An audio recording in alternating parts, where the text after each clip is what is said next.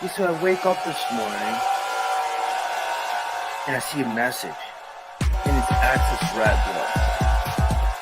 Are you here, Rattblood? Access Rattblood. Access Rattblood. Access Rattblood. Access Rattblood.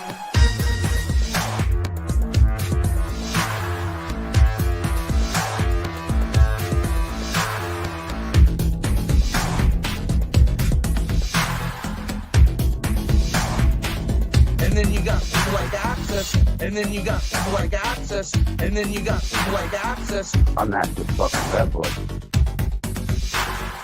Axis rat blood, I see. All these Axis people, I'm starting to get paranoid about that now. I don't know what to do about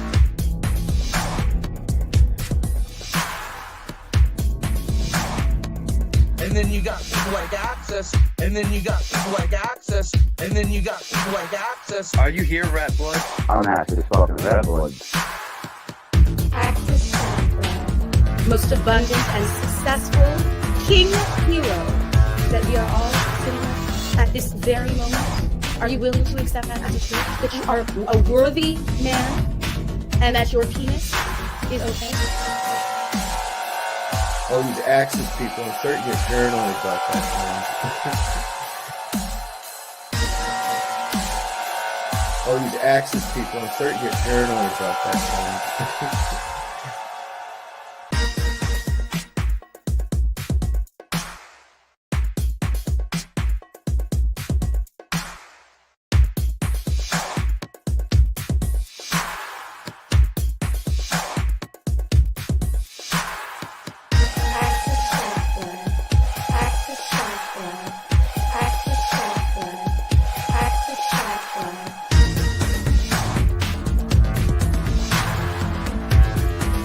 Are you here, Rattblood? I'll just start throwing spells at you, conjuring demons and otherwise. Are you here, Rattblood? I'll just start throwing spells at you, conjuring demons and otherwise. Are you here, Rattblood? I'll just start throwing spells at you, conjuring demons and otherwise. Are you here, Rattblood? Who the fuck is Access Rattblood? I'm not the fucking Rattblood, bitch. All these Axis people, I'm starting to get paranoid about that now. I don't know what to do about it. I'm not the fucking Rattblood.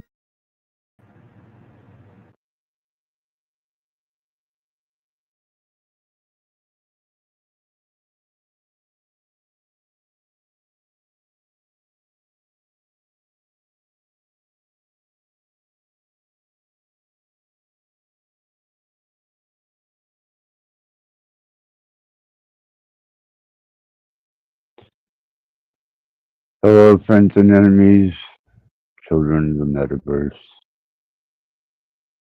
It is I, the Axis, and I'll try and post the link out there.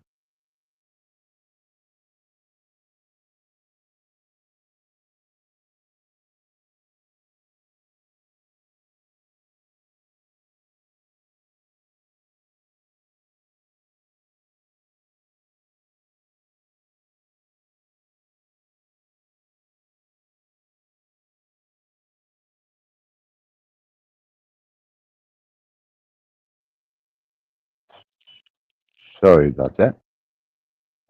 Get the link.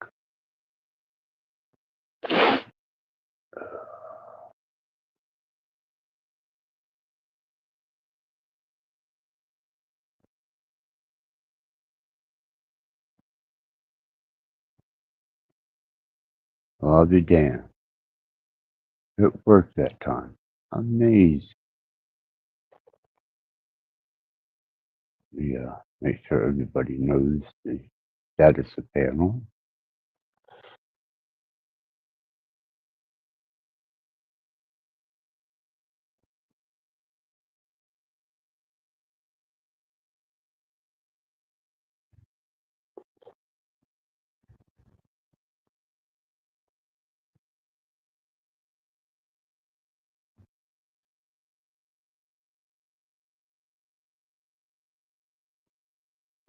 Here we go. I'm going to endeavor into another tune while I conduct myself from behind the scenes and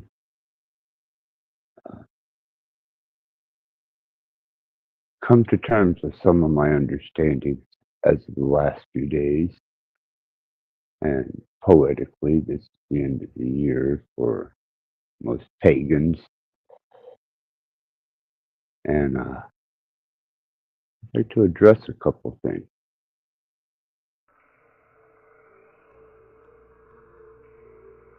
A lot of these elders need to hear the truth, man. It might not be what you want to hear. You need to be told what you need to hear, not what you want to hear.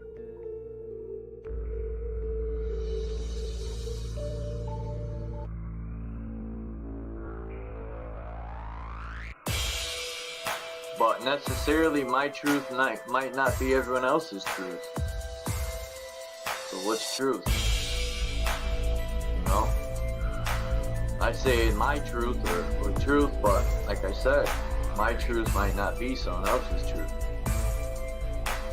Then I start to question, so what's truth? A lot of these elders need to hear the truth, man. It might not be what you want to hear. You need to be told what you need to hear, not what you want to hear. If some of these platforms, because there's many channels here, and a lot of them actually do, if people were honest when they're coming onto panels or chat, if they don't want to be honest with themselves, they want to tear down other people to disguise themselves. So what I get from that is people are insecure by using a false sense of security to mask it. They're not actually, they actually ever challenge themselves. What would that look like? Of course, they'll be picking up, well, what about you? I said, there you go again. You're deflecting at that point. It's about you. If it's always about you, then make it about you. Be the best me can be there. Be the most selfish person you can be. So my question would be, then why are you living with the rest of us? A lot of these elders need to hear the truth, man. It might not be what you want to hear. You need to be told what you need to hear, not what you want to hear. We don't consider each other. That's why most people are not rationally selfish. They're too busy being fucking selfish. So what's truth? You know? I say my truth or truth, but like I said, my truth might not be someone else's truth. Then I start to question, so what's truth? A lot of these elders need to hear the truth, man. It might not be what you want to hear. We don't consider each other. That's why most people are not rationally selfish. They're too busy being fucking selfish. A lot of these elders need to hear the truth, man. It might not be what you want to hear. You need to be told what you need to hear, not what you want to hear. We don't consider each other. That's why most people are not rationally selfish. They're too busy being fucking selfish. A lot of these elders need to hear the truth, man. It might not be what you want to hear. You need to be told what you need to hear, not what you want to hear. Because it doesn't serve them to, what, I'm going to sit there and hear them and say, okay, so should I tell them that they're caught up in their own world? I'm just going to replace myself. Axis, you can take over for a while. It's your shift. Okay. And I will take over for a while because, yes, regardless of public opinion or anyone's idealistic concept, this is my show. And I offer it up that people may openly speak their ideals, maybe their understandings, potentially a life skill, an in-depth look at the potentials of mystery schools, philosophies, and various other endeavors that can be taken on with the mind that don't always include the body. Though you can be instructed, and let me repeat that, you can be instructed as to how you can make a forward movement in your progression in this particular existence.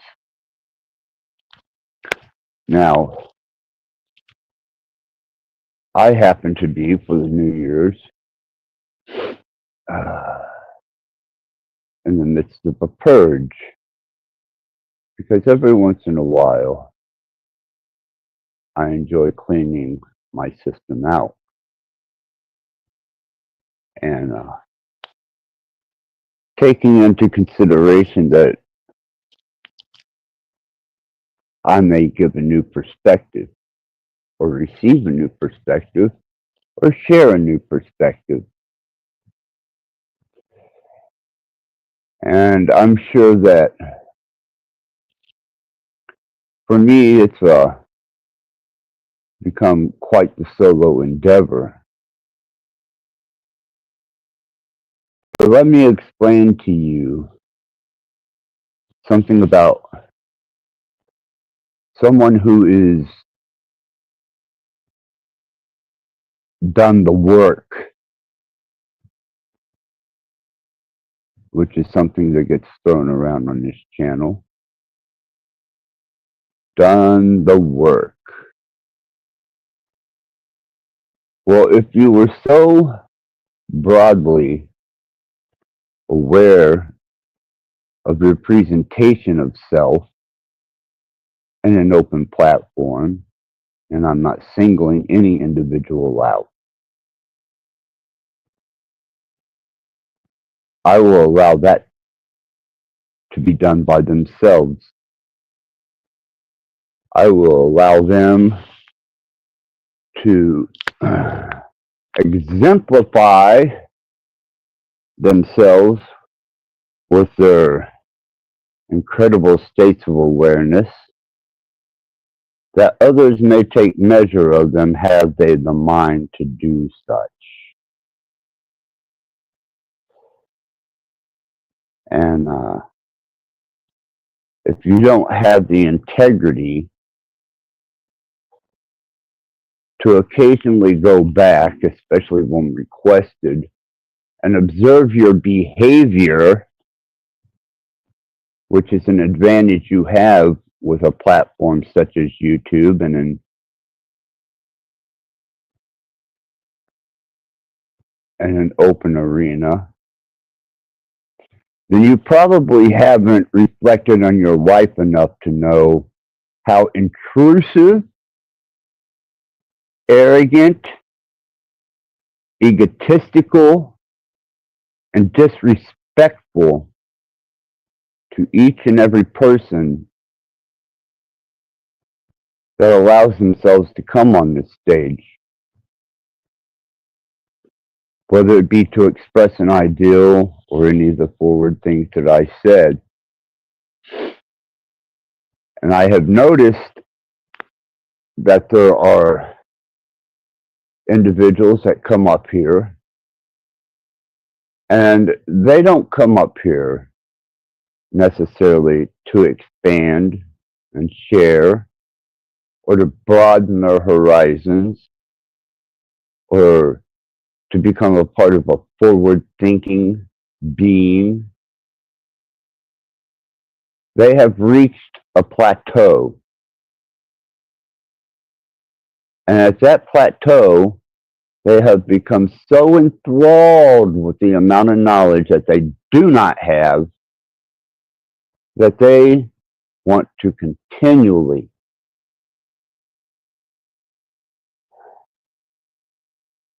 repetitively and intrusively and redundantly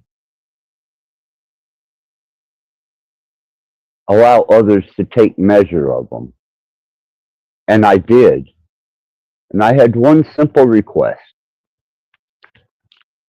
At least go back and listen to your interactions. At least go back and observe yourself.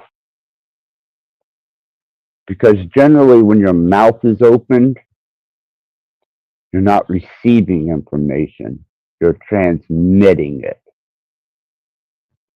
And whenever you can't become any part of something beyond of the level of understanding that you've achieved, that's when you start consuming yourself and you start to try to consume others.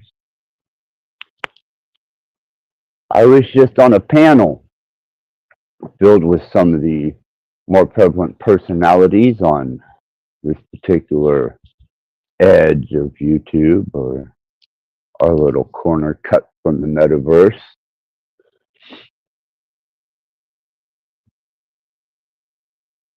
And I made a panel appearance, and it's neither this way or that how it turned out, because obviously it wasn't a endeavor that I should embark on for anyone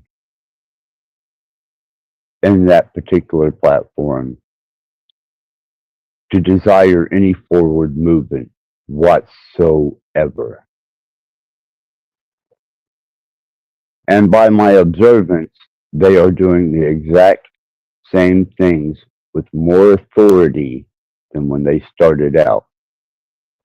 So, if I may have one segment of death, it would be that these people find a sudden and quick death from this particular portion of the YouTube, metaverse, social media. Stagnant, quickish, and repetitive. And I was speaking earlier with someone about the conflicts that I was having with my channel. That is why at the end of my last stream, I endeavored to ask individuals to go back and review their behaviors.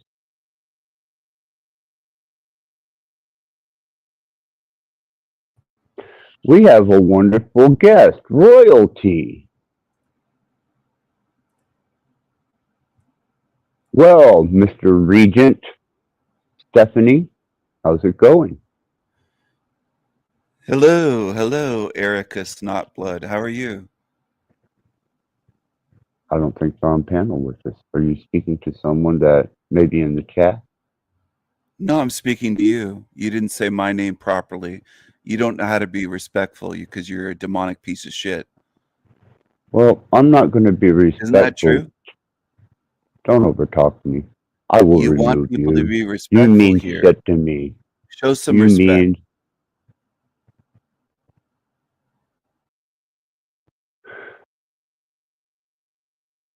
As I was saying, before rudely insulted, I cannot recognize anyone that represents themselves as a king, but yet does harm to the kingdom, whether that be mentally or other. And the particular puppet boy that you just saw here can dish it out, but he can't take it, which is another atrocious human being that absolutely needs to find a metaversal end. And it would be in most everyone's benefit that he has utilizes content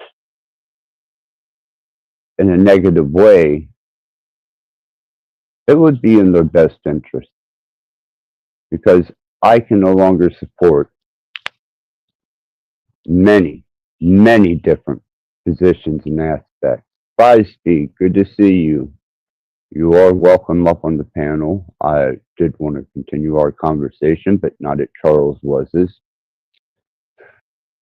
But before you come up, I want you to understand, I asked you to review your behavior.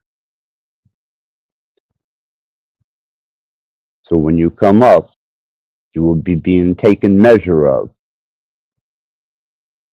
And if you continue to conduct yourself in the same manner, then you will be meet with opposition.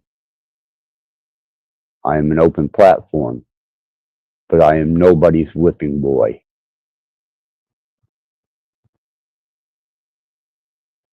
The link is open, panel's open, and I'm willing to have a conversation with you before other people come up here and try to turn this into some type of verbal competition instead of expressing of ideals, information, and forward thinking. And I will, at any point in time, take anyone that I deem a dissident to this channel insultively, disruptively, or inconsiderately, and I will immediately remove you from this platform. But first, I will mute you, unlike Regent Stephanie.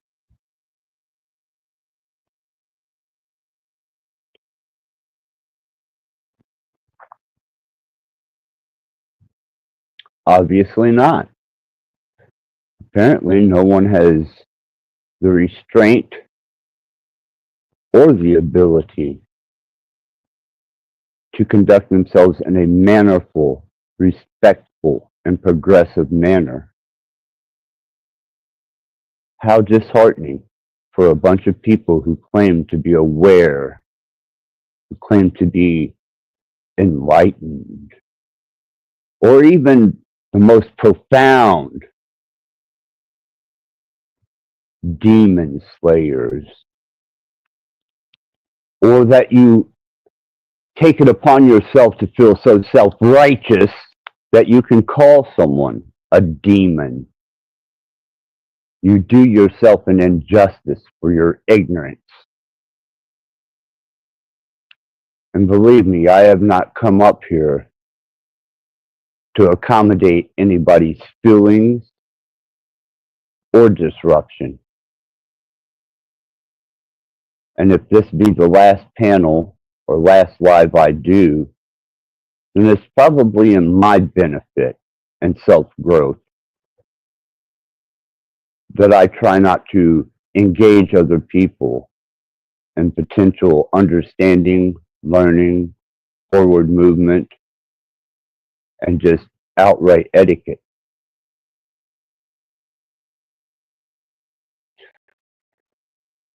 Good to see you, Beck.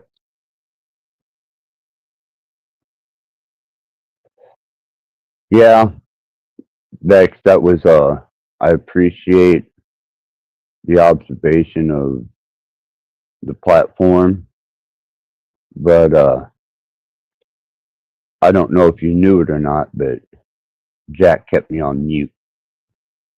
I got to speak a couple of times and I wanted to address several people on that panel, but now that I see that it's a click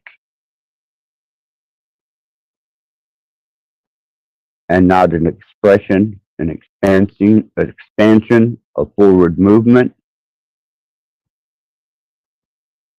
I probably saved myself an immense amount of ear fecal, if you can relate. I'm sure you had your fair share of it.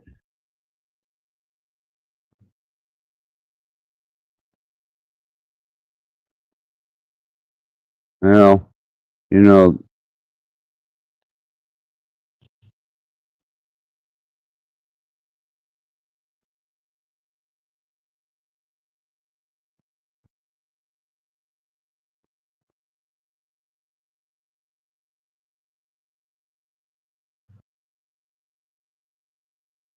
hello.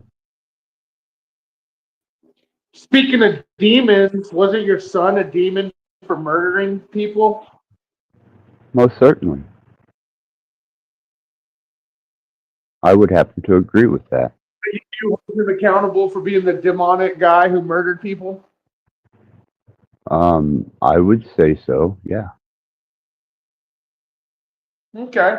Now, the second question is, why are you running around with Axis Rattblood, ritualistic optics in play? And why don't you let the king up? The king is backstage.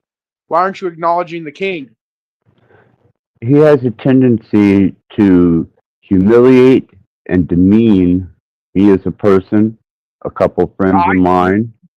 What do you mean humiliate? If he's pointing the truth yo out, that's not humiliation. It's just facts you don't know how to handle. No, I can handle damn near anything that's Bring thrown the at king me. up. If you can handle, bring the king up. Are you willing to handle what I have to say? You already know what time it is with me, Rattblood. Is that why you decided to come up here after my monologue? Well, you talk about demons and stuff, and I know that you have demonic spawn. You're out of your own family who murdered people. I'm a demonic spawn. If you know if your own family, your own son's a demon. But then I saw the king backstage, and I would love to hear what the king and you have to say to each other. Because it sounds to me you're like Paul or Jack. You're Nazi blocking the people to put your narrative out, not letting them up. So to me, that shows you're a coward. You can't face the king? Snafu, if I may. Stephen has made a complete bastardization of himself. And as far as demons go, I'm one of the biggest. Oh, so you're proud to be a demon. You're saying you're one of the biggest? You're addressing a demon right now. Who, me? You're talking to me, right? Oh, so you're saying you are a demon? I don't deny that. I know you don't deny it. So is that why you're afraid? So you obviously were confused by it. Because the king exposes demons like the crew does? Oh, as long as he's not going to speak over me, I don't mind letting him up. I can't tell you what he is or isn't going to do. All I can say is people like but you're you representing him. and Jack and Paula Enslaved who talk all this shit, but are cowards when it comes down to actually having interaction. Because you guys are afraid your optics are being exposed. I've had interaction with him. Well, that's what I'm saying. You should have he's in your backstage. You should bring the king up and acknowledge him like you should, you demon piece of shit. And, yeah, acknowledge the king. You self-righteous cocksucker. Yeah. You like little kids? You talk about them a lot. Let me call you out on what my demons and the Lord Master Satan has shown me about you, Snafu. And me? Let me allow you to understand that you have been taken into recognition by the Lord Father Lucifer. And you will be you know why? Because I have the armor of God on me. And all you demonic fucks who are into murder, pedophilia, like, Paul Enslaved, Flow State, Jack, those three are into pedophilia. Well, I understand that you were involved in a virtual rape online. You're virtually raping me? No, you were involved in a virtual rape. What, Venus's pixelated, or Bex's no-neck vagina? Are you talking about Bex, the fucking no-neck vagina? And you talk about vagina? A righteous God, and you claim to represent him? The fuck out of Bex with a stick? And you consider yourself a representative of God? Absolutely. Michael slayed the demon. And God may not like you. Table over. Remember, And I even would, biblically, it says God hated Esau. well, he also hates a blasphemer, a sinner, and Right, various right, right. And other I'm not the one bloodlines. saying I'm proud to be a demon. And I'm Hey, proud to be a demon. Axis Rattblood for me. And I'm did I? proud to be demonic, where my son murders people for me. Now, You're did the I one. say? Did I say I was You're the one looking for advocating God? for demons. You're the one who's coward, not letting the king acknowledge the king. Acknowledge the king. Acknowledge the king. Okay, and that's exactly what I said I would not tolerate. So there you go. Two prime examples of people who represent a spiritual state of mind and forward thinking, and they have not advanced one iota in their development in the past year. And that is exactly how I'm going to deal with people. If you cannot mind your behavior and at least be somewhat respectful to the host and the guest, I don't want you here. I don't want you here at all. Because I'm not Paul. I'm not Jack. I damn sure ain't Luma Tommy. Nor do I have an agenda that I run around the metaverse with, trying to project my essence of being an ambassador for God. Because I'm not. Don't ever mistake that. And I have not met a Jesus that has ever appeared before me or made some great change in my life that turned me into wanting to be a viral tangent across the metaverse, disrupting other people's flow of information.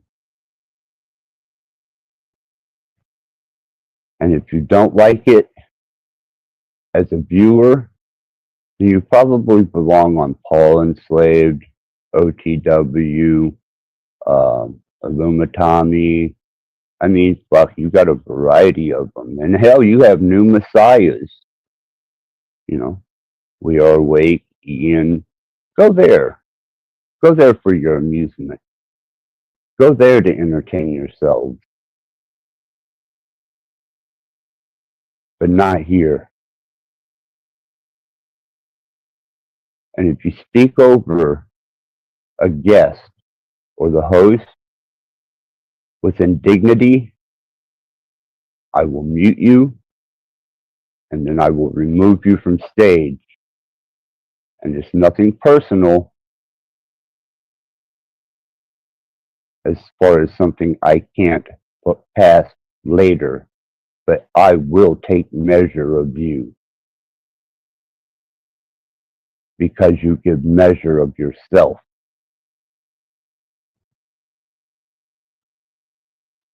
And on that, here's a nice little perspective of Jesus.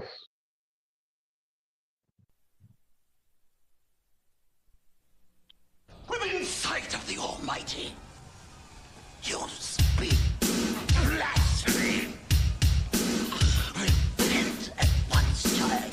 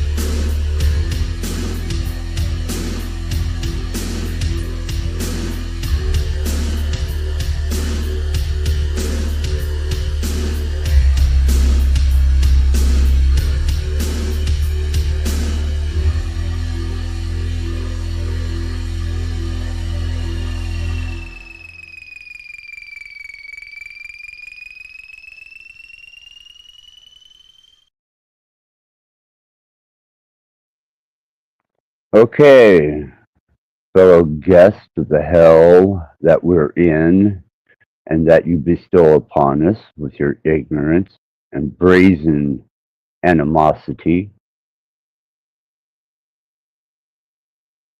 I will allow you to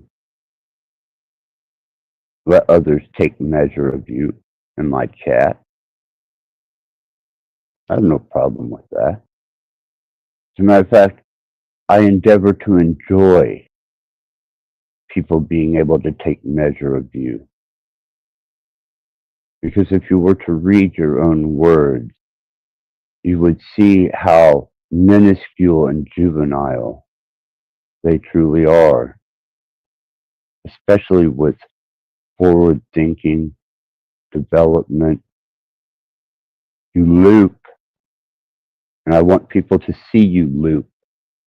I want people to see your smug comments, giving measure of yourself, being less than an astute, upright human. So please, fill my chat so that people may see what you truly are. What? Have nothing to say now? Oh, surely your brain cell, before it dies of loneliness, can muster up one more insult. Truly, at least one more?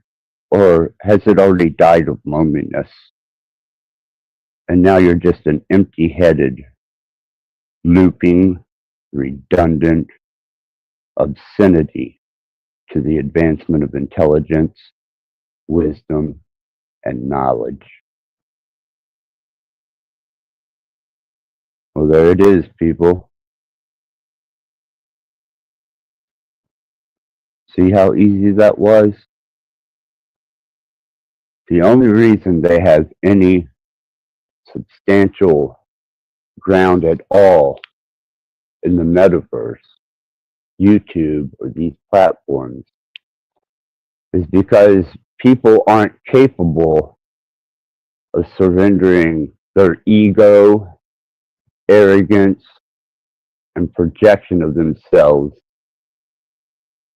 to step back and let these people consume themselves and take measure of them, lest you become one of them.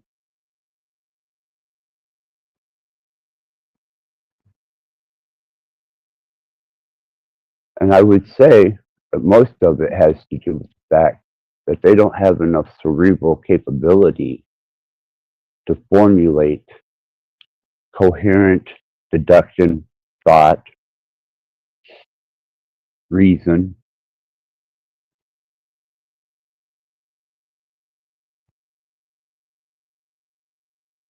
And if there was a particular God under heaven, you would think that for those of us who endeavor to move forward, maybe even in the search of a deity, a God, a creator, or an ascended master,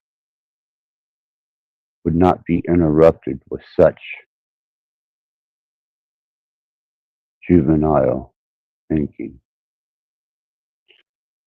Anyhow, I will move on.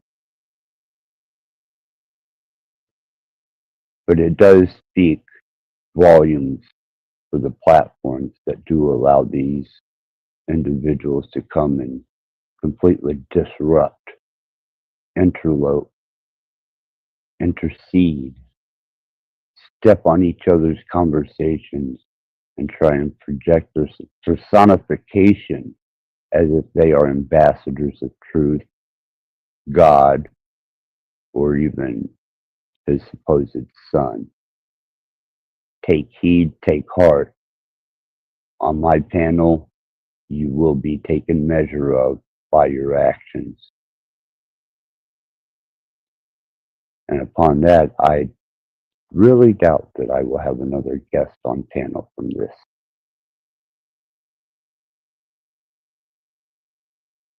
But I started out with music,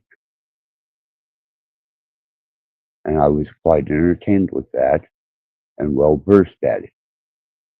And I will continue forward if I have nothing to offer the juvenile minded or anyone who wants to advance their comprehension, knowledge, or awareness.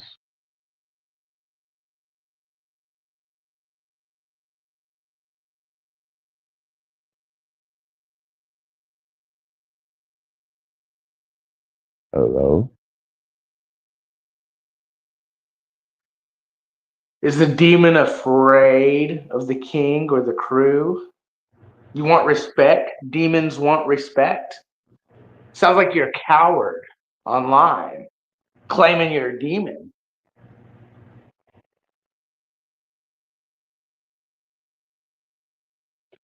See how easy that was? We must have a metaversal lack of self-discipline upon content creators. This is allowing me to also see beyond not only these dissidents, but to the people that have platforms that cater to them. So I'm going to venture forth and at least use myself for a moment.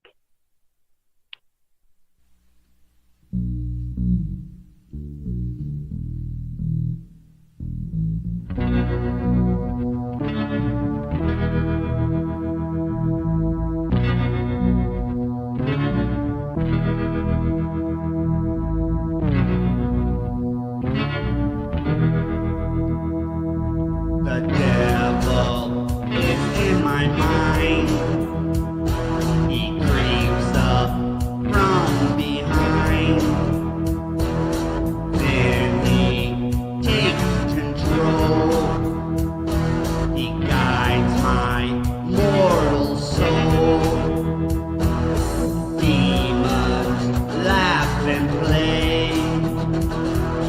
My soul is where they stay. It only takes two, the devil and you. Demons laughing, devils laughing, churches burning, Satan churning, bits of fire getting higher somewhere in my head. Thoughtless raping, killing, hating, lying, stealing, evils willing, fornicating, devils waiting somewhere in my head. The devil is in my mind. Look and you will find he jumped right in my soul. Now he has control. I do as he says. He dances in my head. It only takes two, the devil and you. Demons laughing, devils laughing, churches burning, Satan churning, bits of fire getting higher somewhere in my head. Thoughtless raping, killing, hating, lying, stealing, evils willing, fornicating, devils waiting somewhere in my head.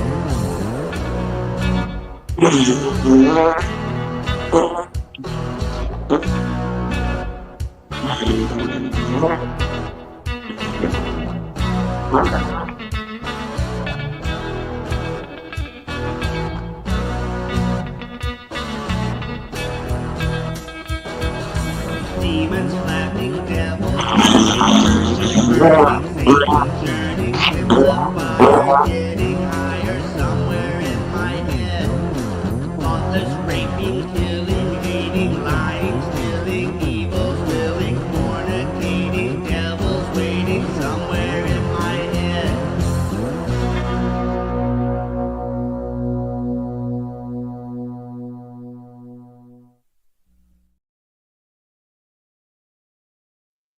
why, at this rate, just out of pure conceptual understanding of the adversary, being in more than just Judo-Christianity, and to address all the demons and the jinn and the fallen Nephilim and the disembodied spirits and the bloodline that is contained within man, that also contains the genetic traces of the Nephilim and the fallen, and how they are easily swayed into a state of corruptibility and corrupted mindset. And when I look at them or I observe them, I am seeing nothing more than the abomination that God sent the cataclysm to wipe from the face of this earth. And upon that, I also recognize that there were Nephilim in those days and afterwards. And if you think that that Nephilim bloodline, by any shape or means, has dissipated, removed itself from this realm of existence, and isn't profoundly relevant, then you are truly mistaken. An introspective look at oneself understands that they are half divine and half human. And once you come to that understanding in you, you then also understand that you cannot truly be divine as long as you conduct yourself in a less than stewardess way to the earth, your fellow beings, and that you can set aside your indifferences, even your points of perspective that may not be your own, but still observe the knowledge, still be aware that these things are there, and also take an introspective look to find it within yourself. Now, this should be a very interesting one, because they think they have such a wonderful approach to this. So,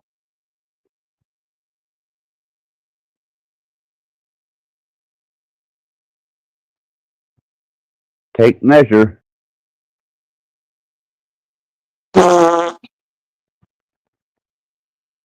This So, is enlightenment. let me ask you: is No Neck Bex your demonic princess? Yeah. The feminist Me Too weaponized hoe who's wrenching? You know she's a feminist, right? Weaponized? Yeah. Me Too hoe? Yeah. No neck? Yeah. All right. You're cool with Sure. nasty, smelly, no neck bitches like that look like Pepe the Frog?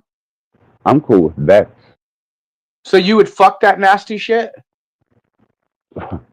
Why wouldn't I? Well, Is it one, the body or the mind that you for see? one, it's called AIDS. For one, it's called AIDS. You know, Bex has definitely probably got some AIDS and some other stuff, but how do you know I don't? That's like one reason. I could give you some more if you need. Why would if you would stick your allow me, cock in I Bex? will remove you again, and you will not come back up if you do Are not you allow me scared to to have speak. a conversation? I've been trying. And I'm asking you. I said, would you fuck a nasty hoe? You said yes. Then you said, well, name was. I told you we're having a conversation here. So tell me, what is so like? What are you attracted to about No Neck Bex, the feminist, AIDS, crackhead infested, Pepe the Frog looking bitch? Like, what is attractive to you? Now I know you're a demon, so demons attract to each other. Maybe that's it, right? No, her mind. What about her mind? She does crack. Do you like crackheads? Oh, I've only met a couple of them, and they're dead now. Well, Maybe we'd be fortunate enough if Bex ODs sometime soon. I think that's very rude and inconsiderate of you. Is You're a supposedly demon. being. Why You do know, you like, think it's rude that why I are say you another talking demon over that me? drunk should OD? You want removed again, and you I'm won't trying come to. back What up. are you going to remove me for? Because I think a demon like Beck should OD, and No, a because nigger I like said Beck should be lynched on a tree? because You I guys are said at the demons. beginning of this, if you cannot allow one to speak, then you are not welcomed here. Go ahead Now, and speak. I thought you were speaking.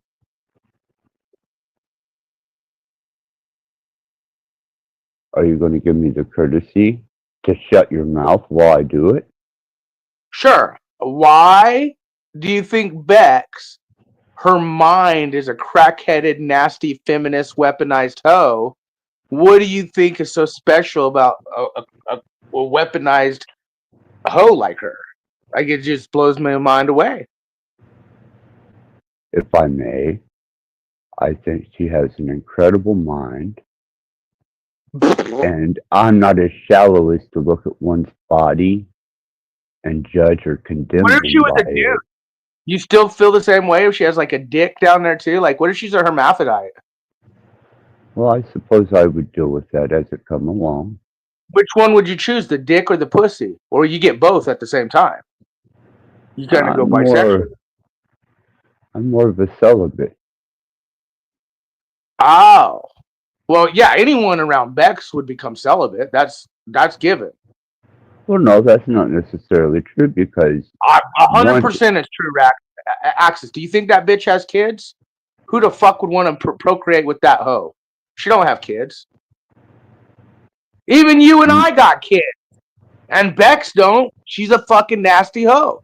Why do you think no one would procreate with her? There's reasons why. Are you saying I wouldn't when I just said I would? You just said you'd be celibate. So now you're I switching the story. am celibate. But who knows? If I was in Beck's company, hermaphrodite You or would not, want to hit that, huh? it's very possible. What if your dick had like gooey nastiness and STDs all over it after you did that? Well, then it would be what it is. It doesn't change the fact that that's what I'm trying to warn you. She's like an STD walking Pepe the Frog. Like, I'm trying to warn you, save your dick from falling off. I know you want it, but she's a nasty hoe. Why would you be concerned about a demon, Snafu? Why would you warn me? I thought you were a demon slayer. Because I think certain demons shouldn't be fucking mixing it up with other demons. Well, Lilith versus 1,000 of them a day. So Bex is a demon, right? She would have to answer that for herself. Well, what do you think? I think she has a wonderful mind. I think she's a nasty STD walking weaponized hoe. Well, that shows how little you behold. Actually, did you not see her join the Me Too victim with Venus Cunt Cake and them recently? I happen to like Venus quite well, thank you. Yeah, and Venus is a fucking nasty, weaponized double chin hoe too. And they're both pedophile supporters too, Bex and Venus. You know this, right? Hasn't caught my attention because that doesn't concern me. So pedophilia doesn't concern you? That Venus and Bex are supporting children to be fucked by adults? Venus and Bex are okay with pedophiles to mock victims of pedophilia? Like, that doesn't concern you, that your women that you like? Now, again, everyone wonders, Maxine, right? Jeffrey Epstein's chick. These chicks are just involved in sick shit just as much as the guys. You should be concerned when both those bitches are pedophile supporting fuck cards. So you're telling me you don't care about pedophilia? No, I'm saying that you don't have the receipts. I don't have on what? Bex. I have everything on Bex. She's a pedophile sympathizer. She's a nasty, no-necked hoe. She's involved with the weaponized Me Too movement like Venus Cunt Cake. That isn't what we were discussing. Are you incoherent of mind? Can you not relatively stay on a cognizant state? We were discussing if you were to get an STD from Bex. No. You're not going to get away that easy, Steve. It is. You No. just You're accused taking a fall from no neck back or of what? being supportive of pedophilia. Yes, Okay? you have. If you're supporting Venus No, and no, no, Bet, no, no, no, you're no, no, supporting no, no. pedophilia. You Same said with Venus Paul and Clay Bet. and Hank Are- the Jab guy. Some of these people are supporting pedophilia, advocating for it, and defending it. And I could name you. Okay. So, since he isn't got any integrity to his demeanor, nor has he any mental control, and is running his body off of autopilot and just reactive emotionary disdain for other human beings, that's the end of that. But as far as Bex and Venus go, until I see some type of receipt or some type of evidence, because you are innocent until found guilty, I dare not suggest such a thing. Nor will I have it on this platform, but I am very glad that you spoke it on my platform. Thank you.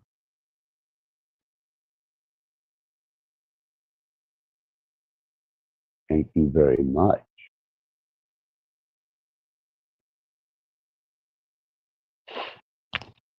Now, as I will continue forward with my stream, and plus 8, you were on the same panel I was just on. I'm going to ask you again. Why are you here?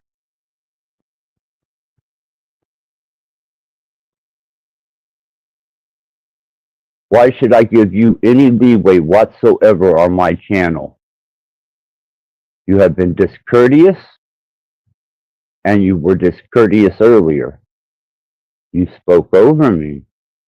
You discarded me. But yet you want to be accepted here? What have you done to deserve such a thing?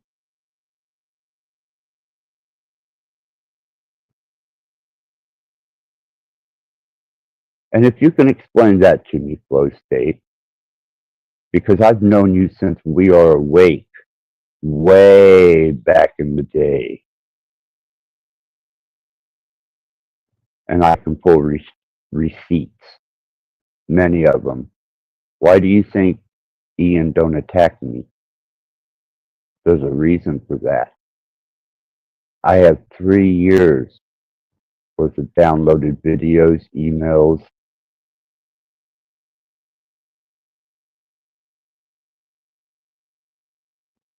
Hey,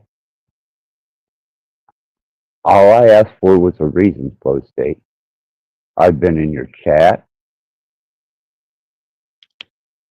I've been even considerate enough to give you content and offered you content, Flo, because you are not a part of my movement, Flo. You are not a part of my progressive forward community here. And I've seen what you hang with.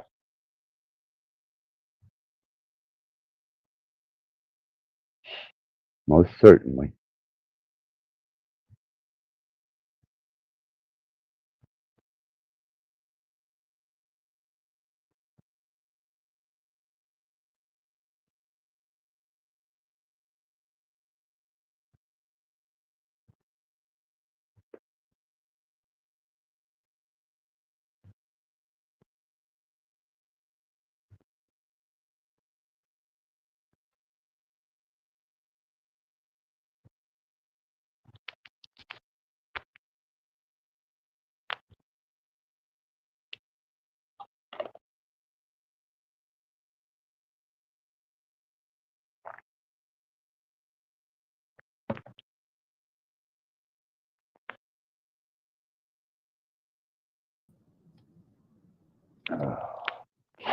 Welcome, Flo.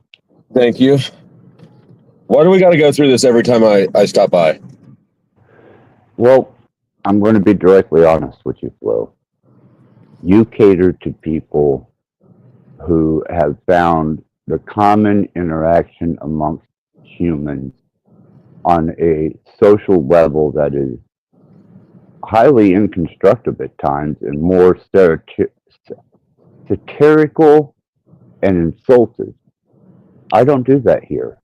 So you're saying that you think that my content is too juvenile? Is that what you're saying? For my channel, yes. Okay, well, so I stop by, I say hi.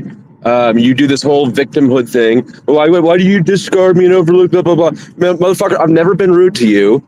This is the second or third time you've pulled this bullshit at me. Don't come for contract me. You get in your fucking big boy panties, or I can fuck off. I don't need to be here. I don't know what your movement is. I'm not in it. If you don't like my content, that's a personal problem.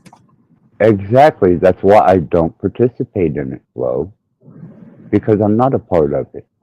Nor do I want it here. I have that right. You have the right to do what you do. Correct. We do not correspond with each other at all outside of that. And beyond that, our channels are complete opposites. Correct. I hang out. I go to a lot of channels. I consume a lot of content. And I can remove you from the mix if that's what you're saying. But when you try to act like I've been snubbing you or something, that's bullshit.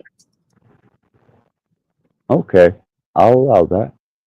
So would you like me to remove you? Would you like me to unsubscribe and quit fucking with you because you're too elite?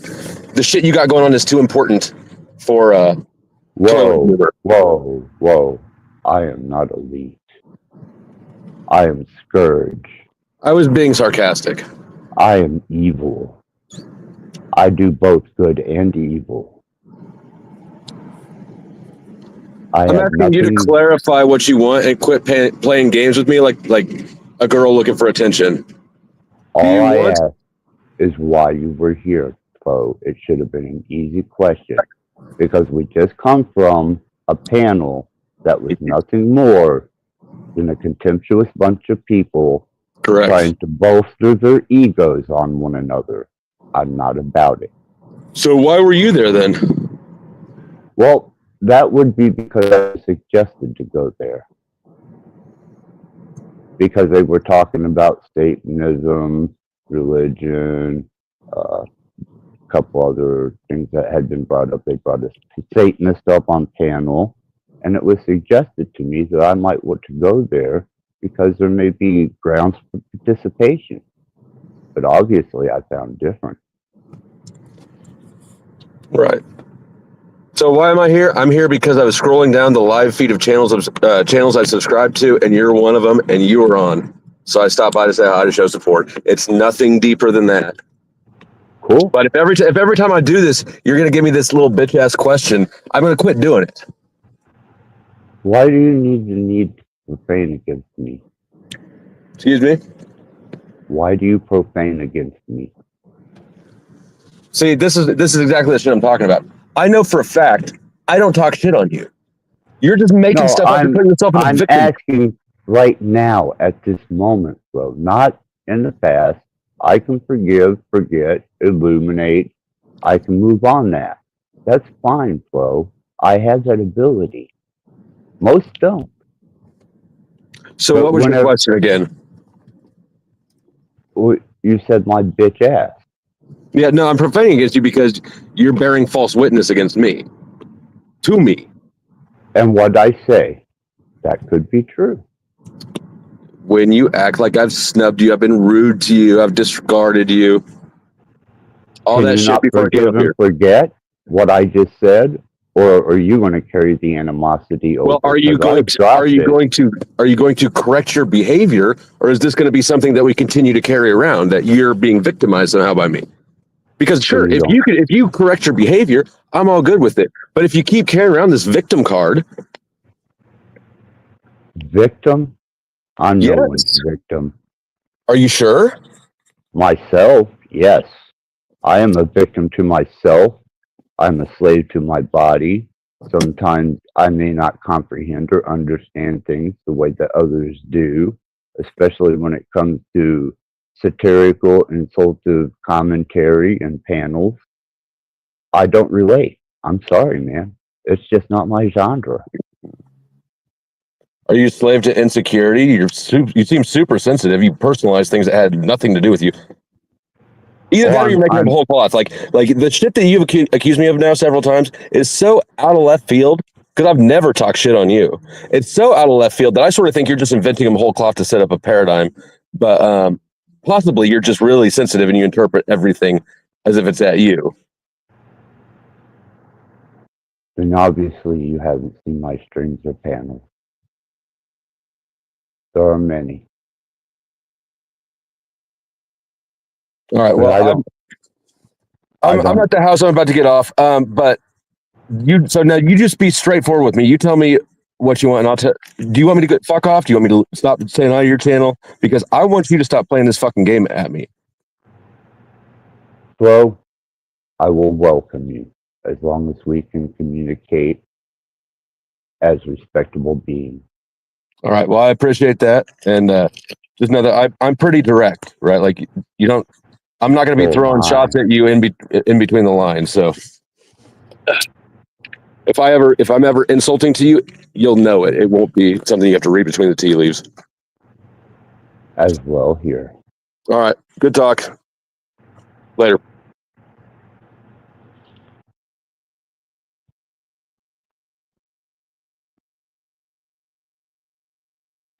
Wow. I did not know by visiting one panel that I would have such an interest in my person. I'm almost driven to emotion that they would pay me such energy and devote such energy to me. I would, apparently I have at least 3 people, maybe 2 in the chat. Am I receiving some type of dissident blessing at this point? Minus flow state.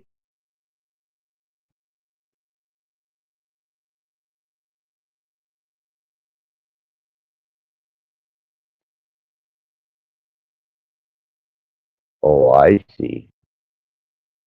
I see. You guys want the drama.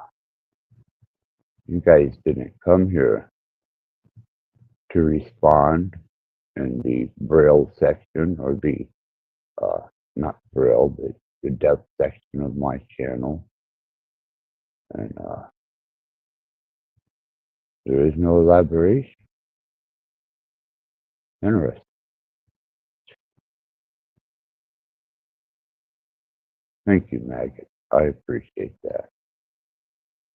Now, I will ask one time,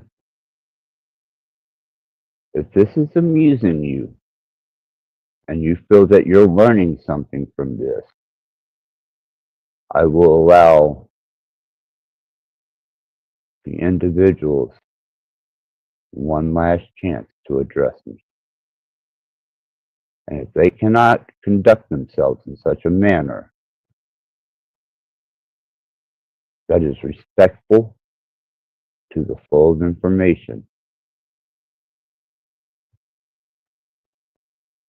I will have to do the very first time I ever had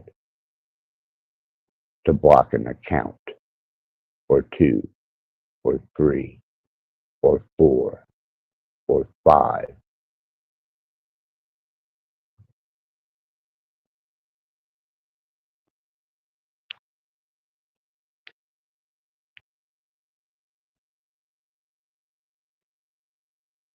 Hello. Hello.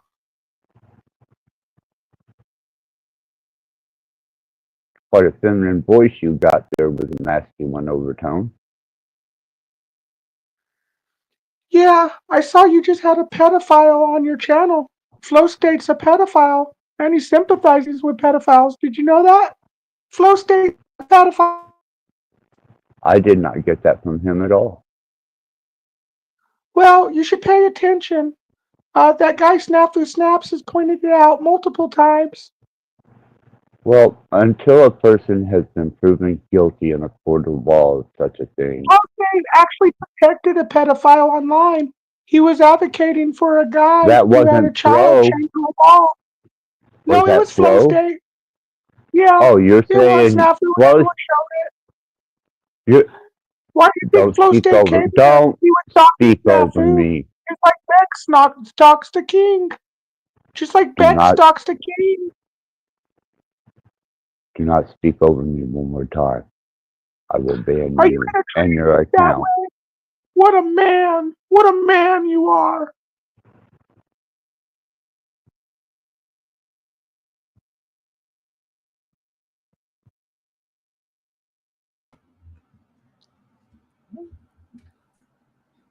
Now, do you care to make measure of yourself? Hello, hello. Are you going to be respectful this time? When you are, You greeted me in a disrespectful way the last time I came on. and you have spent the last week all the way up to complaining where my live streams were being edited and weren't available to you to antagonize, scrutinize, and insult.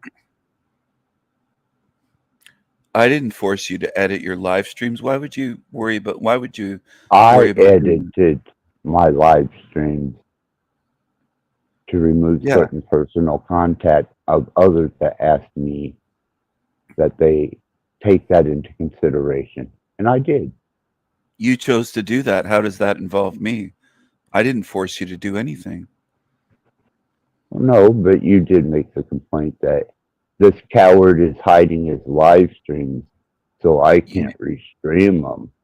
And you Hope you were. noticed they're all there. No, I was editing. Sorry. That's just one of the things that a content creator does. No, I don't edit my live streams. Yours were unavailable when I was streaming them, so I didn't know you edited. I just knew Well, they were unavailable. It didn't stop you from going 3 weeks back and still dragging one up and going to town on me and Bex with your observations. And what did you do? What did you say about me and my mother, etc.? What were the sick things you did to initiate things? Oh, well, I believe I said that if your mother was fresh dead within the first 20 minutes, she's still sexually available. And what do you think you deserve in response? That if my mother died within the first 20 minutes, you would be allowed to at least get a last nut off in her. No, what do you think I'm going to do to you? Demons. Have you been paying attention? Yeah, have you been paying attention? You aren't going to do much of anything. Oh, yes, I am. Yes, I am. Rattblood. More power to you. Do you not see what's coming? Are you so what? Are you so blind and ignorant that you think that this place is going to stay as good as it is today? Absolutely not. As a matter of fact, I look for it to continually become more and more surveillance, controlled, It's worse than that. suppressed until it reaches a state of war or economic failure, potential sellout, starvation in the streets, women eating their children because they're starving to death. I see lots of things. What do you see? I see people fucking your son and tearing your son to pieces and you rotting away here for eternity. I see a lot more than what you see. I see you suffering. You complain about suffering in this lifetime, but you ain't seen suffering yet, boy. You demons are really going to suffer here. Maybe. That could be. I'm going to make sure of it. No, it's not maybe. I'm going to make sure that you demons that cause harm and do and say sick, evil things are going to suffer in ways you can't even imagine forever. Well, Stephen, more power to you. Yeah, we'll see. We'll see. You know, your rotten son deserves a lot worse than what he got. He got it easy. Well, Now, I think that the fact that you can't come up with anything better than low-lying fruit, such as my son, no, means it's the that you truth. had to bend up to smell someone's ass, and you choose the low-lying fruit because you do not have enough creativity or imagination to venture further. It's not low lying fruit. He's a low demon. So are you. Like father, like son. You're the same. So I admitted that. What are you on loop? Are you It, looping? Are you no, looping? I have some Sounds questions like for it. you. Well, Be, then be answer. respectful. Don't interrupt. I was asking you a question. Is your arm still rotting? Do you still have No, that rotten wound on your arm?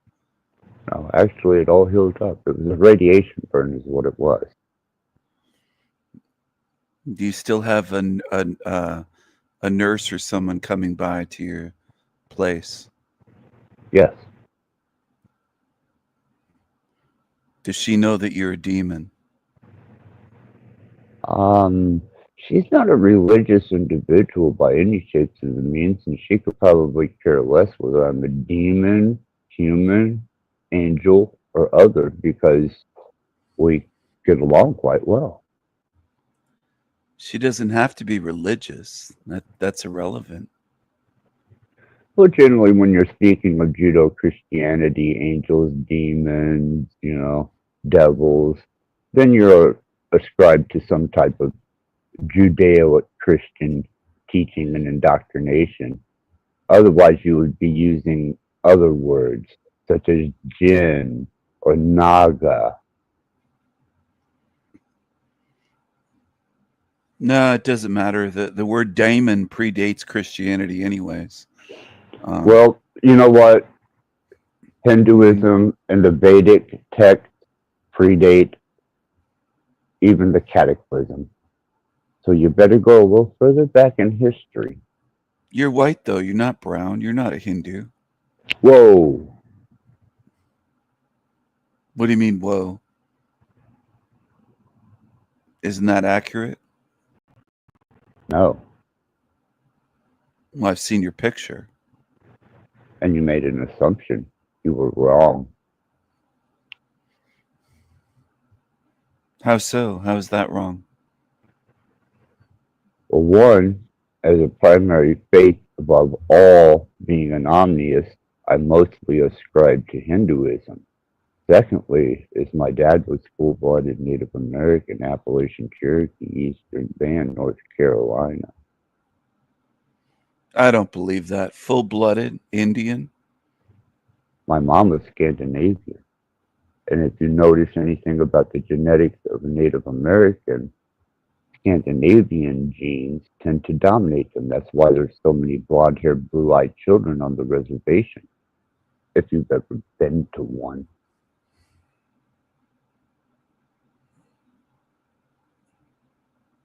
Both of my children are blonde-haired, blue-eyed.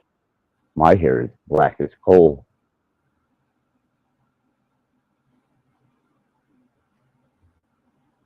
Oops.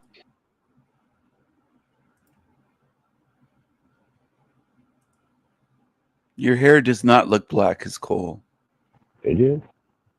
I have your picture up on the screen right now, unless that's not Yeah. you. Mm-hmm. No, It looks that's me. brown and gray. Oh, that would be what little bit of hair I can grow on my chin. Would you like to see my body, Stephen? It's completely hairless. No, I don't want to see your body. Well, I would like to prove to you exactly I, how much indigenous is in me. I can't grow hair, and I can barely grow hair on my face.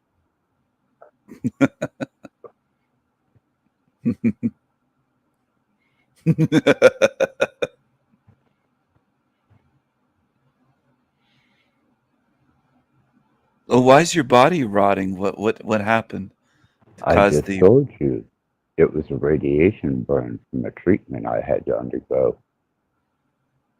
Radiation treatment for what? Well, you're a very educated individual who seems to know quite the plethora of information. You tell me. You have a little bit of cancer somewhere? Well, wouldn't you be happy about that, seeing since you hate demons?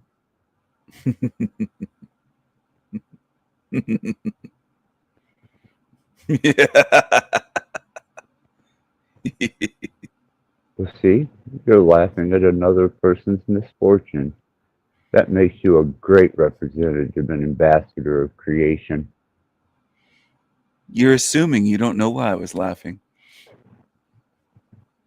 Well, I don't see that you would have any other reason to laugh unless you're just that consumed with yourself.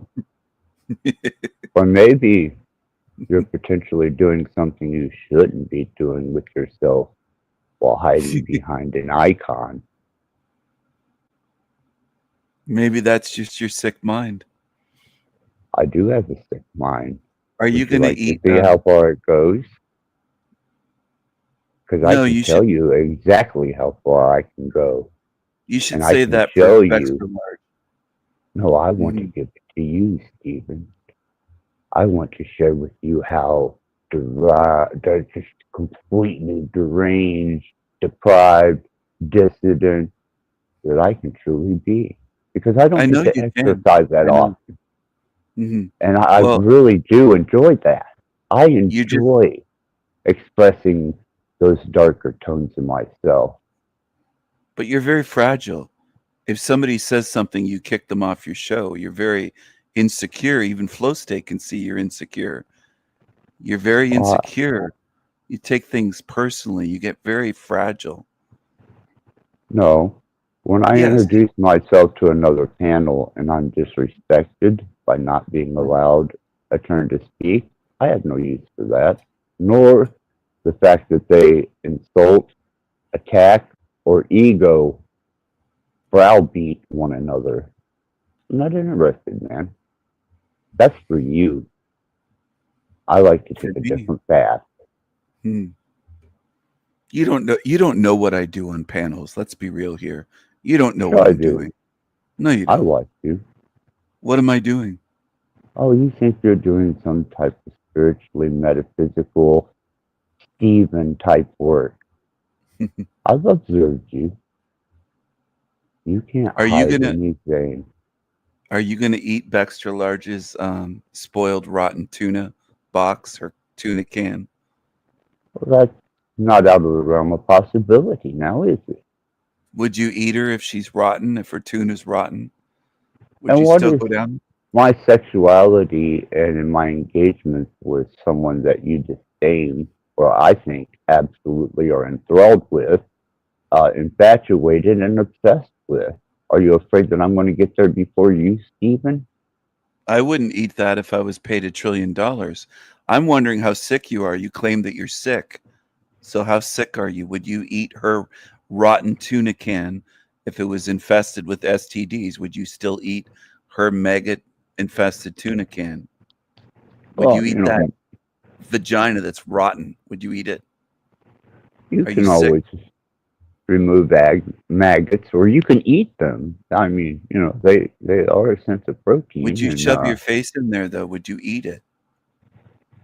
well, let's talk sexuality, since that's where your Why mind is why are you when it afraid comes to to answer the that. question?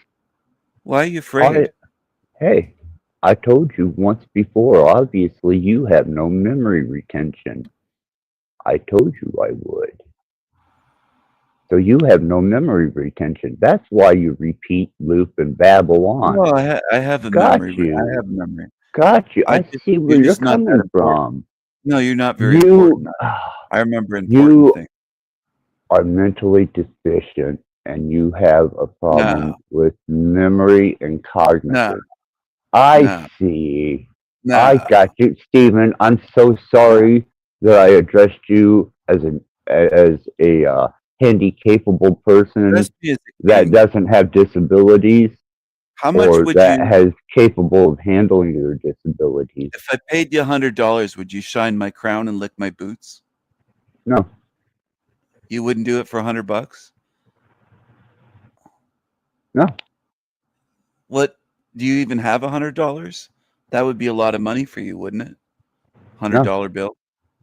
Do you No. have $100 in your wallet right now? Absolutely. As a bank How much card do you and have? cash. Well, let's see the Ooh, cash. Let's put it up on camera. I want to see. let's I want to see. see receipts.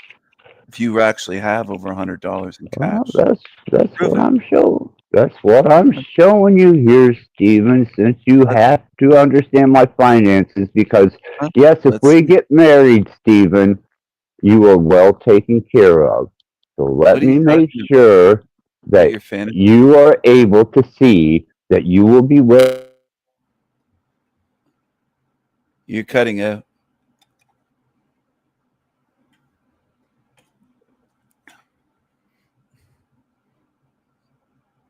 Your sound cut off completely. Yeah, okay, I'm bad. But anyhow, as I was saying that, yes, Let's see Stephen, the let's see the money on camera. How much do you let have? Do you even have $100? Stephen, Stephen, yes, yes, Stephen. I think that you would shine my crown and lick my boots for $100. No, okay. This is El Diablo Radio International, the greatest show in hell. Nobody does it better. Nobody. And this is King Stephen. I've taken over. I hijacked this show. I've taken over. I am the ruler, and I have taken over the show. I hope everyone tuned in is enjoying this. Oh, look who's coming back. He's trying to get back on. I don't know. Are you capable of Hello. doing that? Yeah, Hello. How much yeah. is that? Let's see it. Count it up. Count it. It's a dark room. 20, 40, 60, 80, 90, What are you going to use that money for? 110. You going to use that for dope? No, I'm going to donate it to the Church of Satan. This is my tithing for the month.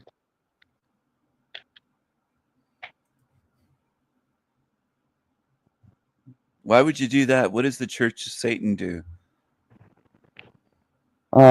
They don't judge me. Oh, you're worried about judgment. You're worried about being judged. Oh, No, is that your no, kryptonite, your weak spot? You're worried about people judging you for how sick no. and wrong you are and your bad deeds. I find the feeble-minded to be judgmental. No, no, no. Oh, You just don't want people absolutely. to judge you. If you have an education, then you understand the psychology of the feeble-minded, and the feeble-minded are the first to judge, especially those with Well, something don't to call your hide that are fans. lying. Don't call your fans feeble-minded. Come on now. Your Are audience. you my fan now? No, the ones in the chat room, I'm they're feeble-minded. honored. Your I fans am. in the chat, they're feeble-minded. I'm a guest. I'm a king. You have feeble-minded peasants here in the chat. You mean you're a regent? No, I'm a king. You have rejects in your chat that have been No. banned from my channel. You have Do you rejects. have You have my you have rats scraps in as your your audience. ears? Listen, you have my rejects, the scraps, the ones I didn't want on my channel. I threw them out, and you took them as your audience. You have my scraps. That's what you Isn't have that a here. Christ-like behavior? What are you talking about? To throw out the evil? Cast away the swine? God said, more God said, valuable is the lost sheep, or Jesus actually said, not God, but if you consider God to be the embodiment in flesh of Jesus, what does that have to do with me? If Jesus well, did that, what are you talking about? you cast away those that are desired in understanding and learning. No, I cast away And demons. are you calling the creation of these people demons? And that you turn your back on them because of it whenever I open arms to accept and enlighten them to maybe a potential understanding of self and others? I'm calling Maggot and Baxter Large and the ones in the chat room demons. They're not my creation. They were demons before I met them. They're demonic creatures. Says you. To me, Well, they're my friend. So what? They prove it. They're you being a friend doesn't matter. You're afraid of being judged.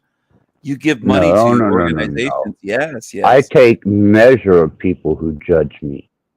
I'm not afraid of it. It just allows me to know how feeble you are by judging me. No, you were afraid to have me on here on your show. That's why Because you left me you couldn't- backstage so long. Because you couldn't stop talking over me. No, because you couldn't dominate me. You were afraid to have me on. You said I So- humiliate you. You said that to Snafu. Your memory must be short. You said that I On humiliate you. your channel, yeah. I humiliate absolutely. you. Yeah. I humiliate you. Sure, and I'm sure the small-minded people come to your channel to observe that. It just gives Why measure are of you how humiliated? feeble you are. Why are you humiliated? That means you're feeble. You're the feeble No. one. You're afraid of judgment. Why are you humiliated by me? I am not. Why do you feel humiliated by me? You said you did. Short memory? You told Snafu No, that. I said you go on your channel and humiliate me. He asked you why you don't have me up, and you said because King Stephen, humiliates me. That's what you said. You said that I humiliate you. I'll check back whenever I do the replay. Why do you feel humiliated? What's wrong with you? What are you ashamed of? Rattblood. You, mostly. Why are you ashamed? You and When I people use like judgment, you. why are you afraid and ashamed? Why? I have no fear. Why are but you I so am fragile? ashamed of you. You're ashamed of yourself. You don't want me No, to judge that you isn't for what I you are. said. Yeah, but that's the truth. See, You're the first ashamed sign of of what a you are. delusional mind, the first sign of a delusional mind is that they will take a sentence and turn it around that they do not become the victim and do not have to take responsibility for it. So you did a good job. Well I'm not turning measured. it around. You said I humiliate you. Are you stuck on that? Do you need to repeat that? I mean, is that something that needs to be looped? Amazing. It doesn't You're need to be. feeble-minded Be honest. as Just face it. everybody else said you Just were. admit to what you did. Oh, now you had brought up your fag boy. Here's your gay lover. Your gay demonic homeless lover, JG. What, He's are a you homeless scared? bum. Are you scared? I'm not scared at all. You Bring up sound 20 scared. people. You seem concerned. Bring I up heard it in 20 your people. voice. I humiliate you. You feel You humiliated. haven't yet. You said it. You feel humiliated. Oh, terrible audio. Listen to that. Ugh. Ooh, Homeless hello. fag. Homeless fag. Stephen. It's a Hello. homeless fag. Get a job. Get a home. You homeless bum. Hey, Come on, man. Rattblood. Get it Rattblood, out, are all of your friends fags on here? Get it Like out, Float Stephen. State and JG? Are they all fags? Hey, JG, have you I ever don't- had a home? Have you ever had a home? Oh, yeah. You just live in the gutter? Do I you got eat a out of question trash for you. cans? Have you ever had sex with a woman? Yeah, I always do. Do you Oh, do you eat out of trash cans?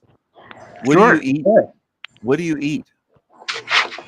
Do you eat out of Popeye. dumpsters? Oh, fuck, gross. Yeah. What's that? Got to work, and I was like, fuck it, let me get a Popeye sandwich, chicken sandwich. Ew. You eat shit. Popeye sandwich. You're a loser. That's you.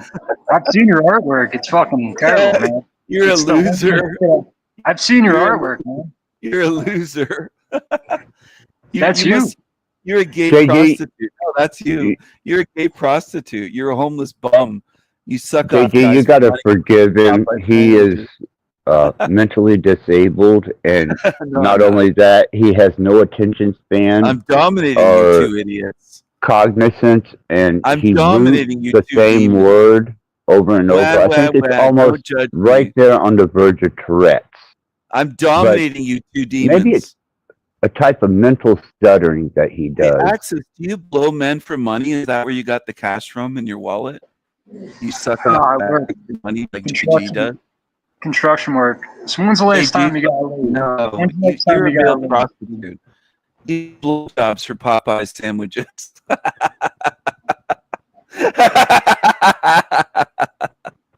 Dude, You it's blow so funny. men for Popeyes, don't you, you Your whole fag? personality is fake. You're fake. Yeah, you're You loser. You're And a loser. if I may, Homeless bum. JG, Yeah, and go ahead. since Go he's ahead. not gonna Satanis convictus oculus eleum Go deus ahead. vadis. Demon. You're weak. I humiliate you both. You're both weak. You're both going to be sealed in here. How about that? And we'll reinforce the door so that they're Happy not. New Year, demons. You're going to be here forever. Forever and ever and ever. You're going to be sealed in this hell realm. I'm going to seal your asses in here forever and ever and ever.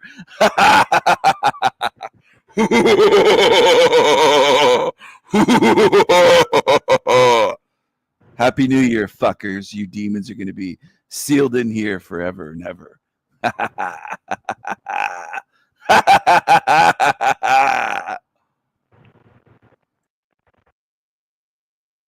Okay. That's so fucking lame, man. There you go. That is the absolute epitome of a YouTube personality these days. It's a contrived bravado. Like it's all put on with that guy. So everything's just. He's like he's trying to be confident, so he goes YouTube. Yeah, he's not content, nor is he forward thinking, nor does he have cerebral cognizance that lasts more than maybe a millisecond. But we have another one. Let's play, JT. This is another contribute to dead things. So, let's see what happens here. I would be a male prostitute to get some Popeye sandwiches, though. Old lady. Awesome, JT. Awesome. American Gigolo. Hello. Hey, what's up? It's Goblin, man. Oh, Goblin. Okay, you're very welcome. Thank you, Goblin. How's I it going, figured I'd let brother? you go because I got the name in a different language. I was just coming up, man. I don't understand what Steven's episode is. He's delusional, talking about people being sealed in this dimension. Does he not recognize that everything elevates and transmutes? Yep. He's not quite. I'm thinking now after this last interaction that Steven is mentally handicapped, and I don't try to insult the handicap out of respect. I don't, I just kind of deal with them as best that I can, like surpassing someone with Down syndrome or some type of brain damage, or just absolutely born with deficiency. So, I that's my charitable moment for the year. Well, what do you guys got going for 2025, man? Hopefully, from my observations, the new administration comes in. We find ourselves under a technocratic society of observation, control, blockchain technology, smart IDs, a complete expansion of the law and rule, and the convergence of many countries and foreign bodies into larger states. And there you go. Potentially a war or two. Did you look into that document, that Declaration of North America? Because Yep. they really are getting ready to try to make the states and Canada all one, and then eventually probably South America as well. And they're Yeah. already talking about wanting to do like global passports or global identification, and then you have to have the smart ID to travel even in your own lane. Yep. Absolutely, and that originated with NAFTA, the National Free American Trade Agreement, long time ago. Look it up. Axis, I got to bounce. I just bought a house. I got to get back to my house. Gotcha, brother. Psych. Thank you.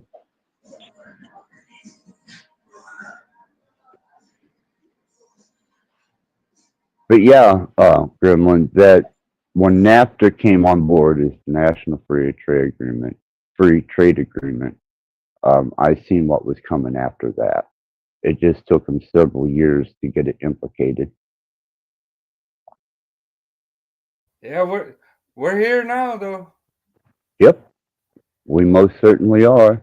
And once the new administration is sworn in and they have the reins of power without any type of resistance, I think that for the free American citizen and as well as other countries are going to find themselves in a state of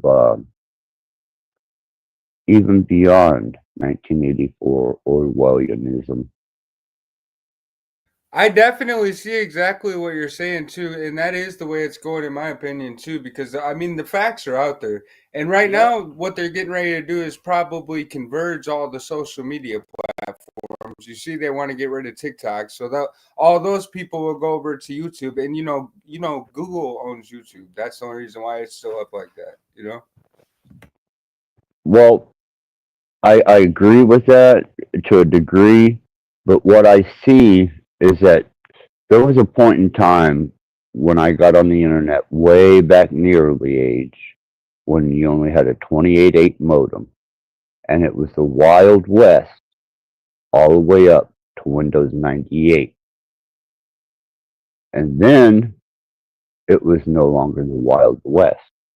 It was systems of control.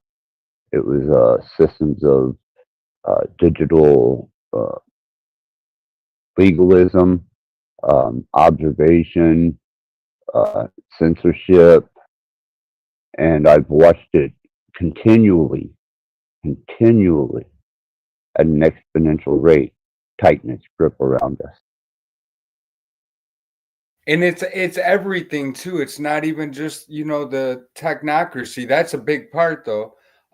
Like when you look every year, you can look up all the new laws that are passed. It's like if you think about this logically, why would there have to be new laws passed every year? That's all to tighten the grip, man. Oh, yeah. And what they do is they socially engineer you into it so that you will accept it and not even realize that it is a complete intrusion on your personal being. They start in school. Yep. And even on that, whenever you give your child digital technology before it even reaches school, there's another type of social engineering. Yeah, I think it was my mom was telling me that anyone born, and this is coming from a boomer, of course, but baby boomer. But what she heard, and it makes sense, but I think it goes back even further. But that anyone born after like the year 2000 was already chipped as soon as they were born. I just tend to think that that's been going on a lot longer than even that. Good possibility. Great possibility. I don't underestimate a tyrannical government, and I don't underestimate a government that has released its power over to a federal government through an act of emergency, nationwide emergency, state of emergency, which was when New York had the towers fall. We lost our rights the minute that Homeland Security, the Patriot Act, and the federal government took control over the region dominancy in government from what we consider the political state. Well, I mean that information actually that was out there, and that's another thing. Like, we don't come across anything really on the internet that they don't want us to know for the most part. And I mean, you know what I mean, right? Yeah, yeah, And absolutely. I think you're talking about, yeah, like with the George Orwell 1984 kind of stuff. I remember that because I was a kid back then, but yeah, I remember that. Yeah, and I think that that's going to be just a walk in the park compared to what we got coming. You got to understand that Canada now has suicide pods. Now, this is at first to help and aid the elderly during death. Then it was handed over to the mentally ill. Then it was handed over to the impoverished. They just passed a bill where a parent can sign for a 16-year-old to become euthanized. That's insane to me, and it's all about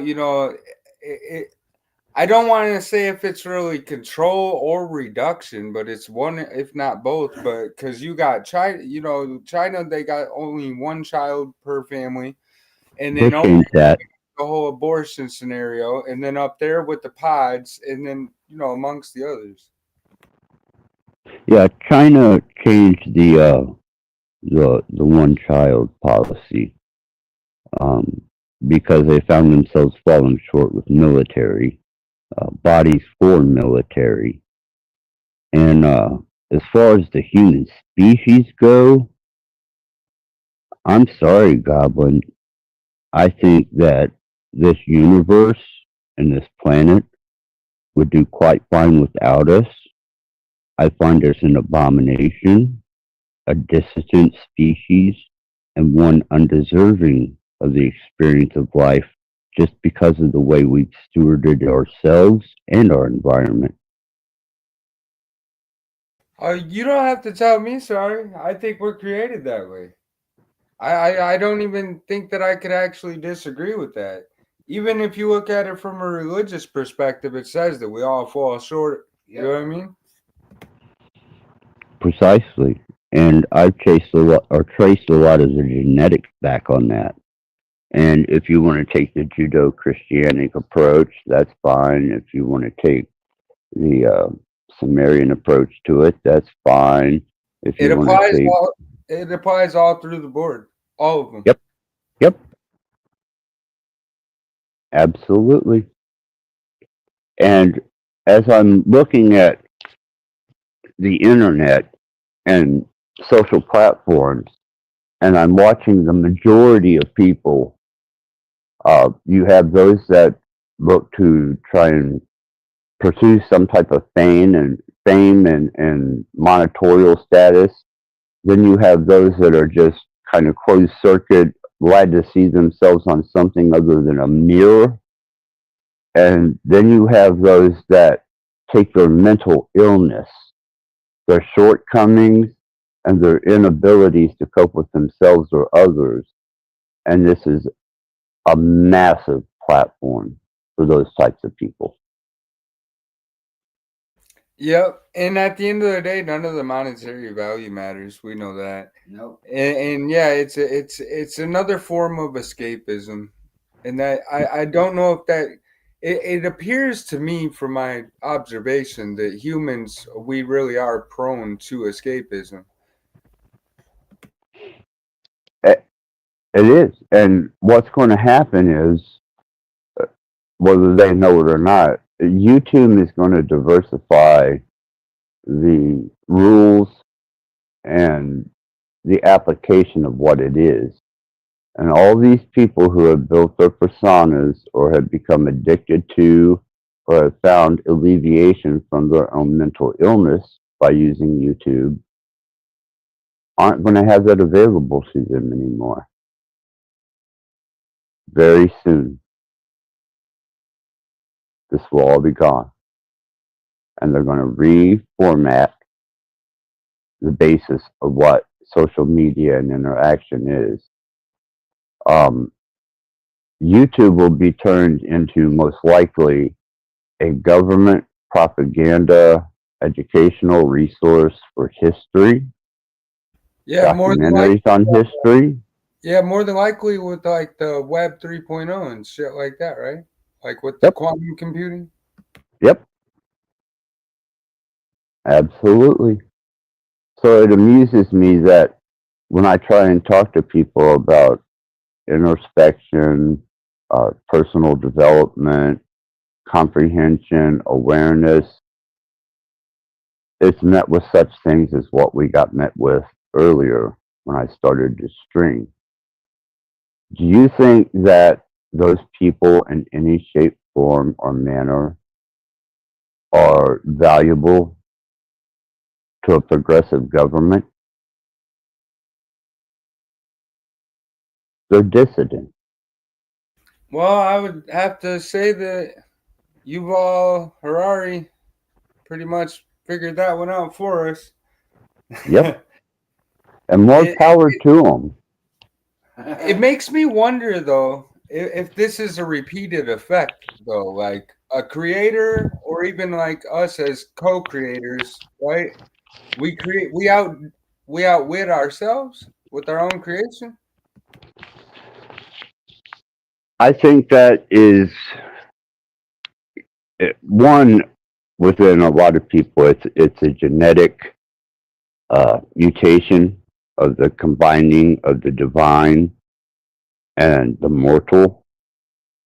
Why that happened, where that happened, is written in many, many different cultures. But there isn't one culture that has risen, that has been able to depend on humans, whether it be the monarchy, a democracy, a republic. Just give it enough time, they will all fail, and they will become written into history by the victor. Exactly. And that's why the whole thing about, the world is a stage, because they're all just playing positions, man. It's all just acting. Yep. You got it, brother. You got it. You're a step ahead of most.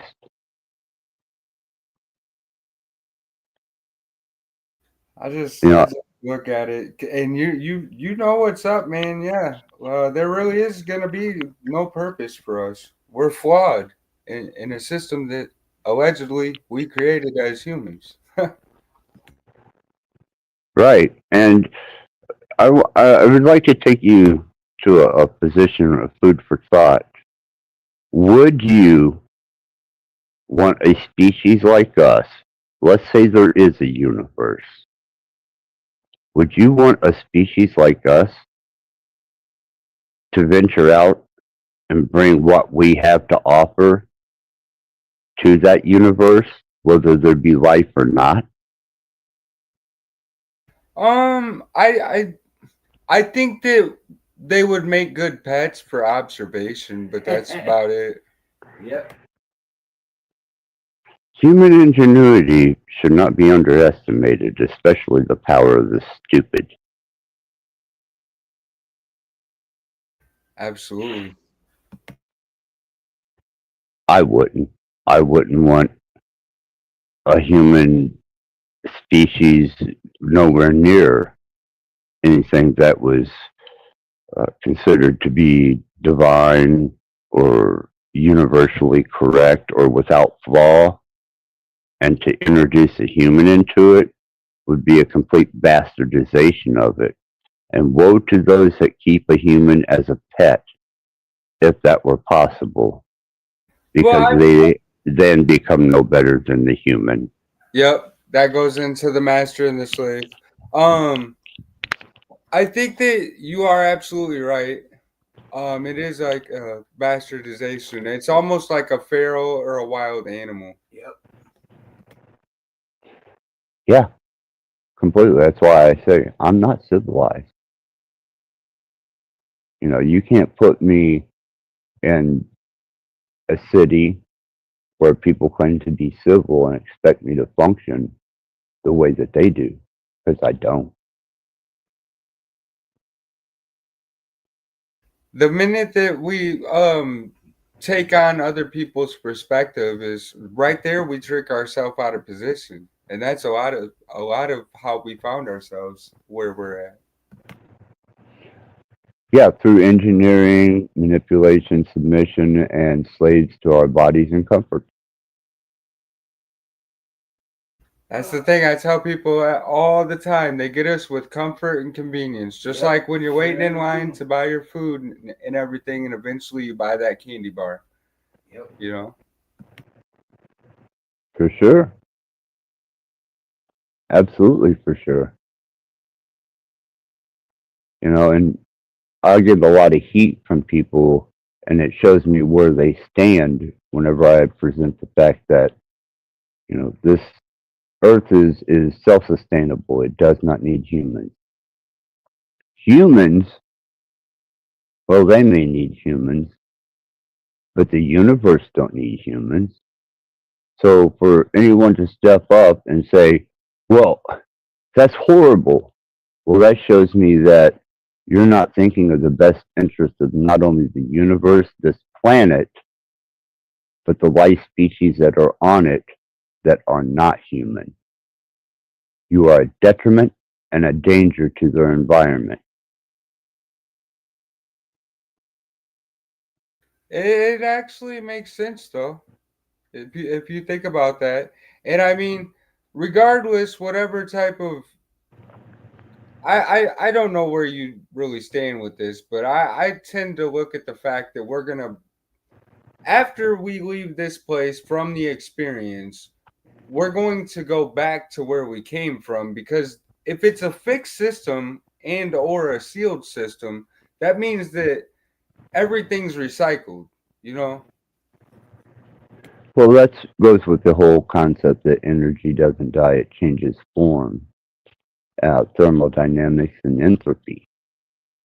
As for me, I would like to think that this is just a stage in my development, understanding, and energy evolution to the true nature of what I am, and not the physical inhabitant that has become a slave to not only the body, but also is occasionally manipulated into states of emotional duress by situations and other humans.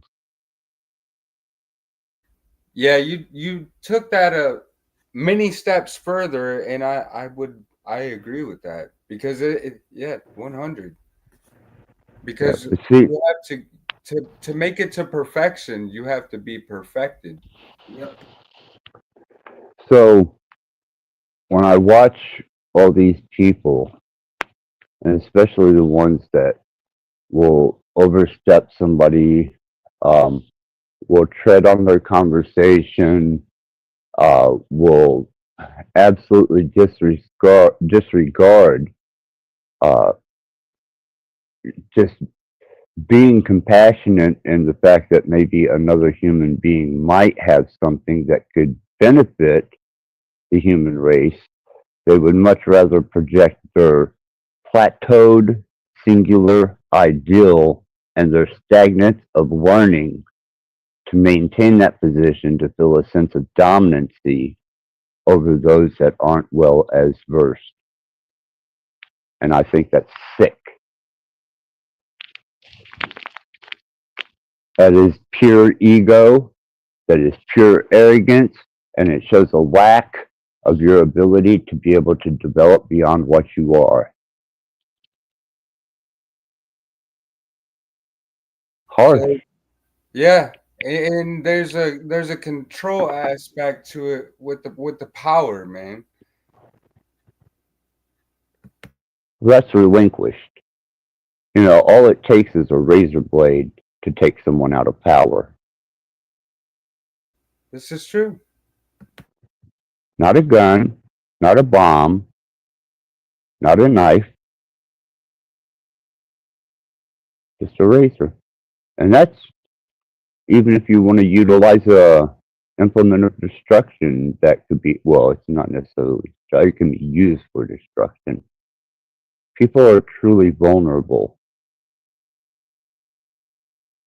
That's why when they say the war that they're having on drugs, bullshit. Gun control, bullshit.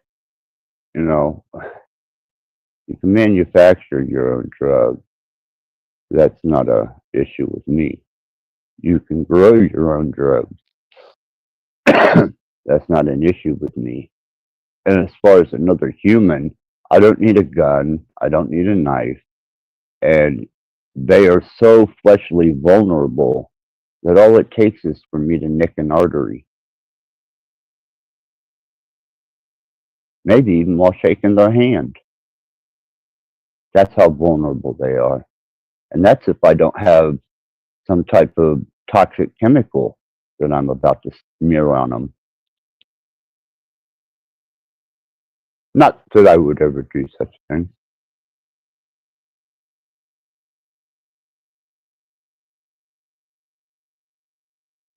How's it going, Dom? Pretty good, Goblin. Hi, Axis. Hey, Dom. Good to see you. Let's not hope we do that openly anyway. Maybe privately. What's on your mind this evening, Dom? I saw the noise flag from a distance. I thought I'd come here, and I realized there was a couple characters that came on here. Hope you got entertained by them. Well, actually, I tried to educate my audience as to why they shouldn't behave that way. I did not entertain them. I allowed people to take measure of them, and I allowed them to display themselves in a way that people could take measure of them. As in my earlier monologue, this is not what we're going to deal with anymore. And sure enough, some of the most wonderful examples of what we're not going to deal with made themselves present. So I thought, okay, everybody take measure of this, observe this, because this is a shortcut to thinking, and then dismiss them. Well, it's been going rampant for at least a couple of years. I've only been here for about a year and a half, but it seems it's been going rampant like that for like years. Not here. No, not here. I appreciate that, Axis. And even when it does, I know you try to nip it as best as you can. You know, there's not a lot of time for us to have this type of communication, this type of technology available to express this type of communication, and the individual right to even express this type of information. And for me, if there's something beneficial that I can gain from somebody else's experience, insight, wisdom, understanding, I'm open to that. And I'm open to allow other people to share that. But I had to break down a sense of structure to this channel, lest we lose that.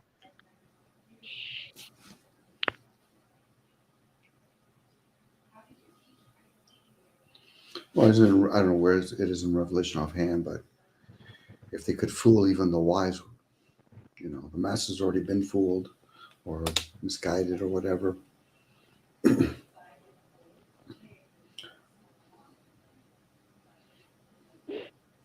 So who have discernment, they should be able to judge other people's, or at least be aware of each other's behaviors. Especially if you know your own behaviors, and you know it's so easy to be that obnoxious, disturbance kind of individual if you choose to be that way. It shows to me that they have what I deem to be a virtual type of mental illness, which is the fact that they can't develop a sense of reason that would allow them to want to advance themselves into introspective learning, awareness, that means that they are very content in that emotional driven, self-contented state of mind. And I'm not interested.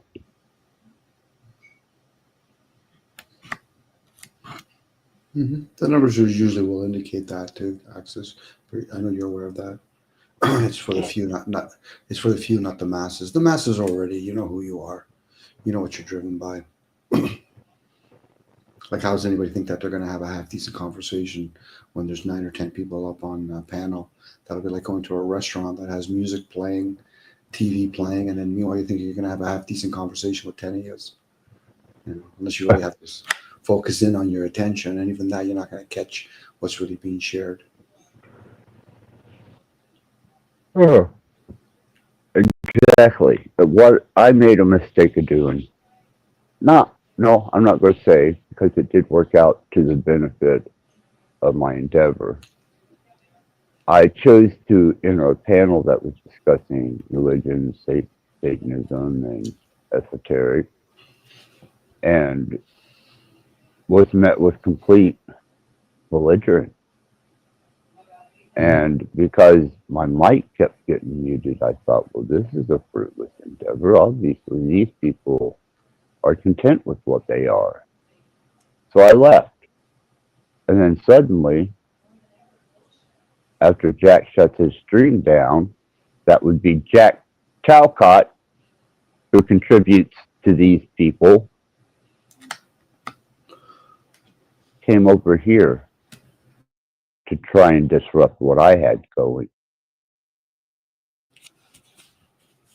Well, they got to do the bar hopping, or in this case, channel hopping. They don't ever come here. Mm-hmm. Even Flow State had to come up and express his, well, I was just dropping in with what? 5 or 6 dissidents that you were just with on panel, and that's not a coincidence. Oh, that's right. We don't believe in coincidences.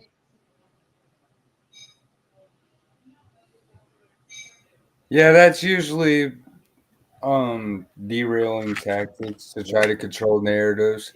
And realistically, I agree with you with a lot of these panels that have a lot of people on them at the same time, because you lose a lot of the message, if there's even a message there to be offered. Well, that's what the message was. Don't come here and present yourself in a preschool manner when you're amongst people who have graduated that, still recognize it, but have moved on from it. Isn't that more or less Access, because we're doing these kind of channels? I'm not doing it, but I'm participating in it. Wouldn't that be kind of like when you're having a house party? It's the host that has to stay structured or grounded. A lot of these panels have hosts where they're not structured, and if they are, they're agenda driven, which is fine. I get it. You have to pay your bills, so you want to use this particular device at this time to generate economics. But when you do that, you're going to be susceptible to people coming up there with disingenuine, alignments. It would seem so. I mean, misery loves company. Mm-hmm. And no matter who you are and what you say you represent, if you keep that company, then you are a reflection of that company. Mm-hmm. Mm-hmm. Period. So yeah, I'm going to question anybody who just randomly shows up here out of the blue with an entourage of dissidents. Well, especially if you've been to those other channels and you know what they offer. Yep. You can bypass that and maybe say, okay, that individual, what do they offer when they're there? So they're probably just at the, maybe the most unconducive environment. Because there has been a lot of people that done podcasts on YouTube for years, and they're very informative. But this live panel interaction, unless it's really structured, it becomes a shit show. To put it in a simple word, it's a shit show.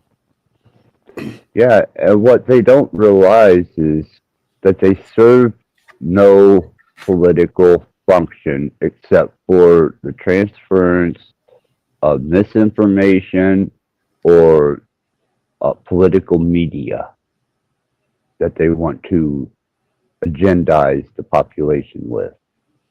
And these people fall right into it.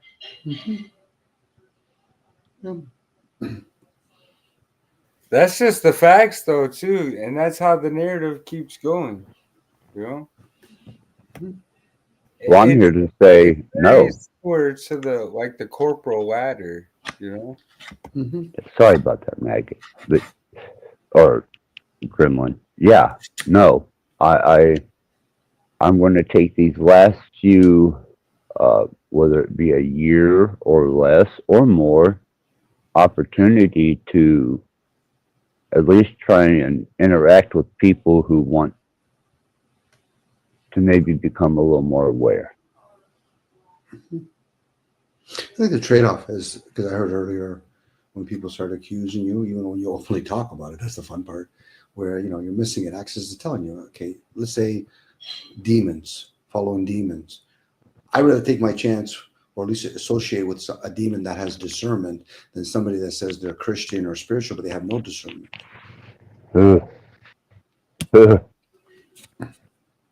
Yeah, well, I said it last stream. I am no one to be a representative of what they conceive to be God or Jesus. I'm not going to put myself in that position because I can't live up to it. I know my iniquities. I think a lot of these, from my awareness, and I fall into it too, where folks don't realize how much they want to either cult up, get caught up in the trauma, but yet think that they're individual or they're somewhat, let's say, aware, or they're growing. It is growing. Don't get me wrong. These channels, they are growing, but are they healthy for you? Do they serve? Like, can you expand that? If anybody that on these panels say, okay, can I have this type of conversation with my parents or my siblings or my children? Probably not. The ones that actually talk foul the way they do, I'm like, okay, bring your parents on the channel. Let's see if you keep talking that way. Just curious, because there might be some people they have that ability, but for most people, no, they'll change their tune. So then I question them, why are you being so foul then?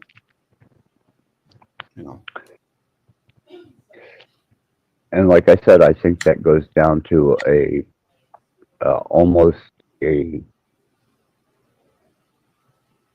maybe a disability blockage in the development of their brain and how it transmits information. Mm-hmm. Or maybe they're just that juvenile in their being. I would hope not, but could be.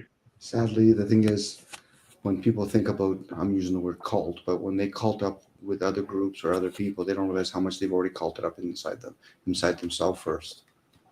They believe the stories that they tell, which I think we all play those roles in a certain point. But can you challenge those things? Challenging others, I don't know how that really serves. People challenge it just to justify and say, oh, that's why I'm not like that. I said, but how does that serve you then? Well, I think for one of the most interesting and profound statements that was said in Judeo-Christian New Testament is when they said, so you say you're the king of the Jews. And he says, no, you say I'm the king of the Jews. So true. So true. Give me a label. Acknowledge the label that I'm delusional with, which is fine. And that's why we have kingships and queenship, because somebody wakes up thinking that something communicated with me, which it could have been. And that's fine. You want to call yourself queen or a king, no problem. Then why don't you have your own kingdom?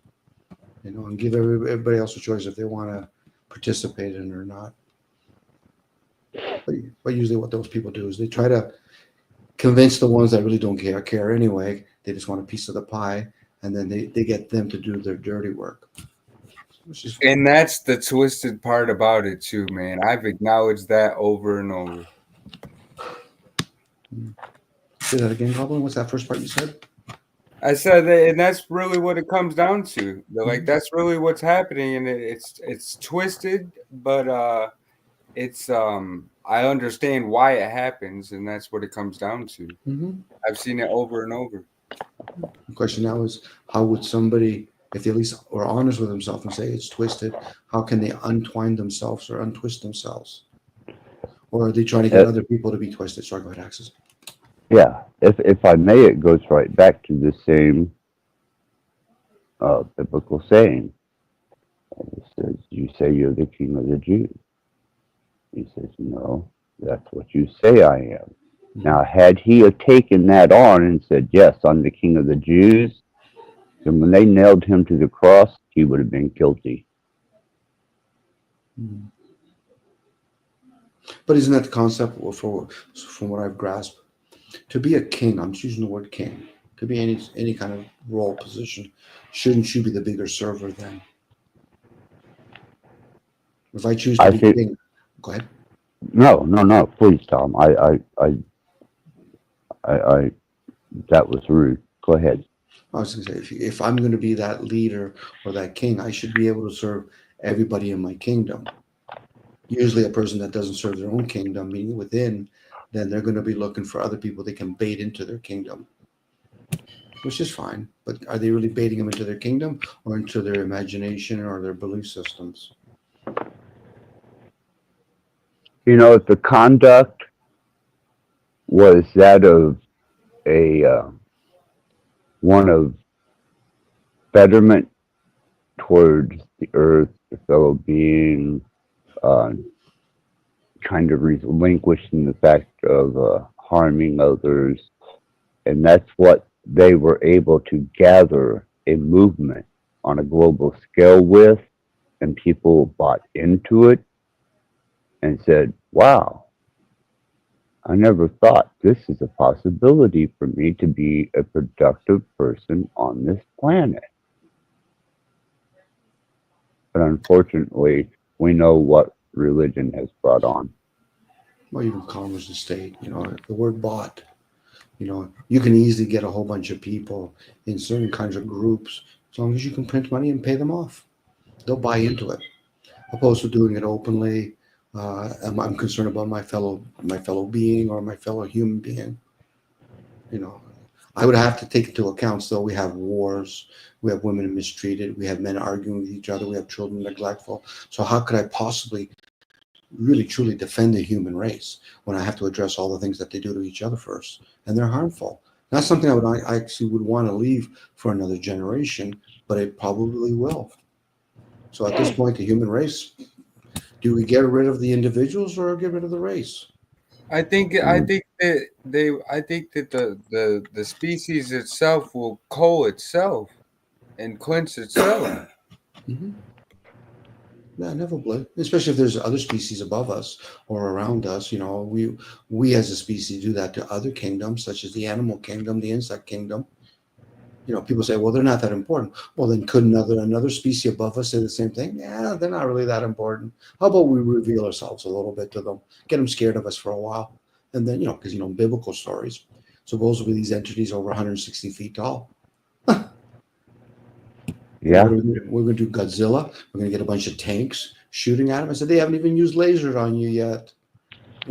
Only they got to do is maybe, cast a big enough cloud over top of the sun and say, yeah, we'll wait a couple of weeks. We'll see how quickly the human race starts actually becoming malnutrition. But is that something we would need for the human race or the ant farm kingdom to make a change? How many people truly would repent their ways? Most people aren't even going to admit their ways. So what would they be repenting to then? And I'm just a voice. That's all I am. They would, I imagine,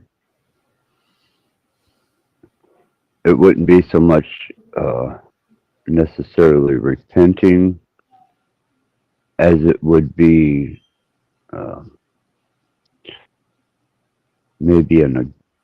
maybe more so agreement to go along with the flow of things. But then still you're probably going to have dissidents that are like, well, everybody's doing good. I got to stand for the other side. I'm the guy that's going to fuck everything up to give them purpose. Clever position, but yeah, you would get people they thinking, again, that's the God complex now. It's my responsibility to call people out. Well, this ought to be interesting. Yeah, carry on. It's the rebellion. Yep. Yeah, but the question is, at that point, if you could just narrow them down a little bit, it's okay. So who or what are you rebelling to? Especially when you start talking to people, I said, okay, so you have a beef with me? Well, you don't know me. So then where in your program and who are you beefing with? Is it your parents? Is it a teacher? Is it your siblings? Is it something you saw on TV? Because obviously it has nothing to do with me. You know, Don, if I could elaborate an observation from the multitudes of people that I've encountered in my life, it's generally their own shortcomings and disappointment. So there could have been a lot of high expectation, either put upon them or they picked up that energy, maybe, as a possibility. Or they even had expectations of themselves and failed. Now, media would drive that, especially when you visualize something in the movie or TV. You're going to get a false sense how the whole Earth kind of works. I wouldn't have known about other communities if I didn't have this technology, unless I was able to be a person that can actually get a horse or a car and drive far enough away. But then the car would have had to be invented. So, to me, it's a lot of people projecting, Bobby, and then revealing they have underdeveloped emotions or mental capacity.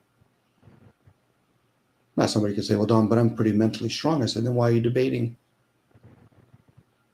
For what purpose does it serve to debate another person? Are you playing for keeps? Winner gets to watch the other one kill himself. At least you're putting a half decent stake on there at that point. And who would actually be paying the price if you have to kill yourself? Would that be who you are, or is it the vessel?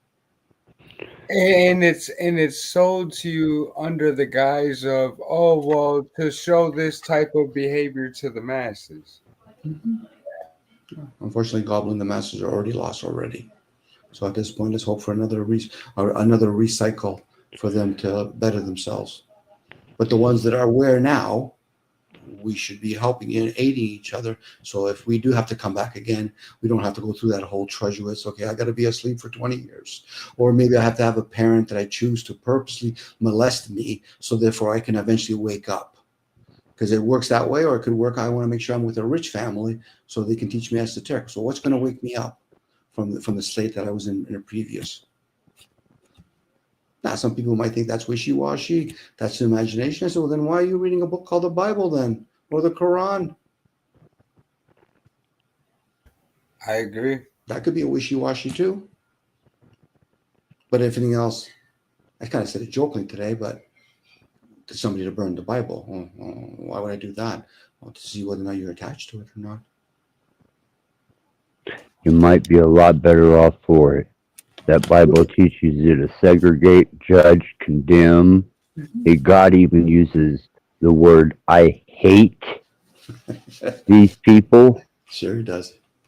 Sure he does. I'm a jealous God. So if I'm going to actually rule over them, they better follow my fucking rules, because if they don't, I'm going to strike you down like there's no tomorrow. If that's the God you want to follow, understand your apples and oranges. He'll put you on the light of the candle. He'll put you on a mountain so everybody can see all the other nations. This is what you get if you actually follow me. If not, I'm going to strike them down. And then who's next? What tribe wants to follow me next? Oh, that's not the way it's written in the Bible, Dom. I read it like it's Mickey Mouse giving me candies, even though I steal them. Okay, if that works for you. Always like at the beginning, Genesis, if that's the way it's written, the serpent asked Eve point blank, did God say so? Now, she went on by saying, well, we can eat. No, that's not the question I asked. Did God say so? That's a yes or no. Was your husband talking to God? No, he was talking to the ruling God. Ah, there you go. You figured it out. But hey, how about you guys just stay in your little garden east of Eden be like some sort of farmer. Because after that, their punishment weren't they to conceive? So now we got a whole bunch of us offsprings coming from other fucking abominations. But hey, let's call each other demons, which is fine. But they're not them understand. Maybe you're a demon. And the only thing that's been protecting each other from each other is because we're in these fucking meat suit. Outside of that meat suit, maybe we could play a different game. Yes, we can. That's right. And I know you can't access. People fear. They might not fear humans. I said, but hey, they might say that. But hey, see that hurricane coming? What would you do if you found out that's one of the demigods? Would you hide? Now you get the occasional guy. He's a badass. I said, okay, no problem. But once you leave that meat suit, now it's nice to treat it well. Steward, I think you said it earlier, Axis. You want to steward that? No different than you want to steward the land. But don't think of it at any moment you own it.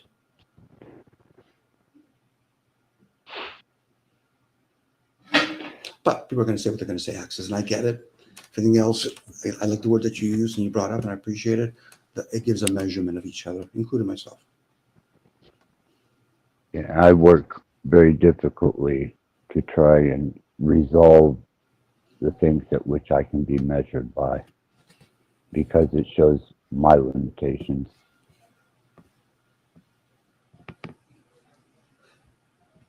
Yeah, I could reflect on that as well. Like, I like to. I use the religious perspective because I use that as a form of structure. But I also understand that there's been a twist in the identity. There's like an identity crisis of who Jesus is supposed to be, or what it's supposed to resemble. You know what I mean? Well, why don't you try as a principal alternative, forget the man, look at the message. Yeah, exactly. That's what it comes down to. Mm-hmm. And I know that because the limitations of this realm, I see that some form of morals, values, and belief systems, in a sense, I would say that they're essential for a lot of people, maybe not everyone. That's why. Seems to me that they were good guidelines to conduct yourself on this earth with your fellow man. Mm-hmm. When it comes to immortals and mortals, ones that are truly aware, they know the concept of writing. That's why Jesus never wrote anything.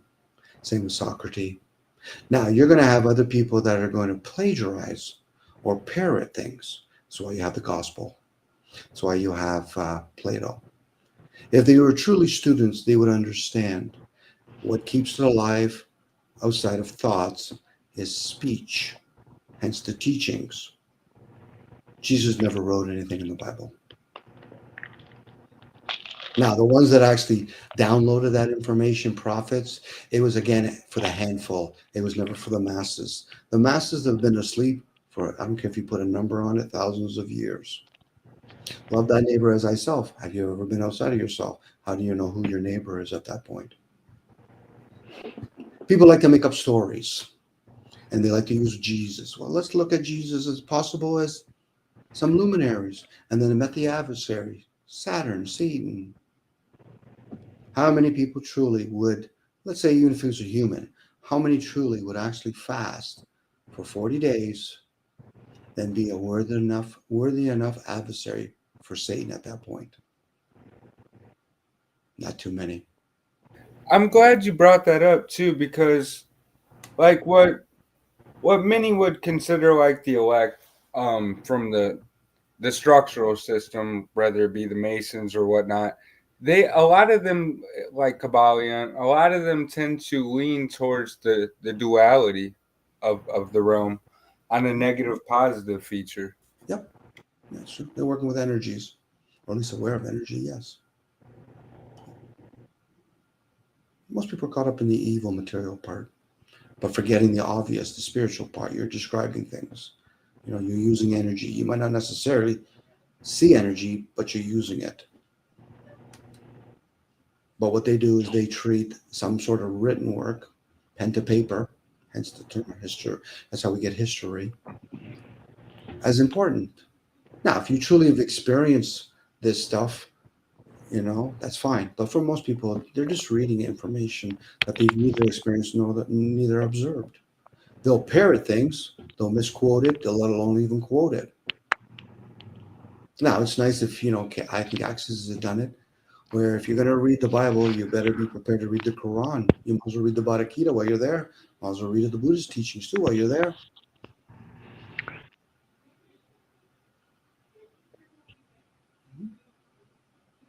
Those books weren't kept, and sometimes especially retained from general society, just so people wouldn't abuse each other with that information.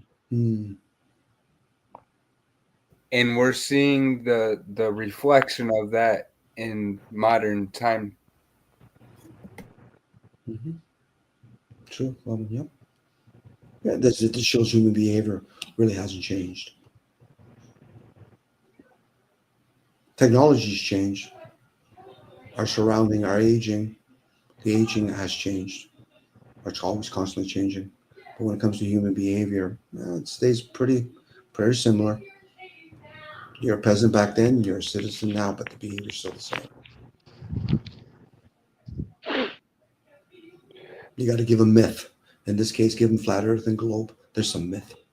How could you prove it? I can't tell. So then why are you arguing with somebody? Let me ask you a question, Maggot. Or, I'm sorry, I don't mean to do that to you, Gremlin. I'm not used to having you on panel. The goblin. Thank you.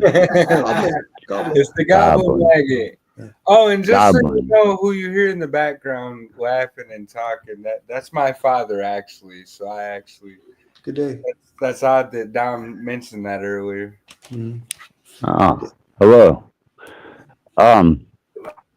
Get back to my train of thought here is once you come to the understanding that you are just repeating the same, it's like watching a rerun. You're endeavoring in the same variety of drinks that you have available at the store or at home, the same varieties of food, and the same varieties of everything that you encounter, whether they be of high quality or low quality. And even your interactions and your struggles day by day are so repetitive that eventually you come to a point where you realize that everything you're doing, you are consistently repeating it. And at that point, I go, okay, I'm tired of the loop, man. I'm beyond this. Okay, you've shown me that every aspect I could possibly conceive with my feeble little mind is going to be a consistent repetition of emotions, feelings, desires, hatreds, contempt, and it's going to continue daily, daily, daily for however many years you live. But when you become aware of that, eventually you just want out of that loop. So true. Yep. I've tried to explain this even to people that they're not even big on like the spiritual part or even the religious part. They're just, your average Joes. And I try to explain that everything is repetitive. It's a loop, like a daily routine even.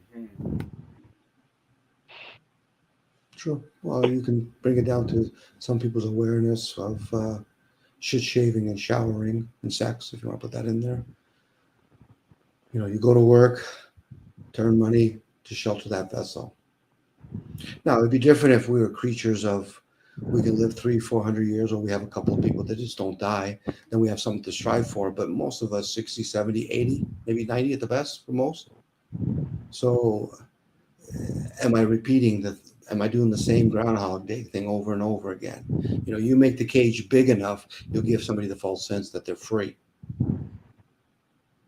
So, you know, so when people go to work, they're going to work to earn money so they can either keep the struggle of keeping that vessel comfortable and feed its food that it needs, or you can go a little bit above that and maybe put a little bit more comfort. And that just means you need other people to participate at that point and build your boat or your car or your house.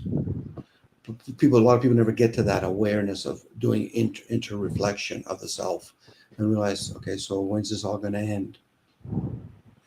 You know, when you choose to end it, but even that, you realize how much we have many webs. So next thing you know, I still got to go to work. I'm just doing it now with awareness. And I know I'll probably wind up having to deal with some type of repercussion from this just because of the what I have observed to be an extremely objective oriented person that is unaware, or maybe he is, of his disposition in this. But like I said, whenever you surround yourself with people that I don't want an association with, because you suddenly become a part of that.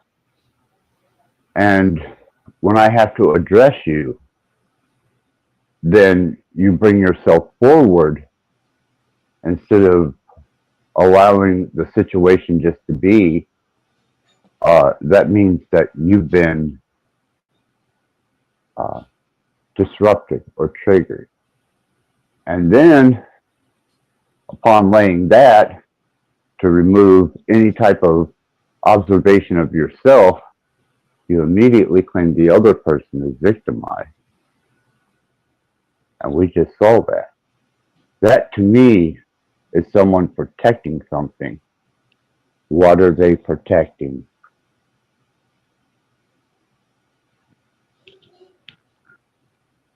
I like the word address. It's like dressing oneself. Do you like to dress yourself, or do you like a lot of others to address you? But if a person says, I like to dress myself, I said, well, then deal with it. Challenge it. Reflect on it. You know. Because it was met with a state of, you know, do you want me to remove myself? Do you want me to not engage? In a tone that almost to me seemed threatening, so I allowed him to have his way. Lest I have to go and engage this person in conflict verbally and then start revealing him entirely, and not from his history, from where he stands. And I don't like doing that to people on here. That's what I was trying to get the point across. I don't want here.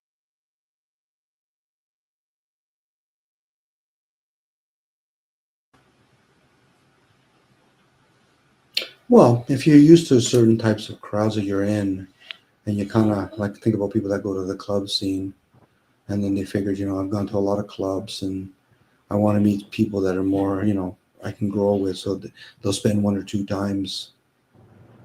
Let's say going to a church. I'll use that just as an example, or the library. I said, well, how many times did you go to the club? Well, I went there for years. I said, it might take you years to either go to this new pursuit or at least go neutral for a while, shake it off. You know, some people come to your channel access is because the noise is probably pretty, you know, deafening for them. So they want to break, but yet they're not really willing to maintain it. So they're just, it's a temporary, I'm not saying that you're looking for, but you become for them a temporary babysitting establishment. You know, that's not your intention. You're there to share things. And for most of us, we're probably not even at that level of awareness.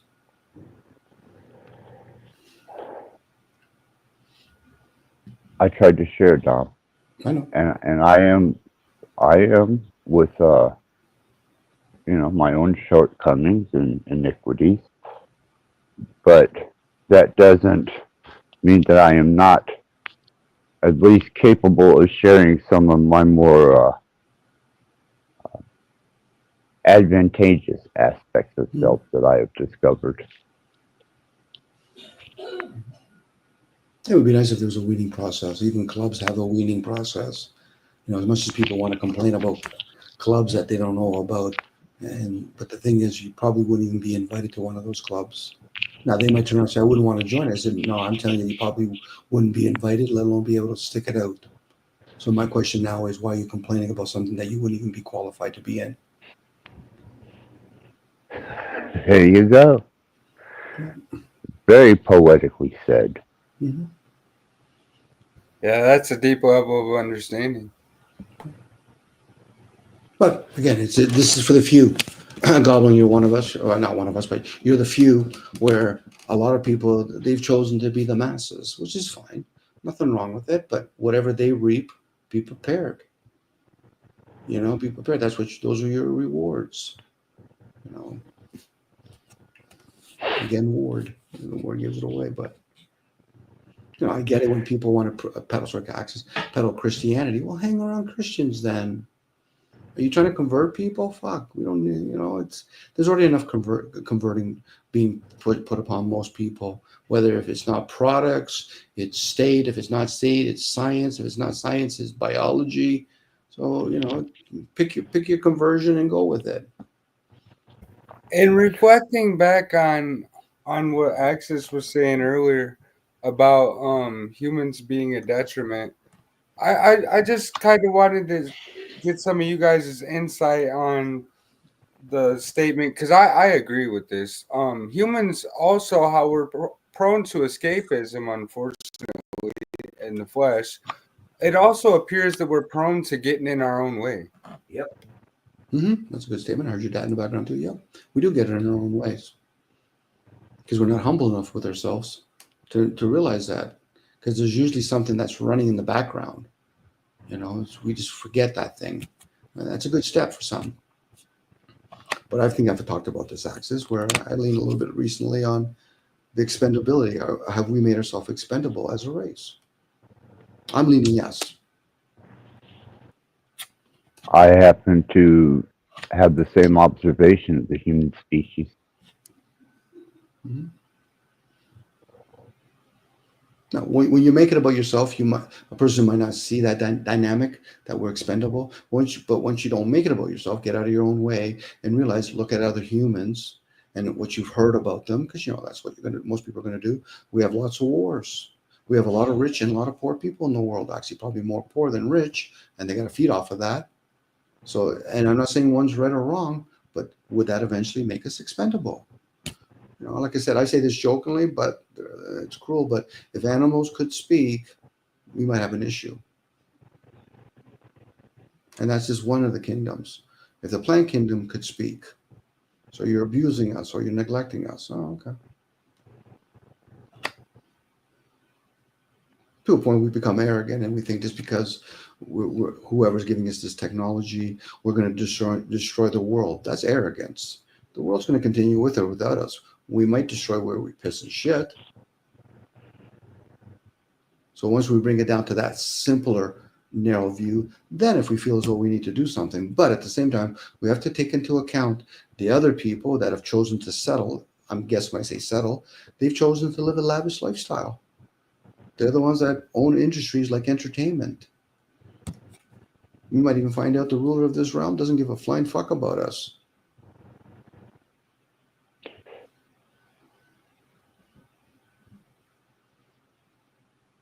I'm if you're wondering, Dom, I've got some really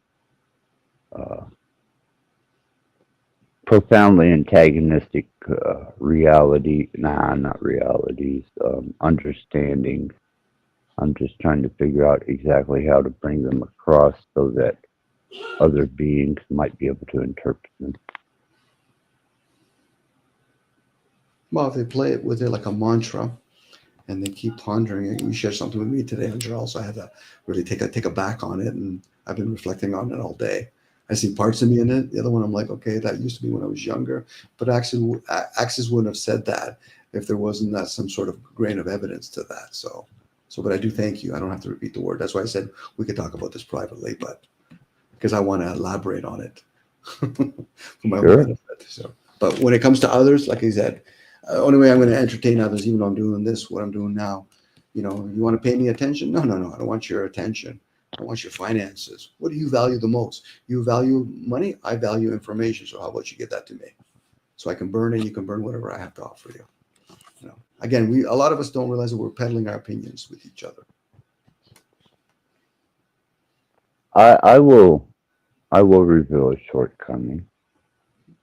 And it may be because I have an expectation of a creator God that I once believed in, and on this particular day have found myself far removed from, because I had expectation. And I tried not to violate. I tried not to interlope.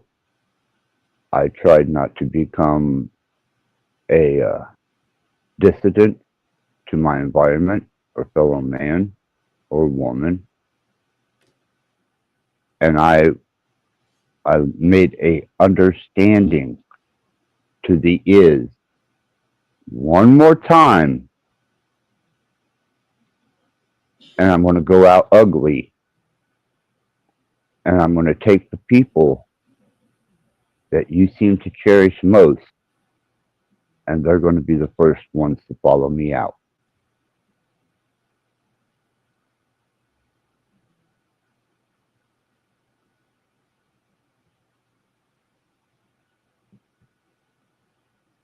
So we can say, in this final day of the solstice, not my new year, dare this representation I have of my mind of what I conceive to be a creator, God, and the expectations that I understood that he was to deliver fell so short of me that I would almost say that I was related directly to a character in the Bible named Job. But I won't sacrifice my son. He's already been sacrificed. Now I'm going for his people.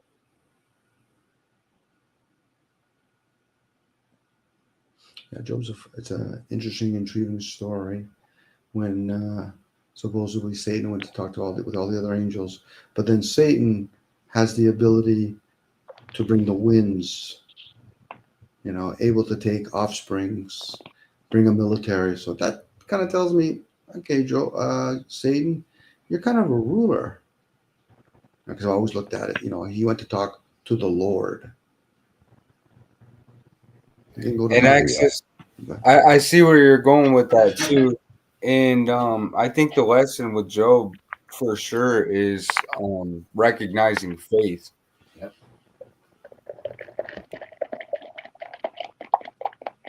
Sorry, Colby, did you say the word faith? I think what it is faith, like steadfasting to your beliefs or whatever you hold to be of value and truth in your journey, your experience. But wasn't it in the story that when Satan went to accuse, he said, yeah, because you put a hedge around him. So God, or whoever this entity was, chose to protect a man called Job. Dare not you remove that hedge. Let me play with him for a while. How many people could truly say that they have a hedge around them and the Lord's protecting them? That's true. That's the other aspect. It's the other side of that perspective. Yeah. I have no hedge. People have a false sense of hedge. They figure this because they say the word God. I said, I'm talking about the Lord here. But hey, you want to talk about God. And actually, I think you've talked about it, and I kind of resonated with that, where I've said the gods could be indifference to the human plight. Especially if you look at it from a bigger perspective and say, okay, the gods, are they concerned about nature? Are they concerned about the sun and the moon? Well, yeah, well, the sun and the moon's there all the time. Why would you be concerned about a fucking creature called human that's insignificant, that might live at the most 100, 120 years? And another thing that I take into relevancy is Christo-Judeanity is you were made in his image, not from his loins, not from his genetic, not from his blood. Well done, Axis. Yeah, image. Those two things in the sky could be images. Man himself could be an image, but the men that they're talking about, this is where they talk about the second creation or formation in this case. Yeah, they're not talking about the offsprings coming from the flesh. That just reminds me back to that identity crisis and lack of self-awareness, self-actualization from the masses. If we're made in his image, we are gods. And even the scriptures tells you that. No, it doesn't say we are as. Yes, it's still lower key. We still have a limitation. And I think that that's because we're participating in allowing the earth, because we still play a part here right now, because it's not fully technocratic. But that's, What do you mean by technocratic? Please elaborate. Don't mind. I think that it's going to continue technologically without the human species. Yep. Well, if the fallen ones have technology or lesser technologies to the human race, it would look like it's pretty supreme. But last time I remember, whoever's been giving us this technology haven't given us the ability of creating a sun or the moon, let alone the clouds. Or replication of our image. True. Could the other than procreation. Could the image that they're talking about is the essence of what we are? That's what's being scraped right now through data collection. A lot of people are still thinking it's all about monetary value, which there's monetary involved in that as well, but still it is the essence, because they can't replicate that. Mm-hmm. And how would that fit in the material world at that point? Because us chasing monetary gains, what does it actually offer us? Comforts, more comforts? And in that comfort, could we not actually form attachments then? Well, if it goes fully technocratic, it actually would still be essentially the same loop. It would have no purpose as well. No divine purpose, anyway. If I can throw the word divine. Yeah, it's divine being more expressive than just Judeo-Christianity. Here's one for you to take into consideration, Gremlin. What if I decided to donate my body and my being as a conduit? That all of these people in this particular little neck of the metaverse be subjected to every demon I allowed to come through me. And the only thing that I ask that they come through me to do is to destroy every noisy channel and content creator in this neck of the woods, which I'm not beyond doing.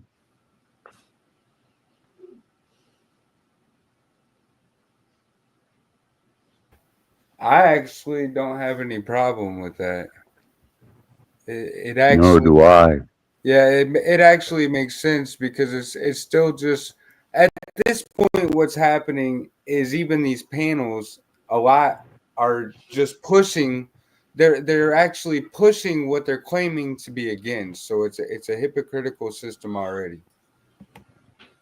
So let me take that a step further then.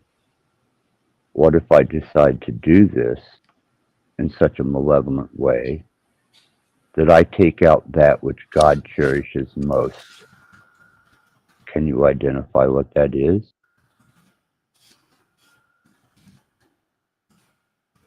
No, I cannot, actually. It's that without sin. That which is not detestable to the Creator God. Well, that's already taking place in the world.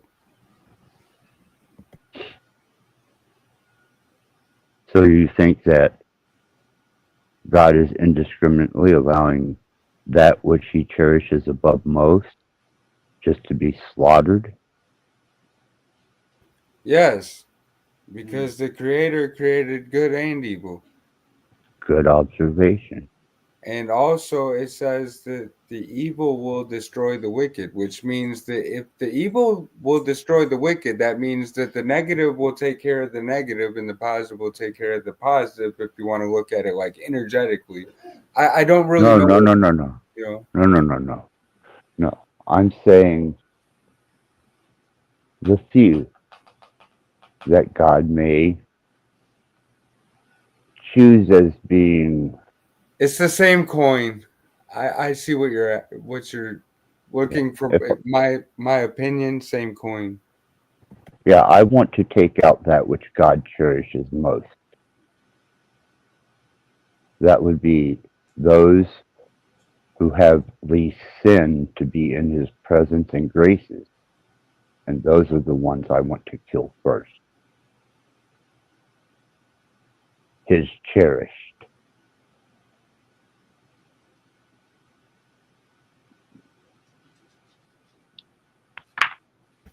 It's built to destroy itself, man. It goes back. It always goes back to the loop. The snake eating its own tail. It's all recyclable. Dom, are you catching what I'm saying? If I'm hearing this, I have a thing going in my head, but what you were saying sounds like you're actually helping the system because you're removing the ones that are, we'll say God fearing or what God cherishes. But what comes to me is, how would I even know what God cherishes the most? That's the thing that's going through my head when I was hearing you say that. So if I missed that one part where you're trying to share, please share access. Yeah, he plainly in Judo Christianity and even in various cultures and philosophies, religions, and it always seems that there is an elect, those which are favored. God did it. He even said those that are elect. And he even separated for himself particular individuals. Yes, yeah, I'm usually still in the ideal of God's your indifference. Men might turn around and give their vain view of what they think God would or wouldn't do. So in this case, if I had to guess, if there is a God, because obviously I can look at creation, they would value that probably they put it in place and no other people can destroy, such as the sun and the moon. So I wouldn't think humans or even the beings that inside of the human form should be on the top of that list. Oh, it wouldn't be me physically doing it. I don't think he would allow me physically to take that position because he would probably put me in a very quick grave. And that goes for some of the greater teachers that have ever found themselves on this plane of existence. Those that had great messages of enlightenment, understanding, self-reflection, awareness. Because I have noticed that the majority outweighs the minority. And I think that taking out those, whether they be more evolved in their being, or just a complete trifling obstacle to those who give no shit whatsoever and feed self.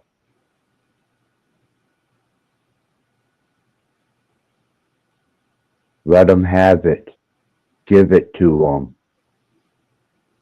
Let them take their self-consumed, idealistic, ego-driven narcissism and have the whole fucking place. It saves me a lot of work. Well, a lot of these, we'll say, folks have passed that has some clarity or enlightenment. If they ever got taken down, they got taken down by more men. Now, could those men been channeling or being controlled by demons or angels? Maybe, but I'm still going to lean towards it's usually arrogant of men that remove things that they don't understand. Because if they truly did understand, like if they truly understood it, then especially if it comes in the message of love, why would you harm somebody else then? Even if you have an agenda. So That's either that's even reflected in the carnal nature. In the animal kingdoms, they do the same thing. They remove what they don't understand, as if it's built to self destruct. You know. I haven't seen that out of nature. Oh I yeah, have like seen, when you see like when you see a dog or a cat like messing with an ant, and they'll eventually wind up killing it because I'm they're curious. no, I'm not even talking an ant. I'm talking the same species. See, Oh, okay. there's Okay. though there's natural selection, each animal in its kingdom will always seek to be the dominant or the leader or the guiding force to a pack, a brood, a litter, and there's a consistent struggle for one of those individuals to eventually become top, I don't know, feral animal. That's what we've done, man. Don't you get it?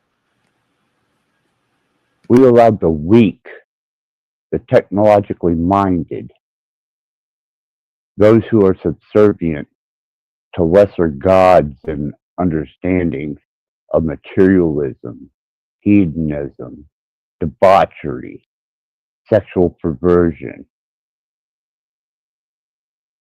stifle the few,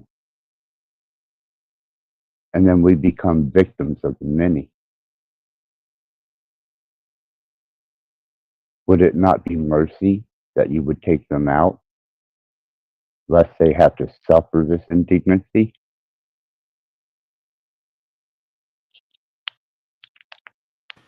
well, give them a little bit of more of a life so they can hopefully learn something before you do that mercy, I guess. You know, I'm sure, Dom, you've had your fair share of frustration trying to relay what knowledge and understanding as information that you have. And I'm sure that over the course of what, last 1-2 years, how fruitful has that been for you?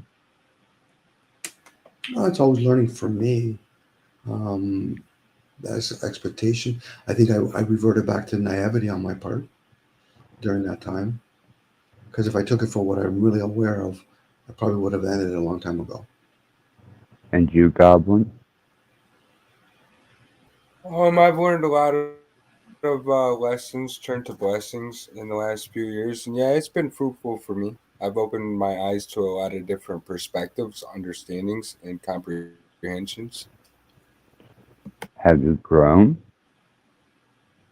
Yeah, I would say so. Most definitely more with self realization and self actualization. I'm not going to take that away from you because I don't know where you started.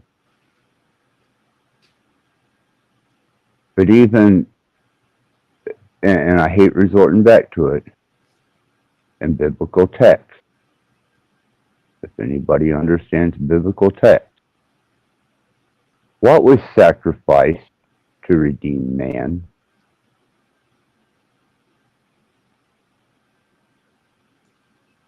Ourselves. No. Why The not? only man that walked perfectly amongst us, It's Jesus Christ. the Son of God, Yes. his most cherished thing, had to be sacrificed to save the condemned, the damned, the egoed, the arrogant. Yes. And if we Now, do walk you understand that? this path, yes, and if we walk this path, we will see the same result.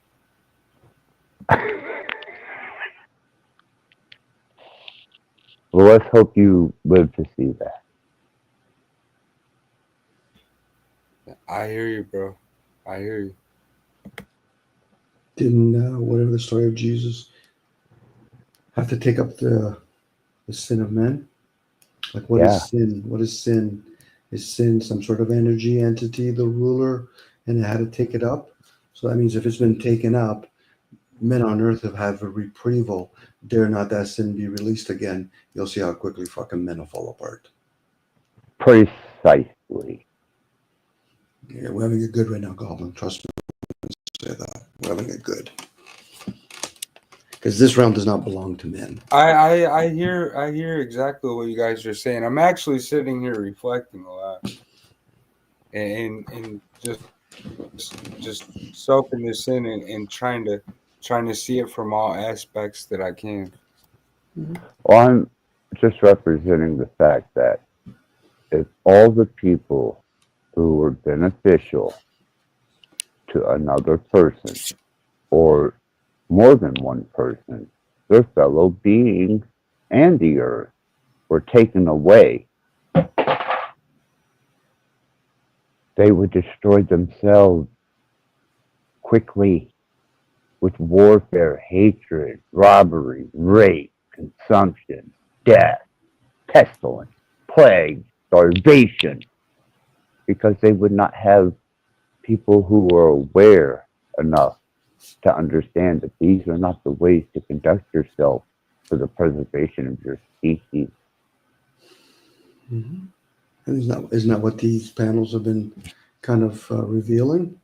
You can't even have Yes. a temporary host hosting his own channel, but yet giggle and giggle.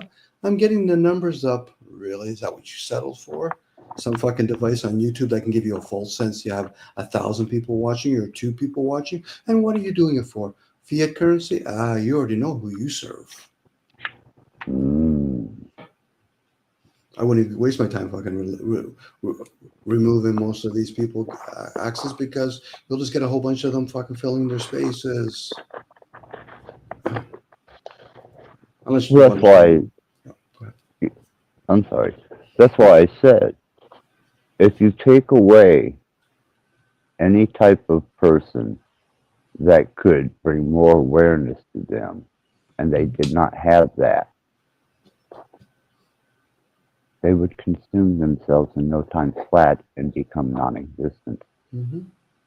It's us who are aware that show them the folly that they may learn from it. And it's come to a point where that has become almost fruitless endeavor. Mm-hmm. Because people aren't in their, whether it's the feminine energy, their discernment energy. What they're doing is, I'm knowledgeable about it. Okay, so you're seeing it in extremity. You hear people that are foul with each other, verbally abusive. The community, I've seen tons of abuse. Now, somebody say, well, he said it's for me first. I said, so let me understand that. Somebody abused you, so now you're going to go out and abusing them. How does that work? 2 wrongs make a right? Is that what we're going to play here? It's back into it's cyclical, man. It goes back into the loop, and a lot of it's the delusion, man. It's the delusion. Yep. And are you going to bear that cross for the rest of your life for them? Yeah. That's why people, when they go silent, they realize, how do I not know another person on these channels are not channeling some entity to reveal if you truly who you are? It's always fun when I hear people talk about Christianity and they're a Christian now. I said, what were you before then? I was an atheist. Before that, a humanist. I said, so now you want to be a Christian. The challenge begins now. You're going to meet people that are going to fucking sound ironic, weird, but they're going to find out whether or not you're going to stay true to yourself. And we're going to find out whether or not you need to defend your fucking belief system or not. It's always fun when I hear about the Christians. They're a funny bunch. They're more And funny if than you want to really, I'm sorry, I don't want to lose this thought. And if you really want to demonstrate how convicted you are by what you believe, walk into a mosque, stand in the middle of it during prayer, and allow them to hear you devote your mind, soul, body, and spirit to the one risen Christ, Jesus. Well, you know, I Sorry, think go ahead. I think faith. I think we might actually wind up blessed enough to actually see that play out, just because the timeline. But I don't know. I think it serves a purpose How so? Your for a death, time, because thing has a time. your death, and they'll go silent about it. Hmm. Have you not studied the history of anyone that stood up against Islam in the name of God Hmm. or Christianity? Do you not know what's going on in the Middle East right now? Become aware. I guess what I'm saying, Goblin, it might sound petty, but Christians are a funny bunch. Now, if you're talking Christ consciousness, that's a different story. But Christians, more times than not, are the most arrogant, fucking naive, fucking peasants out there. Now, because I've been presented to them. But I can say the same thing about Muslims. I say, Muslims, you're praying to Mecca. When did you stop fucking praying to Petra? And why do you fucking pray to a cube? Now, I might say it the way I say it, but I'm actually asking questions. And if they're listening inwards as opposed to letting their fucking ego get in the way, like I said, I think your father said it earlier, get out of your own way. Once you realize that, it's like, so how does it serve? Now, it's nice in cordial because it feels good and it sounds good. I'm going to say I'm a Christian. I'm wearing a fucking cross. You know, that's right up there. You know, I wear. No, I don't do all that. Hey, I don't do again, the you're getting the it grave at that point, Goblin. and all that. And I don't. Again, Yeah, I'm Goblin, not you're into. getting in your way, Goblin. I wasn't even directing I'm that just towards letting you. you know that I'm not into a specific religion, man. When I say that I understand Christianity, I'm Gnostic and I completely understand that this world is very dualistic, and I understand that there is a presentation that we're indoctrinated to understand and believe, but it turns into a worshiping of a graven images when that's actually supposed to be you walking that walk. And it's But are still, you convicted by what you believe? yeah, I am. So you would walk into the middle of the church and tell them all you should all be dead at my hands at this moment for your hypocrisy against yourself? That's what they would say to a real Christian as well. I'm not. I If just you're see, asking me, yeah, that's what I would do that. then if you're truly convicted by it, more power to you. Mm-hmm. That's true. I'll be waiting on the news. Yep. Now, I might be asking from a distance, how did that serve anybody outside of the one that actually did it? But hey, this is why we get in our way. It's because it's not about religion. Religion is one of the many variations of dogmas. You can jump back and Yes. forth from religion to state to biology, biology to science, science to commerce. Commerce is what rules here. Religion, throw that in the back corner. The people that are in the Vatican, they're not concerned about fucking religion. They're concerned about financial gains. They've chosen to take their settlements. Yeah, it's all corporal, and this is the kingdom that these individuals are choosing to build. That's And I right. can't say that it's the masses that even want it, but a lot of that is indoctrinated into it, into buying the hype, the new smart watch, Fitbit, check all your health to make sure that your controlled health is up to par. Mm-hmm. Mm-hmm. Now, the Muslims might have not done nothing to you. Then you can just meet them in the parking lot, maybe scratch a couple of their Mercedes. Then you might have an issue. Because they value more commerce than they would actually. They're taking off their shoes and praying 5 times a day eastwards. If I can elaborate, all Christian, all religion, Muslim, Hindu, Catholic, They're in it for their own personal benefit. Yes. Yes. They get in their own way. Self-absorbed. It's all about me. Look at me. I've just read the Bible. I'm like the guy at Home Depot. I know exactly where I can tell you where all the nuts and bolts are. I can quote the fucking Bible to no end. All the same religious books that tell you what you're supposed to live up to par to according to whose standards. They all even warn you. The same ones that are indoctrinating you to partake in that system, they all warn you not to partake in that system too. It really is immaculate. That's true. Well done, Goblin. Yeah, that's true. Yeah. It's all fun and game, I say, until you've poked the third eye. Mm. But that's not a harp on religion per se. It's more or less the human behavior that gets caught up in all of that. No different with state. You know, people think their savior is going to be Donald Trump next.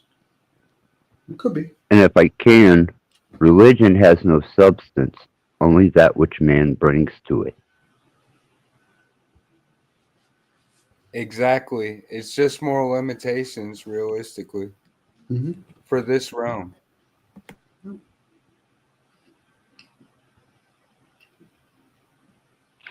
See, I presented a situation to many people on many different occasions. I think there's a serial killer in everyone. I think there's a drug addict in everyone. I think that each person embodies, under the right circumstance, to do the most atrocious things imaginable under the right circumstances. And dare they deny it. So what they talk about, the shadow self with the Jungians? It's even more obvious than that.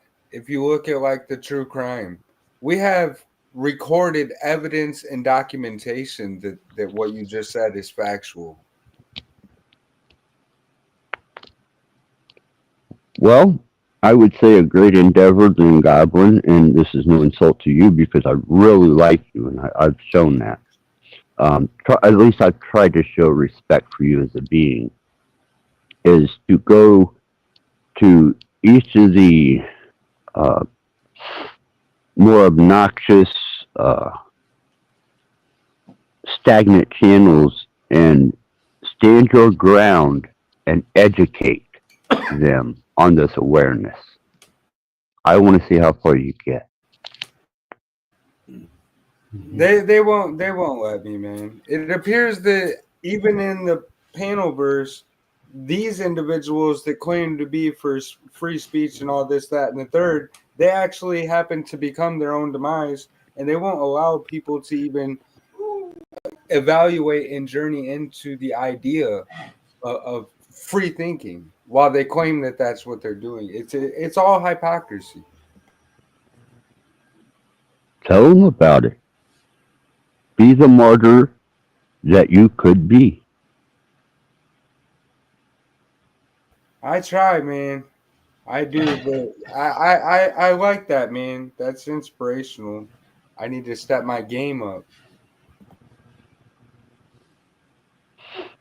You know, I'm one of the most scourged people in this particular edge of the panel verse. Even people will leave chat, will leave panels, and they will remove themselves as my presence. And I asked a friend, why? You know, I'm not presenting myself falsely. And they told me, you jeopardize their sense of belief.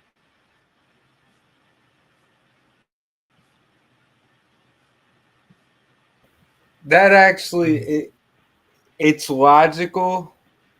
I just don't agree with it. No, and it's logical because the human mind on the mass level, it fears the unknown. So when you put all that into jeopardy of their belief system, it makes them back into the comfort and convenience thing. I'm just relaying what was told to me. I'm still perplexed.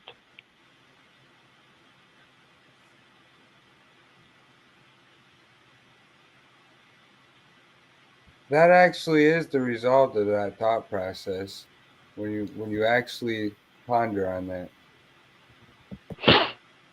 And I will definitely take that into consideration.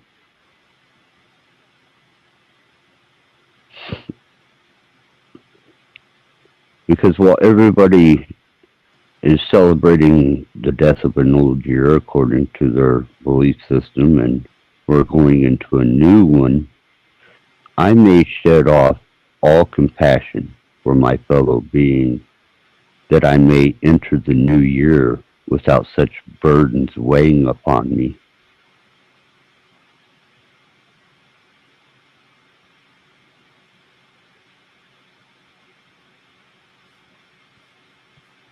I'm perplexed as well. I mean, you can't blame somebody for trying to elevate themselves to their highest purpose and highest, value system. And if everything else is a burden, in a sense, you have to shed that. Like throughout life, we're already doing it on a very minimal scale. Yep.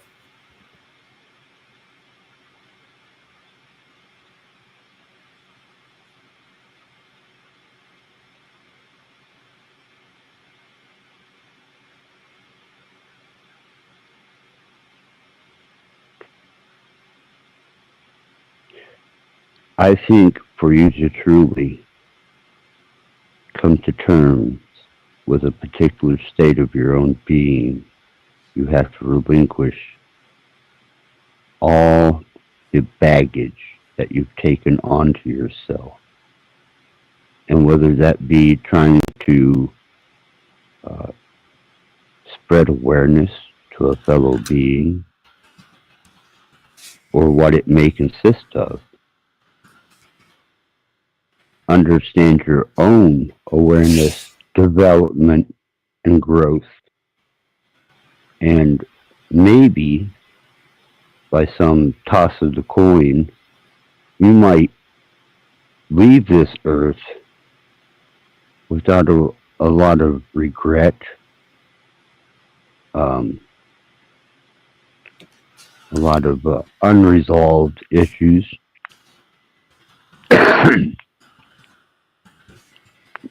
And kind of enter into your next phase after death in kind of a learned state.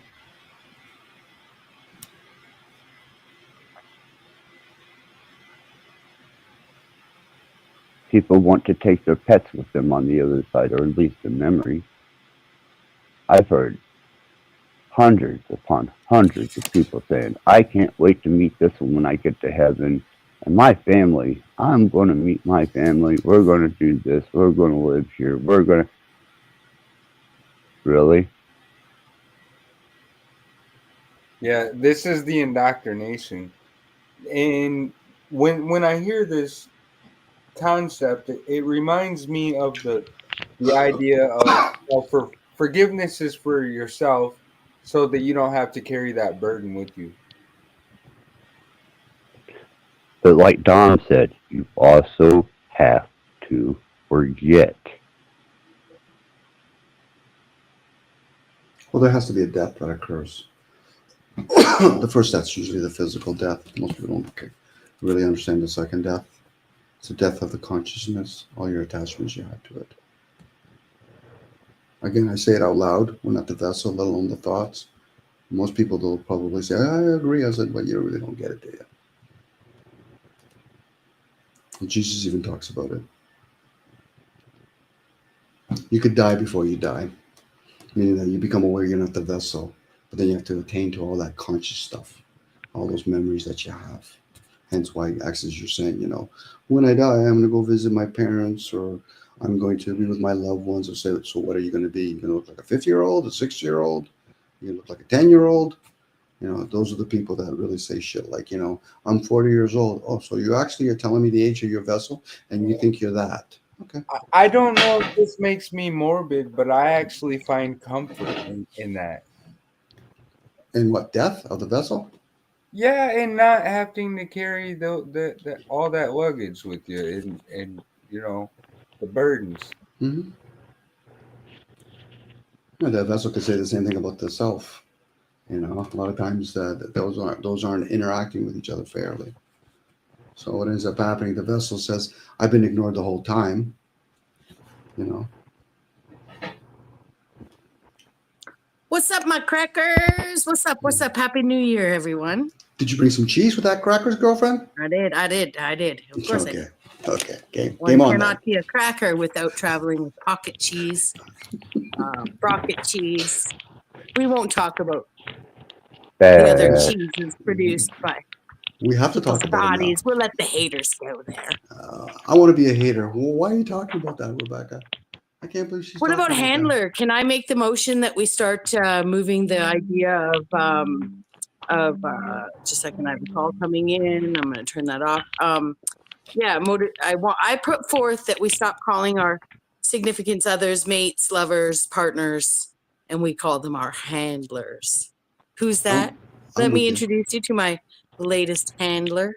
You know what I'm saying? Sounds romantic. Yep. Posh even. Sounds special. It does. I'm an agent with a handler. How does that sound? I know. So special. Right? It's got a ring to it. It does. It kind of does. Why do we vilify this stuff, hey? Do you see jerseys being made up? Do I see what? Sorry, Dom? Jerseys or buttons being made up?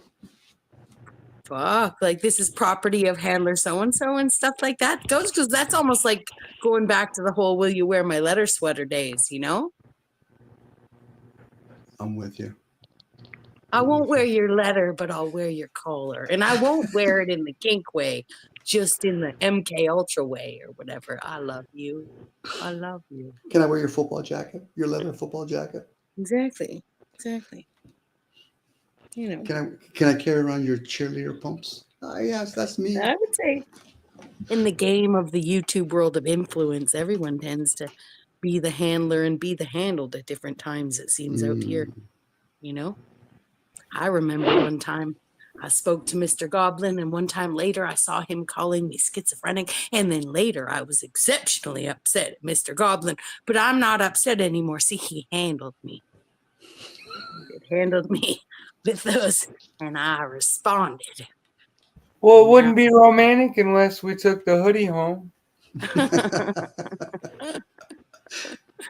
And heck, I mean, everyone's going to get to those name-calling stuff eventually anyway, so why not put your concerns on the table?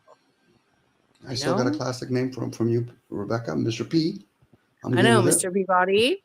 Yeah, I love it. Excellent. And I didn't know you were an electrician and a inventor of, highly advanced plumbing fixtures, right? So I knew you were putting in the LED lighting and stuff, but the creation of the soundproof urinal is like life-changing for some. I try my best. I know. I know. People don't even know the lore, Dom. It's perfect. Well, they're missing out then. I guess they're late to the party. It probably involved Rebecca overreacting a little bit. Good to The have thing you we've back. grown to love her for, as I talk about myself in the third person. Pick on that. Pick on that, haters. I think I got a couple of parasites in me right now. I've named them Rebecca. Mm.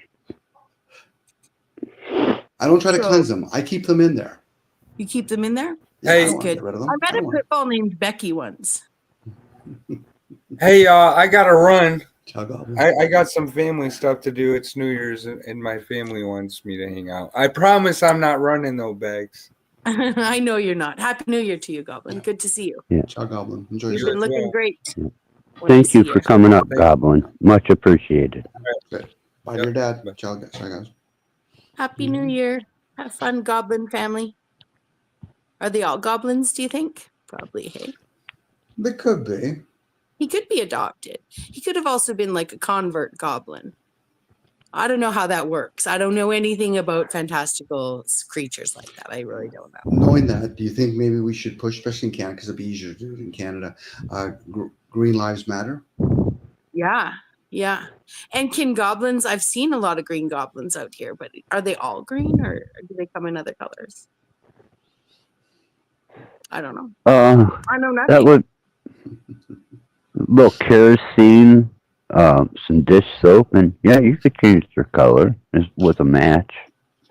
Figured Axis would know that. Kerosene, some matches, and all that. They'll change color. Would they be burnt a little bit first?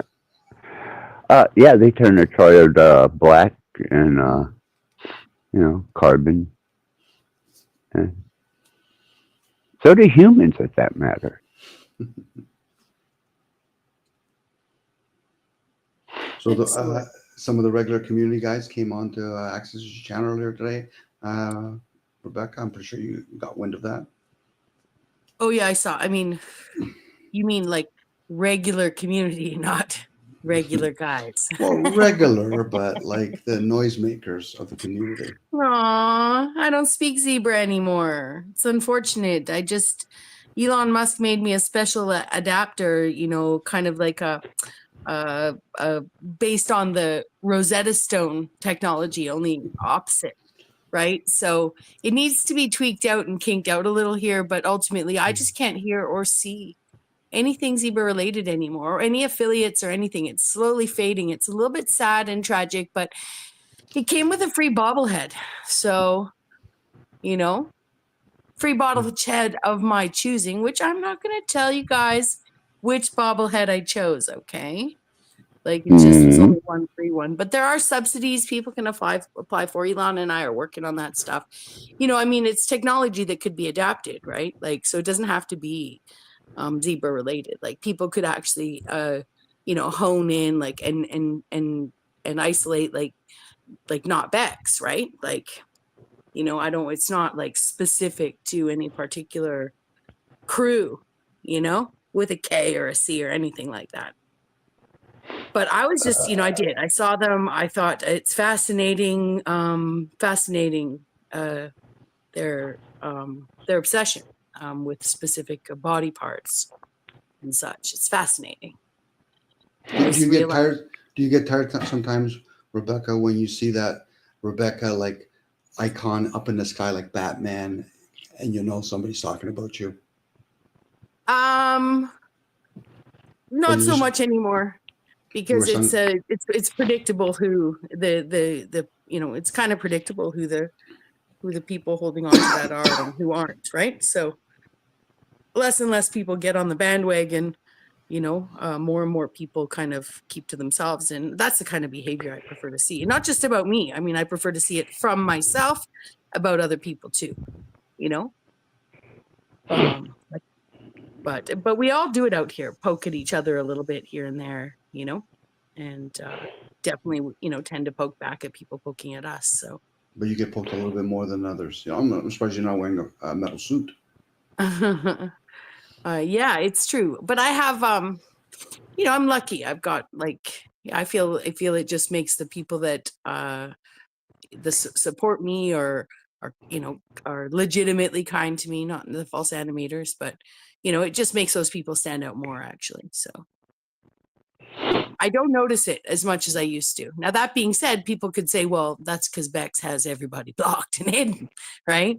So, and people, I saw someone saying to someone that, when someone blocks someone, it's because of what they say is the truth. It could very well be some people are saying some truth about me, or their perspective is true to them. But ultimately, I do that to mitigate my own reactions, not emotionally, not because I'm in my feelers. And even if I was, that wouldn't matter. But because if I pushed back at everybody who pushes at me, that's all I'd be doing, So it's just, so anyways, but Miss Bexachov is tearing down that wall for the new year, tearing down the blocks, tearing down the hides. Everybody's free and has the right to travel, right? There are no borders in Mexico. Right? You shall not be papered. You shall not be questioned. You shall be ignored, just like you were once ignored when I couldn't see you. You see what I'm saying? So I'm excited to see how that transpires.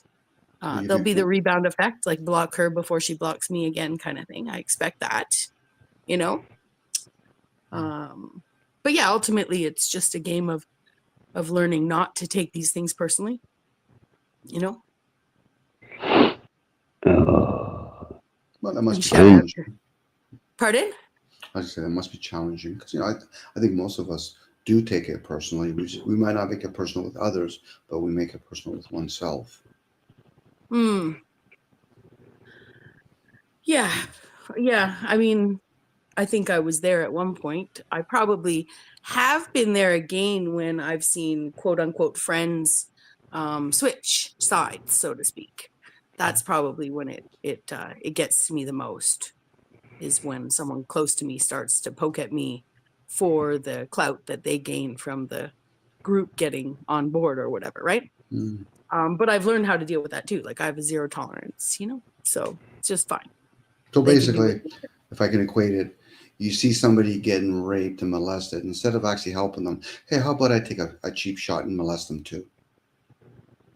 Well, I mean, on the, you know, there is an analogy there, and I would pick on a handful of characters that came to befriend me after the first time Steven and I had a falling out, or he flipped, or I flipped, or whatever people want to call it, right? That's when I found that the people that came to me were like, "Hey, we can help you." But when I didn't take their help within 5 or 6 weeks, they were including me. That was even before Steven and I spoke again. They were actually including me and doing unto me what they'd come to save me from, you know?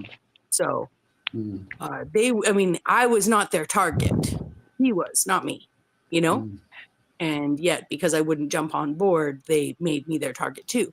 And I played into that hand at times, right? Like, which would make Steven feel used, I would assume, you know? But that being said, I knew Steven's character. Second time he flipped, third time he flipped. You know what I mean? I knew that was going to happen. So people treated me like I didn't know. And he'll spin his story. He just spun his story anyway. So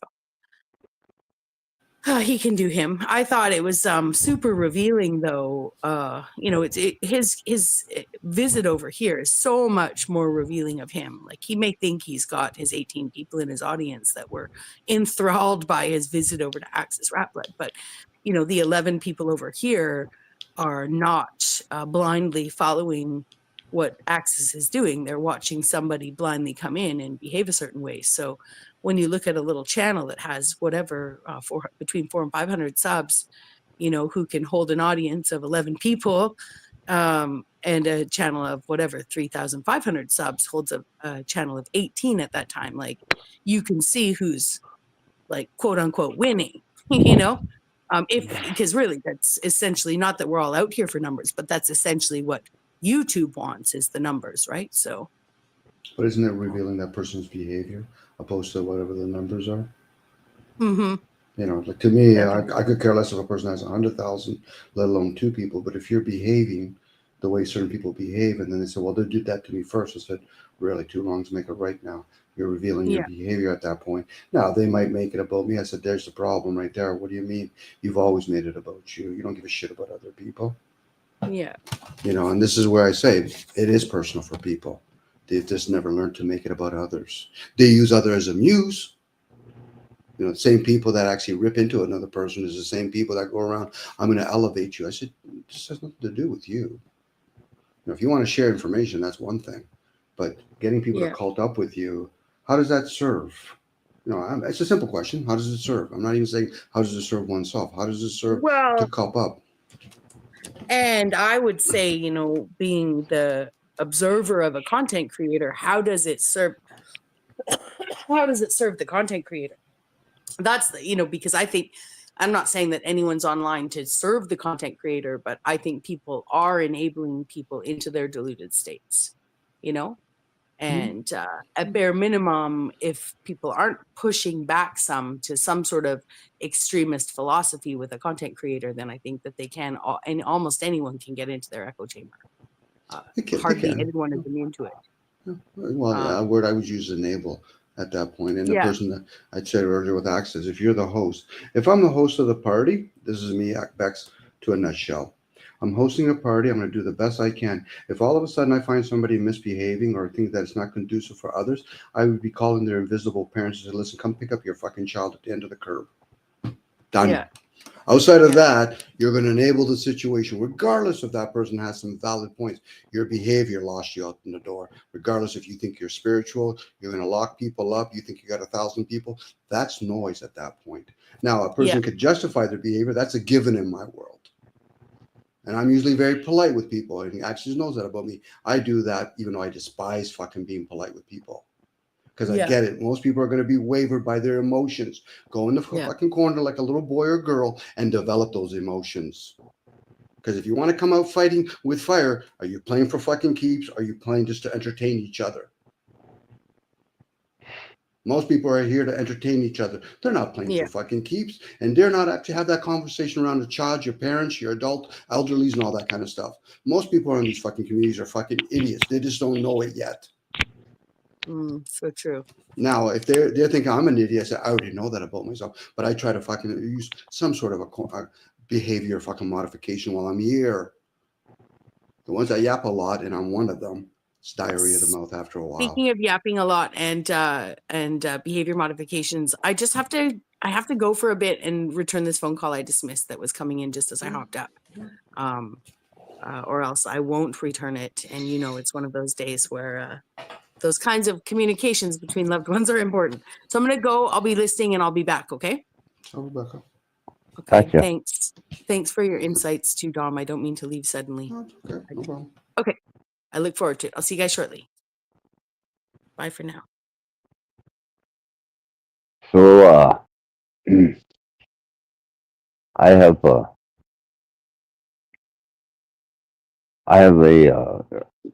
well, let's just say it's spherical or round and it's cyclatory. I decided to maintain a new level of cyclatory behavior was the end of the equinox. And probably will be less than amusing to anyone who isn't cerebral minded or wanting to learn or expand or share. But I have to put some type of control on this, lest it become Paul, OTW, Jack Talcott. And I'm not anyone to look up to. I'm not a messiah, so we're not going to apply any of the we are awake personifications here. And I don't care whether they like me saying it or not. You know where my channel is. You can address me, which you don't, you won't, and you haven't.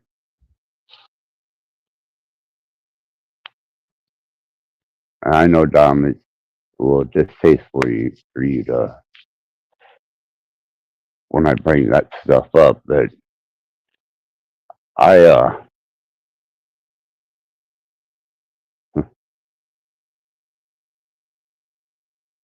I decided to do something for the end of the solstice. And I'm going through it right now. A friend of mine told me that I need to get my vehicle together, sell everything I have, and get back out on the road. At this point in time, with where I see social media interactions,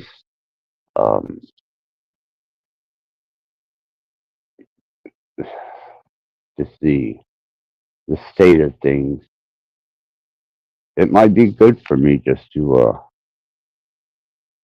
set it all aside, get me a nice sleeper van, and boom. So I gave up some of my dependencies.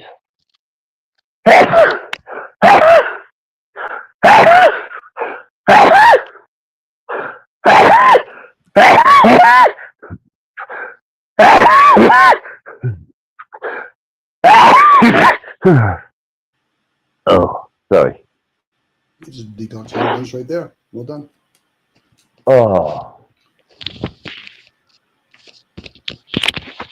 yeah, I figure as long as I'm trying to stay in a position where they were going to be ready, available, and continuous, that it might be wise to sabotage that because I obviously didn't have enough willpower to just set it down, and walk away, even after the binges and purges. And then I found that I was starting to become almost predictable in certain manners. You know, my nurse comes, shoot the shit, watch a movie, do online, maybe do some structuring in music or write a new song. Feel like miserable hell and wait for the next day to do it all again. And then I had to come to the reckoning, okay, you were able to binge and purge, but are you able to stop?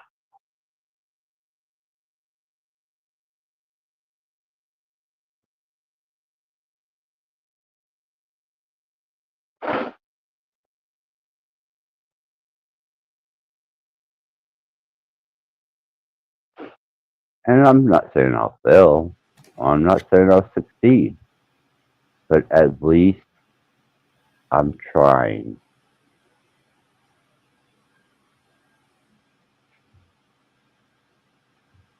And this isn't like a purge for just to clean my system out and, you know, go through a week or so and start feeling better about me as a being. No, this is, I put a fatal death blow into the distribution of certain medications to me.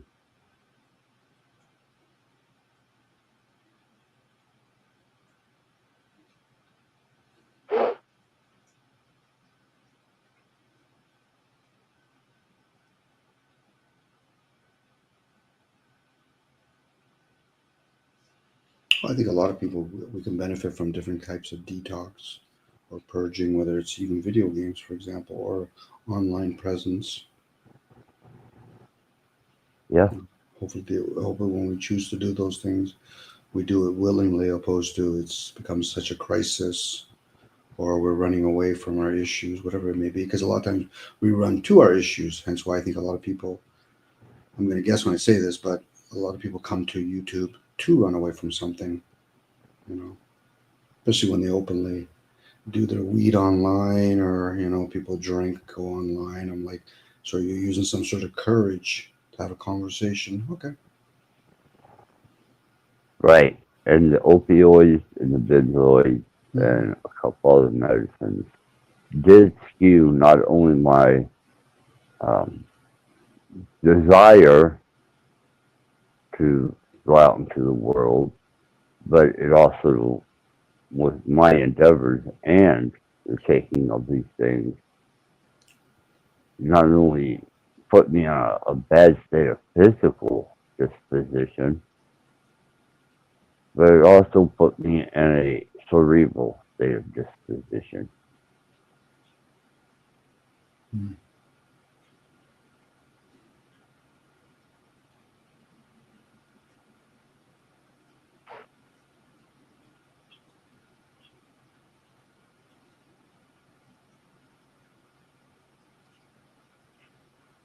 I think sometimes people use certain, you know, forums, in this case like YouTube, to try to help themselves along to cope with life, but sometimes it does the opposite, or it goes sideways a little bit. Precisely. Yeah.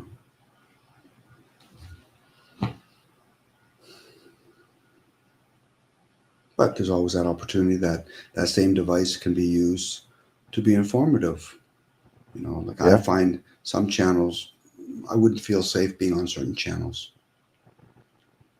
You know, safe in a sense of, I think not because they're going to say something cruel, because I put a lot of effort not fucking being cruel back. Because it's so easy just to do name calling, picking up on their energy and using it against them. Yeah, that's for sure. Mm-hmm. You know, some people are designed for that and they need to learn something from that. Maybe they need to be the messenger. That's not my thing per se. I might talk loud and arrogant sometimes, but I'm trying not to direct that to anybody particular per se.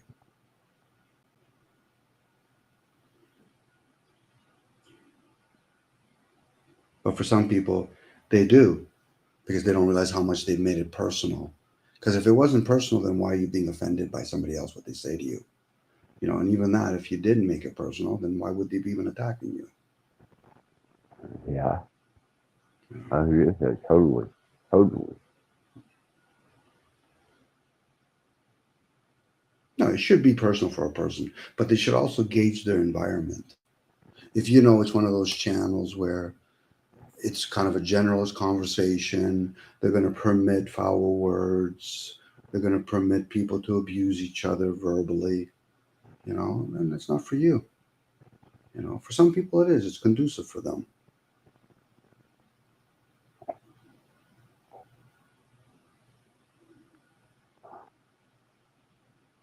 Yeah, I've been retrospecting kind of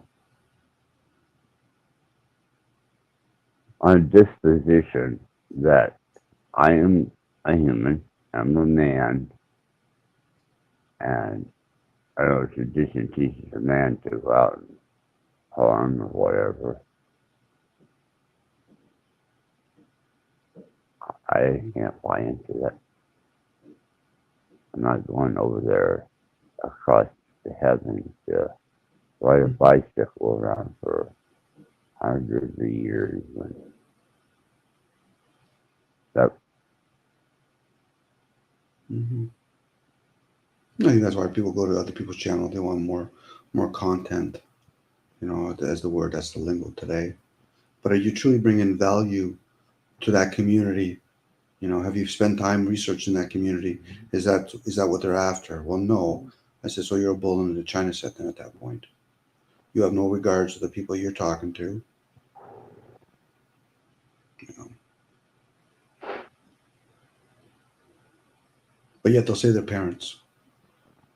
I care for my kids. Really, you don't care for somebody else's kid. So how could you truly say that? Because it's the easiest thing to say. that's true. Mm-hmm.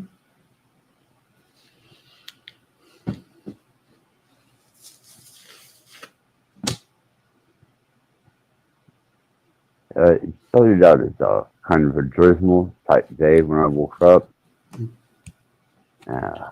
Apparently it's been raining like hell outside. Not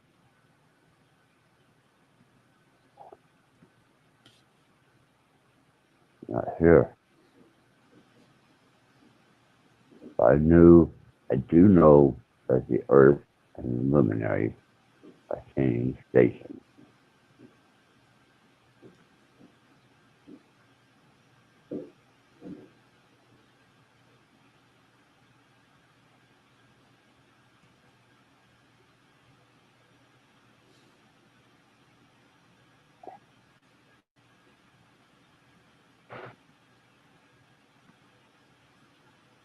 Well, I can only hope Access. You know, I hope the best for your channel. I hope whatever's been displayed, like tonight earlier, that was just a one-up. I know, even though I know some of those characters, they like to restream channels. They have no intention of trying to assist the people in their chat to see some of the positivity or some of the growth that can come from other channels. They're just trying to feed their masses in their groups.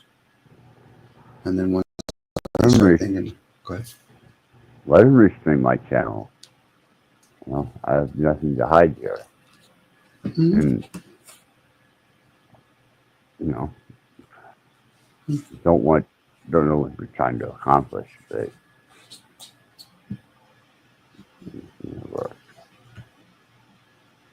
Well, that'll be like people restream in a different way. They start talking about somebody else that's not here. So how does that serve? You know, because this is how it starts. This is how a forest fire starts. Even if you say something positive, how does it serve? You know, I get it. People want to give compliments where it's due or whatever. Southern Baptist trait. I'm sure it was used before then.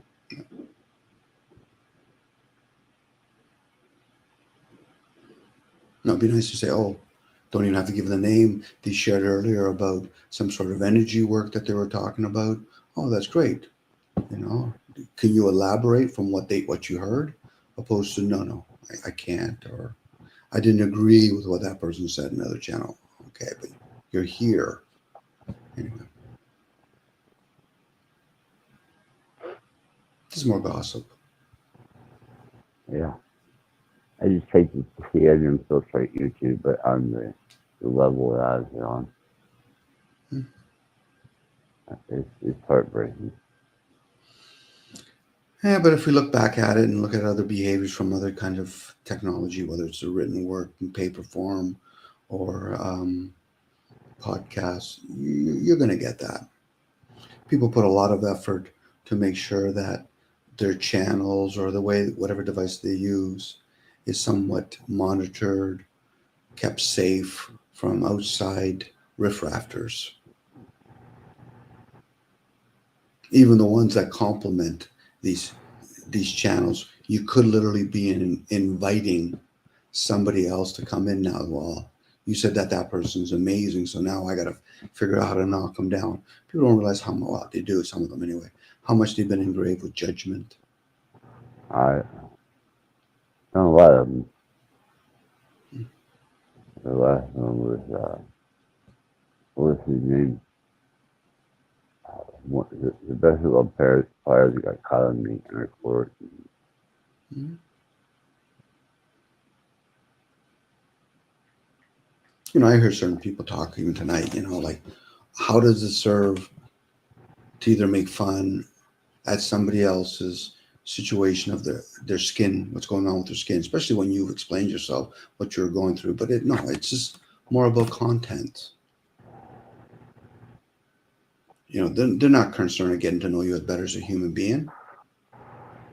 And when these people do, they do this hook and lure in mentality. I'll be kind to you for a bit, but the first chance I find you disposable, I'll rip into you.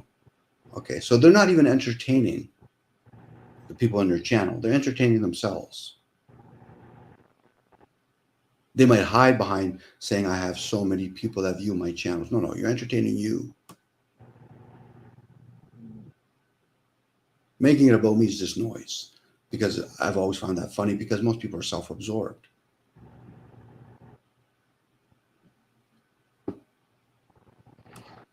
It's when you try not to make yourself self-absorbed, or I heard the term tonight, you know, get out of one's way, then you can start maybe having the door open enough to be receptive to other beings and hearing about what they're going through, positive or negative. What do you think the key process is besides the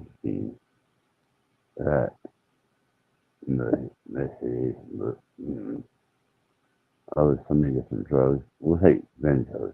Why isn't benzos alcohol?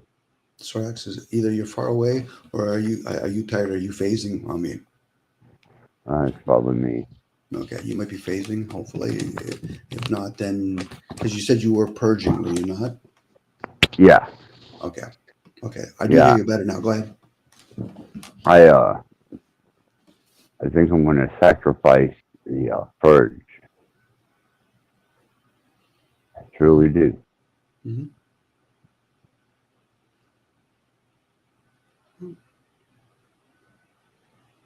And would you like to share why?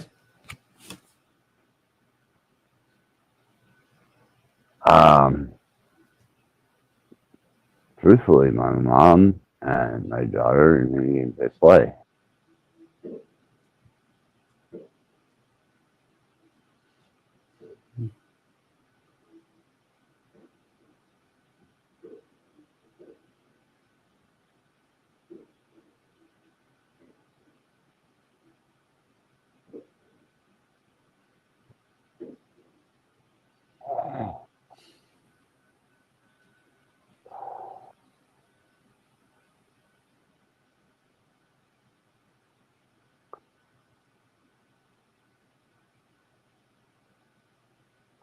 Yeah, the human race is already a duality.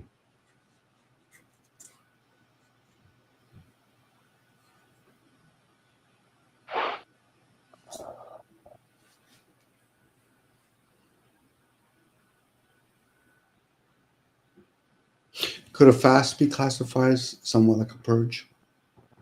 Like fasting Yeah, from food? Okay. yeah. Yeah. Hmm.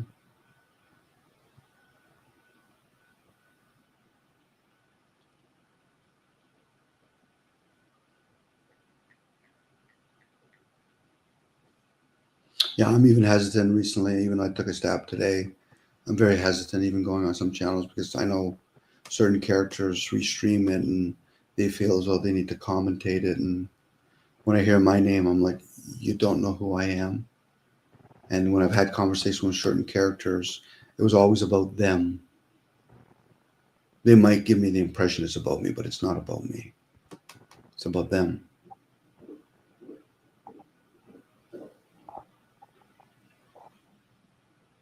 You know, which I'm okay with. I like to have general conversations anyway. So if it's not about me, I could only hope somebody else doesn't make it about themselves. But if they do, I'll gladly hear them. Uh, this is up for recorded on server farms. ISA, every service. So in my house. They called Sorry. SDC. When it's stormed my house, they called SDCA on me. Mm. And SDCA was like, "Well, you want us to arrest her dog or what?" No. They want to take a city pound. That must be tough on your access.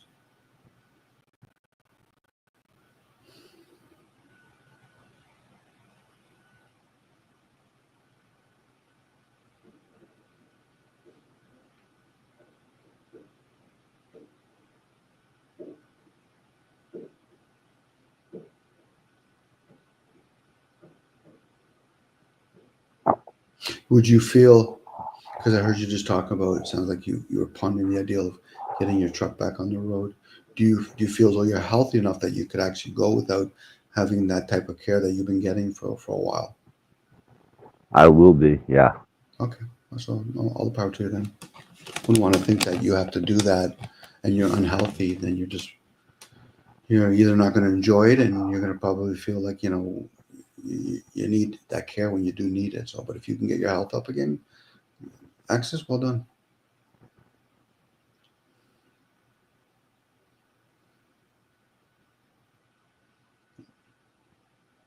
But Access, from the first time I basically came onto YouTube when it comes to these lives, I've been on YouTube for years.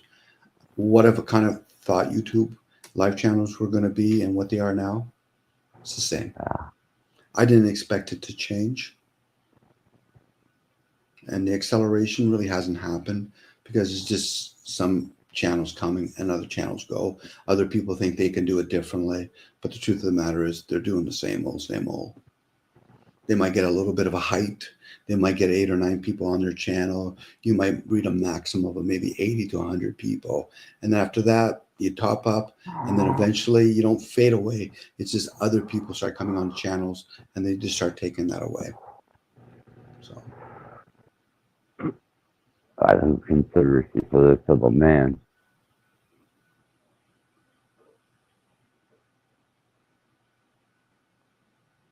sorry, say that again. Access. Sorry, I missed that part. Something to do with the man?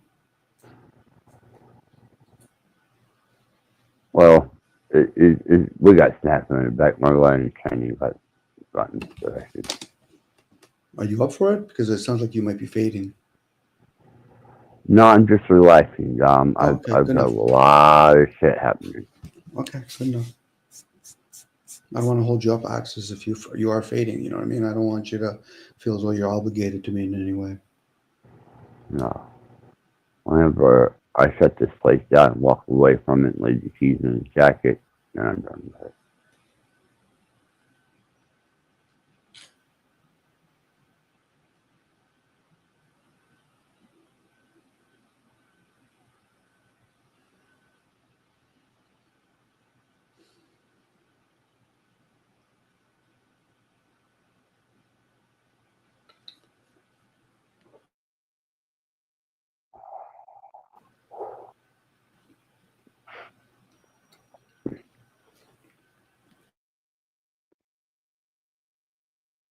Huh.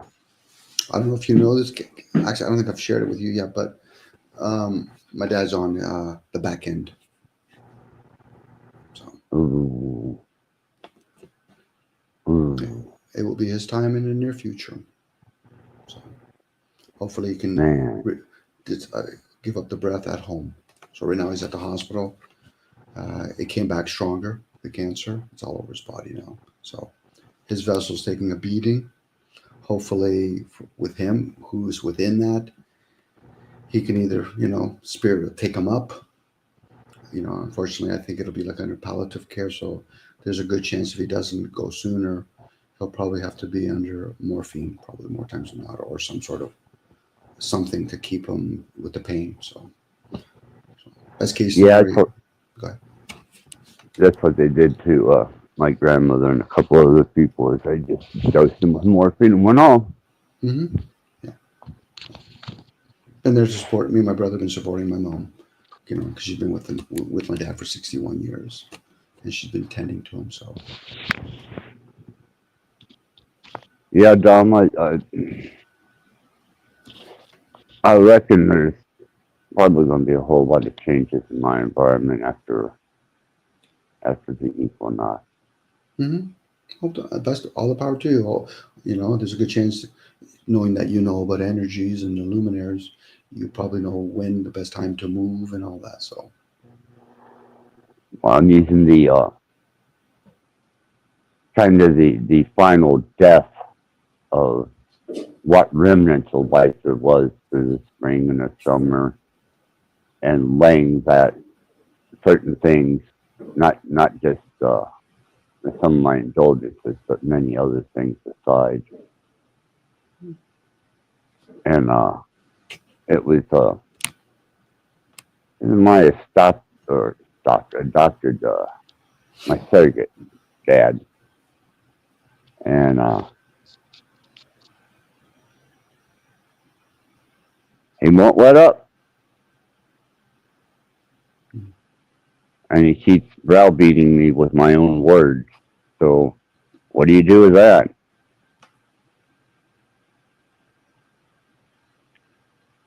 Told me to get out of my prison. Told me to get off the medicine. Told me to get me a van. Take only what I need, and don't ever come back. Well, if that resonates with you at that point, Axis, then the message that came out of the messenger was valuable. If not, then it could just be somebody that's trying to represent somebody else and not understanding that doesn't serve you at that time. Right. Now I've looked at that, and I thought, well, I've got it pretty good here. But then, when I really think about it, do I? Do I really have it good here? Well, from looking up from the outside and what you shared with me, Access, good would mean, okay, you're in health and all that, but you've been suffering for who knows how long. So how can you truly, anybody say, let alone tell you have it good? I said, okay, so let me understand this. I've lost both of my limbs, and I can't see out of one eye, and you're figuring because I'm able to stay in one place for long periods of time, I have it good? No, I guess that could be a toss-up, but, but if you're getting healthier, then wherever you're going to go, then you can say you're probably having it good. But if you're being pressured or being told by somebody else, we're doing you a favor, I'm like, then I'm not having it good here then. Yeah, it's gotten pretty it's gotten pretty bad. I went on my journeys, and I'm fortunate that I had those available to me that I could, endure and endeavor into insightful places and different types of energies, and just probably some fortunate positions that most others won't ever have. It's just that now I have now I have another energy working. and it has always been a really pretty powerful and profound energy, and it's been prevalent throughout most of my life. And it seems like when that energy or that individual shows up, I can guarantee you, without doubt, my shit's about to get disrupted. And so far, been directly correct.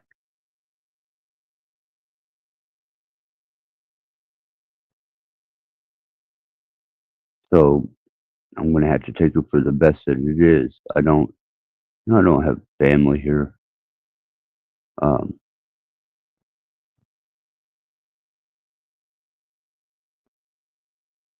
you know, my family's position, what they done, where they're at, how it all transpired. And now I'm down to just basically healthcare. And the only way I could see to get past that was to take a full on, not just a purge, just a complete relinquishing. And we'll see how good I do with it. You know, I can't say that it's going to be. I can't say that it's going to be something I'll succeed in, because I've failed before. So that possibility's always there. It's always looming in the background somewhere. Also, you know you're going to waver back and forth, Access.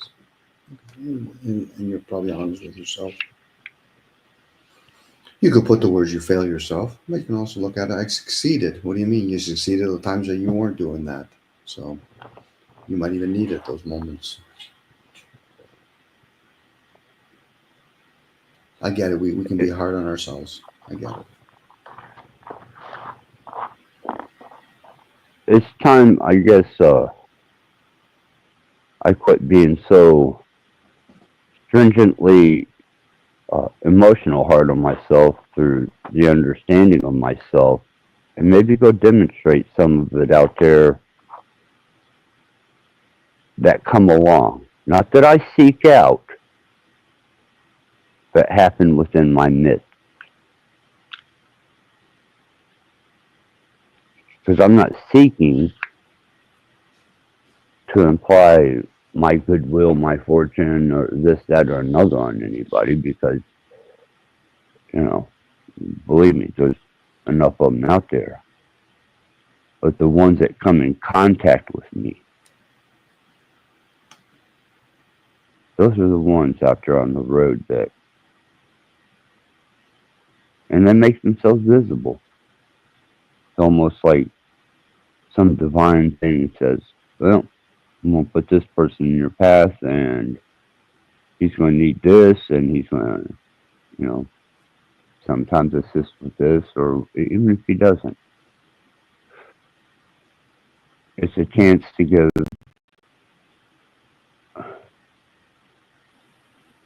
to pay it forward. Because believe me, I don't want, by any shapes or means, to give up this lifestyle or, you know, what I've got. But when I was ready to die, a couple different occasions,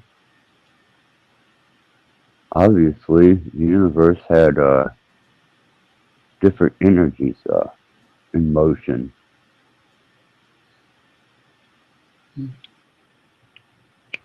Or sometimes that death that it comes upon us, or that inclination of death. I get it. I think you used the word many times, Access. What's persistent?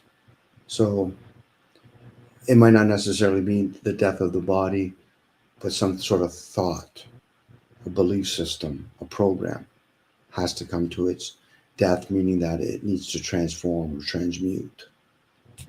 You know, it's not always in the order of physical death. and then the death of the consciousness. It could literally be the consciousness or parts of it. Because, think about our cells. You know this, where our cells are always transforming. There is death coming on a constant basis. We have cells that are dying on us, skin that are dying on us. So it would be no different even with consciousness.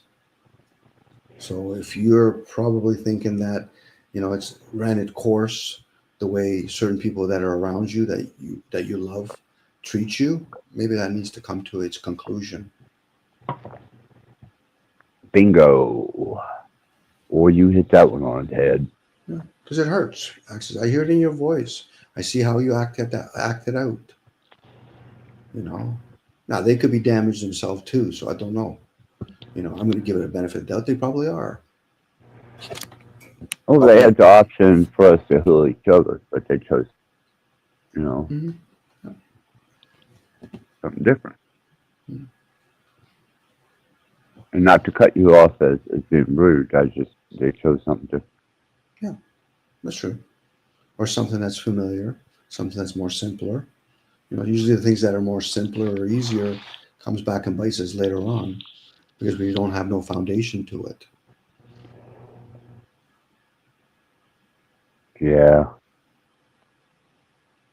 And as much as I enjoy, which I won't, I probably won't stop until they absolutely destroyed this metaversal interaction type thing we've got going.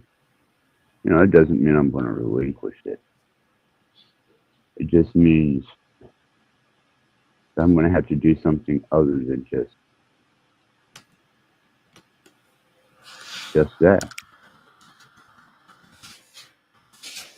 It's one of the more challenging things that a lot of us do. People usually go through it in the smaller forms. Well, it's not smaller forms. Death of a loved one or divorce, depression, and then some of us cope with it differently. Some people do drugs, liquor. Some people become workaholics. Some people go on channel and try to rip into holes into other people. Some people do the opposite. I want to be kind to other people. Fake it till I make it kind of ideal.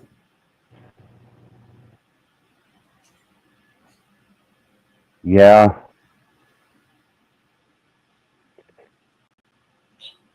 I enjoy my time on here, and I enjoy my guests. I enjoy the chat and throwing up a tune every once in a while and getting into engagements of, bringing awareness to one another, which I don't want to lose because I think people will still enjoy dealing with me out there, just be a completely different environment. But it is going to take a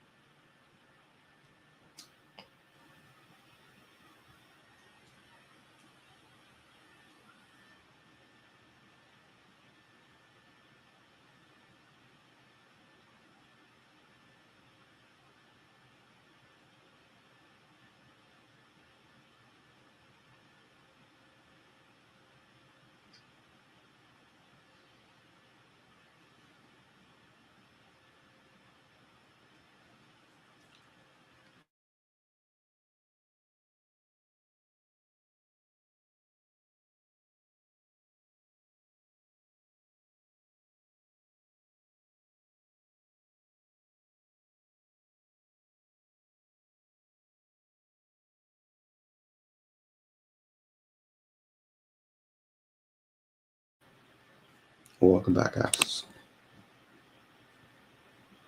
Sorry about that. No problem.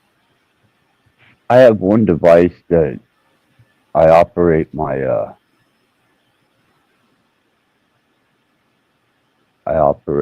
connection with, and then another device that I monitor with.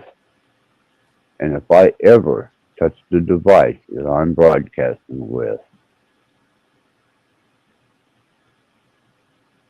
it always turns into some type of bizarre fiasco because I'm hitting things that I probably shouldn't be hit. Well, obviously shouldn't be hitting.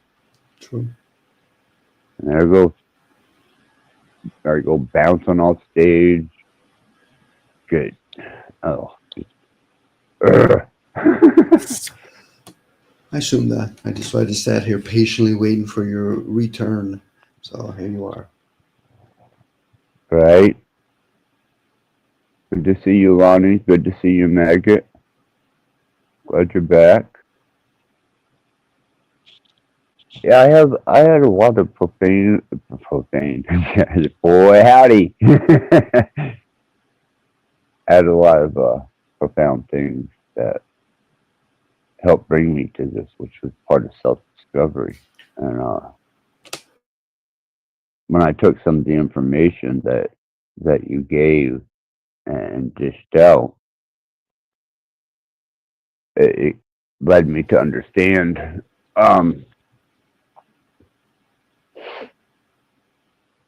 the path of someone who has found some type of comfort in their movement forward with awareness has to shed the old, lest they become it. Mm-hmm. Very challenging, but it is, yeah. Mm-hmm. And I know I've watched a couple different characters on here, as well as other groups of people, become so self-consumed and absorbed by the convenience that they have found in being able to demonstrate the measure. So I don't want to become that, Dom. I don't see that as a fruitful endeavor for me, because when I was doing it, I'm damned if I don't think very many people learned anything, but they should have got scared of it.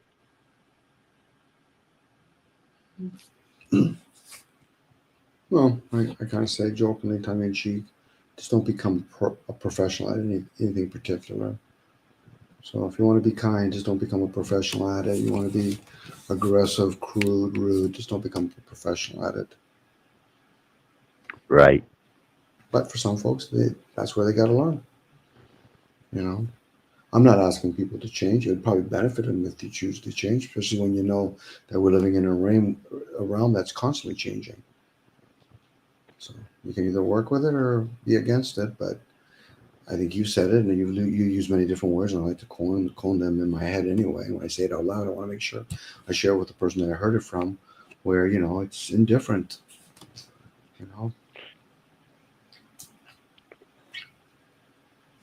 Nature and a lot of things are indifferent to us. It's the value that we put to it that makes it look like, okay, but there's a hurricane. Yeah, but that hurricane doesn't care if you're there or not. You just happen to be in the way. Yeah. Yeah, but I built a house here. I said, you should. Maybe you can rethink of that next time actually it decides to go through. It could be a hurricane. It could be a flood. It could be the sun just needs to move a couple of fractions closer to us than usual. Next thing you know, we'll feel it. So.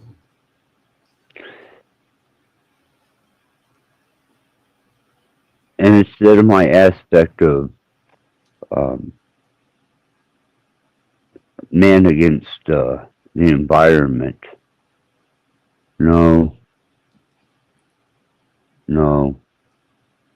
it's man aware of his environment, whether it be in the woods, the desert, or the city. Unfortunately, I've been able to go and experience all of them. Mm-hmm. Now maybe I can go back with a fresher perspective of, instead of it being me against it and my rugged challenges into the world, there could be more of a state of pleasant interaction with awareness. Just completely against the character I seem to personify, but that's in me.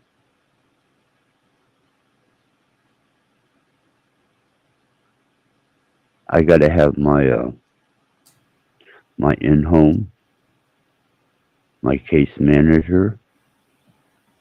Um, they've all got to be on board with this, because this is not one that I can humbly say I'm going to be able to endeavor for myself.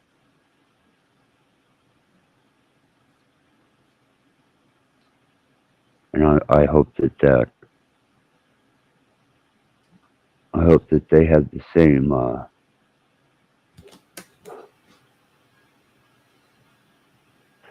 dedication that I'm going to try to put to it. That would greatly benefit the cause. I know I've always have, you to run things by, and you give me the best information available, as well as a couple other people, but it's going to be a long road, Dom. Might be I'm challenging. Might be challenging. It might be fun.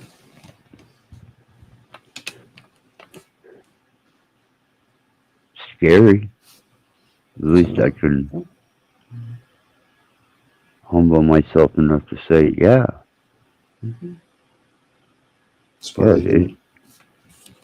I'm sorry. I don't mean to cut you off, Dom. No. Just go ahead. I was just going to throw a couple words, and I apologize. I was just going to say, as part of the human experience, you're honest with yourself. Yeah, you will. There's a chance you're going to have those excuse me, moments of being fearful or scared. It's usually the ones that they suck it up or they pretend to be something they're not. And I said, then you're missing the moment. Why? Because that moment doesn't call for you to be scared. It means for you to be maybe curious, interested, and then there's other moments. Yeah. That's why we're constantly changing, but we try to force ourselves to do the same thing over and over again. So we're denying ourselves of those changes. In a moment, the person lost a loved one, condole with them, move on. Person just delivered a baby, well done, congratulations, then move on. But what happens is people get fixated on certain things, so they figure they should apply the same tool to every different application. Oh, at that point, you need a multi-tool. So yeah, you're gonna have moments you're gonna be fearful, moments you're gonna be scared, other moments you're gonna be excited to no end, moments you're gonna feel relieved. If we were designed just to have one emotion, I would say yes, but we're not. And I don't have to always experience those emotions. I can observe it. Oh, so you're scared.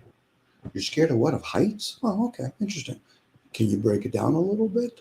So just in case, not because I'm scared of heights per se, I could be, depends how high it is and depends on the circumstances, but just in case I meet another human being, I want to be able to convey that message to them, because it's not always about me.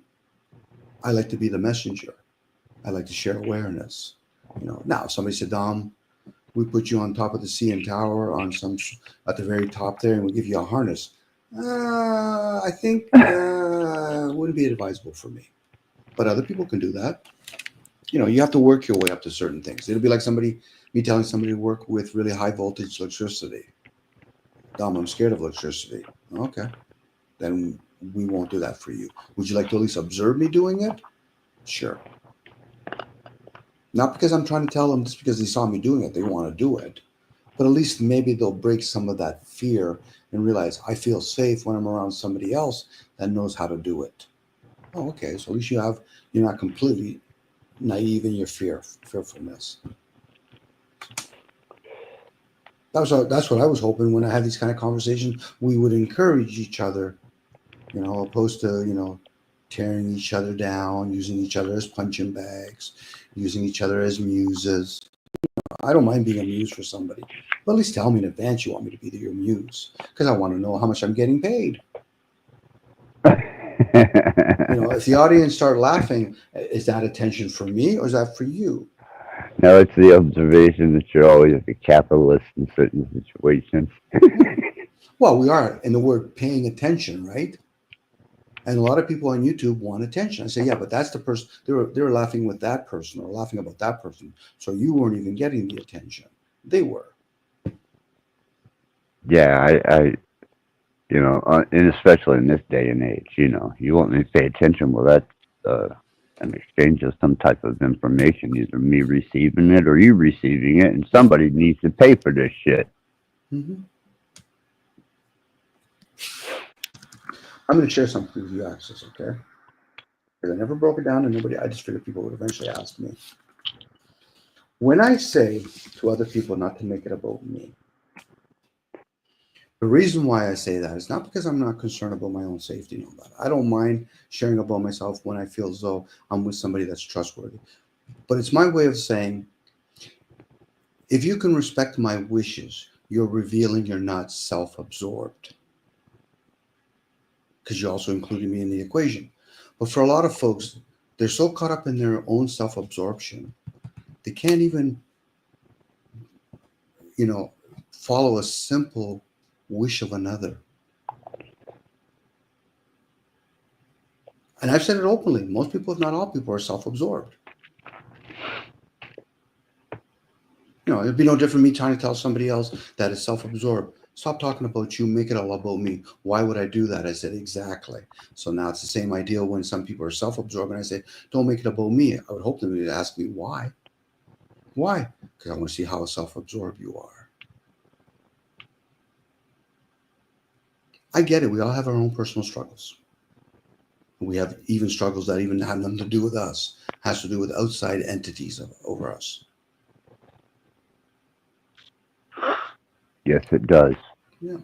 And I'm not here to take that away from them. I'm not going to downplay it by saying, "Oh, get over it." I'm not that kind of character. I find those people that say that shit are fucking insensitive. And they're probably ignorant and naive.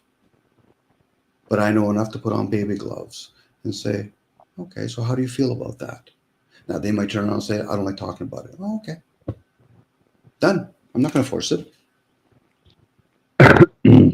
Hence, when I use the word being of service, how are we really being of service to each other?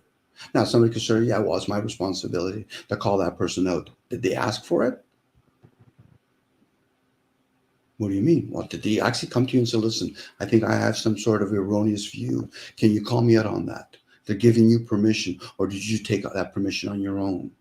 And usually most people, when they call out other people, it's because their feelings got hurt.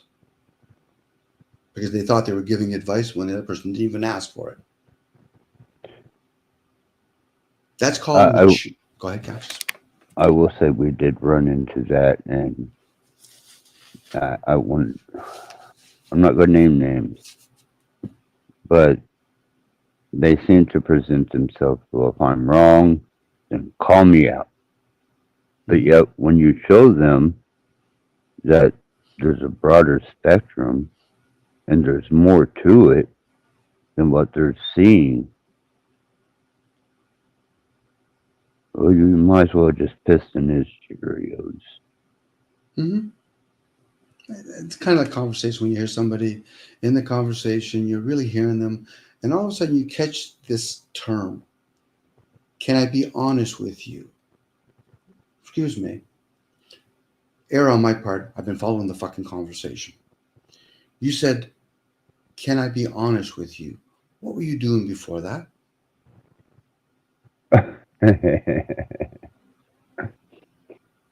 Well, you know what I mean, Dom. No. Now you're deviating. What did you mean? Because that'll give me a moment of clarity. Does this person even listen to themselves? When somebody says, tell me when I'm wrong, that's no different somebody saying to me, Dom, can I be honest with you now? People that usually say, tell me when I'm wrong, are usually the righteous type of folks. They think whatever comes out of their fucking mind is right. Now, I might use a caveat. You might have moments of being right. But what about all those other moments? What are they? Indifference? Possibilities?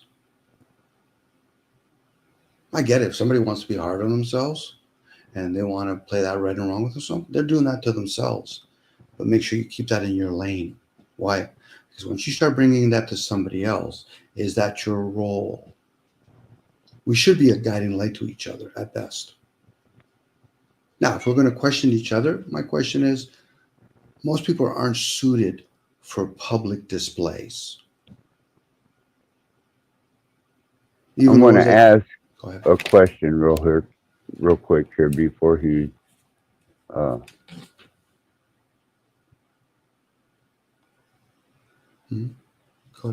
okay. I didn't see that last word. He's good. I'm sorry. I misread because that little damned heart icon in my view site. It's all good. Go ahead. I'm sorry, Don. And I'm following speech. You know, I'm literally at that point in my existence. I'm trying to follow the speech in that moment for clarity.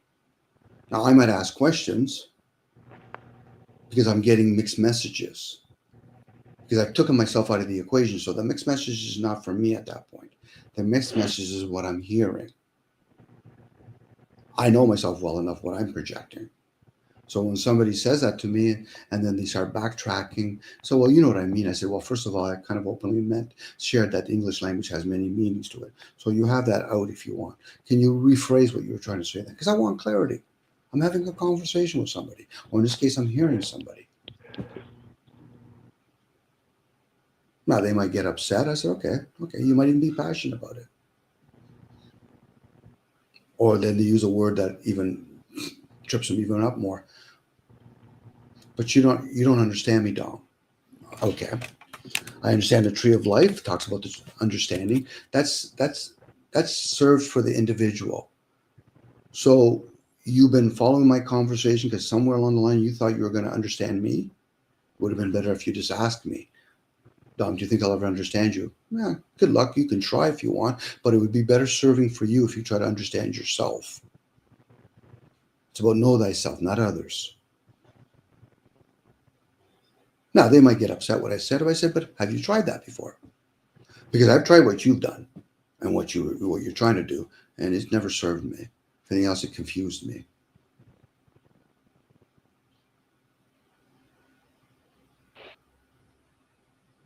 Man, yeah. Because really, unless it's a child and they're at a certain age, and even that, if you're aware of the ages and all that, you realize you're there to guide them. No different than the sun and the moon are there to guide us. But what people have is this illusion they can force things. I said, okay, but are you going to try to force that on everything that you ever come across? That would be exhausting. It's like working hard. Do you want to work your whole existence hard? Or do you want to be a little bit of efficiency in there?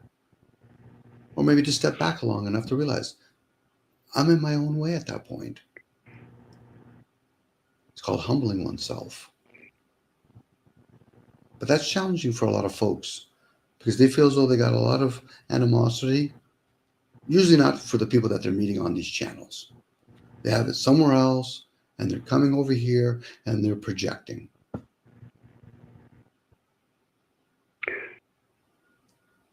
I happen to notice that, and not just with today. I ran in to a observation where I was watching several of my live streams and back up until this point, and there's a couple people that in the course of a year, if I was to take one of the streams that they were on, remove the title, and replace it as a new video just released, you wouldn't know the difference.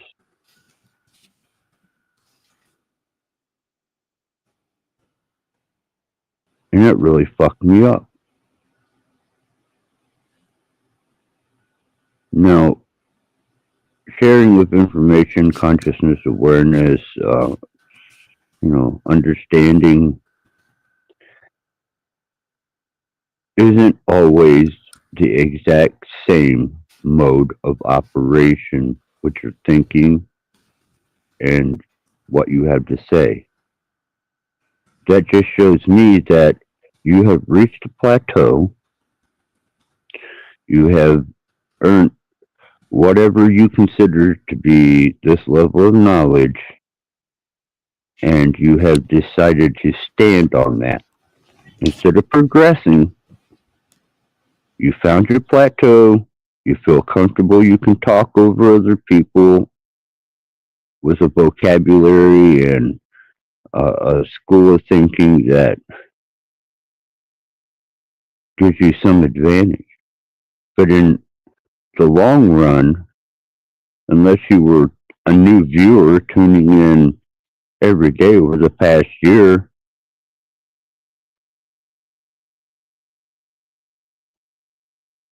nothing fruitful.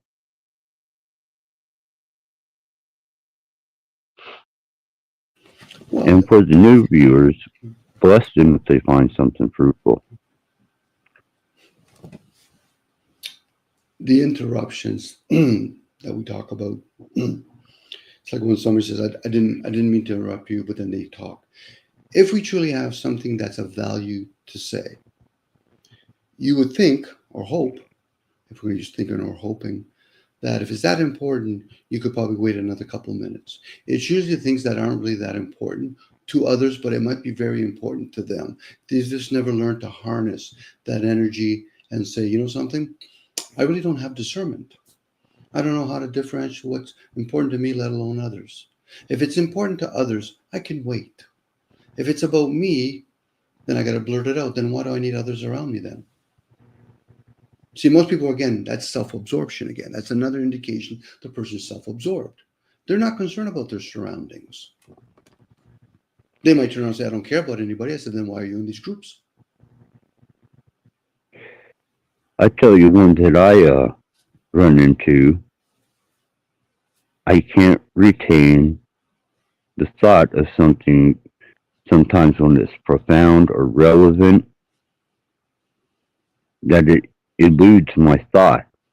And I know that that jewel or that moment or that bit of insightfulness that I may interject quickly fucking leaves. And I'm like, well, if you've been around people that you know that already are going to interrupt, you're already going to be hesitant. You're going to be like that parent, with that, what you call it, pager. You're always on call. So, and plus you understand energy quite well, Axis. So you're going to pick up other energies. If it was a direct one-on-one conversation, you might be able to tolerate that behavior for a while. But because you're entertaining 3 or 4 different people, you're probably looking at chat, you have other things going on in your own personal life. I could expect you're going to say, I've lost that thought because other things have been skewing it. And this is why when people are channeling with each other and you have a half-decent host, it'll flow. If not, you're going to have a whole bunch of people that are just going to wait for their turn to talk. They're not really interested in the interaction. They might say something that's somewhat important to say every so often. But there's no add-on to that. Or we're going to ping pong it. You've channeled that entity. I'm going to channel this information from this entity. And then let other people be the ones that want to, if they feel as though they need to judge it, or whether or not it serves them, which is a form of judgment, especially when you start directing it towards something. That takes a lot of effort. Go ahead. Yeah. I found it amusing because I was able to allow people to take measure of these characters without conflict. And all I did was show up on a panel. And I said less than a couple sentences. And then suddenly it was like crossing to the wrong side of town and coming back home and finding your entire home surrounded by a bunch of dissidents from the other side of town, feeling that they have some privilege, right, or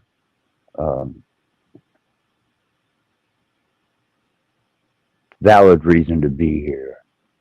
Well, the irony behind that, Axis, we change our costumes many ways. So if you're around a bunch of people and they talk and think the same way, and you come across them, there's a good chance you're the dissident at that moment to the group's environment.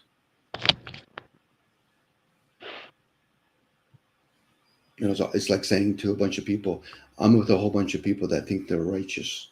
And then you go in there thinking, no, I'm righteous. No, you're wrong in their eyes. And that's how they're always going to see you, because they have those layers, those veils, as you might even call it, protocols. And they're not willing to cross those protocols. Now, the ones that are somewhat aware in that group, it's their responsibility if they want to break away from that and merge with other tribes. But right now, most of them are being entertained by each other.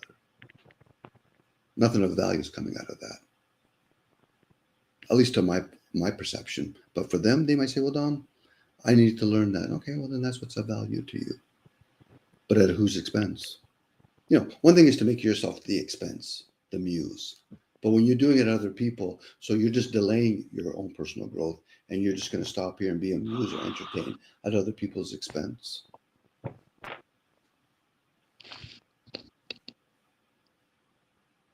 At that point, if I had to pick a side, I'd rather go with the elites that are somewhat paying people to be in groups, because it seems to me money's the solution for most people.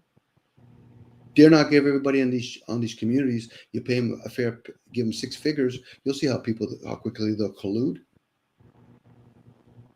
And they'll stay in line, not because somebody says something rude, it's because they like that payment of that money.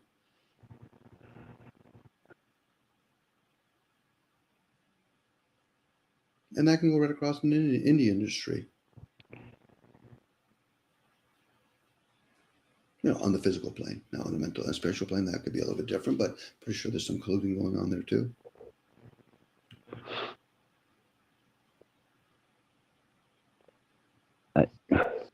Yes, there is.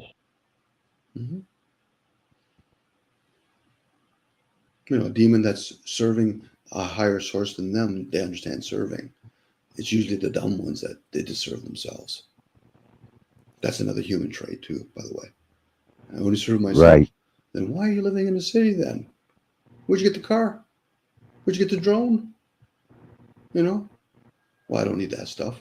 Okay. Where'd you get the food? Where'd you get the refrigerator? Those are dumb humans at that point. And there's even dumb demons. It's the ones that have discernment. I kind of like to work with if I could, if they even allow me to work with them. But I still have to get out of my way, because I get it. I'm still here. You know, I might be faking it as I make it, the way I talk, but at least I'm putting it out and I'm making it a mantra. Talk this way consistently. Eventually we'll embody all of that, if that's important, and then eventually I'll shed that too. I like to do it before my vessel finally expires, but it might happen that way.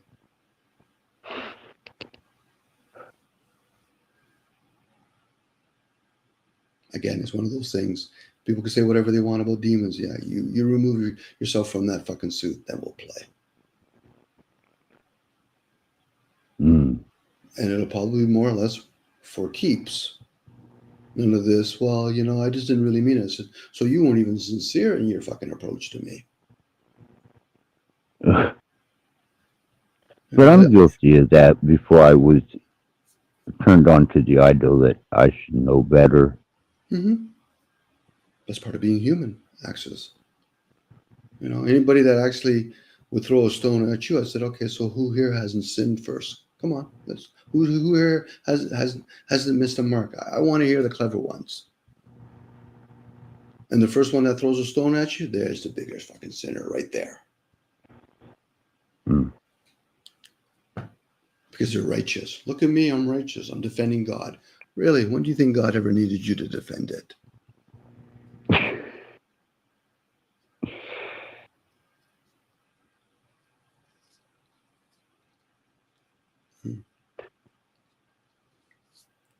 Now, again, I could be full of shit. I could be speculating, all those words.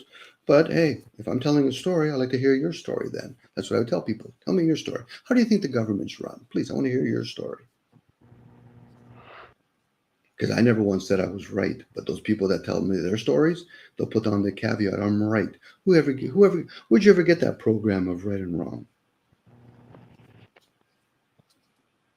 Because it's easy to stumble anybody. You say, listen, we're using a language. How do you think we got this language?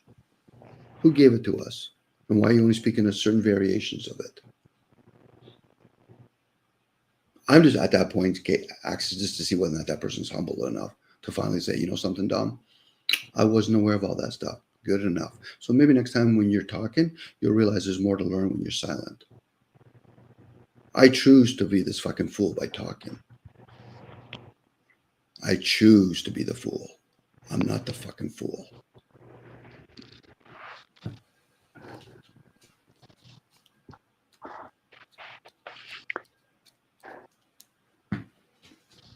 Yeah, I'm sure you can tell. I have a lot laid on my plate today. Mm-hmm. And hopefully you can deal with it and be better for it or learn things from it.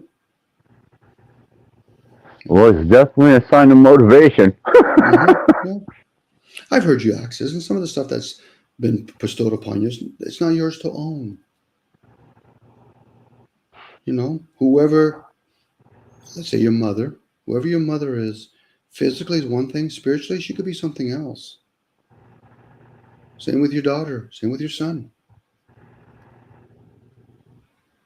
Now, if you want to be caught up in the flesh and blood, like most of us in certain moments, fine, you can play that game. But then again, you might even have different blood types in some of your family members. Obviously, you look different than them. There might be some similarities. So what makes us common with each other? More times than not is some sort of memory. And you can value those memories. But being attached to them to a point it either harms you or blinds you to different people's situations, then people are living in a bubble. And they're throwing rocks while they're in that bubble. They might break their own little bubble eventually. And saying words I have.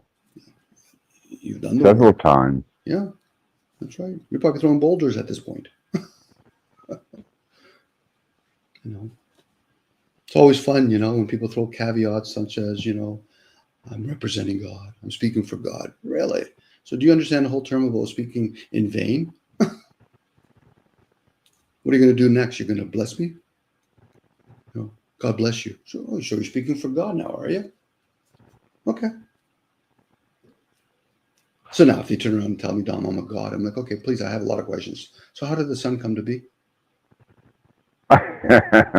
Always. Yeah. You know, it's like when I've heard, me and my wife used to joke about this, where, Tom, if aliens came down and they wanted to take you, would you go? I said, Jude, you know me well enough. I got a shitload of questions to ask first.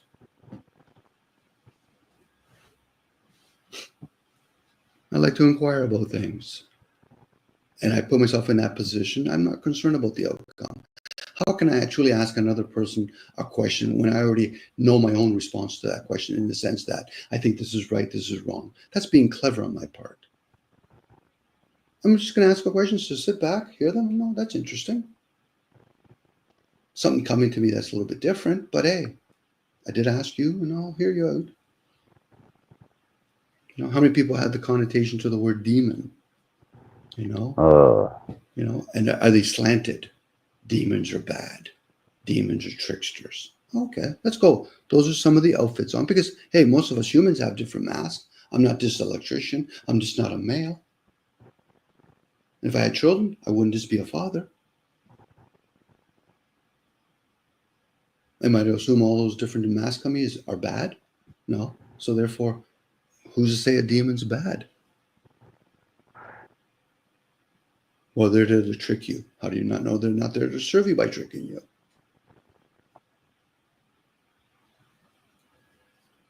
You know, and they're too quick to put the opposite spin to it. Well, you know how angels are. They're there to protect you. Are you sure?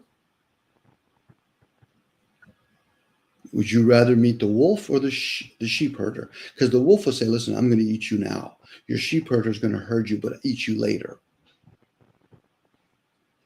Right. Mm. Right. I kind of as an understanding for myself is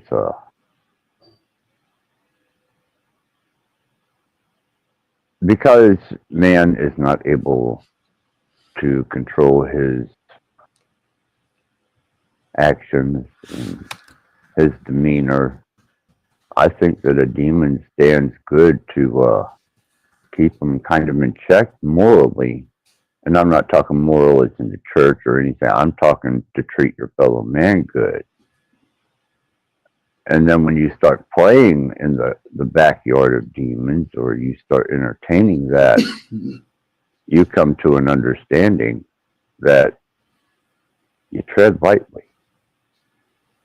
Mm-hmm. Yeah, because you could be entertaining all kinds of entities. But, you know, I get it. People use the word good. Good to me means spiritual, you know. But I would hope that people at least show some sort of respect to each other.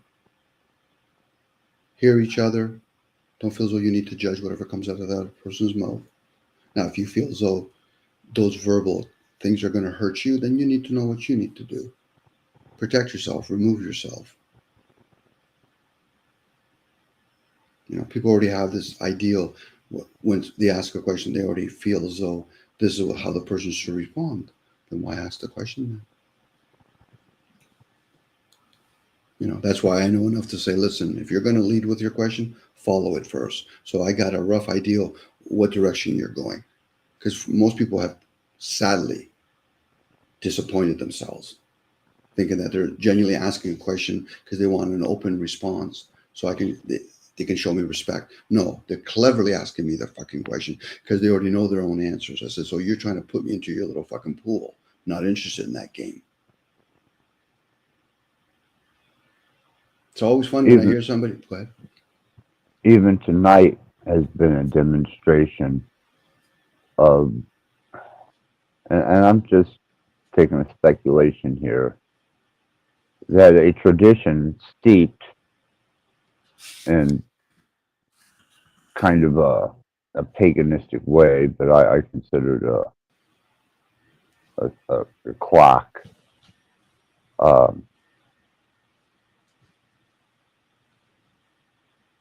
They didn't need my panel tonight, then why are they here in the first place? Why don't you just celebrate New Year's all year round? And there you go. The dumb demons will always be attracted to the wise demons. But they'll say to themselves, I'm not a demon. I said, no, you're just a dumb demon. You're not even worthy enough to fucking have people follow you, let alone serve another entity above you. And that's what you're going to attract. You're going to attract a lot of fucking dumb demons. Now, you can call them demons, humans, we can call them whatever we want at that point. Yeah, because I watched it transpire from, this has been a quite auspicious month for recognizing certain types of behaviors. Mm-hmm. My mom was hoping that with me, she would get some type of upper hand on the verdict with my son. Mm-hmm. When she found out that wasn't true, then I had no value to her. You know, when I open up my panel on Christmas, I had no value.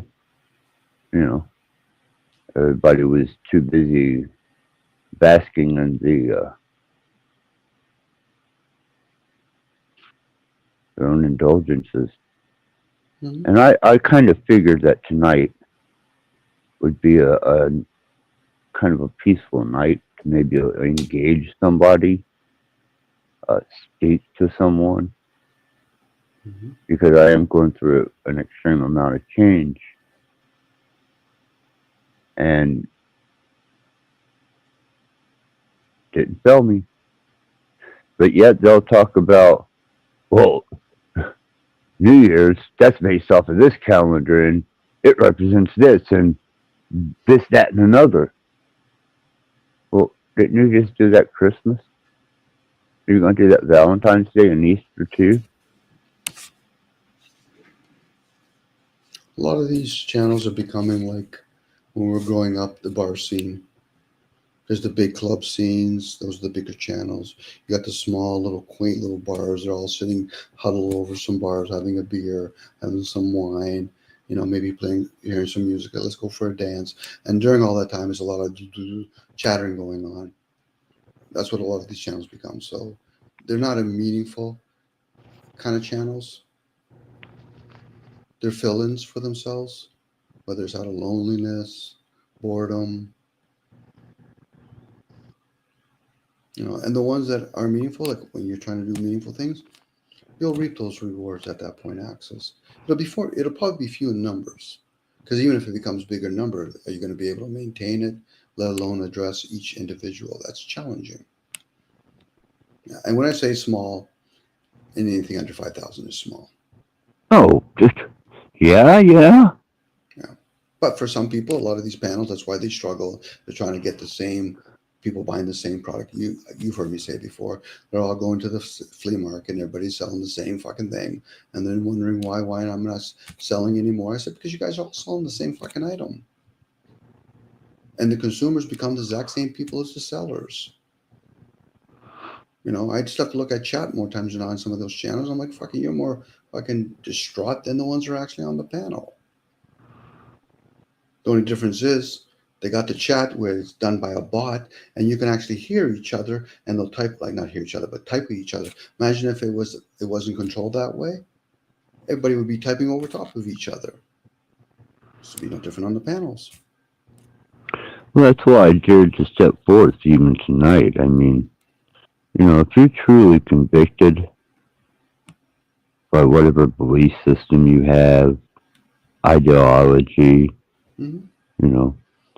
if you're truly convicted by it, then you would probably travel the road least traveled.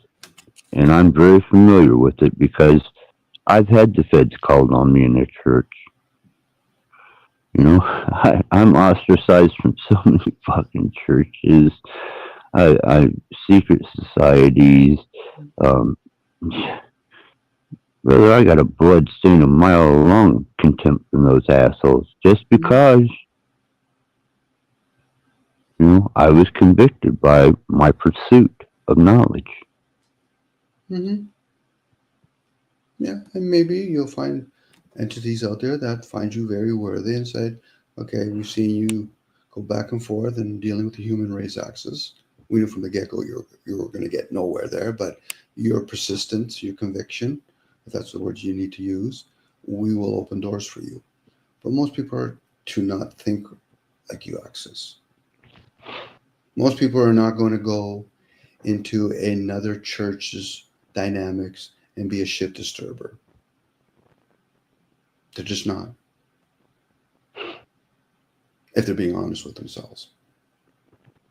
Most people that actually belong to the same church is not going to stand up and start fucking questioning their own beliefs in front of everybody else. No, they don't. The ones that say they would because they've been asked a question probably are full of shit. Because then my next question is, why the fuck would you do something like that? Well, Dom, because I was asked. I said, so if I told you to jump off a fucking cliff, you would do that next? No, they might. I said, the sad thing is you're only going to die once. The rest of the time I have to see you in a spirit. But then my question would be to anybody, if my buddies were saying that, so how does that serve you to go into, let's say you're a liberal and you go to a conservative convention? How does that serve you? That'll be like me going to a bunch of biker gangs and say, listen, I think all you guys are morons. I'm looking for trouble at that point. I have a death wish? If they're smart enough, they turn around and say, no, buddy, we're not going to kill you. We're going to pull out fucking instruments off you. We're going to make you suffer first. Death would be the fucking best thing they could do for me if I'm going to be that moronic. That's the ego running. And of course, some people have to learn. It sounds like you had to learn that at that point, Access. Yeah. If people are going to do what they're going to do and say what they do, let them be. Who are we to tell them otherwise? Because I thought that's what Christians were doing. I thought that's what state was doing. You know, they feel as though they got to defend something. They don't have to say, I'm defending God. I'm defending flat earthers. So who are you attacking? Globalist. Okay, so I heard on the other side, I'm a globalist, and I think you flat earthers are liars. Okay, there's a story. And then you could throw in another word there. You know, I'm with the government. I'm against the government. I hate cops. My dad's a cop. You know, like, people are victimizing each other, making them make them feel fucking guilty. If I honestly thought sports was some mysterious, hideous thing to do, I probably wouldn't participate in it, let alone watch it. But you're trying to, you know, somebody's saying, well, Dominic, but what? There's millions of people that watch it and play it. There's millions of people that are Christians and play it. There's a good chance we're all being deceived at that point. If I can, Dom. Yeah. I think that's a greater possibility than one knows. We are all being deceived. Mm-hmm. And those who can find some clarity in all the deception, maybe those are the ones that are able to pass through this life and, okay, I got it. Now let me move into this new state and get another type of understanding.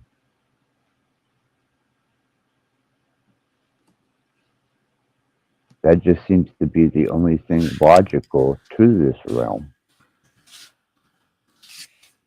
Well, we have degrees of deceptions, I guess, if I use the word degree. You know, it's kind of like somebody saying to me, Dom, I'm not an alcoholic like him. I said, okay, wait a second, let me understand this. You're saying because somebody drinks 13 beers in a week and you only drink 2 beers. Do you understand what dependency is? And how many people are dependent on their religion and not realize that's an addiction? How many people are dependent on who won the last soccer game or the last election? Fuck, they even pick sides when it comes to demons and angels. Angels are amazing. Have you ever met one? Not really. So how would you know they're amazing? I guess because I say so. So let me go on that theme there. So therefore, you're going to say demons are bad because you say so. Okay.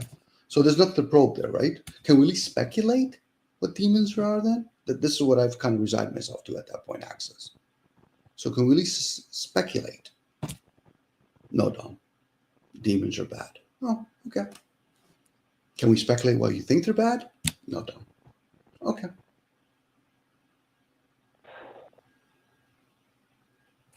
Now, if they At say which point, for me and myself, I have to look at the reaping God of death. They could be. Yeah, I can go. I don't see that it's serving some type of malevolency.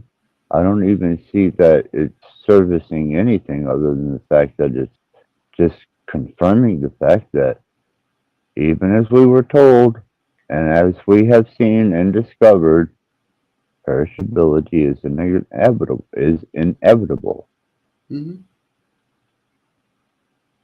Well, this is where I said earlier, I didn't put this word onto it. People are defending something they don't understand, and then they're attacking something they don't understand. Let me put the word in there now. Some of the words could be they're defending ignorance, and they're attacking other people that have ignorance.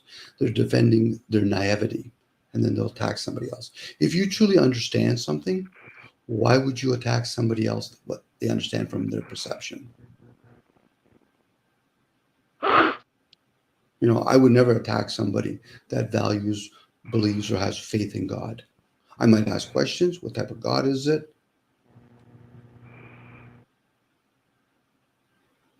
But if they truly tell me, Dom, but I have faith in God, oh, okay.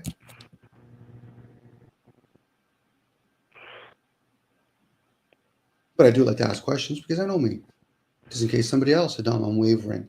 I don't know if there's a God out there. Well, I met somebody and they told me they have faith. I can't fully represent them, but I'm going to tell you what I heard from them.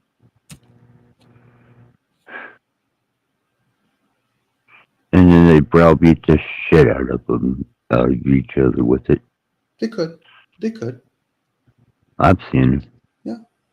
Not all, Mm-hmm. just most.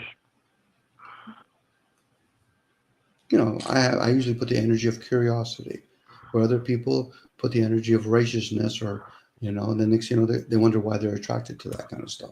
Change your energy. You'll find yourself attracted to other types of energy. Unless you're doing it with awareness now. So you purposely are going into places not out of naivety, out of awareness. And there's some people could be very malicious with that awareness. I just choose not to be malicious. Now, some people might say, well, Dom, you say things and it hurts me. I said, did I direct it towards you? No, your self-absorption thought that I was talking to you. It's of no interest to me. I try not to make it personal with other people. But I always know it's personal with me.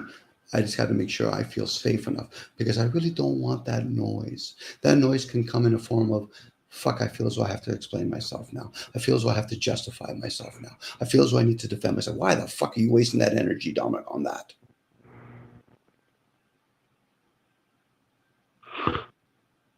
Especially when I choose to share openly. Forget about freely. I don't believe in that fucking crap. But other people do, all the power to them. I choose to share openly. Not always about me, about the information. For some reason, people think this because they have a thought, they own it. No, that's the illusion. You own nothing when it comes to thoughts. And if you're not sure of that, if you think you own thoughts, then why don't you speak another fucking language that you've never spoke before right now? Well, I can't. I said, then does that validate maybe you got programmed with those thoughts? And if it's been programmed, I can lean towards the world, towards the word. It doesn't belong to you then. You get to use those things. But there's people out there, I get it. They're going to play that game on the thoughts. I said, okay, I'm willing to entertain it. How did they come to be? How did you learn the alphabet? How did you learn numbers? How did you learn colors? Are we going to go to the next level now? We're going to talk about senses. Can senses easily be misled? Sure they can.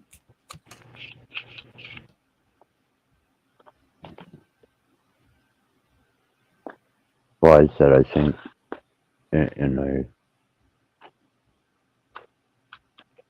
a overall blanketing is it's all deception until someone finds something that is clarifiably different. Mm-hmm. And at that point, you become the unicorn. And then try to explain to other people. Axis has a lot to teach people, but he's a unicorn to most people.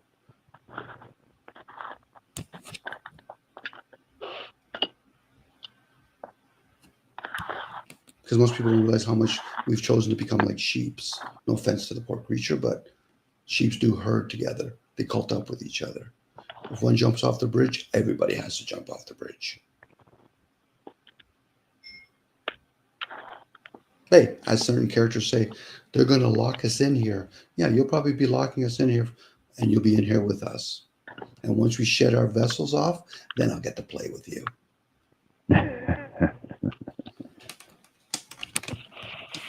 And I hope they get to play with me. It should be a dual street. But taking advantage of other people, of their circumstances, you know? That'll be like a bunch of trillionaires coming onto these channels and fucking giggling at us. Come on. You want to be a big boy and you like to play bigger games, go play with them. You know, it would be rude for me to take advantage of certain people. Be inconsiderate, rude, disrespectful. Would it be the easiest thing to do? Fucking right, it would be. Not too difficult to find somebody's fucking trigger points. And it surely wouldn't be things that they call negative. It'll be their positive fucking points. Compliment them to no fucking end. And then once you got them wrapped up in all the fucking positivity, knock them in the back of the head with a couple of fucking, ooh, you're such a fucking moron. You're an idiot. Come on, your parents should have swallowed you. I like the bully who will come up and instigate and then say, why are you playing the victim? Shh. That's too obvious, Axis. You know? That's just a clever, dumb demon. You can call other people dumb. You can call other demons whatever they want. I say, but at least those ones have discernment. Those ones look at little infants like you and say, okay, yeah, you were never born in this realm. But the reason why you like to keep coming back on over and over again, because you like to have, as you would say, low fruits. I'm not interested in low fruit. I'm interested in something just a little bit beyond what we understand as love. Mm-hmm.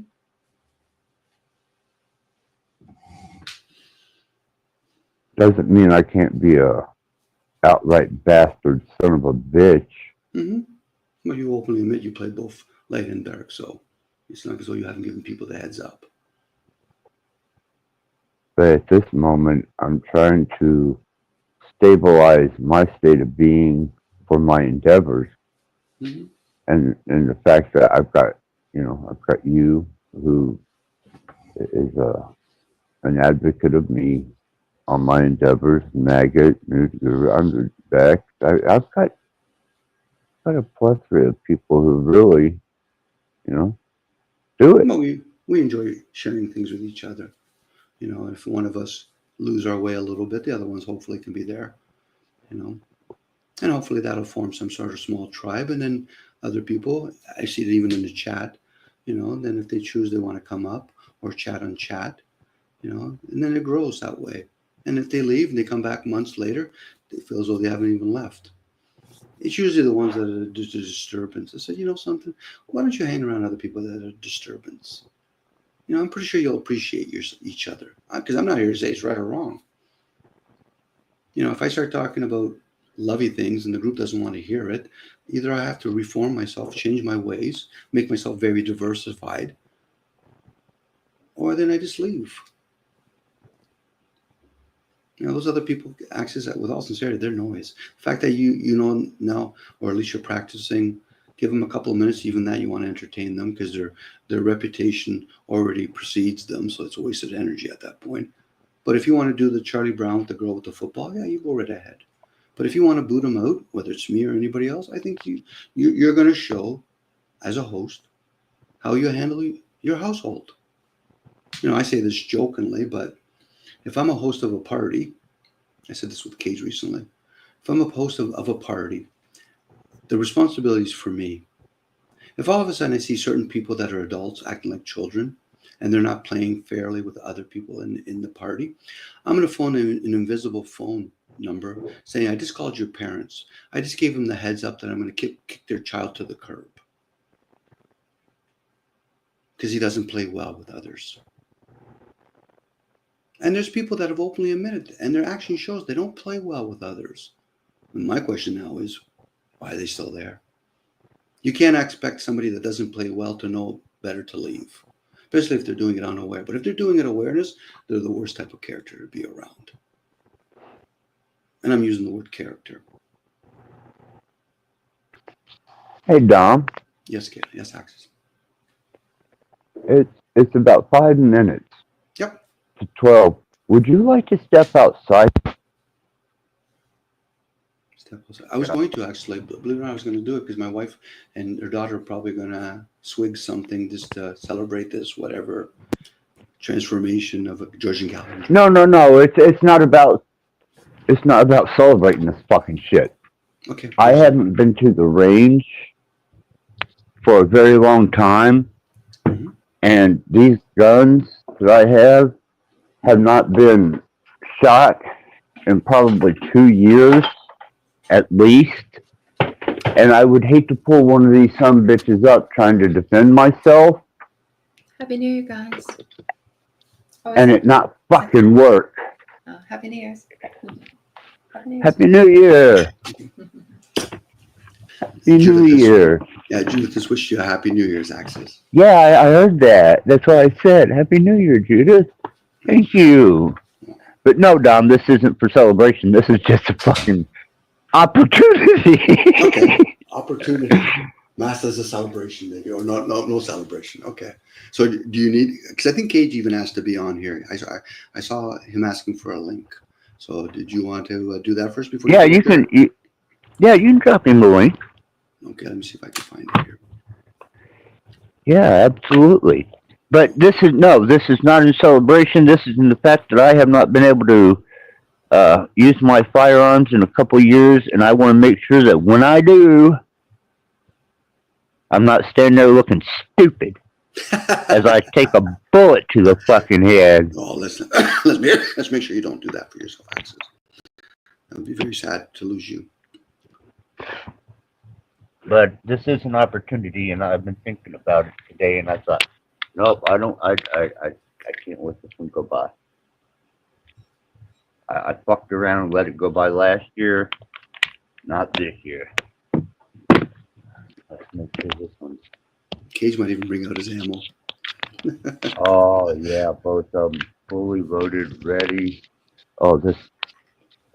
Yeah, please, 2 years they've been setting.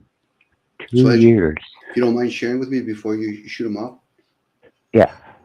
What type of guns are they? Are they shotguns? Are they guns? A Taurus 380, semi-auto, and a shit. It's a the hell is this? This one's Maggie just told you let one go in the Cadillac. right. Right. Oh, I'm sorry. This one's the Taurus. This one's the Smith & Wesson. The 380 is the Smith & Wesson. The other one is the Taurus.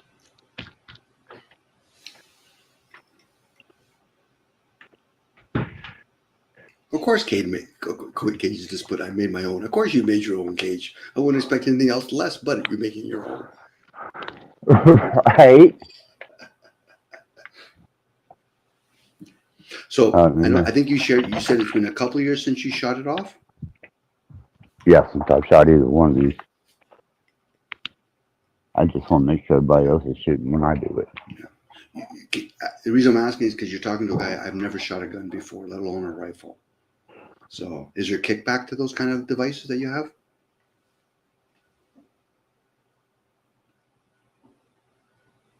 Wait a second, I think I lost you there. I did.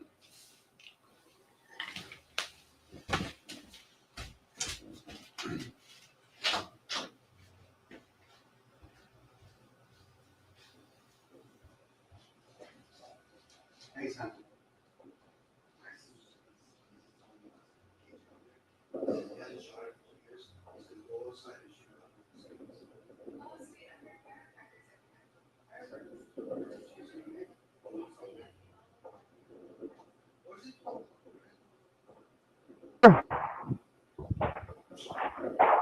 Hello?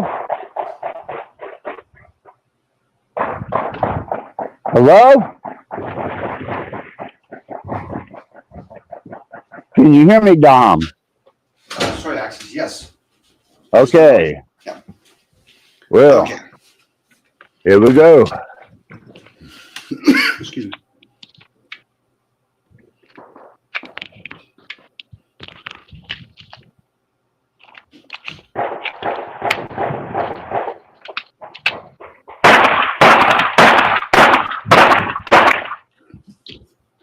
Okay, that was the 380.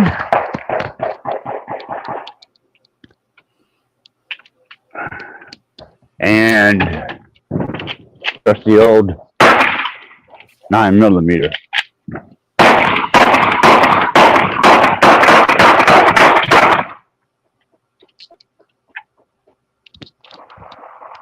Yep, they work.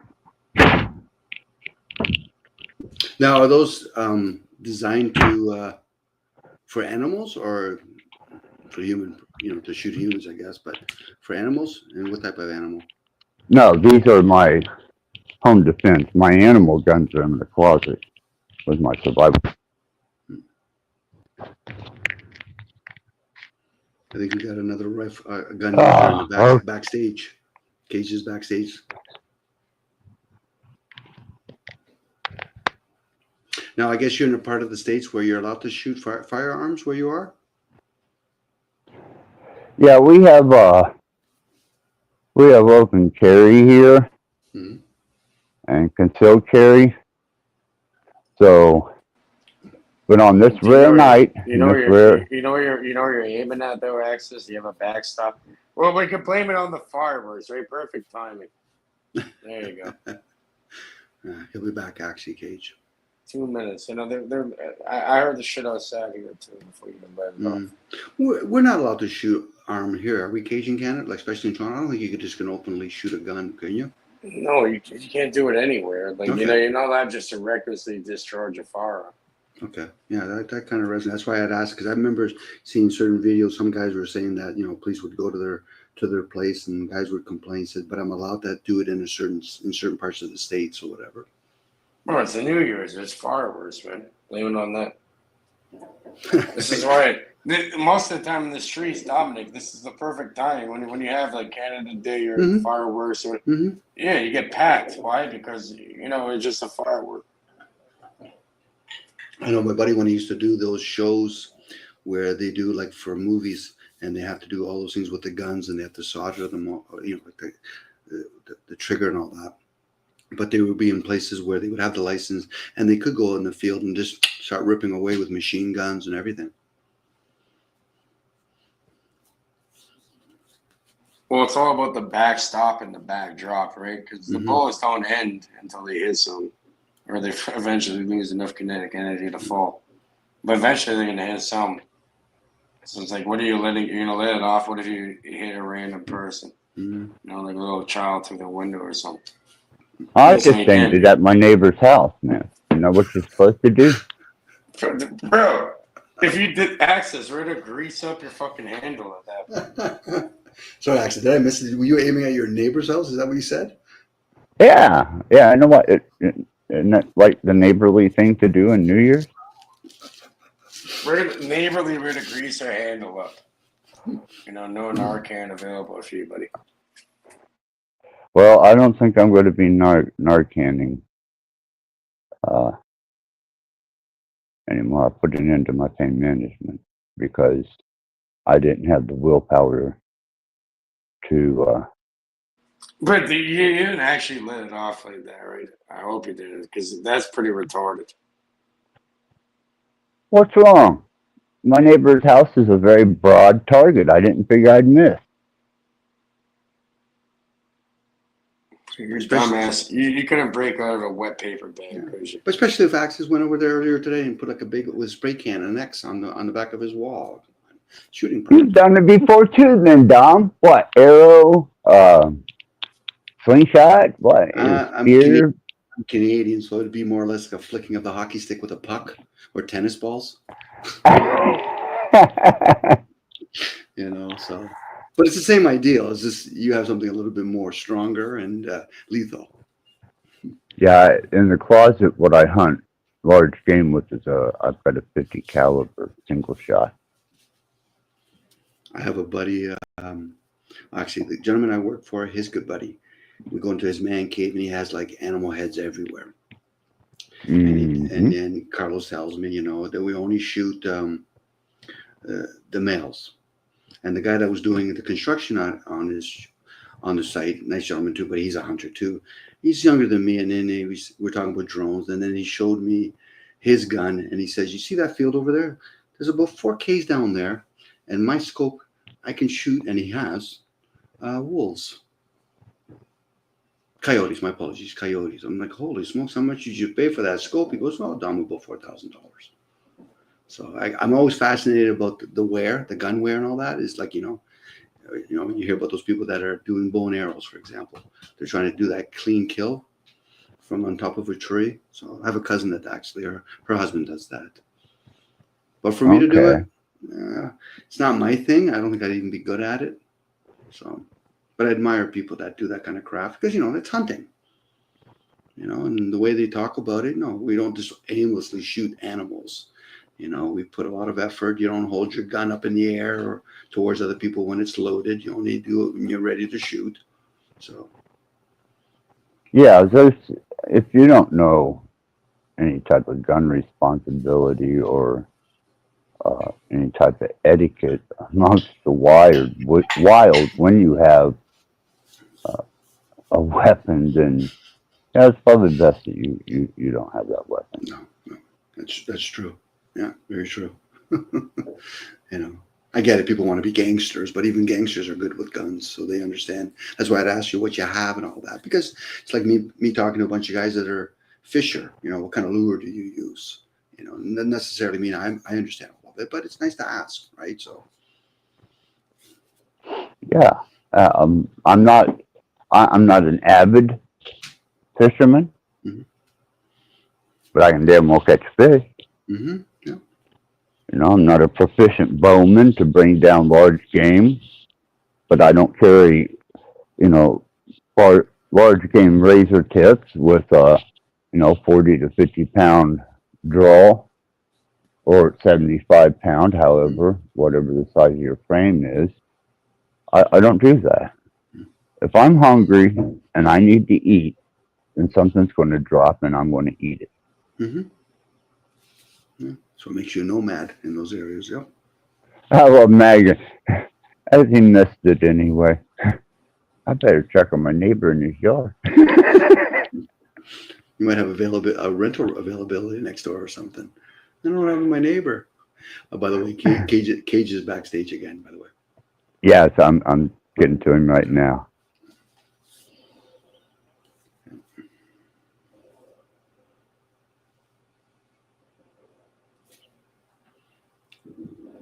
All right.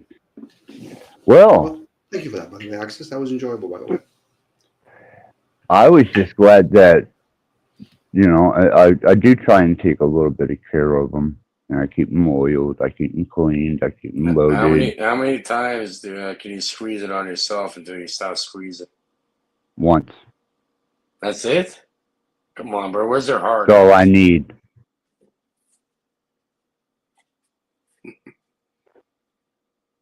That's all I need. And I don't even have to use a gun for that, man. Yeah, remember you talking about fishing and all that? Yeah, we harpoon whales where I come from. Yeah, we don't even need a gun. We have a harpoon. They do or you do? I do. Yeah, I'll deep dive and I'll harpoon a damn tuna. Or a big ass whale. Okay. Bring it back home. The tuna I get, but I'll feed everybody. Where did you do that? Did you go to Vancouver? Did you go visit Rebecca in Vancouver to do a whale? Like where are you harpooning whales? Most of my family lives over there in BC. Oh, okay. That's what I'm asking because. And we have them on the East Coast too. You have Atlantic whales actually. It's mostly over there. But you're not going to find it here in Ontario. It's more of an alligator. Oh, you're harpooning alligators now, are you? Yeah. Yeah, I'd say, how did you manage to get it ashore? Who was allowed to be around to tag and identify that you've done this? Boat. You just simply buy a boat. You can what do you call it? You charter one, and you're out there. Oh, and then when you bring it ashore and you wrap a blanket around it, and then you grab a 380 and a 9 to shit at your neighbor's house for no reason because it's New Year's. It's not my New Year's. Their New Year's, I was just testing my weaponry. Happy New Year. There's a bullet at your house. Yeah.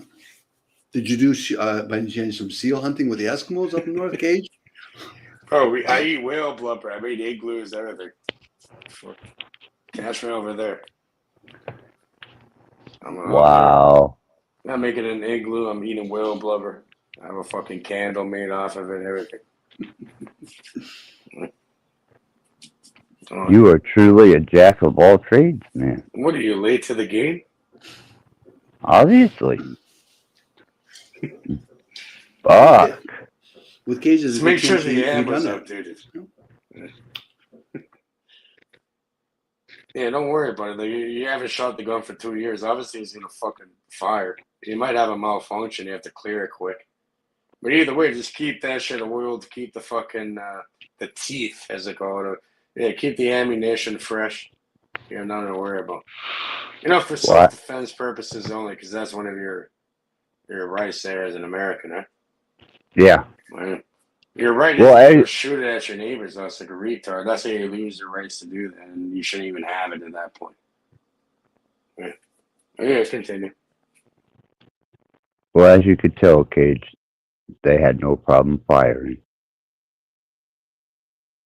It could have been a soundtrack. I don't think. Well, I don't know. I kind of seen your face, and it kind of looked like you were shooting something. I recommend deleting this shit. That's all I. That's all I have to say. Really? Yeah, Why? you shot a gun illegally on camera. Apparently, or made it seem like you did. For New Year's? Bro, you're putting other innocent people lives on risk just because you're having a hard time. Do you know what I shot at or where I shot, Cage? Did you get to see that? I didn't. You said you shot at the neighbor's house. Like it's probably like a brick wall. Probably shot at the wall.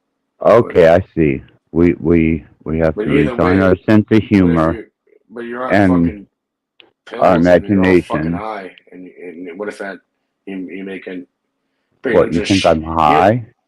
I'm not saying that, but I'm saying you don't shoot at something unless you intend to kill that shit. It's made. These handguns are made to kill human beings. As Dominic was asking, it's not for an animal. It's not a rifle or a shotgun. This is a fucking handgun. That's to kill You? humans. Yes. Do you have contempt for me, Cage? No, I'm just saying. It's No, you're it would be. instructing me. If You're I not had just contempt saying, you're instructing me. no, the way I am, the way I think, if I contempt with you, Axis, I wouldn't say shit. I'd probably like do it again and egg you along and shit. I consider myself fortunate that I got that test and that it was available to me. Period. And no one was in any type of danger where I unloaded those guns. All right. Well, hopefully you did it responsibly. I don't think you And you can't do it in a city if you're living in that type of environment, the building you're living at. But yeah, that's fine. Because I heard other people let it off too multiple times. yeah, and that's why I No one didn't. really gives a fuck over there either way. It's And fine. because this is Doesn't mean you YouTube, abuse this shit. because this is YouTube, I didn't want to brandish a weapon that could be visible.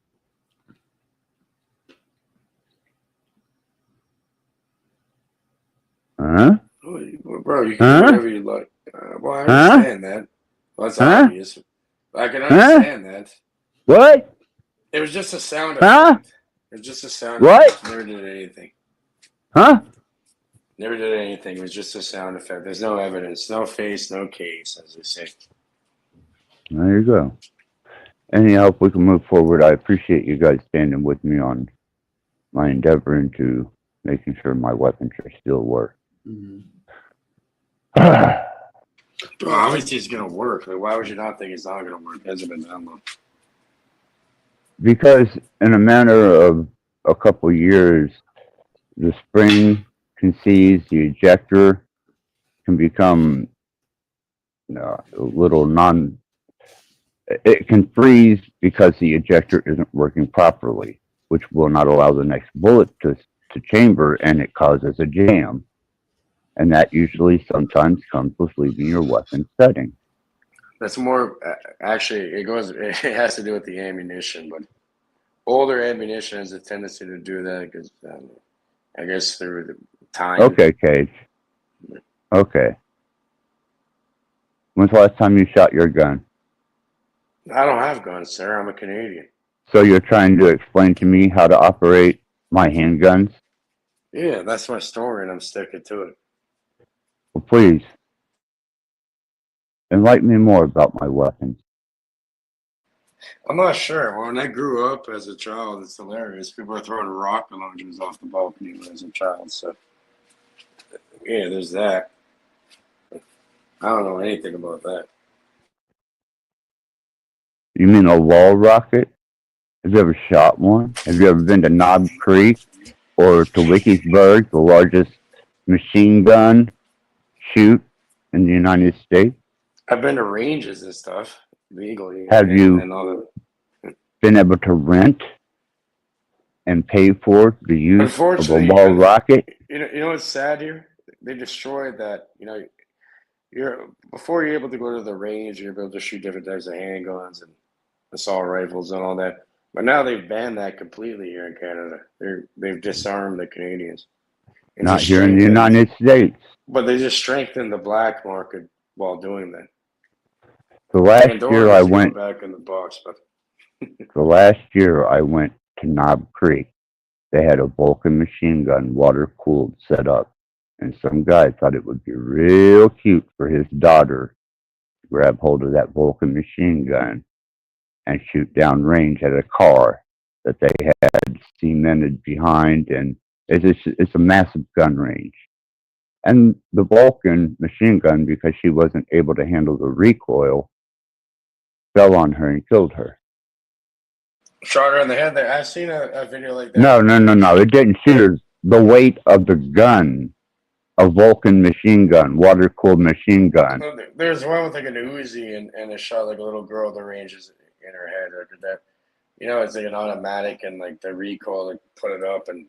You're missing the point, Cage. And that's happened many times. It sounds like the same fucking thing. She didn't get shot. Oh, there's one where they actually got domed off of it. No, she didn't get shot. That's why I don't go to ranges. Because there's idiots there, Cage. And I could imagine if you was to come to the States and I was to take you to a paid range and I was to pay for your gun and your ammo and you was to walk out on to the range and we had our own little buckets that we were shooting from at the same target, I would be afraid you'd shoot me just out of your lack of understanding. No, like on first of gun all, safety protocol. You never. I know the etiquette and the safety protocols on that. You never Okay, aim at Cage. anything you don't intend to shoot. You're telling me since the guy just let off rounds randomly out of his apartment window. Well, yeah, it's like what are you talking about? So,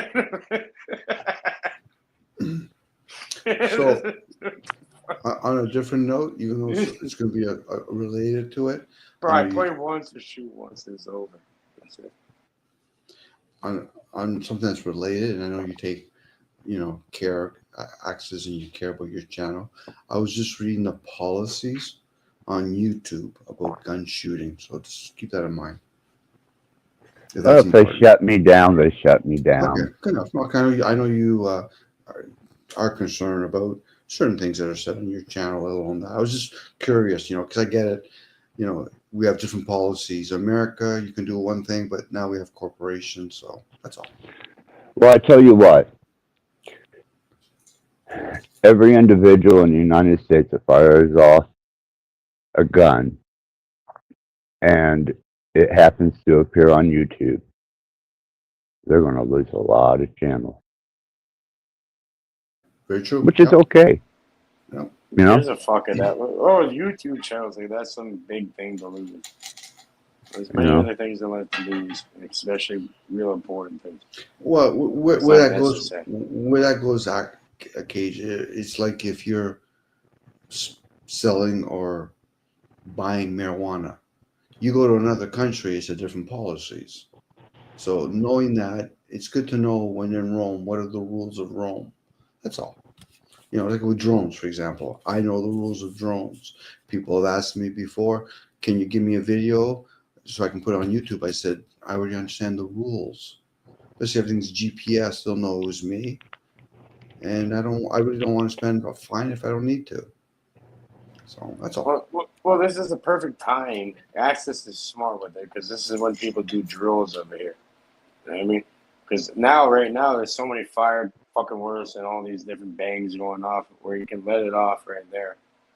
And yeah, they're gonna get a call from that. The police are gonna ignore it right away. They're gonna be like, Okay, all I right, get it. I they get heard it. a People bang. think It's fucking New Year's. Who gives a fuck? So I- you can get I- away with it. That's it. okay, but you're saying the word right there. You can get away with it, opposed to understanding the rules.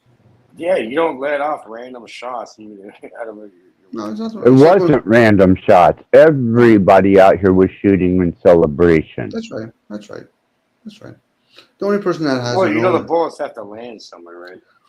Well, you know how many fucking video channels there are, Cage, on YouTube that shows people firing weapons? Do you even go beyond this channel and yours? I know you do. You cover hundreds of them. Yeah, I know exactly. And you know what? I can pull up 15 of them right now that shows various types of guns, how they fire, the capacity of them firing, the range that they can fire, and the damage that they do. Mm-hmm. Those channels have been up for a very goddamn long fucking time. Well, Do you understand? It's about placing the bullet somewhere, not just allowing it to randomly fall somewhere. You have no fucking clue where those bullets went to. You only have your imagination. Do you Yes. know? I could give you the rest of your life to go find them. What? The lead? If they're in a sand fucking bucket, you dumb fuck. There you go, Cage. Are you happy? Oh, dig them out. Let's see them. Cage, let it go, Cage. Come on. I am coming after you like vengeance in hell, Cage. At the beginning of this video, I said what I was not going to tolerate. And there you go, stepping right into it. And I will mute you first, and then I will boot you next. Third time, I'll ban your ass. Oh, it's not about luck, brother. It's about me pushing a fucking button. You become that dispendable with your repetition and your antagonization.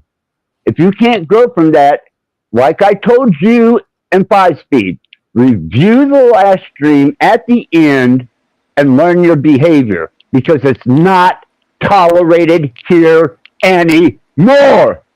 All right, so let's hear another 3 shots. Let's make it 9. Oh, Cage, stop it, Cage. Come on, Cage. Are you purposely looking to antagonize Axis now? Yes, he is. You goddamn right he is.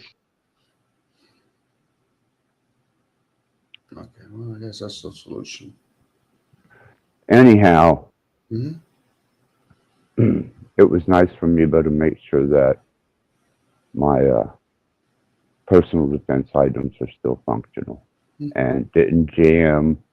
The ammunition is still high quality. Eclipse worked, and I got to exercise that on a day where pretty much I'd like to exercise it. Well done. Yeah, I was just curious. I was opening up another page, just because I've heard you talk about it, other people talk about it.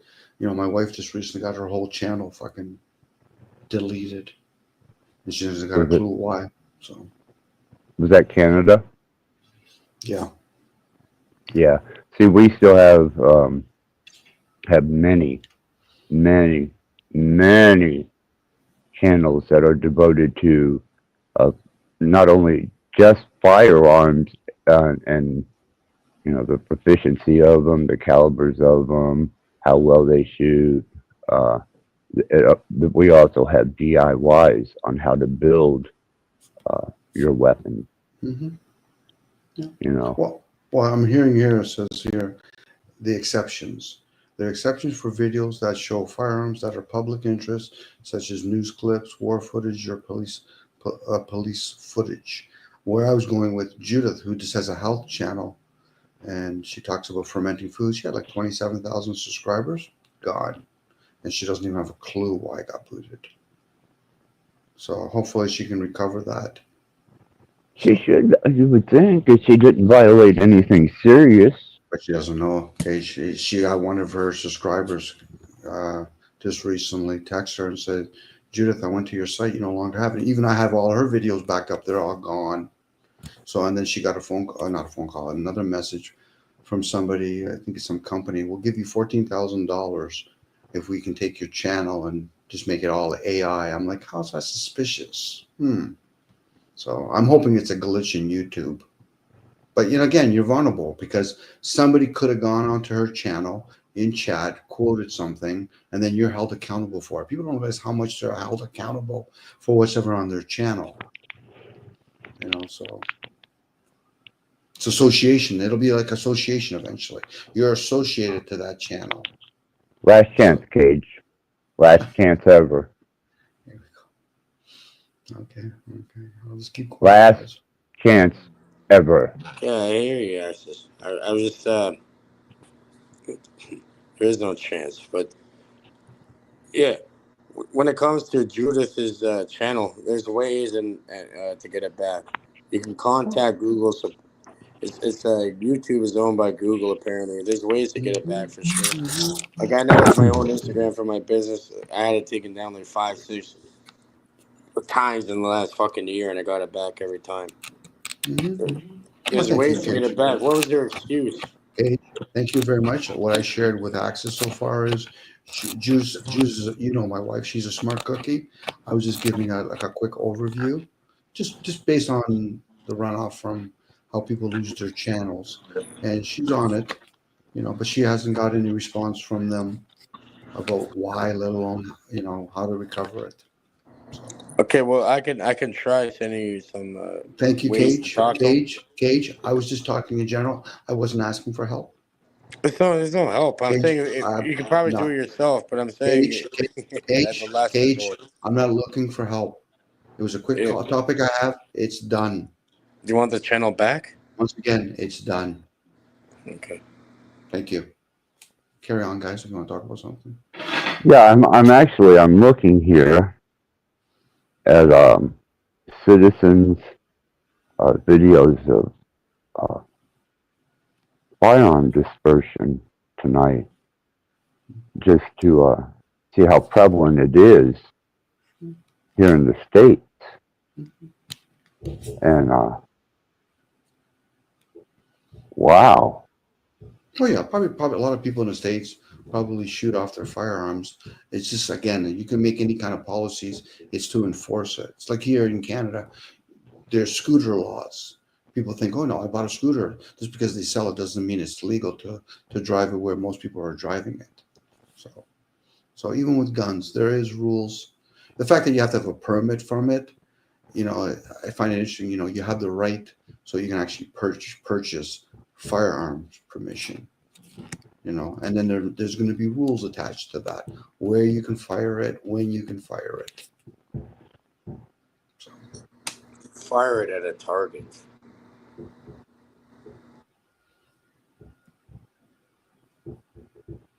Yeah. Oh, fuck, they're still just blaring the fuck. That's a machine gun right there. Somebody got a Monado around here. Over here, it's funny. There's guys over here who are making 3D printing them, like, way before anyone here on this ideal, really. Oh, they're probably in their backyard shooting it. Yeah. Pinpointing that much gunfire at once. But Good luck. they're combining them with parts of pellet guns, the receiver of a pellet gun.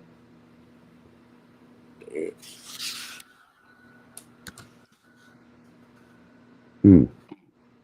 Some people you can build it from scratch, really, if you want.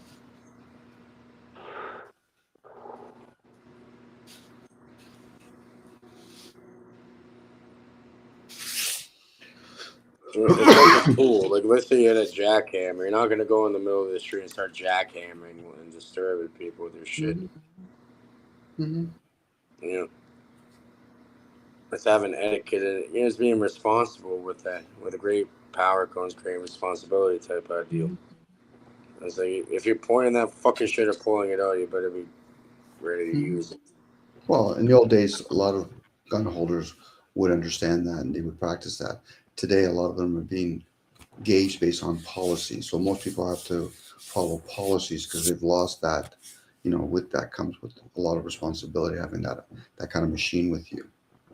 So, because people that used to be hunters before, they wouldn't buy a gun just for no reason. They'd buy it to protect their family, whether from animals or from others, or to hunt. Yeah, some of my weapons that I use for hunting are specialized for the type of game I'm hunting. Mm-hmm. Well, a lot of people buy guns nowadays just to, just in case I have an argument with somebody. So you're going to settle with that? Buy a knife and some chain or something, I guess. Either way, you're going to harm another person. Or just learn how to settle your arguments with calm disputes. But I get it. Any coward retard could pull a fucking trigger. It takes a lot more heart to use a knife. Could be, Cage. It could be. And people. If you want to hurt another being, use a knife or use your hands or something. You could. Yeah, you could do that too, yeah. That's true. If it gets to that point. But usually that usually should be last resort, not the first resort. Because there's karma attached to defending oneself.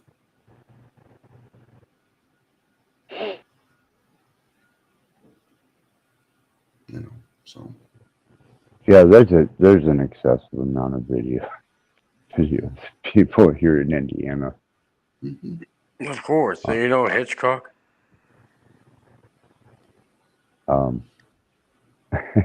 Hitchcock is one of the biggest YouTube gun people online. Oh, I'm not. No. A great video was like the Luger P08 versus the 1911. Mm-hmm. Two classics. Great video. Yeah, there's nothing wrong with that. It's allowed on YouTube. There's whole channels. There's so many Demolition Ranch, all these different ones. Millions and millions of views and subscribers. All it is shooting guns. Yeah, they might have it in place that they're allowed to do it. Yeah, you have to set it up properly. Yeah, there's a lot of licensing involved. The same with explosives. When you want to do explosives, you really, especially when you have to transport explosive from one area to another. So movie shoots do a lot of that. So again, It's a good one. Kentucky Ballistics too. That guy, you know what happened? He shot a fucking 50 caliber rifle. It malfunctioned and pretty much killed him on camera. You know what I mean? Cut his neck and everything. But he's back and still doing his thing. Again, a lot of those channels that do that, Cage, you probably know that, and probably Axis knows that, where they're very professional. They get the insurance, they get the licenses, they make sure they have qualified people. It's not just some guy, hey, I'm middle of nowhere, I'm going to show you how to, MacGyver a hoist, and change tires.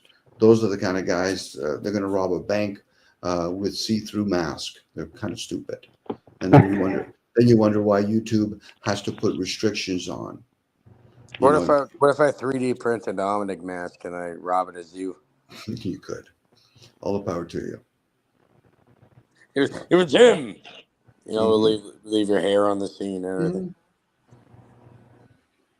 Again, as long if you're not using discernment, you're just somebody playing dumb, I guess. I know YouTube can be tough on people, but there is rules. And a lot of those rules are actually written down there as people quickly check off, I agree. And then they wonder why, YouTube, they deleted my channel. You must have done something, or there could have been some sort of, virus or somebody hacked it or whatever. There's usually, ways to, get it back. But you get some people, they go onto YouTube and they really truly abuse it.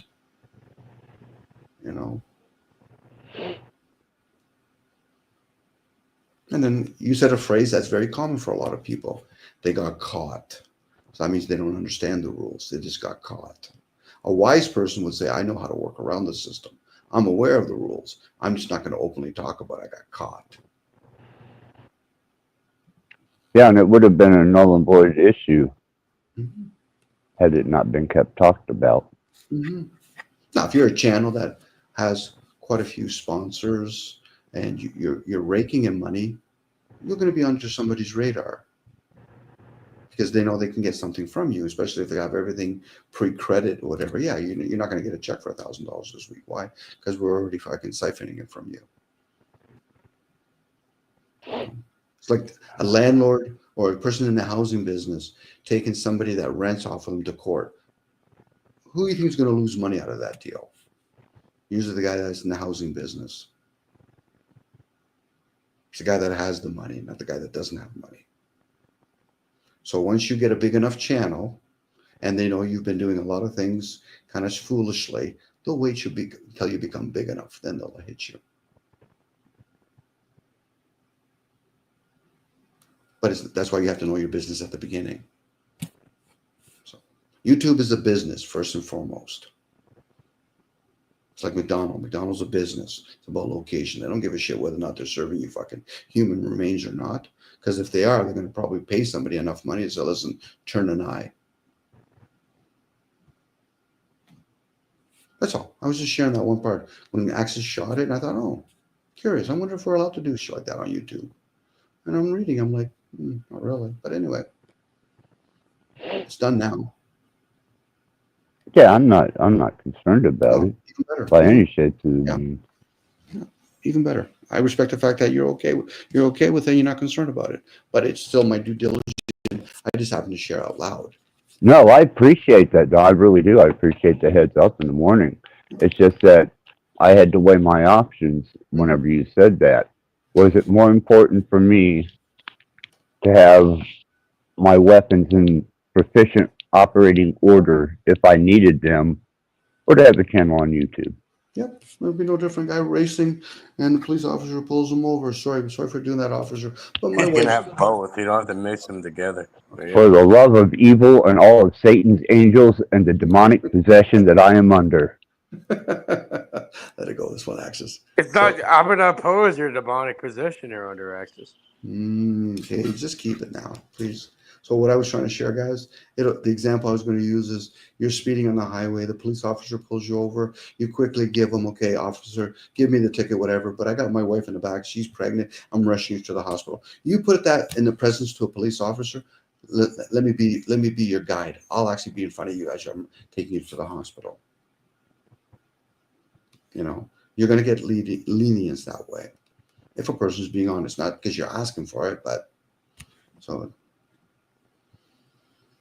Oh shit! Yeah, YouTube is eat up with non-professional gun brandishers, range shooting from amateurs, backyard enthusiasts, wives. I mean, Jesus Christ. Mm-hmm.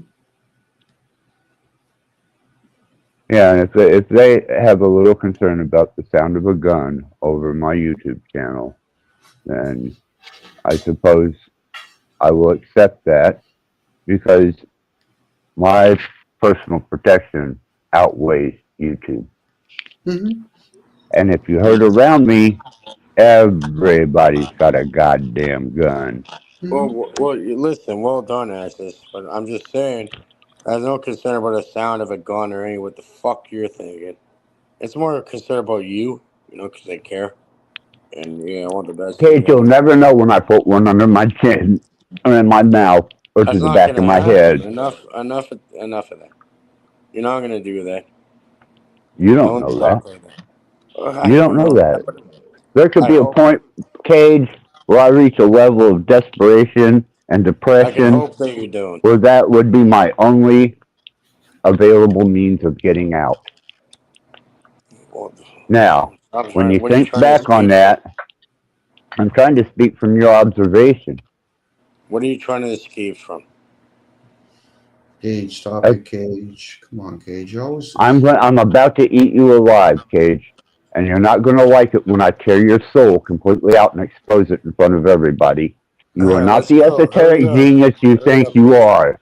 You were sitting on panel and did not even realize you were sitting there with a 33rd degree master mason who would have shared that because I had spoke about you to him. She blew that, and I loved it because I got the text messages. Also, Buddy is not I allowed to have say fuck all. What are you talking about? you're missing it, and I'm glad you are because you don't deserve this knowledge, nor do you know how to use it. You can parakeet it, you can mimic it, but you do not understand how the engine and the mechanics of that work. Esoteric, So magic, you're all right. So I don't. So energy. you're telling me you deserve you I understand it, have a but understanding of it because I practice it.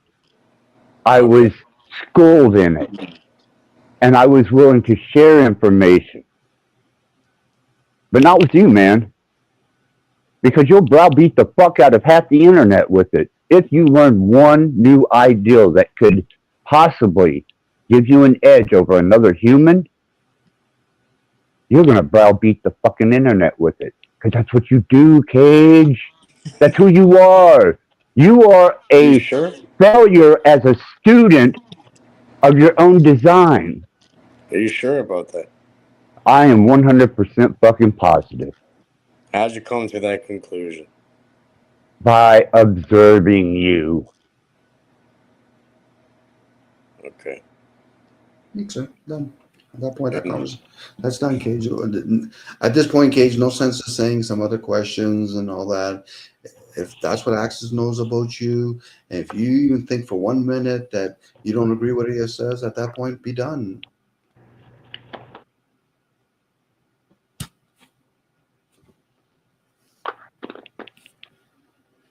Sounds like a projection, my friend. I am Again, a Cage, you projection. just Why did don't it. you fucking go back, look at the beginning of this video, educate yourself, because I really like you, Cage, and I'm really working with you. And you've tried my patience to no end. I'm not going to keep this up with you. And I really hate discarding you because I enjoy you sometimes. Well, that's And fine. If this happens you do constantly, I'm offer, fine with that. Simply tell me, and I'll fuck off for a long time, forever if you want. I'll still be there regardless. It's how it works, buddy. if I choose to try my patience, then I will keep that in consideration.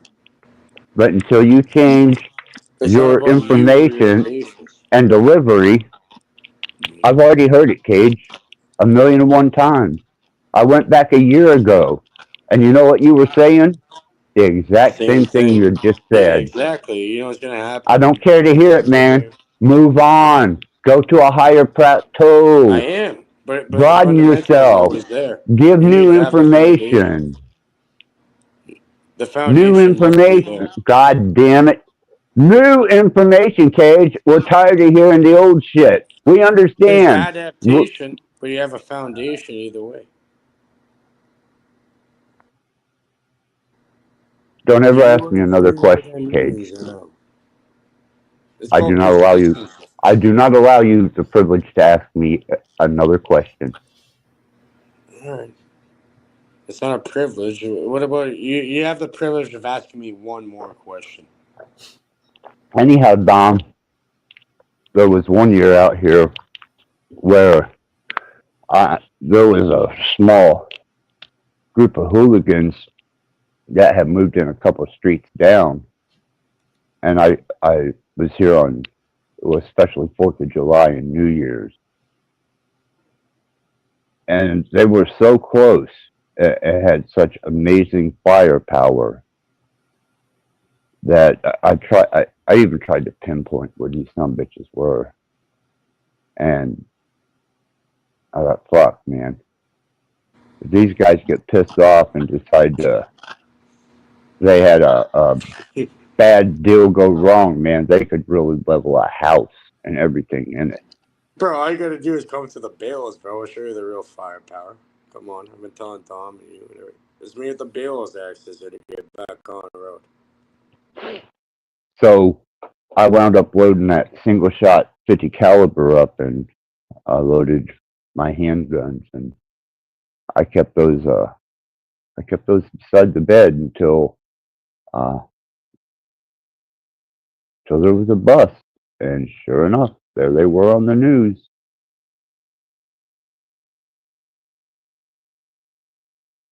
Kind of ironic.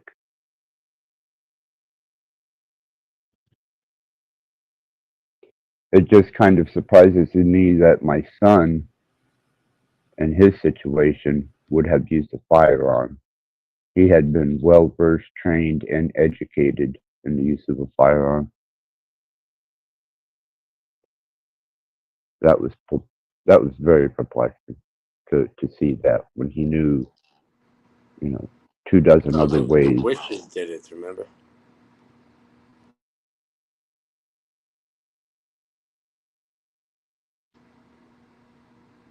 That and a mixture of other factors. It's not, it's not all one all and be all, right? He had his protection on him and all that, and you know, probably paranoid. Like I said, he was up for days doing something, whatever, and he, and then also there's like a strange characters in their life that are like alluding them to something, right? With the whole witch thing.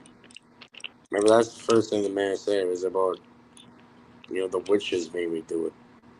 I know I had the text before it happened.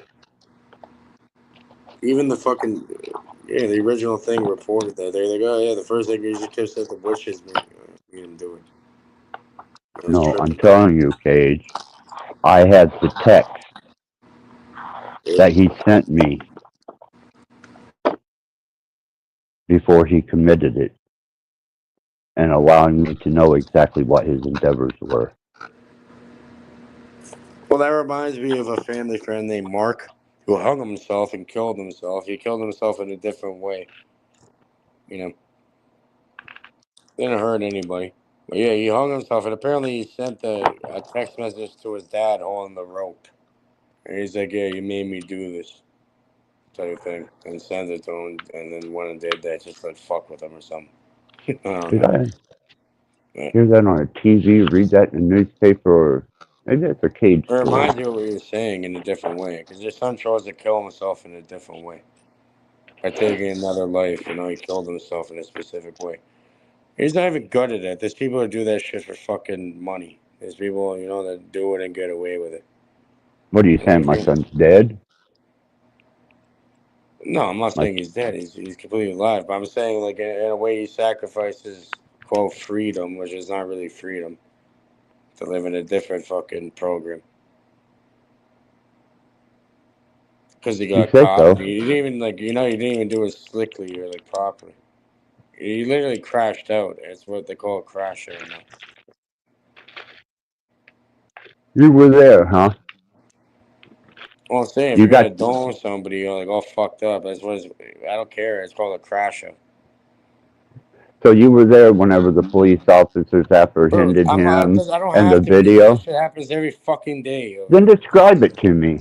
Describe exactly who the arresting officer was and how it transpired, because I got to see the video, all of it, from the police cam video to the outside video, and even the victim's apartment with his dead carcass in it. Now, tell me, how did all this transpire, Well, Cage? first of all, I thought I was on the porch. Nope, you're wrong there. Well, that's where the information you were fed. And listen, the person that you called the N word, and even though he's an Indian guy, I don't give a fuck about him, dude. And you know what? You keep bringing him he was up, looking into it and he because might have to I know have his certain things title about and tag I'm not pulled gonna from do the it. lodge for opening his fucking mouth to you. And he'd wisely keep it shut, lest he become blackballed from the lodge. And I will be the one personally to take him to Masonic court over it. Period. Okay, well, I hear you. So it's a multitude, it's a different faceted, individualized situation there. It's not one all and be all But you that could. claimed you know it, Cage.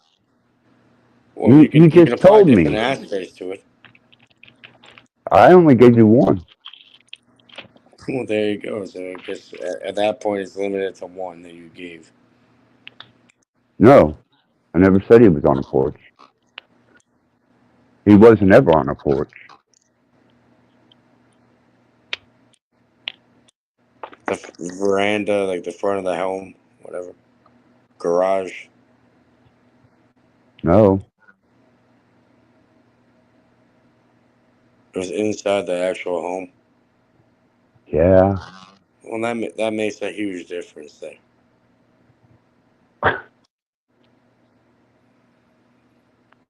To your perception. I'm sorry, Dom. I'm really not Well, I'm built for saying this that right means you now. allow someone to I'm come watch going you. through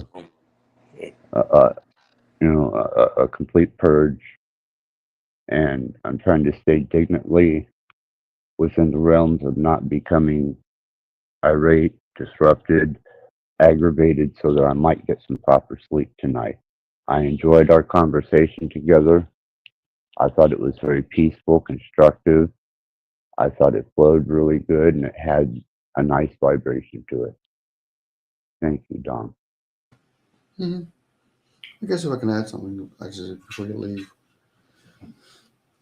I know people do ask questions, but sometimes, because there was other people that were here earlier and they were asking questions, their intention was never really honorable. They ask questions because they're trying to lead you somewhere.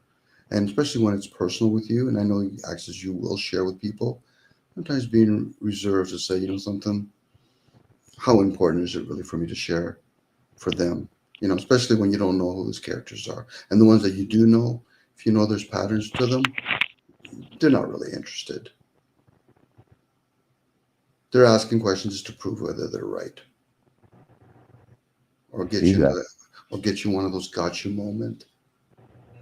It's like it's different if they're playing for keeps. That's a different game, but most people aren't here to play for keeps. So you never know when I'll wind up in Canada. That's true too. What happens, Dominic, if you're not playing for anything? Because it's already fucking done. Well, then you're just wasting energy for the sake of wasting energy. It's not a waste. You have unlimited. Sure. Okay. I'm going to say blue. Tell me the opposite color, Cage. I'm going to say 1. Tell me the next number. You have an answer to everything, Cage. That's fine. I just don't know why you actually entertain us then. Because I'm willing to put you in the arena right now. You've already stumbled and fell with your boxing gloves trying to be laced up. You look like a complete idiot trying to get to the ring. I'm still standing in the ring. You want to play? Climb in. Come on. I will give you a You want to complete step into the cage, explosion. Axis. Is that Absolutely. And I might be able to free your ass from it. If I hope choose so. to. Now I can finally learn something. Be a change. Maybe you would have new esoterics to browbeat the internet with and invade channels with your esoteric madness Well, of again, that's more profound projection. cageism. I've never used any of that knowledge or any of that kind of stuff to go and abuse the internet or people around me. It's quite the exact opposite, really. Hopefully, one day you'll understand that. Well, It's up to you. I've had enough experience, Cage, with you for over 4 years now. It hasn't been that long. You remember the first time you were on We Are Awake News? I do. I got the I video. haven't been around for that long, Axis. Yeah, you were. Not on I these got the channels. video. You don't remember me having the pizza box and you telling me you could choose the number that's coming up and we freaked the whole panel out with that because I even went and got my polyhedron dice and rolled them Yeah, and at allowed the you to beginning of it conduit me? all. Yeah, that's I been a remember that. long time ago. Where you been, Cage? You It just hasn't said it been. never happened. No, Now I'm you just saying made it hasn't yourself a been. liar. It hasn't Now been you're since. a It hasn't fucking been 4 liar. years. It's been maybe like 3 maximum, maybe a little bit. You know what year you're in? A little over or under there. Wait. Oh, well. We can add another year, then it'll be 4. Maybe next year I'll come back. But again, now it's 4 axis.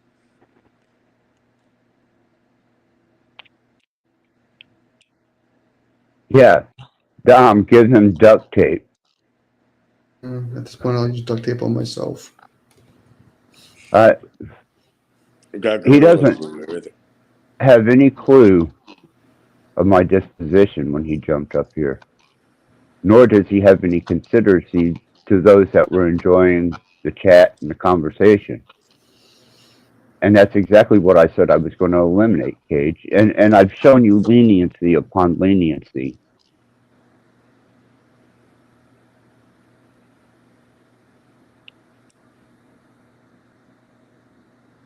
Well, there's certain characters. You had a couple of them already on tonight. They go on and on and on and on and on and on and then on and on and on.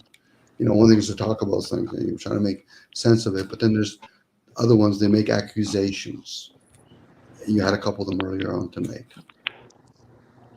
Oh, yes, I did.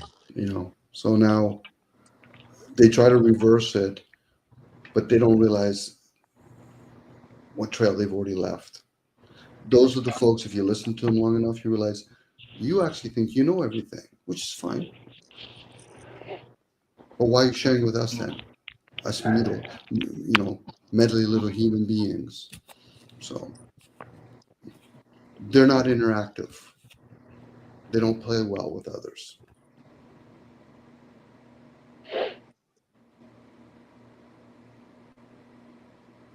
And people that host, I'm giving them the benefit of the doubt because they're the host, because I can't go around talking about all the people on the panel or taking the responsibility of people in chat. They enable the situation. Reward. And I agree. Yeah. Go ahead. I'm sorry. As a test of results of the character of Cage that I've come to know, I have shown leniency. I can't no more. Bro, shut the fuck up with that bullshit. Are you kidding me? Right. Okay, right there, Bro, Cage. you know how many fucking hours Cage, I right went there, through right there. Your language to the way host, beyond you any should be sort of gone. nonsense I've ever. There you go. That'll do you peace and calm right there. Thank you. No, My it's your nose job. was shattered from my purging, anyhow. That's why children, after you reach a certain age, whether they understand their parents or not, yeah, you take your chance being on your own, and you'll be one of those kids complaining about your parents, but you never understood there's rules under these house. Because if not, how is a child that actually is at least adhering to the rules going to be rewarded when the other child's getting way too much fucking attention, way too much attention? It would be nice if these channels would never even talk about other channels, because you know the type of channels they are. Silence is golden. Not talking about other people that have nothing more than say abusive things about you. Well, that's just it. Is I do understand it more so now as abuse than just character flaw, which is a difference. A character flaw is kind of a mental disability that is being dealt with as best as they're capable, and the other being just malicious behavior. Now, if you're going to be malicious and be like the serpent and say, you know something, I will tolerate it, because there'll be a day when I'm going to actually pull off every fucking finger off of you. I'm not that kind of person, but other people can be. So then you accumulate that. So when it's their turn, say, yeah, you had a big mouth on the channel. How about we do something about that? How would we do Hellfire? Why don't we stitch them up a little bit? Let them live in their own fucking cruelty. And they're not going to have to be concerned about, well, you're going to put this on chat. No, this is a private fucking punishment. Cage is going to go on and backstage now, because he doesn't know his behavior. He's not coming back. I'm sorry, Dom. No, don't apologize to me. I don't expect Cage to understand his behavior. And whether he shows up backstage or not, he was welcome out within the first less than an hour. No. Cage likes to mimic people. But when he's on and he's into the energy, he has a lot of things to share. But when he's off, that little egotistical part of him comes out. And it's destructive. It's cruel. Some people just catch the part about him being a disturbance, because that disturbance is from within.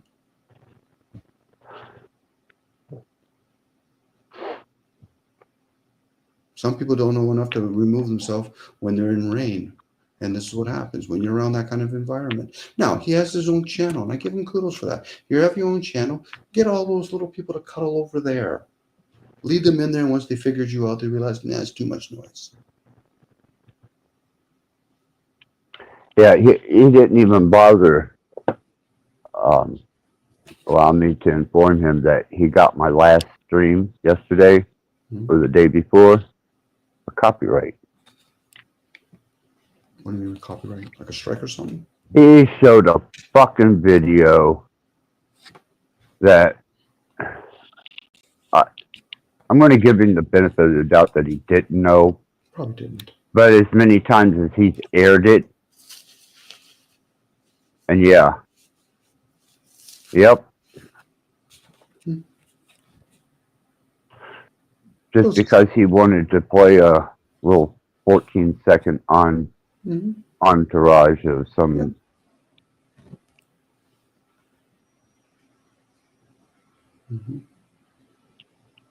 Of course, Cage is going to defend it.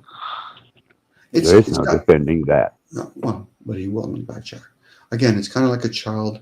Once it gets going, it doesn't know how to put boundaries on itself. Think about certain kids that have autism.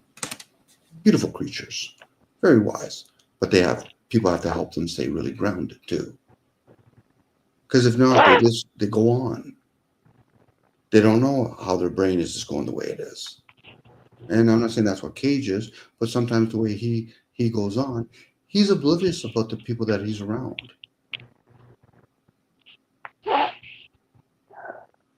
No different as other people. When they're making fun of somebody, in their mind they have somebody they're thinking they're making fun of or impressing. They don't see the people that they're actually talking to.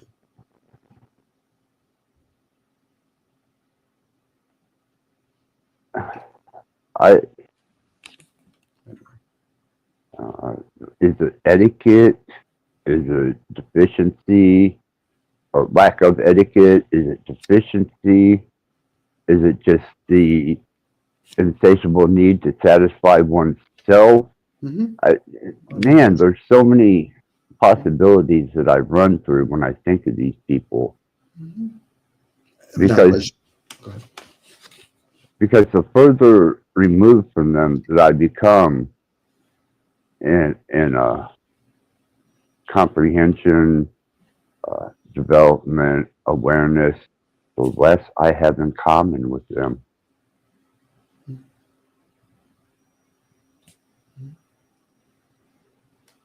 Especially if they're doing it with intent. Give people the benefit of the doubt. It might have been a slip. They didn't realize that's what they're doing, or they've been around other people's behaviors and they didn't realize in other parts of the world that's not acceptable. And once you make them aware of that and they still keep doing it, then the onus is on you. Do I remove myself? Do I have the power to remove them? Because if not, then everybody else that in that environment have to tolerate it because it becomes a virus after. You get one person. Go ahead. No, please finish before I interlude with this. No, I'm okay. You have a thought. Go ahead. I was able, with the last three performances where Cage has been up here, to identify his fan club. And I thought, wow, taking measure of people, this is useful. Because now I know everyone, regardless of the platform or the information being shared, they're his fan club because they stood up for him as if he wasn't a belligerently out of control child needing discipline. So those are enablers to me. Those are people that would allow Cage to do what he does and go, oh, that's okay, it's Cage. Well, I gave him a few chances like that, and many actually, just because I appreciate some of the interactions me and Cage had when I was going through binges and purges.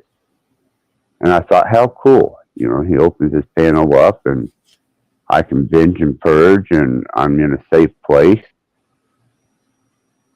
until he made it unsafe for me. And then he comes and displays this divergent neuro thinking with Audible. And I was like, okay, I'm going to tighten the rope. And I watched his fan club start becoming squeamish. And I was like, you. And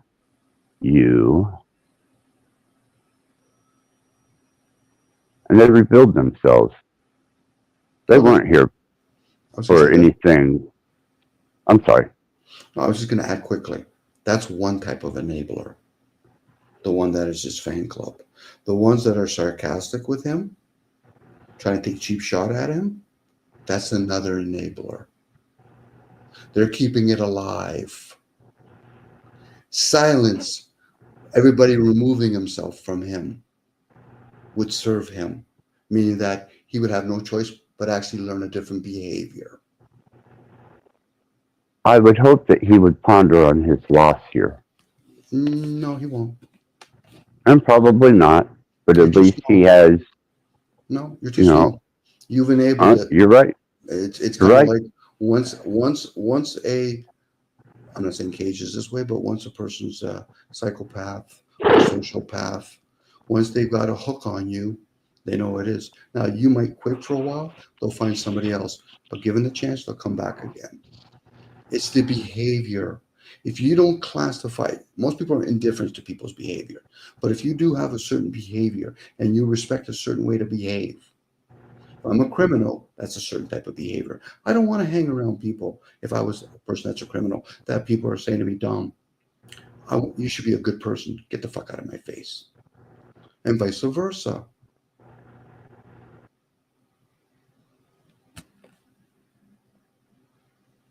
He's not going to grasp that. He's just not going to grasp it. Just going to have to deal with my protocol and my stringent guidelines now. Period. That's what it drove me to. Well, you've tolerated this. This could have been resolved fucking 1.5 years ago. Mm-hmm.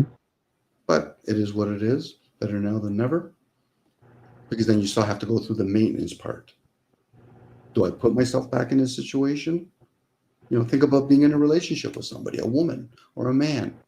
You've been in a relationship. You finally became aware of, holy fuck, I've been enabling this situation for years. Do you want to get back into it again? Or do you take your chances somewhere else? Ow, Dom, that hurt. I recently had a summer love that beat the shit out of my fucking brains, emotions, and anything else you could rip and tear and crawl through. That's no offense to a character, we'll just say Cage. There'll be other people he can deal with. And more power to him, because I've got a direction that whether I fail or succeed, or whether I even go on embarking on that journey, I've got to be cognizant of some state of peace, undisrupted moments of communication, sharing, maybe something that could be beneficial to me. But if I'm sitting here a nervous wreck and I'm no good to myself, more or less anybody else, then that's a day lost. See, with Cage, unfortunately, it doesn't work both ways. He's going to reveal himself more and more right now. Right. Maybe It's he'll. It's a game, but it's one way. You had other characters that came on tonight. It is a game, but it's one way. Because once you start saying, okay, well, I'll play your game. Let me dish it back out to you. Then they start talking more. They're probably not even aware the fucking spirit, that's the demon that's running them like a fucking puppet. And that's why I say they're dumb demons, because a fucking aware fucking discerning demon aren't going to jump into fucking dumb fucking humans. Let them have it. Let them have their few moments of, yeah, but I'll drag you in because I know a lot. I said, no, you're still a dumb demon. Get the fuck out of my face. Not even worthy enough to be an adversary. But the question is, regardless if a person understands this, you're still the host. And you're letting these parasites run you like fucking rampant. Now, if you're honest and tell people, I really like people that are a disturbance. I like when people argue with each other. Okay. So then don't ever go around and say, well, I didn't do nothing about this. It's not my responsibility. No, you love it. You might as well go around to NASCAR and putting some fucking slow leaks into their tires because eventually they're going to have an accident.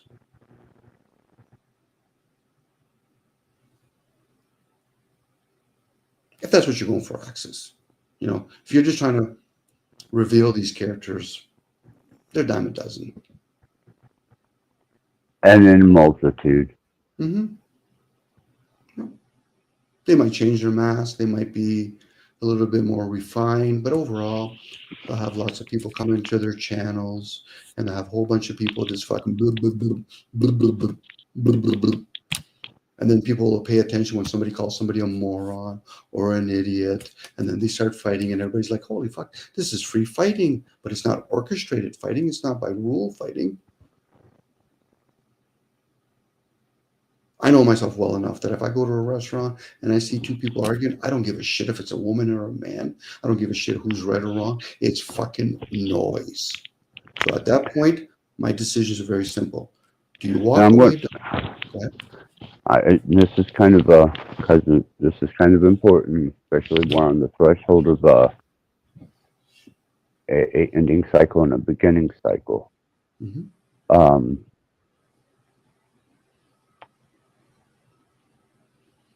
Not by channel, not by voice.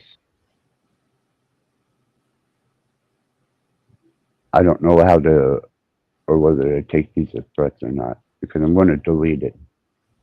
But I am very much willing to conduit, because I don't know whether this is a threat or just somebody popping off at his gourd. It's in the chat.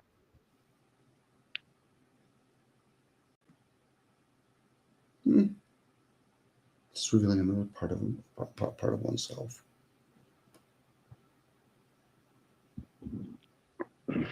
Okay. But you could perceive it as a threat, but how would that serve, especially when you already know if this is your intent? If you're trying to break away from certain things, if that's what you're after, it will eventually die.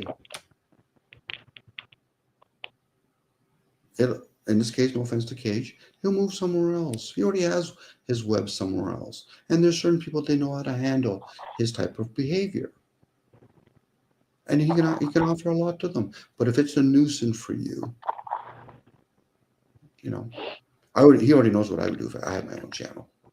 I would have no part with him in that part. I'll gladly meet you on your channel, but not at my house. No. Good enough. And it would have to be a private conversation, because then I can have his full attention as I'm trying to fucking ground that way of him pursuing things. Because I'm not interested in getting into the psychology of him, how he got raised, how he lived.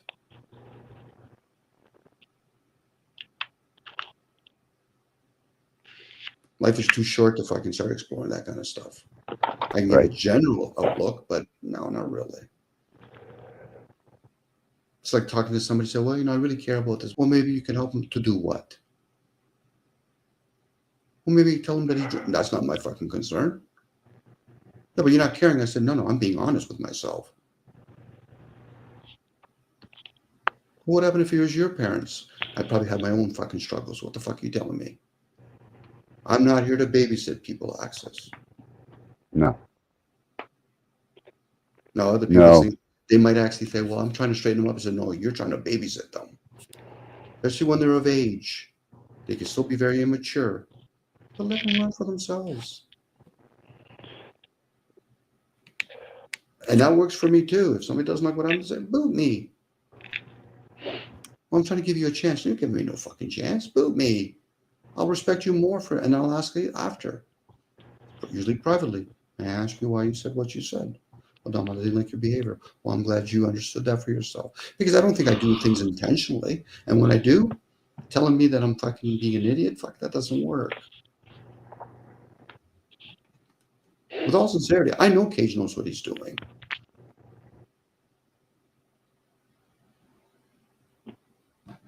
So when he says shit like, Dom, I'm sorry, I said, that's wasted on me.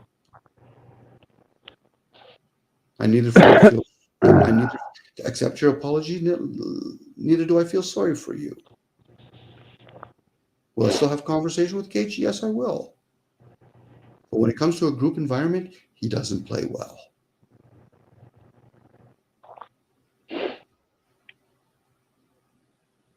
Yeah, and that's not in my position and disposition. Prior to, I had a bit of leniency to play with him, and a leniency to kind of tolerate him to a degree until it became too disruptive. And now I don't have time for that, Tom. You probably never did before Access. You're just coming to an awareness that enough, and it should work both ways. If people can't tolerate you, it's not about getting even. Okay, that's respect. Okay, I don't fit everybody's criteria. It works both ways. That's what I told Flo earlier. You know, we have two completely different panels, and we have two different channels that have nothing in common. Well, you have some things, but not when it comes to what you talk about. You know, you have people coming to your channel. That's a common theme. You might have people that are very similar that go to both channels. But when it comes to your conversation, you have different approaches and different ways how to pursue things. There's no right or wrong in that equation. Right. We just have a different format in our platforms that aren't cohesive to one another and would probably bring detriment to probably my channel if I was to allow his panel or subscribers to come over here and start intermingling. Could be. There's always that possibility. Well, I'm taking it by observation of how he runs his panels and his chat. I think he runs his channel quite well, actually, for what he's after.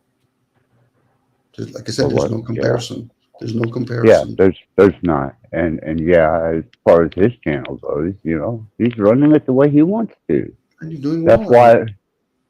That's why I don't go over there and hang out. Mm-hmm. But he likes to go to different channels, probably promoting his channel indirectly. You know, it goes back to when they do come up on panel or they come into chat to monitor, if that's important to you, what they're saying. Not who they are, what they're saying. If they're giving some input, flowing with the conversation, then they're following what you like to have on your panel. If it's a barrage of different kinds of ideals and it jumps back and forth and eventually settles down to name calling, that could be somebody else's channel. You know, I'm flexible that way, but when I finally decide enough is enough, I leave. I'm cordial when I introduce myself and I'm cordial when I leave. But that's me being a person that goes from channel to channel. If I was a host, I would have to spend an enormous amount of energy being the best I can be as a host. And I would have to spend just as much energy to make sure that the people that are coming there are sticking to what's designed for the channel. If I may, as a quick interjection here, it's not the platform. And yeah, it can be on the platform operator. But it's the people out there that come on to the channel, chat, what it may be, that destroys it for themselves. Okay, let's go with that. Okay, so Axel, let's Yeah. go with that. You know certain characters that came on tonight, their behaviors. Yes. Do you think it would have been any different for this because you sent them, you allowed them to come on panel? Do you think it would be any different? No, I intended to use them as an example for measurement. Okay. So as you're using them an example, for the people that are pretty aware, it's wasted energy. For That's other true. people, it'll encourage them just to continue enabling it. Because for the most people, they're going to think they're getting what they want. And in that point, you're the enabler then to them. I don't know if you got to see it, Dom, but do you really No, I think got to they'll see be it. back?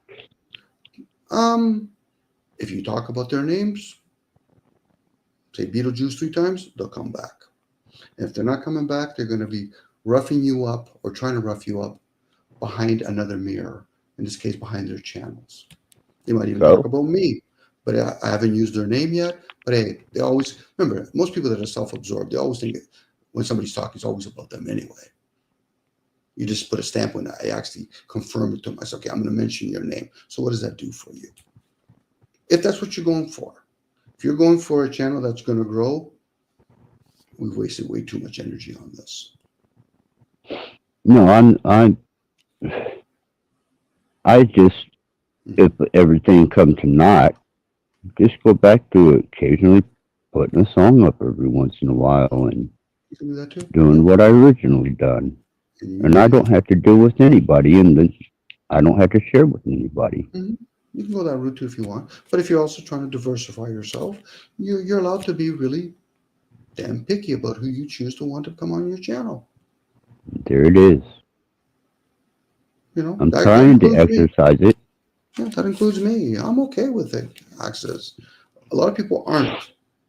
They might give you this, oh yeah, you can do whatever you want. You know, fuck you. And I'm thinking, well, if you're okay with it, then why did you just say fuck you? Because their feelings are always out in the front. And they're usually not developed.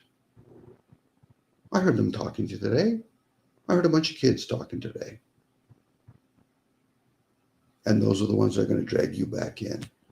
What about you? What about you? It means nothing to me. I know myself quite well. You think I need to fucking explain it to you? How I know myself quite well? I can go quiet at any moment if I wanted to. Because that bugs them. Because they want to know that you're trying to defend yourself. No, I'm not interested. I need not defend myself. Because that's a loop, defending and attacking.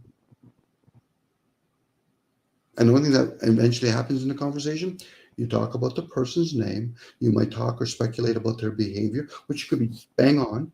But all these other topics, we're not talking about it anymore. So they got exactly whether they were knowing that aware. More times not, again, they're demons playing them like a puppet on the string.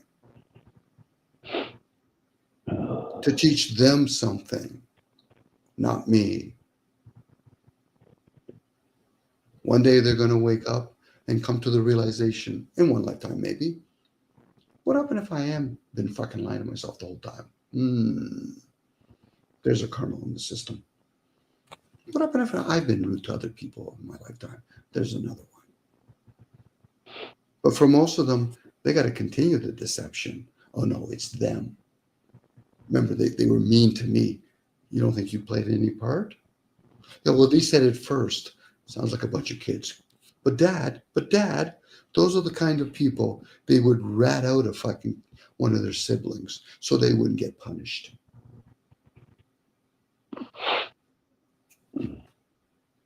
Or rat out one of their criminal friends because they can have a lesser time. That's called a different version of a sellout. Now, my question is, why do you even play the game if you're not willing to go the distance? And it's never going to end for them. We know the characters. It's a skip record. It goes on and on and on. The fact that I'm talking about it, I'll be on their radar for a bit. And if I don't give them any energy, they'll talk about it. So here I am. I'm laying there. You're fucking me. How do you like the fact that I'm sitting there, not even moving, not even giving you like, oh, you're hurting me. Tell me when you're done.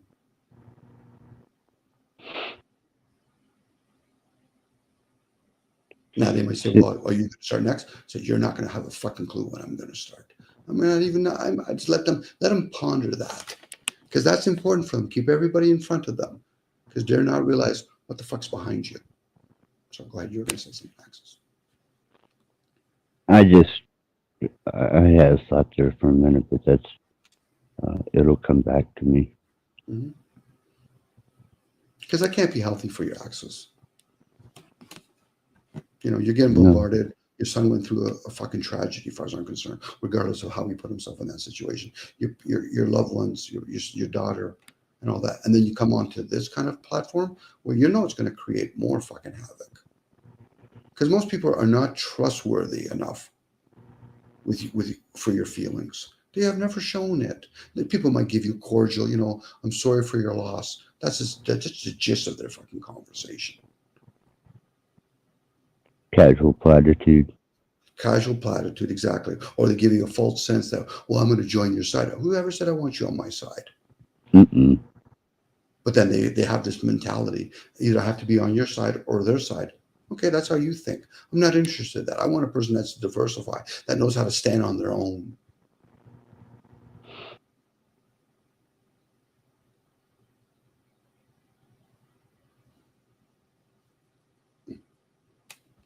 But there can be people that are standing on their own that can still be very abusive. How do you protect that inner child when an adult fucking aimlessly keeps putting that fucking inner child into that situation? They're harming themselves over and over again. And they figure, well, if I do it enough times, I'll finally be better for it. No, you'll get used to the abuse. And there's a lot of verbal abuse going on fucking these channels. Here's a bit of my history, if you care to hear it. Please share. When my mom gave me up to my grandmother, my uncle got a divorce. Extremely abusive alcoholic. He moved in with my grandmother. He thought he was kingpin, and he was an extremely abusive person. And I took that for years before I developed a sense of, you know, I'm really, I'm at wit's end. He just attacked me. So I went up to the store, bought a long neck 2-liter glass bottle of Pepsi, got as close to him as I could, busted that son of a bitch, and went straight for his throat. No one saw it coming. You know, he never fucked with me again after that. But I did have one last go at him. He was with a buddy, and they didn't tell me they were headed to pick up drugs. And while the buddy was driving, he was mouthing off. And that's when I finally, for the first time, got my hands around his throat.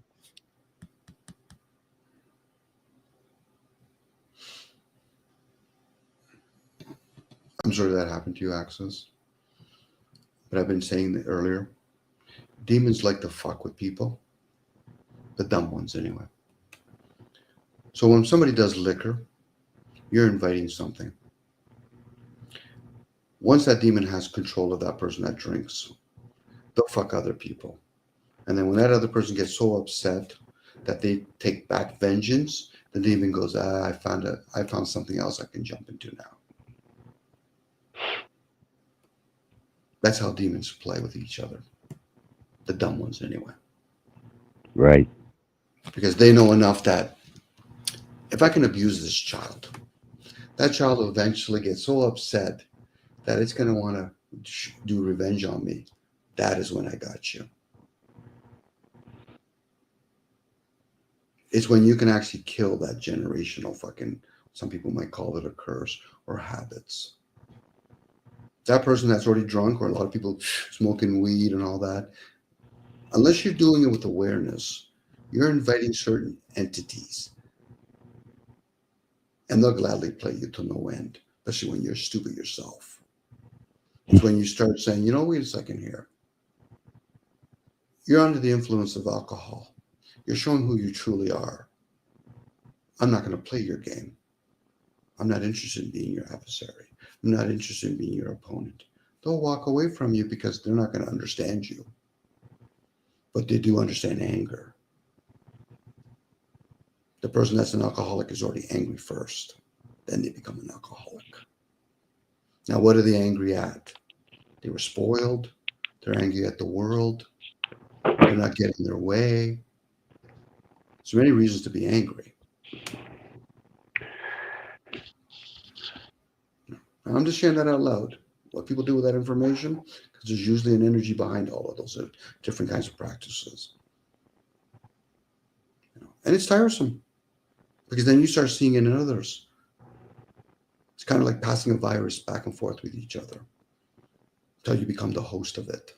It'll jump once in a while, but it'll come back again. Because they don't got a home. They're not even worthy enough to be with the ones that the true demons work for.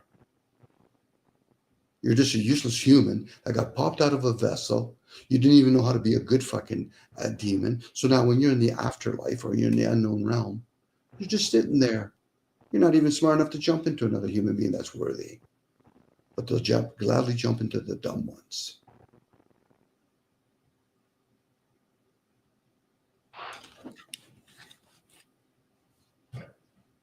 And that's why most people walk around, they're wounded, they're hurt. They're using all kinds of forms to cope with themselves. But they like to use the word, but I'm working for God. Yeah, okay. You fill your boots with that ideal. I have an angel that protects me. What's in the form of a cross? Get some little pictures of Father Francis or something? Do you light a candle every night? Those rituals aren't going to fucking protect you.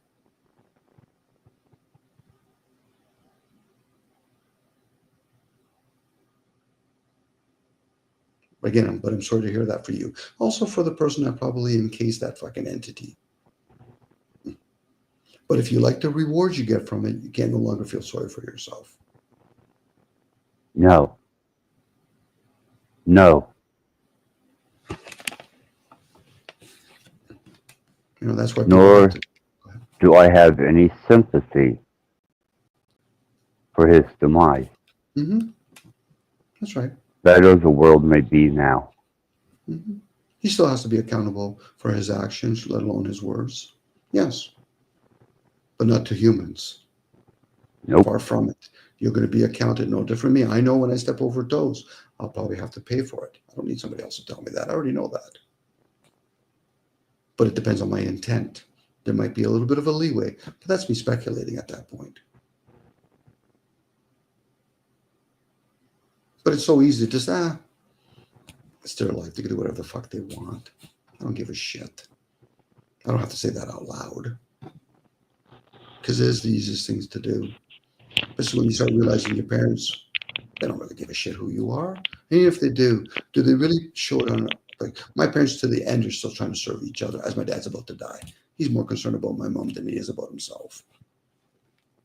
And vice versa.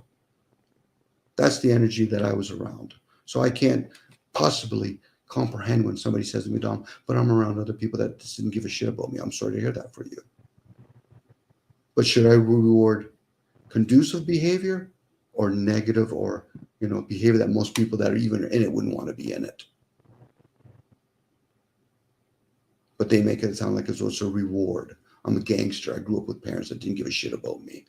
Okay, so how are you going to feel when you're around other people that are going to show you how it would be nice if you were around parents or other people that actually cared about you? Most people repel from that kind of ideal because it blows away their story, because they're living thinking that's their story. There might be a reason why people jump into those forms, as you're going to be punished by the parents that are going to be your offsprings. Who knows? Maybe the spiritual realm plays this cruel trick on us. Maybe. But should we be obedient to it? I'll let you know a little something about me, Dom. Please share. I'm not a Catholic, Mhm. but I do like the ideal of confessing. Uh, I don't know, making some type of confessional too. And it doesn't even have to be something you've done. It may be something that profoundly affects you, or something that you're dragging around with you that once you voice it and you have someone receptive enough to hear it, it, it almost kind of alleviates the stress of it. Yeah, it can be. You know, being raised Catholic, you know, there's people that are traditionalists. There's other people who figure, you know, I'll sin 6 days a week, and the seventh day I'll just go into the church and, you know, I'll sit behind a closed door and talk to some guy with a fucking little white collar on, and that's going to relieve me of my what? You know, was he going to give me a couple of Hail Marys and light a couple of candles? Get the fuck out of here. Oh no, I'm not. No, not the Hail Okay. Marys, not the candles. It's just a spoken word coming out Mm-hmm. that kind of alleviates the weight of what you're carrying around in silence. Well, that's where, if a people do it voluntarily, go to therapy. If you voluntarily go to a priest, not because you've been conditioned, this is the daily ritual we got to do. You know, it's like people that, you know, voluntarily admit themselves, you know, to do rehab. Opposed to the other ones, no, my business relies on it. My boss says I'm going to lose my job. My wife's going to leave me. Those are like incentives, but they're not lasting incentives. It's when you voluntarily do it on your own and say, it's not working for me, whatever I thought I was doing. Then you can go into something like that example, talking to a priest. The priest could be a fucking dog in the back of that room at that point. You could have the same kind of conversation with your dog openly. A lot of people don't have those conversations openly. You might access, but most people don't. Hence reflecting. Well, there's a second part to it.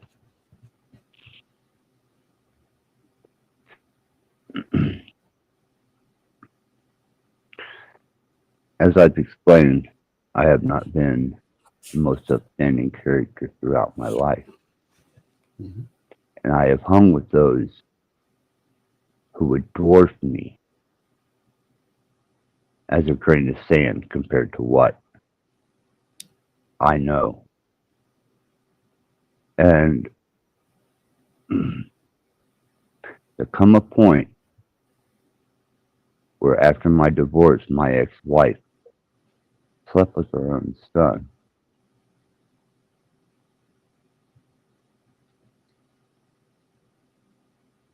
And he was sitting in a chair and he explained to me what he had done.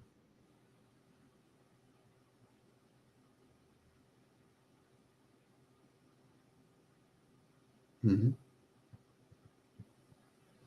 So you're seeing the human action, how people associated, where in old days, they still do in monarchies, the vessel's just a vessel to them.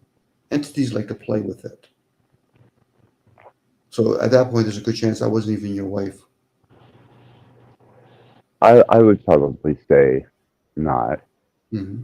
just because of a mental disposition. Mm-hmm. But my son is very cognizantly aware. Yeah, you probably got damaged from it. Oh, no. No, Dom. I don't think it was necessarily damage that got him. My son, and whether this be the last stream I ever do or what may come, spent his life trying to outshine, outdo anything that I done. He was determined to do better. Mm-hmm. And I saw this coming. I saw it as a complete weakness in character. Because he could not live up to my dad, me, and he chose to take that on.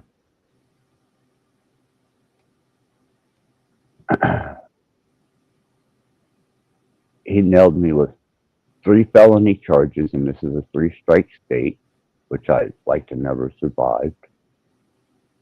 He got his guts blowed out, 244 rounds to the gut, and incestuous behavior and murder. Mm-hmm. And I watched as I rolled through the text that he had sent me the other day. And he said, "Did I do our name proud, Dad?" Mm-hmm. So what part, even though I said probably, does it indicate that he's not damaged? He did not take any responsibility when addressing the victim's Mm-hmm. family. He said, "Sorry for your loss. Hope you guys can get over it." Everything but identifying himself as a part of it. He was brazenly open and prideful about his sexual endeavor. Okay. When he got shot, he went and sat on his couch and almost died because of it. Had somebody not intervened. And he said, "Well, Dad, that's the way you did it." Mm-hmm. And I just kept hearing this repetitive.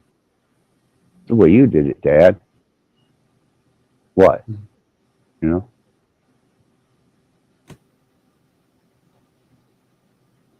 Well, don't you think there's a part of you that you can openly admit that you're damaged? Oh, yeah. Oh, Okay, so fuck, yeah. why would it be no different with him? No different. He Oh, probably has yeah. some behaviors that are probably upstanding and all that. So when a person's damaged, excuse me, we live in a society where there is certain behaviors that we expect of each other. If not, we're damaged. And sometimes when you have a damaged good, you can fix it or you can return it. More times than not, you try to fix it as best as you can. But if it keeps on wanting to damage itself, he's damaged. So at that point, he's no longer your son. Right. He's just a damaged, another human being. There's too many of us already, so I'm not going to start classifying them. Now somebody can say, "Well, you've never had a child." I am a fucking child. So don't give me that fucking noise. First and foremost, I tell most people. And if I turn around and say I have a company and I have 500 people that work under me, I'm more responsible than you'll ever be. So at this point, this is where people have to get out of their little me ideal. He's damaged. And he's probably going to continue being damaged. And if he decides to repent and change his ways, what, are you going to wait? It could be 30, 40 years down the road. It could be a moment in time. But he still has to I pay the don't price. Go ahead. look to ever see my son again. That may be true. But then again, your son probably was a young little boy. What he is now, he was never your son. Right. Right. I will never probably have any interaction with this individual again. Maybe so.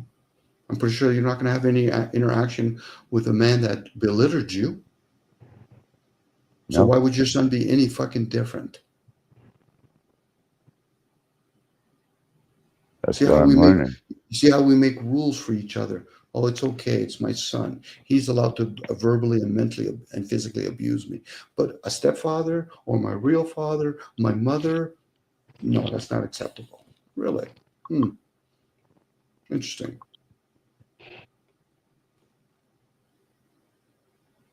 Sometimes you have to go 0 tolerance. Take your chance. You might have to do it blindly after a while. For posterity's sake, and I do leave a bit of a recorded record of my endeavors in this life on this channel. And that's all I have to leave them. That's it. And if they can't comprehend from what information I've laid out and the people I've shared this with, and gather some type of understanding of themselves, I haven't missed anything. Well, the gift's always yours. As long as the one that's presenting it and comprehends it. That's what keeps it alive.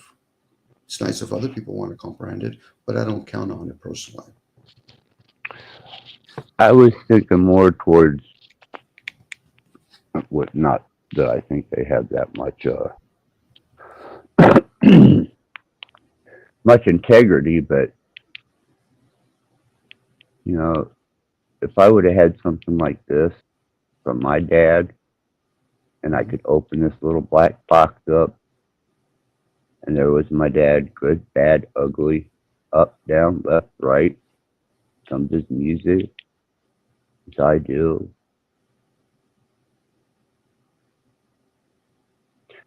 I would have liked that. Okay, so let's do this. Okay. I have 5 grandkids and a daughter that's still free for the moment and alive. Well, I can play this scenario with you just for pure giggles and kicks for us. You have an upstanding father. He cares about you. He's been treating you well. But along the way, he also teaches you something. Son, I care about you, but the world out there is very cruel. And you comprehend the fact that, fuck, what's the sense of learning about all this if I know the world's cruel? Where other parents will say, you know something? I'm going to be cruel here, and I'll let you figure out there if it's cruel or not. So we can play many scenarios. You know, I wish my parents were richer. I wish my parents were poorer. I wish my father was kind. I wish my mom didn't bother me as much. Well, then once you open up that door, then you have to figure out, okay, but am I not entertaining other ideals then if I open up that door? That would be nice if you lived in a community where most parents, if not all parents, are treating their kids with some sort of respect and consideration. So this way, when you associate with other people of your own age, we can relate with each other. But if you're the only one that's being treated kind and everybody else's parents are neglectful, how are you going to get along with them? No different if you're being treated cruel and then you hang around a bunch of other people that are indifferent or they had parents that actually cared about them. How do you think they're going to perceive you? We all have disadvantages, and some people have advantages. And some of it could be inherited. Some of it could have been earned.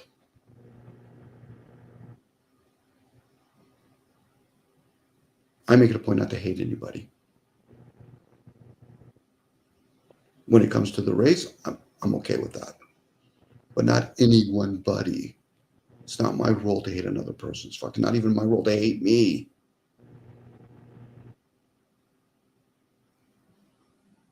But I get it. People are going to choose what they're going to do. My question is it working for you? Because if it is, why do you have to keep doing it over and over again?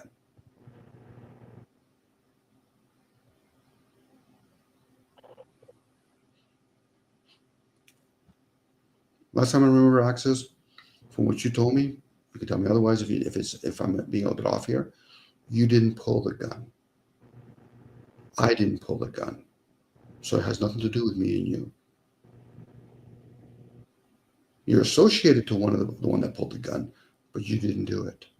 So your son is going to he's going to have to be accountable if that's what he did. Yeah, that's not what I was alluding to, but I appreciate the observation. No, no, not about the action of what he's in jail for or prison for. Mm-hmm. But it's led up to that. But it's led up to that. There you go. Yes, it led up to it. There you go. That's right. Now, somebody could turn around and say, Axis, you played a part in it. Yes, hear the word. I played a part in it. I didn't play the whole of it. You could have easily been the guy, and you probably were. I'm trying to encourage my son to lead a kind of an honest path. But if he wants to lead that other path, he's going to do what he's going to do. Yeah. No different. People are going to say what they're going to say. That's fine. You know, I don't wish that upon anybody. Let alone do I curse him upon that. No, it's a choice that he made. If he learns something from it, all the power to him. He's the one that's going to have to live with the idea that he harmed another person or killed another human being. He lied to himself. He probably disappointed his grandmother. He's got to live with that. And hopefully, while he's living it, if he chooses to repent it, those are going to be his strengths. Outside of that, what most people do, they make that their mantra. Oh, poor me. Why should I have to apologize for anything? Because you don't know what's on the other side.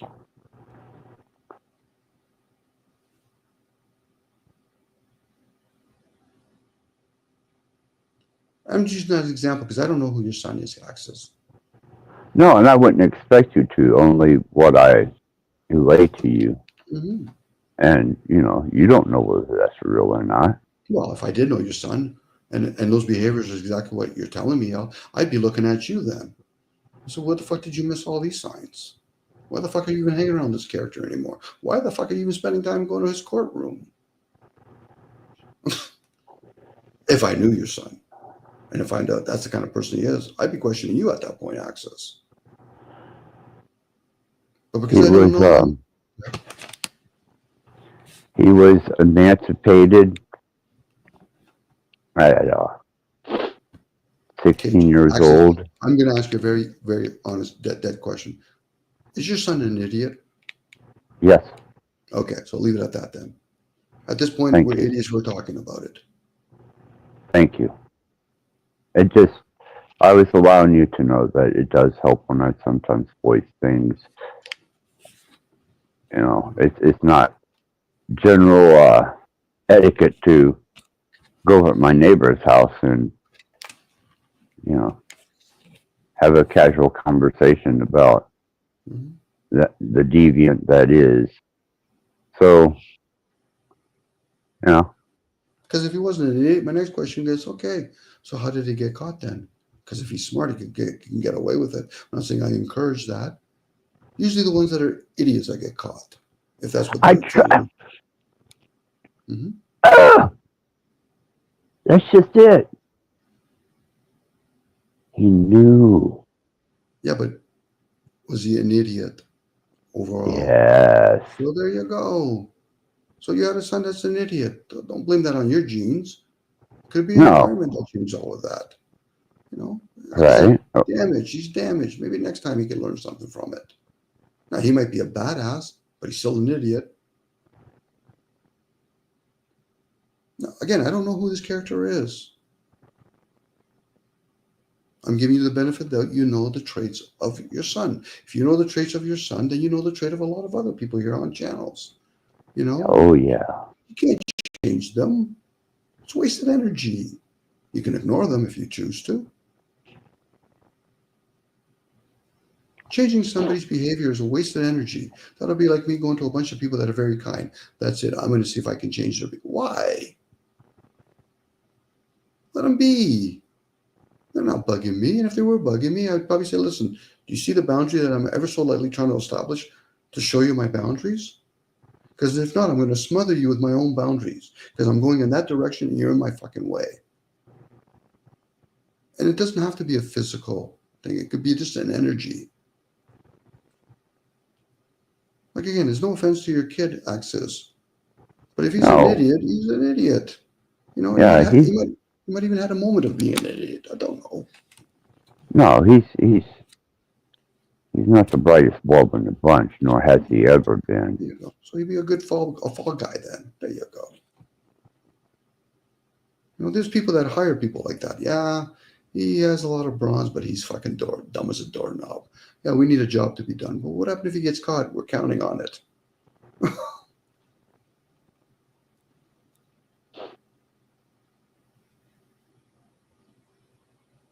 The universe plays tricks like that. Axe is a very wise human being. Hey, let's give him a fucking dumb offspring. Okay. It's not as though I would tell him and say, listen, you're an idiot. He probably would defend himself. I said, you're just justifying it to me. There you go. Opposed to the saying, why would you say that? I want to see how you respond or react.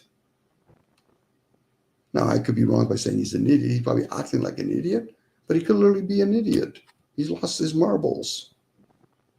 And somebody gave him a gun, or he was able to get a gun.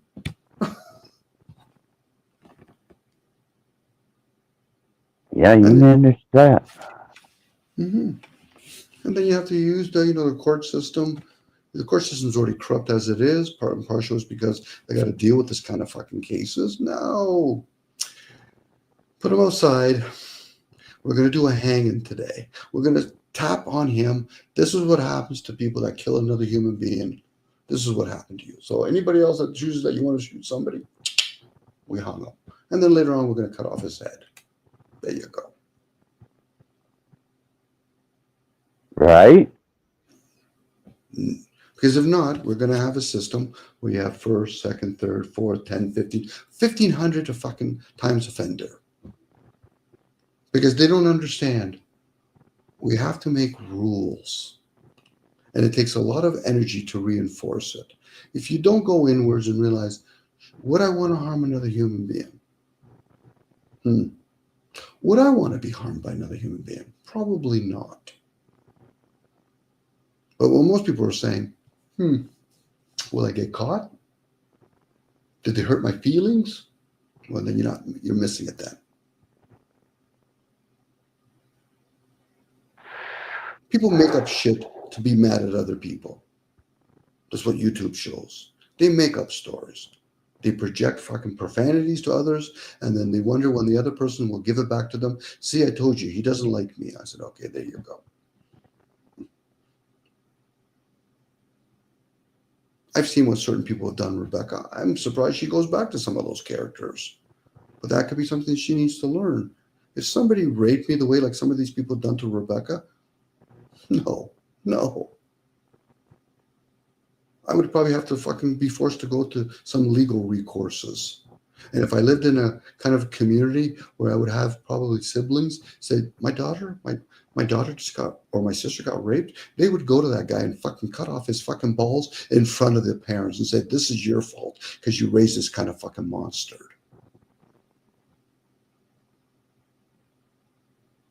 Yeah, whining and it ain't going to do me no good. I'm already aware of that. Mm-hmm. But it hurts still, Axis, because that is your son. For you. But after a while, it's kind of like, are you crying for you or are you crying for him? Because if you're crying for him, it's wasted energy. That would be pointless tears.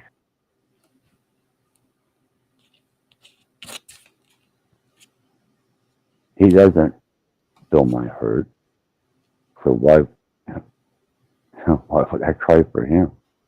Cry for yourself. Maybe the time in jail, he'll learn something. It might reinforce that he has to be a badass, a dumb one, but a badass nevertheless, and he'll have to try to circulate himself in the prison system. No different than people that have to circulate for 30 or 40 years in an office system. It's the same kind of prison. One just gives you a false sense that you're free.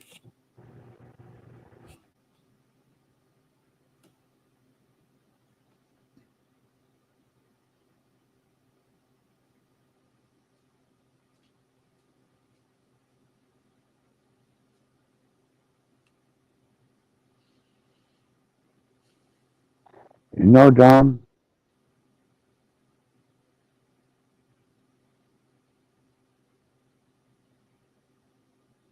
they're very trying existence.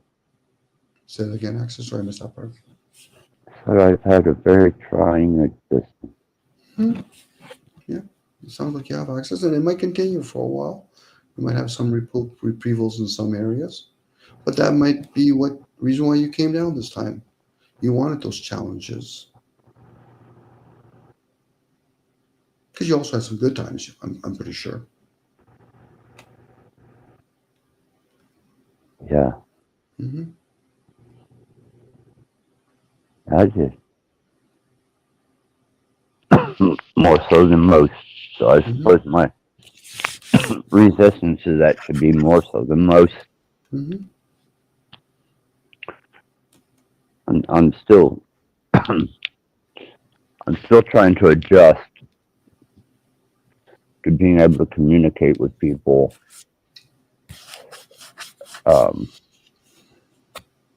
Trying to adjust to communicating people without my baggage. Or recalling my baggage and bringing it to the forefront so that eventually it will no longer be baggage. Or you can embrace some of the strength that comes from it.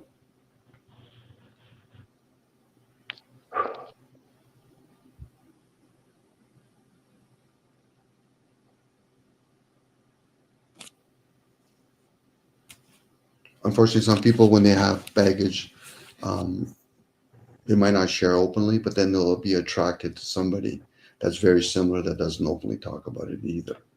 And then it becomes too close to home.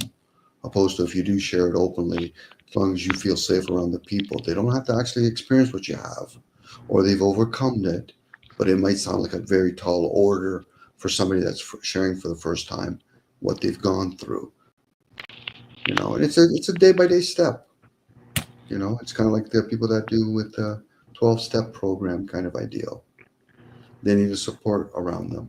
And more times than not, especially when you're that inner child, you never had a support when you were a child. So you're going to be very hesitant to get support from adults now, because those are the same adults or people that are in adult form that you felt betrayed from when you were a child.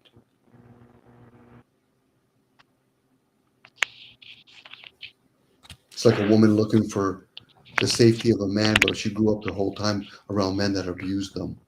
They're going to have a very difficult time feeling safe around men. That's true. Yeah, I've same with seen dogs. that. Yeah, dogs are the same way. It takes a lot of effort of somebody's kindness to make the person at least feel safe for the first time in their life. And I'm talking about being safe within themselves, not being safe with somebody else. It's like being honest with oneself first, not because somebody else is being honest with you. That's a challenge. And it takes a lot out of other people to be that that board. But when people start ripping into each other, get mad, they're fucking going backwards at that point. You're digging even a bigger well now. Oh. You got abused, now you're abusing somebody else. Yeah, but I got physical abuse. Okay, now you're mentally abusing them. And if you're not doing that, you're doing a different kind of abuse. I'm going to ignore them. I'm going to tell them I don't care about them. Those are all different forms of abuse.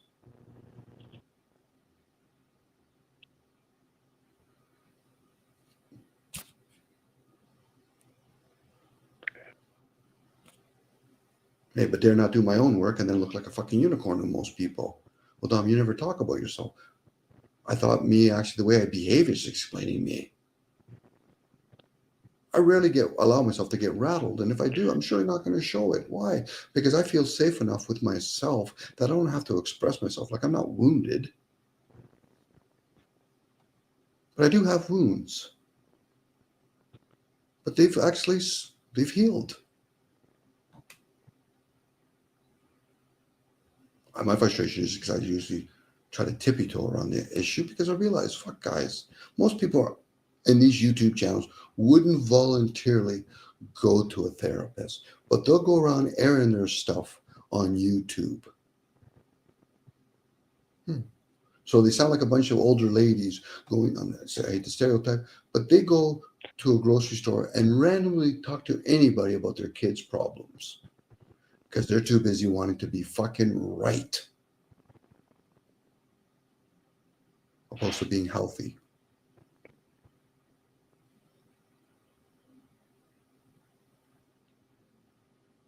I'm not. Most of us I'm not aren't. healthy. Most of us mentally, physically. I mean, I don't hide that. Mm-hmm. I mean, that's false representation of who I am, everything about me. You know, I'm a kind of a rare spark whenever it comes to being able to even brush the highlights that I was able to brush. You know.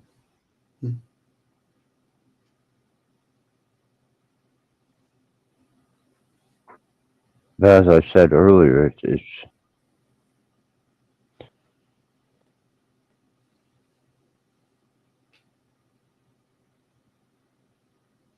circular. It almost seems like you said, Groundhog Day. Mm-hmm. You already know what's going to happen. You already know what you're going to do. You already know the worst of it. You know the best of it. It's like,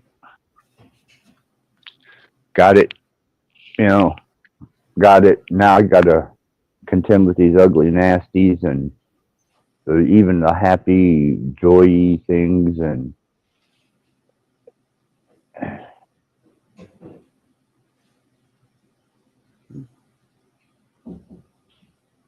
oh, man. As long as that still stays in within you, whether you keep it dormant or you're openly admitting it to yourself, you're going to attract certain types of character that's going to remind you of that piece of shit stepfather that you had. They just don't have to drink anymore. They're just abusive. And they really don't give a flying fuck about anybody else. That's why I'm shocked and surprised that people would actually be on these people's channels and fucking encouraging that shit. You might as well be fucking endorsing a pedophile at that point.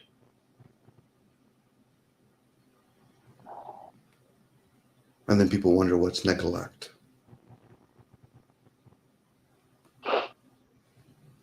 They're not some of those people in those channels actually be around people that have appropriate way of how to respond to each other and how healthy to, accept each other. They would look at their past and say, holy fuck, what have I been around the whole time? You've been damaged.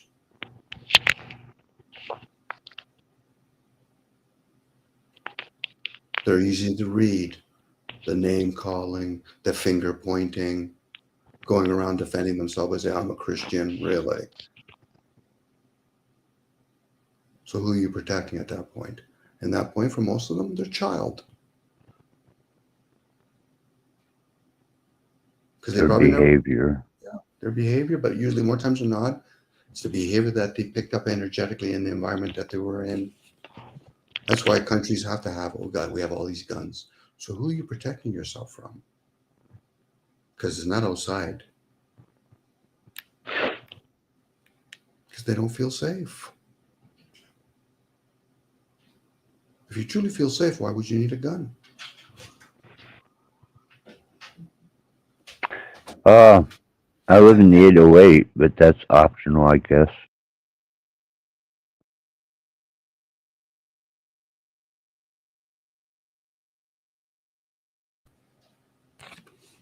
But that would be a big leap of faith for some folks to get to that point.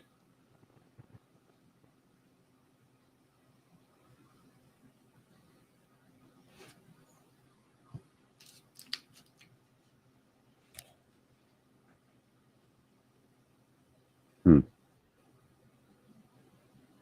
I'm not saying your faith in like God or whatever. I'm talking about faith in oneself. Can I really actually change myself from within? I first have to understand all the parts. And then when they start saying things like, yeah, but my parents have said that's a distraction at this point. Because if we're looking within the mirror, how do we not know they're not damaged already before you came to be? Don't know. Yeah, I know. Believe me, I definitely know. Sure. And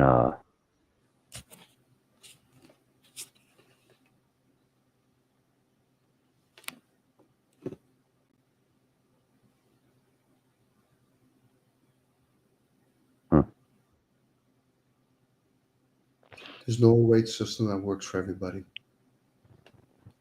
But as long as a person realizes, but I'm still within a bunch of systems. And if people are willing to explore, they might learn something. If they're going around with an agenda by proving all these other systems don't work for them because they already came in there thinking, I'm going to look for some sort of weakness in it, then you're not really truly trying to look for the system.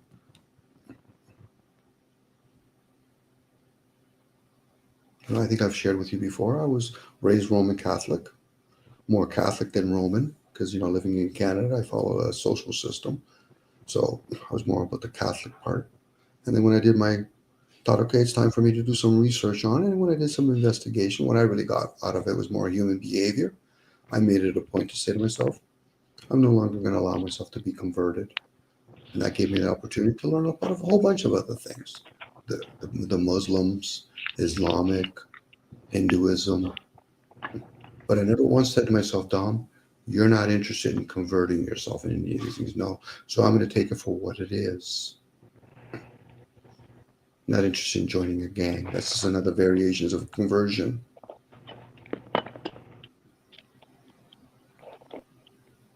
I don't see people as black and white. I just see them as more human beings. But other people still have to do that conversion. Well, but I see them as that what they are. Okay.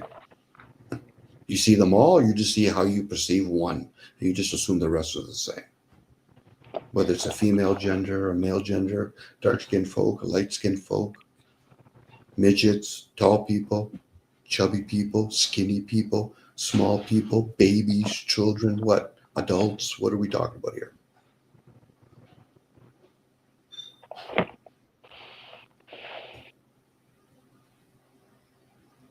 Dom, I don't think that way. But you say you think, but yet you don't think that way. So you've never really truly expanded your thinking capacity, let alone your feeling capacity. That's why I say most of us are damaged.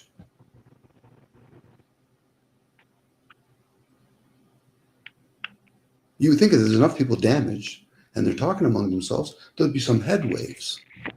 Oh, we can learn something. No, they want to stay stuck. Because there's somebody they have an axe to grind with. I like the word axe, I guess, but to grind with. Are your parents still alive? No, they're dead. But you still have an axe to grind with. That's going to be tough. Now you're going to have to look for somebody who's going to mimic your parents to blame. And if it's not your parents, the extension, the government. If it's not the government, it's the Illuminati. If it's not the Illuminatis, it's the Masons. If it's not the Masons, it's demons. It fucking never ends. No. No, it does not. No, it doesn't. So no, it never ends. So what's next? I got to look for a vicious dog because I got to blame them. You know, but they're not ever go inwards and say, where's my accountability? It's not about blaming. But where's my accountability? But it's difficult when people have done nothing more than blame all the time because they say, well, now if I go inwards, I'm going to blame myself. I said, that's going to be the challenge now. You've never blamed yourself. And I wouldn't encourage you to blame yourself, but your repenting would have to be, why did you spend all that time blaming others?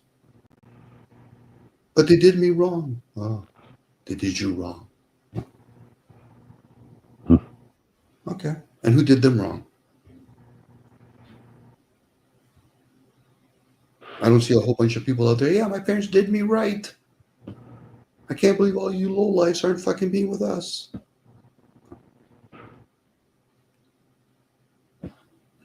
Even that's a categorization, low life. What does that really mean? Somebody down on their luck?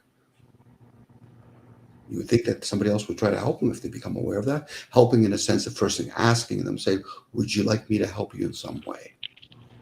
Opposed to thinking, I'm feeling good, I'm a Christian or I'm a holy person. I'm going to force my will upon them. But you need the help. You should ask them. Yeah, but they're not going to want it. Well, maybe that's their choice.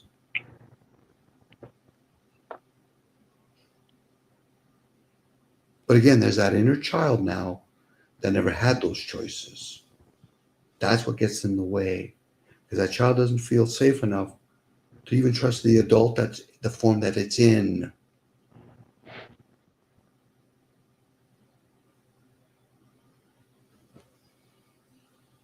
Because if it starts hating adults and then realize it looks in the mirror, I see an adult. I have a program running. We don't trust adults.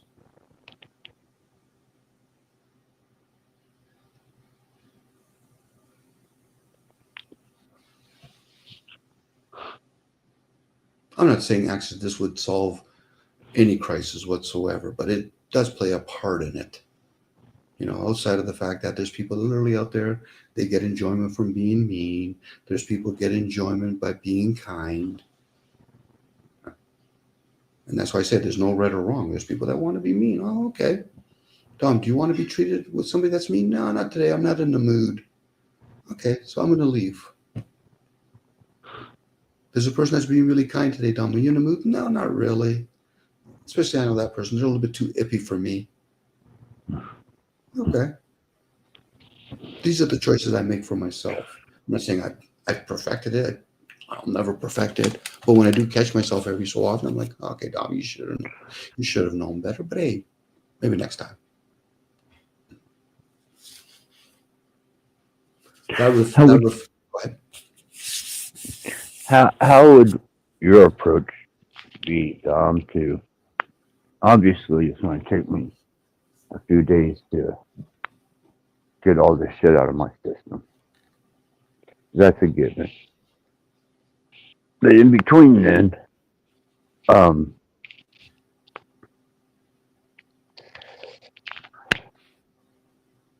got to make a mode of operation, you know.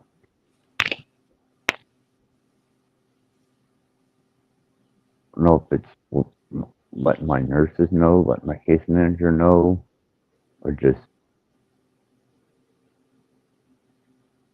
the steps I got to take to be able to maintain. And it could be just the purging. You know, body does weird things when it purges. The mind does too. That weird shit. Can't sleep. You know, then you go down and your hours are all off and you don't get to interact with the computer or deal with any of that shit. And it goes through for several days and then it's right back to the same redundant chaos. And the only local people I got is my nurse and my case manager. I'm just wondering how down they would be with actually not just coming in and taking statistics, but actually applicating themselves to my goal. I'm going to ask them. I have to. Sorry, what are you asking him to do, Axis? I'm going to have to ask my case manager and my nurse if they will help me get myself back together enough to get in a vehicle and travel down the road. Maybe even some help with that. Just so I'm not left idle to my own devices.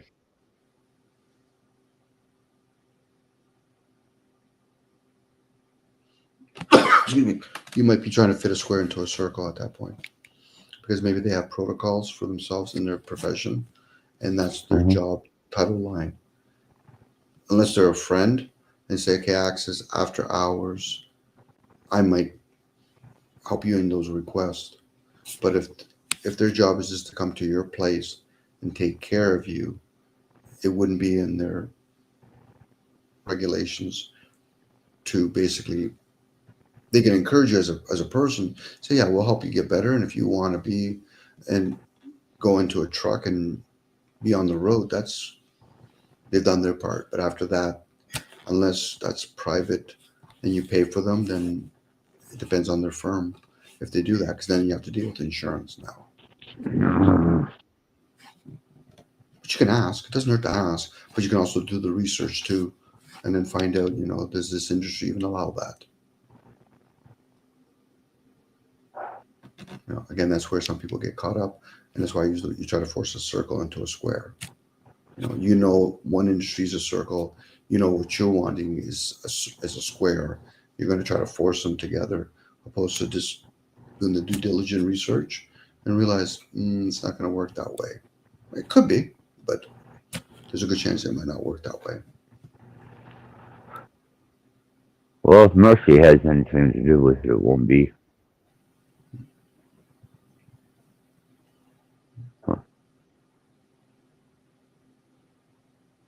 And I think people struggle with that. I know I've heard my mom do that, and I try to explain as best I can. You're struggling with a system where when it's a government offered system. You've been around enough people that are elderlies, and you got to see the very haphazard way of how they give service. The people that work for the industry, they probably would want to care for you more, but they got to follow their protocols. And the dispatchers probably know that too, but next thing you know, you have an inefficient company. The difference is when you have a private company, you can cater a little bit more and you can always pull away and say, I don't want your service anymore. I'll pay somebody else. But then you have to do that, turnover rate kind of ideal. So now, if you can get back in healthy access to feel that you feel good enough that you can drive a truck, I would be happy for you. And I think you said earlier, also if you can maintain it. Yeah. That's like an Indian endeavor. Maintain it. Yep.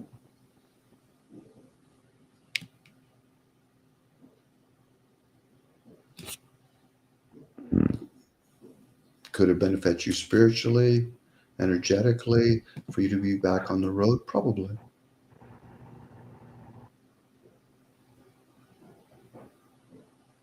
I would think so. Mm-hmm.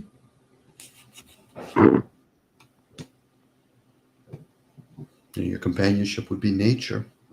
Nature's more kinder that way. Sounds like YouTube can be very cruel in a lot of ways. And cruelty comes more in the form of just indifference.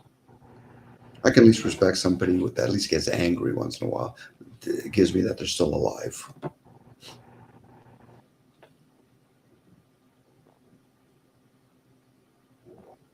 I've seen enough on these channels. I said, did you enjoy the rape that you saw tonight? What are you talking about? You were in chat watching a whole bunch of people getting raped, getting verbally abused. Yeah. It'd be different if you're out there and you're giving some sort of inspiring input. So the people that are there say, okay, maybe I can deviate from that. But I do see it on a regular basis. Tonight you were on another channel and there was more rape going on there too. Yep. Mm-hmm. Rape doesn't always come in a form of physical contact. Verbal. No. Not at all. Mm-hmm.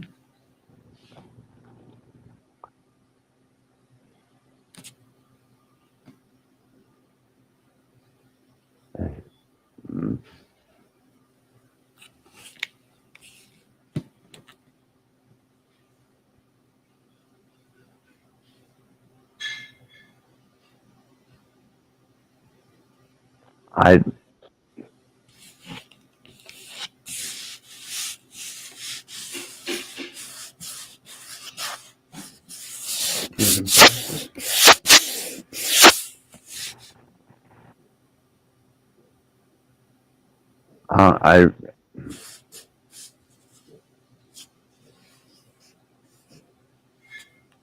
just going to take a lot of shedding shit.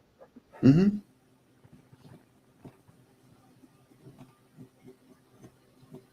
Got to get rid of it and make it a termination.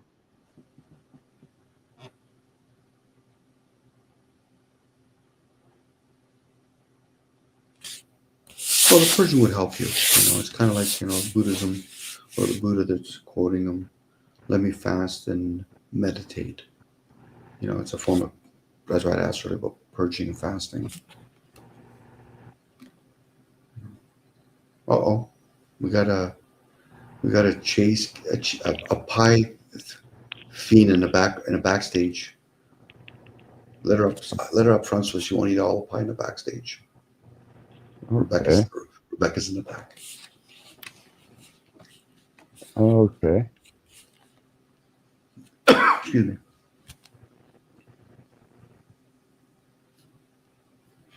I'm coming.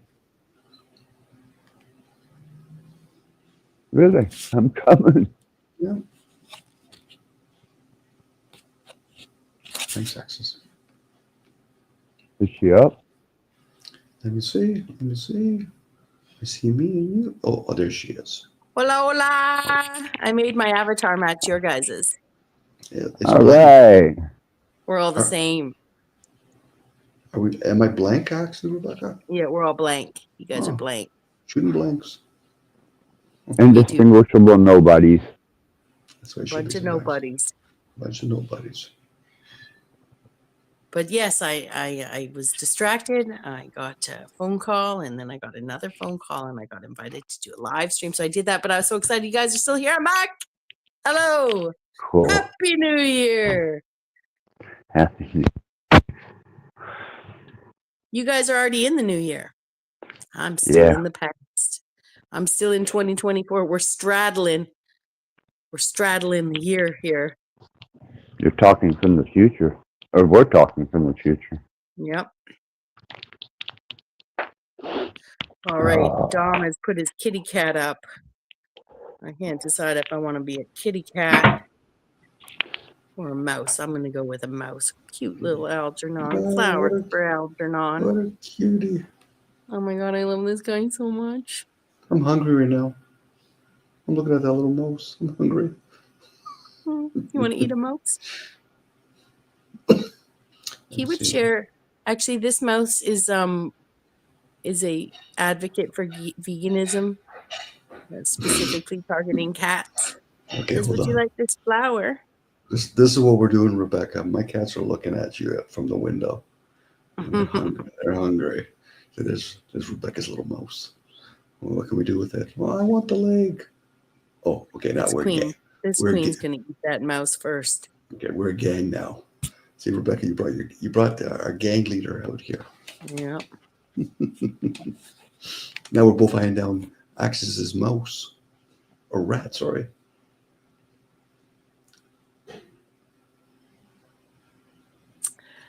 Yep.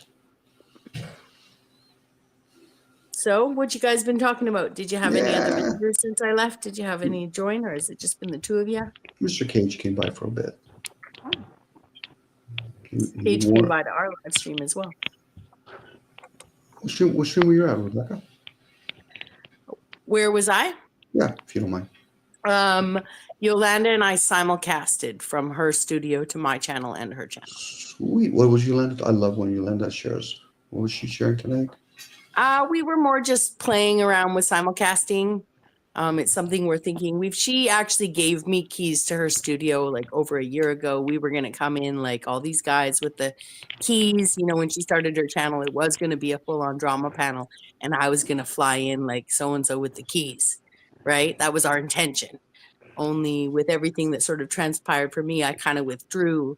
So tonight, we were just practicing that, contemplating: are we gonna jump in feet first in 2025 and still do whatever, some information based live streams, but do a little lurking, do a little pausing, lurking, feedback. I don't have a computer, right? So she does. And so I've never really been able to go review streams or review people reviewing me. And yeah, so we do plan to it wasn't about anything except for getting together, laughing, talking about New Year's and maybe about some of our plans for what we're going to do in the new year, which would be like, yeah, I guess full on embracing the drama for the most part. Was Sarah there? Did Sarah come by? Ezra did hop on. Yep. There you go. Yeah. Haven't seen her in a while. Yeah. Yeah. And there was a little shout out to you because actually Esther was saying how grateful she was that we were in her lives and stuff. And I reminded her that actually if you hadn't pointed out where she was at Cages that day, after you and I had talked about how I felt about how I'd snapped at you, snapped at her, that kind of stuff. Yeah, we might not have ever, made amends the same way we did. And so, yeah, we just gave a little shout out to Dom for facilitating. Well, you always had an out. You could always, you said, okay, if it wasn't Dom, you could have blamed Phil that day because he was there too. It's true. No, but I mean, not that day, not the day of the infraction, because I lost it on both of you guys, right? It was actually months later. You did actually. Yeah, it was actually months later. Go ahead, sorry. Well, no, I was just going to say it was a couple, 6 or 8 weeks later where, you let me know that she was on and you knew that I was feeling bad or whatever. I'm paraphrasing, but you knew that I wanted to talk to Esra and you had pointed out where she was. Right. So it was more that day that we were all over at Cages on a panel. And I came up and Esra was like, I'm sorry. And I was like, don't you apologize. It's me. right? So How dare you over apologize me? No, I'm the one that's going to apologize, and you're going to accept it. There you go. yeah. Well, she hadn't done anything wrong, you I know. thought you're right. I thought she never did. Everything else, I'd be questioning why she thought she needed. I don't think she was defending me. She was just explaining what she heard out of the conversation. She was trying to alchemize the situation with humor. That's what Yes. she was doing. Yes, And that's what she did. I was too stuck in what I thought I heard and how I was reacting. But if we actually were to look and stand back at the timing of that relative to porn bomb scene number 1 versus porn bomb scene number 2, I would imagine that's part of why I reacted that way. Oh, for sure. Lack of sleep, for sure. I'd been up for like 110 hours, you know, sometime in that time. So I guaranteed hadn't got up yet. If I remember correctly, there was a gentleman, a dark-skinned gentleman, and he went on about certain types of meat that he ate. And I think you were questioning that. I think, was it Olive Mule, the guy that was like a raw meat eater? Yes. And he went on, but he had one thing is to educate people, but he made it sound like as though his way of living was right and everybody else was wrong. Yes. Yep, I remember that. And I think that because disturbs he you. was also, he never porn bombed me, but he and Dark Chameleon had both been gotten drunk with me and had both started talking about their dicks. And I did not appreciate that, you know? Even now, I would be way more flexible in how I responded to that. But at the time, I'm sure YouTube thought I was like the prudest 50-year-old they've ever met. But I don't care. But yeah, Olive Mule was definitely a unique one.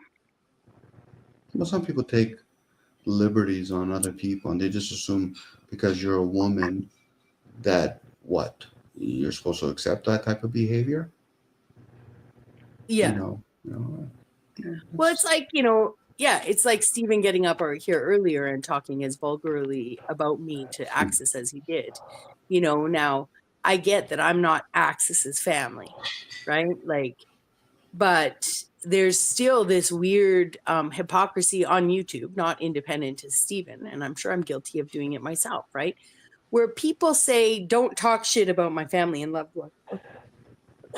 Like, Stephen came in pretty hard once into my channel based on how someone in my chat was talking about one of his moderators, right? So I'm just saying, he protects his friends and family, but he will attack other people, and again, I'm not isolating this to Stephen. I'm just using it as an example because earlier on this live stream, you could go back and see how vulgarly he was talking to a man about their friend.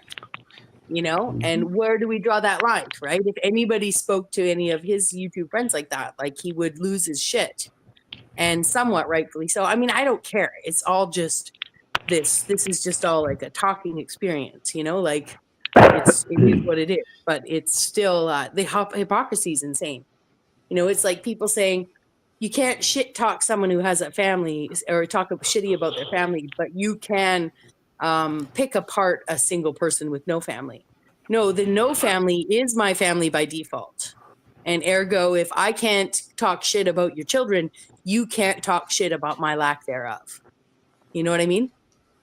Well, both of them can just be booted out. And I'm just going with if then sort of justice logic. I'm not saying, oh, this is what I think, because I am one who thinks that we learn more about each other as people misbehave. And so if everybody's always just being polite and running by the rules, then how do you ever see what's behind the facade? And I think on YouTube, we really get to see that. Could be. You are going to attract a certain type of crowd more times than not on a more bigger level that are going to have those behaviors. I get the kindness and being polite with each other, but those behaviors are already implanted on them. So when they feel safe enough, they start bringing that out. And at that point, you should be cutting off the head right then and there. Because if not, then you're going to accept people's third and fourth misdemeanor. Now we're back to having third and fourth time offenders. You're rewarding that behavior opposed to actually saying, I'm going to reward the behavior that we can grow with. Even though that type of behavior grows, but it harms too, right? So when we start talking about each other's siblings, kids, and all that, if it's a private thing and you want to talk with your friends about that, that's no problem. I've had some of my buddies talking harshly about their family and all that, but that doesn't give me permission to talk harshly about their family. They can if they want to, and if I don't want to hear it, I just tell them. It's true. It's true. It's one thing I've noticed about myself is I can I don't even like my friends to shit talk my family that I've just shit talked. I don't want that kind of empathy. You know what I mean? Like I'll reap your goddamn mother's dead corpse within the first 20 minutes while she's still warm.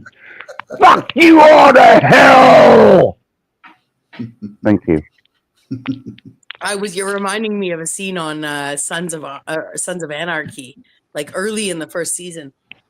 There's a guy named Tiggs or Tiggs, as they call him, and he's sort of like he's definitely he's definitely the sort of the hitman in the crew, right? But there's this like episode 1 or 2, there's like a scene where a building burned down. And then they find people who had been either human trafficked and been, trapped in a sort of a room in the floorboards, or people who had escaped to the room in the floorboards trying to get away from the fire, which didn't work. But this guy ends up being a necrophiliac, and they need to move these bodies because one of the bikers defiled them, right? And left his evidence on them, right? And it's just such a shocking, I mean, they have other turns and shocking stories, chronic masturbators who lose their hands and stuff like that. Like it's TV, it's sensationalism. No, it's not. But yeah, he runs with that character. A few times they make him drop one-liners that are just things you would never expect to hear on TV. So here's one, Rebecca. I've been around these little communities way longer than I should, but I'm still here. When somebody name calls each other, or somebody says a comment to them, let's say in chat or panel, and then they feel as though they have to, retort and get back at them. Do you think they're in their feelers at that moment? Some kind of feelers, for sure. Okay. Do you think they're so even if developed? so even if the feeling they have is wanting to impress the people around them with their alleged resilience. Okay. So why do men have a tendency of lying to themselves aimlessly when they say don't be in your feelers when they're in their feelers? It's a weird thing to tell humans not to feel. I know. It's always fun when somebody tries to imply that, oh, don't be like a woman. I said, really? You think women are the only one that have feelings? Fucking men are more fucking complainers and bitches than most women that I'm aware of. The fact that you'll get mad at another man because he said a word to you, especially when you've actually egged them on, that means that you're in your feelers. Now, my question now is, are they developed? And most of them aren't. They might play this wordsmith game. I said, but you've already revealed yourself. You're a child talking to me. That's why when I hear these people complaining, I don't give a shit who these hosts are. They get caught up, and that's when they have a chance to finally develop. Oh, I didn't realize that's how I felt about it. Yeah, because it's not about others. It's about you. The name calling just reveals people. They don't know how to communicate with each other. And if that's the Sure, you bunch of goddamn fucking no good sons of bitches and pieces of shit. I'd like to fucking jam my foot so far up your fucking ass that your goddamn guts come out your mouth. I'm sorry. What type of shoes were they? Nike. It reminds me of when my friend in high school tried to put as many swear words in one response. Which was, if I recall it correctly, it was shit. Or God damn it, shit, you piss infected cumbo, bucaco, and die-cooker horse slut. But there was more in it. That's sweet. Because there was fucking and damn and shit and all that. But I thought it was hilarious way back when I was a teenager and my friend would pull out her. Here's another one. Hear what I have to say? Here's another delusional fucking term. It's a bit within a bit. There's a bunch of children talking. I'm just giving you a bit, right? No, you're a fucking idiot. You just don't know it yet. Again, Rebecca, I've been fucking giggling with some of these fucking characters on thing. Now I'm being polite with most people, and actors already know I fucking despise being polite. Yeah, I do. I appreciate the reminder of the sentiments because, I mean, one of the main reasons I don't go live very often is because in a perfect world, Which it I isn't. would ignore it all, right? And give none of it any attention. Now, in a perfect world, though, Which it if I isn't. could go back to my first time I sort of lost it online, that I remember flashing up a live stream and going off for 45 minutes about the demons online and stuff in broken Spanish, right? I'm grateful. I'm grateful that you do that because I'll be honest with you, Rebecca, I bit my tongue a lot of times around you. A lot of time, Rebecca. I've spent hours listening to you. I bit my fucking tongue. Well, I hope that over time that need for that is less. It is. Genuinely, you And know? that was less within me because I'm the kind of person I know myself quite well. And when I hear other people talking the way they are, I said, you've never been put in your fucking place before. And I don't give a shit who the fuck you think you are. It's true. So I bit my tongue. It's true. Now, that Yeah. may be cocky on my part, but the thing is, I had just reasons. And I could have went on and on and on. That's why when I say to people, you have diarrhea of the mouth, because I know me. Now, I kept quiet, giving the false sense that I'm being fucking kind to you. You might have picked that up. Remember, the people that talk the most, usually they're the clever ones. That's why when I see how you got abused or you permitted yourself to be abused by Steven, I question you. I'm thinking, why would you allow yourself to be fucking treated that way? You got some sort of long-term game plan with that guy, especially when you know the type of person he is? I learned, yeah, that was, I guess, part of it. You know, like I said, I wasn't joking the third time around. You know, definitely was. I mean, I would say initially I had intentions of reconciliation. That's, you know, why sorting out things. Question why? When, Once again, why? Yeah, I don't know. Why would you want reconciliation with somebody that obviously tells you the way they stand? Are you a glutton for punishment?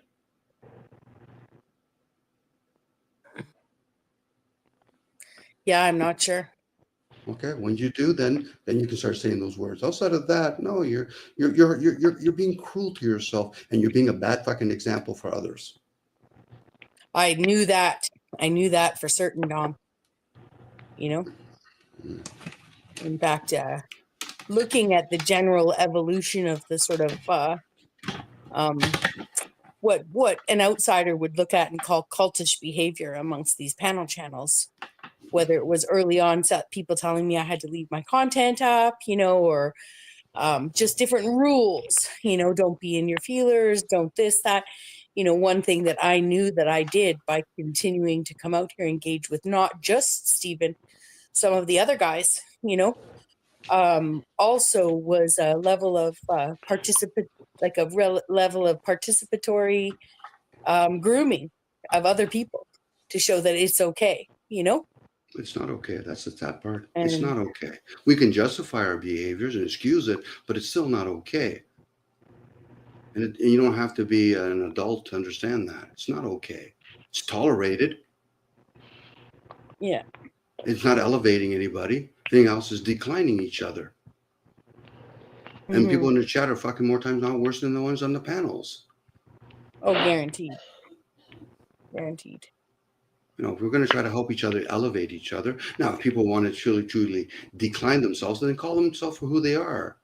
You know, there's a lot of characters in these fucking panels that fucking, with all sincerity, you should give them a fucking couple of seconds. You're gone.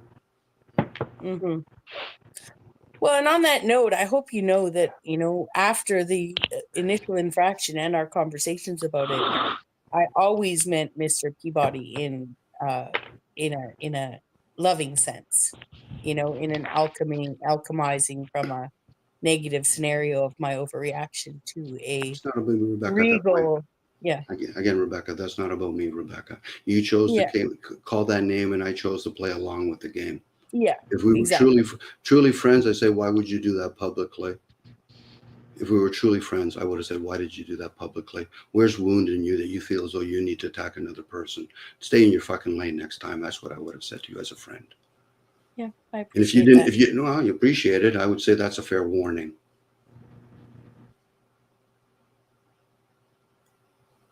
I'm not interested in being people's friends, let alone their enemies, but I will gladly hear them. But if somebody wants to make me their muse, at least show me some respect and say, Dom, I'm going to make you my muse. I said, okay, so am I getting paid for this? No. I said, okay, so I'm not interested in being your contents. I'll do it openly if I choose to. That's my boundaries. And if people understand that, they'll understand their own boundaries. But people, for some reason, take advantage of each other. So they're showing lack of respect for one another. But yet they pretend to be in some sort of an adult fucking form. Mm. Like I said, I've been polite. And I fucking despise being polite. Because I got to tippy-toe around people's emotions. Now, if they're developed, well Yeah, done. it is polite is a version of policy, right? It's being Yes. mandated to behave a certain way because you're Sure. being the bigger person, not genuinely engaging in a way that I'm being secures it cordial. not happening again. Yeah. I'm being cordial. I don't see Yeah. people based on the color of their skin or their gender. People want to play that fucking game. They can play it as long as they want. It's not going to solve the fucking world's crisis. I'm just being kind when I choose to be kind. And I'll entertain people. I'll be namaskar, bow to their being and all that kind of stuff, because that's a polite way of introducing myself. But when people come in there and they start fucking making fun of each other, get the fuck out of my face, you fucking child. You're a child at best. Little gangsters. And there's a bunch of them on these fucking channels. And they think it's funny. No, you're fucking, that's a low form of fucking wit you're doing with that sarcasm. Sarcasm is the lowest form of wit. Sure it is. You know? I know that. You know that. Yeah. And that's why when people say bit on bit, get the fuck out of here with that fucking noise, you child fucking piece of shit. I'm going to make fun of you, but then after I'm going to recoil and say, I was just joking. Get the fuck out of here. Especially when you're in a channel where you're actually having a conversation, is somewhat of a meaningful conversation, and you're realizing, okay, there could be children out in the audience. No, I don't care about that, Dom. Okay, so what the fuck do you care about then? Being a fucking goof, an idiot, a loser, a chump? What word do you want me to throw now? I didn't get to this age so I could be a fucking total moron. I'm not saying about you, because you put yourself out there, Rebecca, and I respect that about you. That's my view. I respect you on that view. But they surely abused you. And of course, you retaliated, and that's fine. That's something you have to learn from.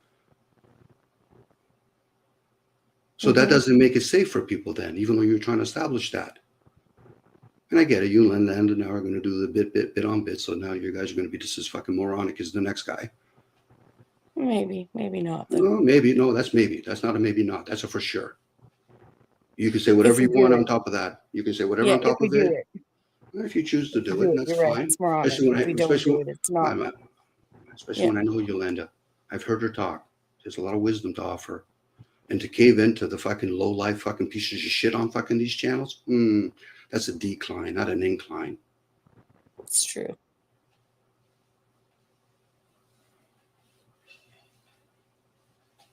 That's why I don't go around all the time, When I was on with you and Benton, I just fucking amused myself.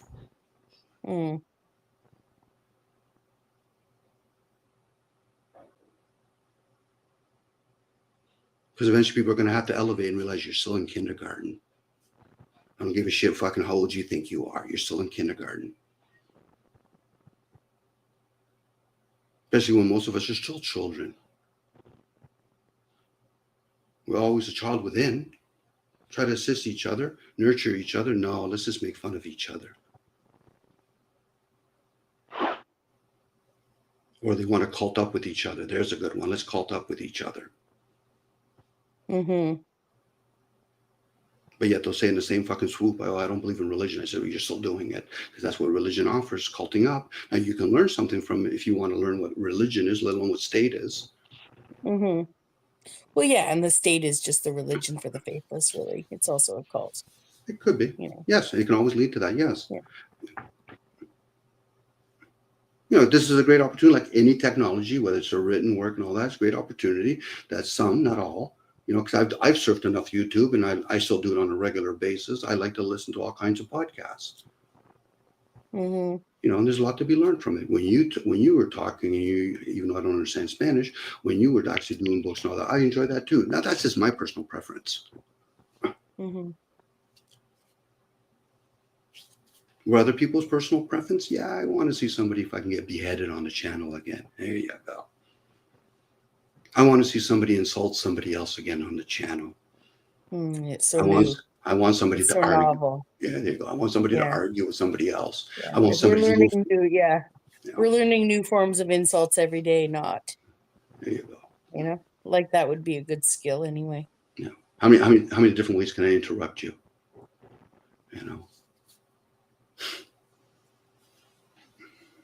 Now I'm just talking because we're on Axis. I'm not going to go around blurting this on other channels because I don't think it would be heard anyway. The ones that are in chat, they understand it, they know it, and they're probably there to be amused too. And after tonight, I don't believe that I'm going to have to be concerned with many of those types of dissident thinkers and practitioners. Yeah, maybe we'll give them something so they when they want to restream it, we'll be talking about fucking things that are important. So then they could try to convince all their fucking cult members that follow them aimlessly in their chat and say, oh, my hero, he's on one of these channels, but we're not allowed to be on his channel. Maybe they can hear that and maybe for the first time fucking learn something.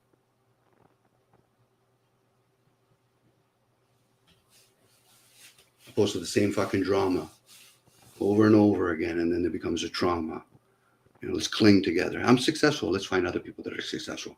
I'm down on my luck. Let me look for other people, which is fine. Because just YouTube has lots of space, and there's lots of those channels out there. Even though I'm bringing this noise here, so I do apologize, guys. No, it's relevant to me at the moment, Dom, because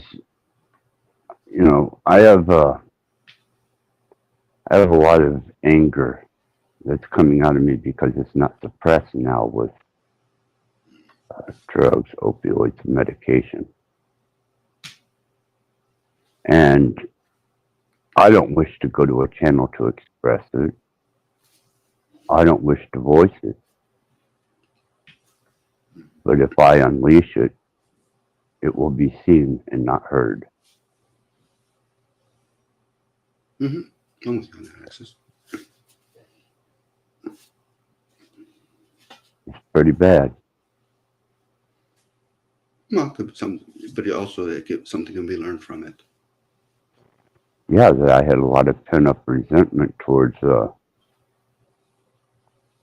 my situation, whereas disappointment, guilt,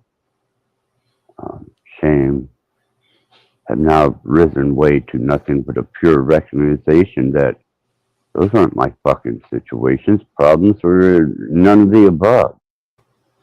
And I allowed myself to be drawn in and utilized and used,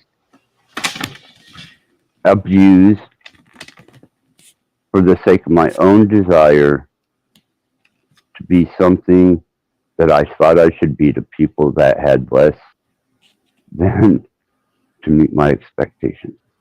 So now I'm feeling the anger from that. And that could be a good driver. I mean, that could be just what I need to motivate me. I won't be nice, but I'll be motivated. It made me think of two things. One is, how they say in the news, that when they're, at least they say in the news on YouTube that these false flag events, that if there's something being reported in the news, there's probably something we need to be digging deeper for, whether it's, I'm not trying to say that, trying to say everything's a production. I'm just saying that people know that there's, false flag events, like in Animal Farm when they keep destroying the windmill, right? Changing the rules. So I would say that some of the behavior that I've seen from myself online, and probably could be extrapolated out to others, but for my own experience online, if I were to really get honest, about why I continued to engage is to avoid real problems in my real life. Is to actually avoid reconciliation in my real life by continuing to war with people on YouTube. That'd be one of my most honest answers. Another thing I would say is that I already knew leading up to 2020, I'd already been aware of some of the unhealthy familial relationships and patterns that I'd participated in. So I knew that I had already spent most of my adult life mimicking those toxic patterns in my relationships with girlfriends and by girlfriends I mean like friends that are girls, you know, specifically with women. It had more to do with women than men. And my point to saying that is that, you know, there is a level of so I had already isolated myself from people that I had considered friends for many years. And so I was pretty isolated by the time 2020 came around. So by the time 2022 came around, or 2023, whenever I was invited to panel, I guess that was 2022. I definitely I was like working from a blank slate, but still unhealed trauma, you know? So making poor selections in how I engage with people, based on my own immaturity and my own lack of growth. That it goes all the way back to family patterns. And then I had a third thought. I did have a third thought about, but it escaped me because I threw that second one in there. But I appreciate, I mean, I'm not just saying that, like, I'm not trying to placate the situation. You know, I was pondering last night. I went live and said, should I or should I not? And, you know, it's one of the things that I'm trying to figure out. What do I do if I want to continue doing something on my own channel? What do I do? Right? What do I want to do? What's the point? And when it's ironic that it goes all the way back to being like, Bex, you're far from home, Bex. Like, I think I just want to read my books, you know? Read a philosophy and medicine paper, share a bit of thoughts on it, and leave. And that doesn't even have to be done live, you know? So, because there is a habit. There is a habit that's been formed, and it's not healthy. It could be, or people come into these kind of channels lacking something in the first place. So for some people, they're lacking attention. Some people like to feed attention. They're not really concerned about the contents, let alone the people that are the recipients. You know, so if you were trying to leave, and I was using this as an example, if you were trying to leave something in what some people call the real world and coming here to YouTube and it's warlike, well, then that's what you were leaving back then. You know, it's like you haven't left it there. It's still here. And then people project onto other people where like, okay, so are you mad at me or are you mad at some sibling or some parent? Because I'm not that person. I might have said something that triggered that, but that just reveals them. And usually for most people, the trigger isn't something that was negatively said about them. It's something that was positive. Once you accept that, oh yeah, he said something kind to me, that's what you got. There's your trigger point. But are you willing to receive the other part now? What do you mean? Are you going to pass it forward? Are you going to give some negative connotation with the positive and vice versa? Like, again, most people are on YouTube, whether they're aware of it or not. I'm talking about these little communities. They're still acting very childlike. They're not developed with their emotions. And then they test each other with I got you. Got me to doing what? Showing that I'm a human? And that's where people struggle. And then in their struggles, it's kind of like, what do I want? Do I want to have a channel that gets me 3,000 people that watch me, 10,000 people that watch me, or one person at least understands what's being shared? Most people just want quantity. They're not worried about the quality. Yeah. Sure, they're not worried about that. You can even see it in chat. Most people are concerned about saying hi, how are you doing? Here's emoji, opposed to maybe giving some sort of inspiring thing I could take from it, even if it's cut and paste. You're an exception to the rule, Rebecca, but for most people, that's what it is. So quick salute. Let me sit down in my chair. Who's fighting who tonight? Let me get my popcorn out. Hey, but how about you guys in chat go out there now and be the example of making fun of, oh, that's not me. But you like to make fun of other people. Should at least those people that are on the channel get paid well then? Because entertainers get paid well to entertain you. Mm-hmm. Whether or not there's an And Illuminati to put running up those. with all that shit and slander, right? Sure they do. You know, Sure they do. like really. I think Yeah. that's the one thing that people don't understand about, the lifestyles of the rich and famous, or even the famous is the shit they go through. They're in it, and they're just people. So, they get people want to be their friends for their money, for their clout, Mhm. people want to do all sorts of stuff. And a lot of people hit fame and stardom and they need an agent or they will give all their money away to the people that love them and pretend to love them. Mhm. They will get roped And into all sorts of shit. and then they start idolizing them, and then they start using their imagination, how they think the actor should be in real life. And then when you meet them in real life, well, but that's not who you are. I'm like, no, that's who I am. I'm just not the actor that you want to portray me Yeah. as. It'd be like you stand-up comedian Rebecca, and you have like 4 or 5 people in the crowd heckling. I said, come on, guys, I'm fucking trying to do a skit here. Unless you use the heckling as the skit, and some comedians can do that. But for more times than not, I said, get that fucking noisy fucking person out of here before I start talking about the fucking dress that they're wearing. Again, Yeah. people just don't know how to put themselves in their own place, but they're wanting somebody else to put boundaries on them. What a waste of I fucking knew a energy. comedian that could say something, spark the crowd. Someone would usually heckle, and he could spin it around. If you misbehaved enough, right? You could have yourself kicked out in about 3 back and forths. Yeah, and be center of Right? attention, and everybody laughing at that person that he's making Yeah. fun of. Yep. And yet who misses out? Not the comedian who's mastered how to fucking, manipulate the heckler to show who they are. Like you took the bait, even if he said something initially to spark something in the crowd that, triggered that. So I remember watching the guy, and afterwards they usually do 2 shows back to back. And as an amateur, we get to go for free. So we get to sit at the comedian table and hang out with the comedian between sets if they want to and get to know them. And I remember the guy saying to me, "Are you staying for the second show?" And I said, "Oh yeah, I'd love to stay. I can't wait to see what happens, in that part that lady interrupted and, what jokes I missed when that scene was made." And sure enough, in the second fucking scene, in the second act or whatever, without the second performance, without a plant, the same thing happened. Right. And, yeah, so it was orchestrated 100%. But that's the one thing I do think that will have benefited me the most from YouTube to my real life. Out of anything and everything will be in my stand-up comedy. I never address the crowd. You can hardly see them anyway. The bright lights are so bright, But I think that I would be really good at engaging with the crowd. I think that a heckler's not going to faze me the same way it would have years ago. See, because of the chat you engagement. can take that, Rebecca. This is where I've had conversation with Dawn. When Dawn was younger, I think she got bullied. She's the few that actually recovered from the bullying and became stronger for it. So there's people that are damaging people on these fucking channels to a point where either they know enough to pull themselves away or they get so angry and now they're going to be that same example outside of YouTube. They think it's acceptable behaviors by calling names just because somebody hurt your little fucking feelings or you said something and they didn't expect it, getting it back.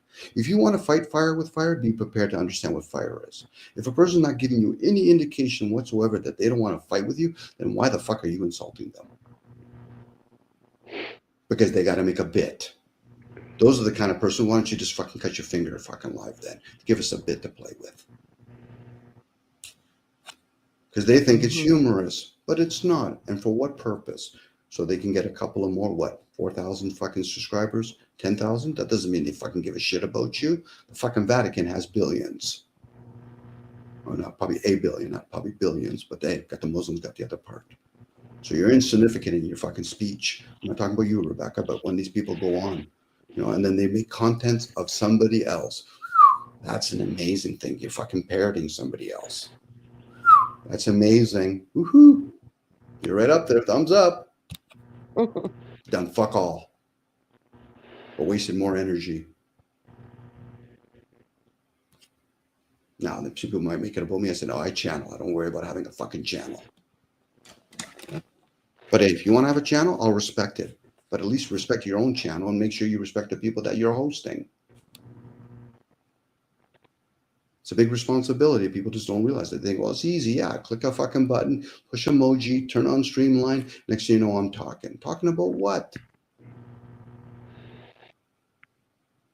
Is it going to move anybody there? Mm-hmm. Are they going to be able to have that same conversation? Mom, I just was on YouTube. Somebody was talking about, I remember when you talked about it, warts. Remember you talked about warts? Yep. Fuck, that's something I could talk to my parents about. But most of the conversations, you can't have that conversation. Fucking can't even have that with my wife, and my wife's like, oh, fuck, that's drama. Even though I'm attracted to drama, so that's on me.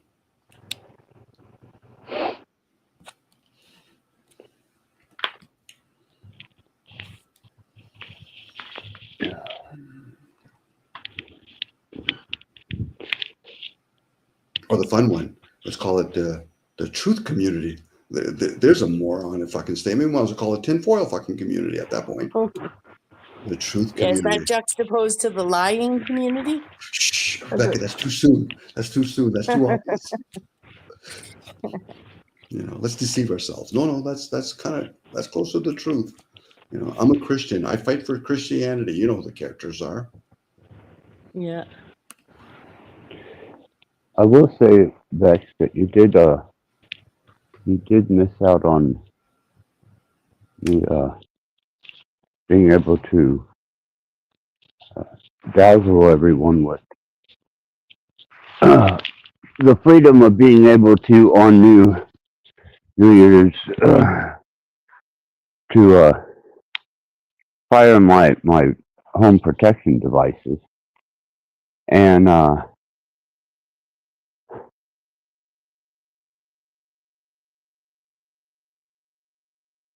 it was fun. It was nice to know that my machinery still works. Oh, nice. I think you would have This is enjoyed some that. technological protection. No, a couple guns. Mm.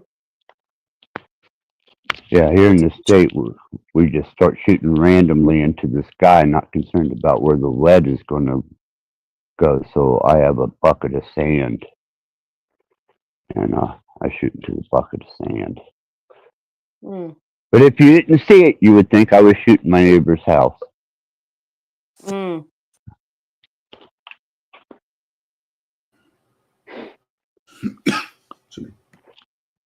Thought you would have enjoyed that. So you did that earlier. 12 midnight my time. Nice. It's 12:08 where I am. 8 minutes past the Happy New Year moment. You assume too much. A Happy New Year? You assume way too much.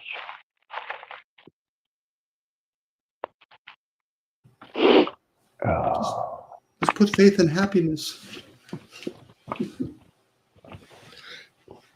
I figure the beginning of this year is probably going to mark a recovery of last year and a reconciliation of everything I did and experienced in it. I'm off all my medications back. Yeah. This will be on day 2.5.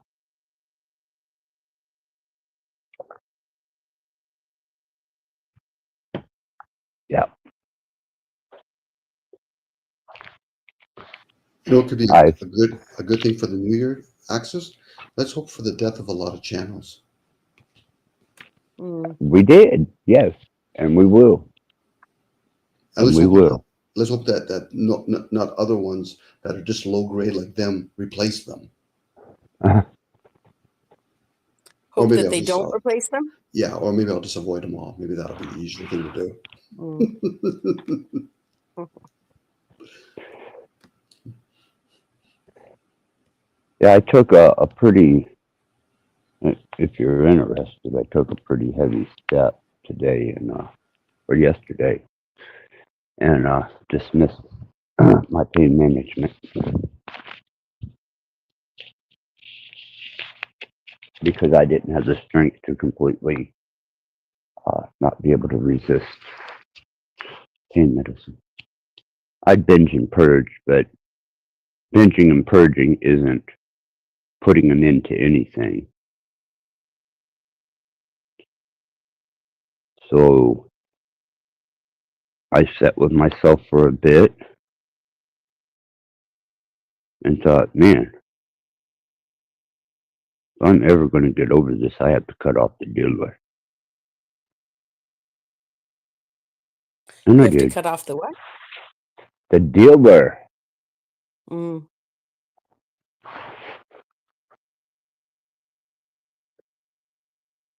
So now I have freshly into 2025 a new perception of how I'm going to move forward in it without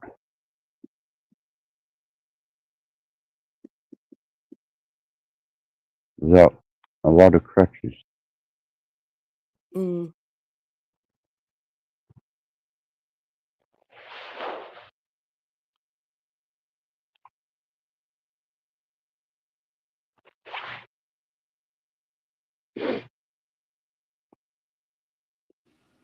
Well, maybe other crutches will come to the forefront, acts as a temporary reprieval.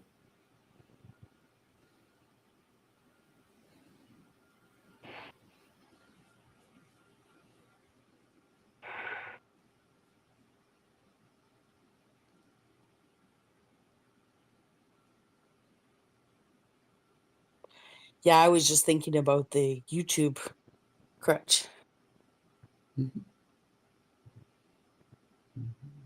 Personally. Yeah, what I'm going to be dealing with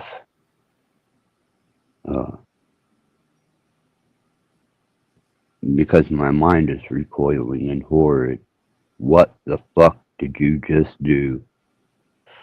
The body's going, oh, you dirty bastard. And both of them are screaming for a fifth of bourbon. Mm.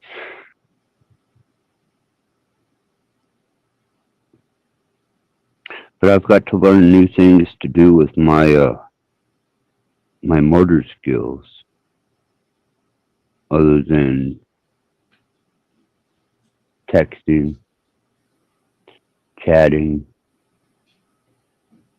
even handling as a guest. Those are old habits associated with uh, narcotics and benzos, and I sabotaged that yesterday.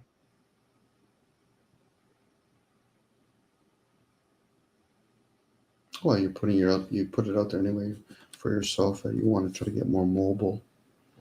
So Yes. then, if you do decide that you can get your truck back on the road, at least you've gone in those steps. Will you fall back?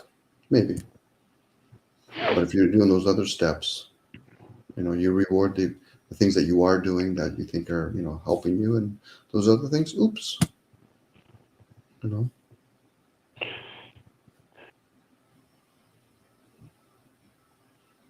Yeah, the mind has hidden stashes of people that make things available. You got liquor stores. Mhm. You got the cannabis shops. I mean, you got a multitude of things to substitute or run to, and not only coming off my medicine is a difficult thing. There's these other options that I also have to fight.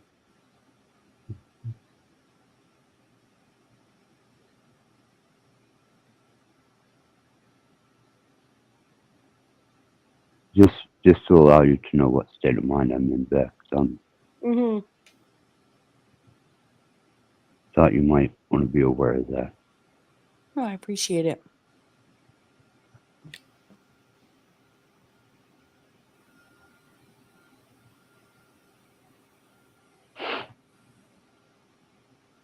But I imagine further down the road as I go along, um, social media is going to be less of an appeal.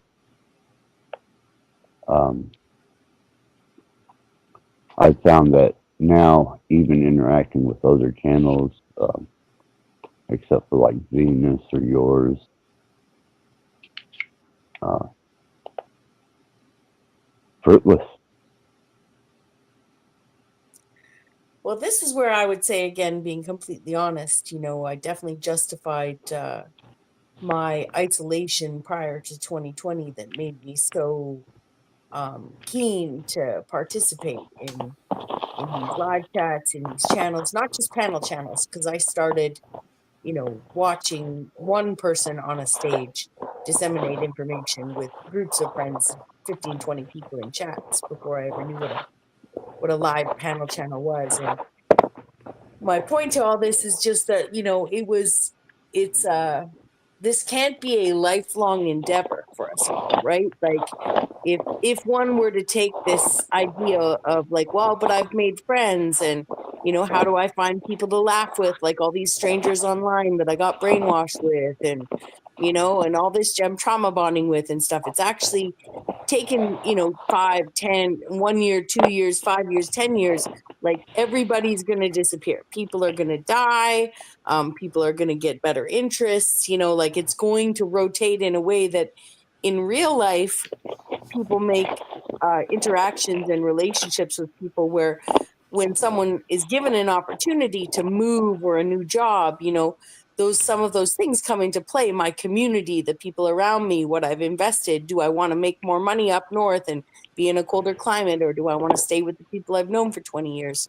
Essentially, what I'm trying to say is every day spent online reinforcing these relationships as a substitute for real relationships in our real lives will only make some of the people who don't have the real life relationships in conjunction with this, which is many people online, worse off in the end.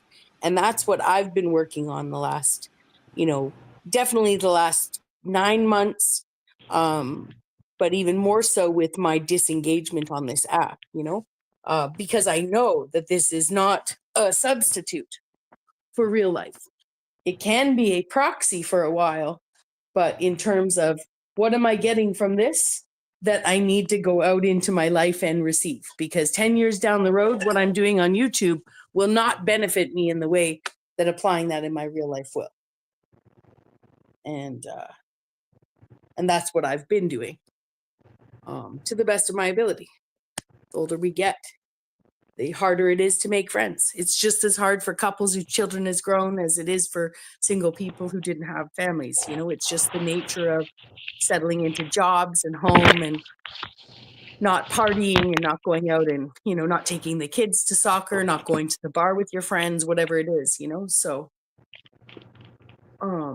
that's what my goal has been and continues to be, is understanding that in a healthy world, this engagement on YouTube becomes a past, it becomes something of the past eventually, or it becomes something you rarely do. And I know I've got friends that try and convince me that there's another way to look at that, but I just can't see it. How can making friends with all of you guys on YouTube benefit me 18 years down the road at 70 years old? Like, sure, it would be great. Can I flash up my channel and the odd person will pop in? I'll be like, oh, I knew that person for 20 years. Feels good, but it's not real.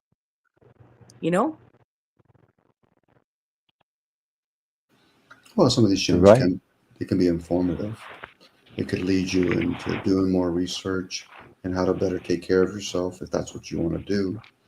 The thing that people forget, how you damage a craft is by how you treat it. So if a person communicates with each other here and you're leaving for the next generation of people that are going to use YouTube, it'll be based on the past generation. But the thing is, YouTube, especially these channels, a lot of people are going in and out on a regular basis. Now, if they did do some research and find out, okay, why did you leave YouTube? Content wasn't really that inspiring. There was no build up. It was kind of like a caption And then the next day they're talking about something totally different. Or they kept talking about the same thing over and over again, but there was no build up. So then they're not doing anything of really truly justice or helping for this particular platform to grow. It'll be no different from reading a magazine, but they keep bringing the same old, the same advertising. Eventually they're going to make themselves expendable, you know. And I get it. Some people will talk about, I have 6,000-7,000 subscribers, but how many people will come watch you on a regular basis? No. So you're just counting on somebody to click your channel aimlessly to subscribe to you. That's worthless. Mm-hmm. Now, if you're trying to get monetized, okay, so now you're feeding into the big corporations. There's a potential that you have 8,000 subscribers that maybe somebody will buy our product that we're going to advertise on your channel. We don't personally think your content's of no value. YouTube values that. You know, there's few people that are actually on these channels. Paul's one of them. He puts a lot of information out there. The bickering part, waste of energy, but hopefully during his fast, he can actually tune that out a little bit. But for a lot of us, the bickering part. Yeah. You know, talking down to people. If you know you're talking to children, treat them like children. Talk very slow and very low. You know, the people that want to bicker with him, no. He's openly said, come on, panel, have a chat with me. But he's also shown in past, he's going to try to rip a hole into you publicly. Most people aren't conducive to that. Mm. You know, so that's But not really. I would say, you know, is it ripping a hole or is it the instruction that his title of his channel? At least he's honest about what he's doing in terms of like proper instruction motivates people. Like if you're going to go there and you expect not to be instructed, you've come to the wrong place. Okay, so put a gun to the back of my head. I'll show you fucking proper instruction. How do you define an Axis Rattblood? Say that again. Pardon me, Axis? How do you define an Axis Rattblood as a channel? Well, you're a little bit too advanced for most people, Axis, if I had to define it.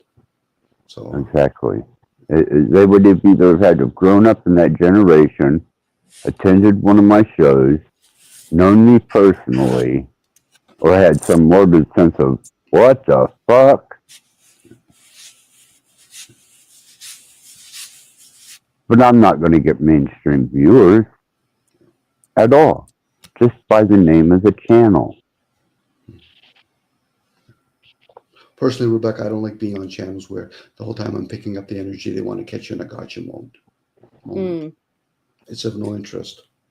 You know, I'm there to learn, and meaning learning that you're going to share freely or openly. That's probably the better word, openly. And if I choose to take that information and play with it in my own little room, that's up to me. But trying to force me to learn something, no, get the fuck out of my face. Mm-hmm. You want me to work for Marx? No, I outgrew that. You want me to work for 6 figures? No problem. Make it 7. I'll consider it. And that's what happens. That forcing it down somebody's throat, it never sticks. Now, that might be military, and that works, but then you're in the military at that point, and you're going to have to pay the price. We're going to need you to be a beanbag a couple of times. But they're still getting... Go ahead. Let me let you in on a secret, Beck. Mm-hmm. I know the procedure to put together a portfolio, sign up for auditions, cast for lines, cast for shows, and the executives to talk to get noticed at those rehearsals. Mm-hmm. Do you think I let anybody out here know that shit? No. Exactly. Mm-hmm. And if it's that important to them, they got to put what they value the most. Why are you doing it? Because I want to get paid. I said, well, then put your money where your mouth is. Go to fucking get a loan, pay taxes, $10,000, take a chance that maybe he might reward you from what he offers you as information. No, I want a sure better. Well, then buy fucking GICs.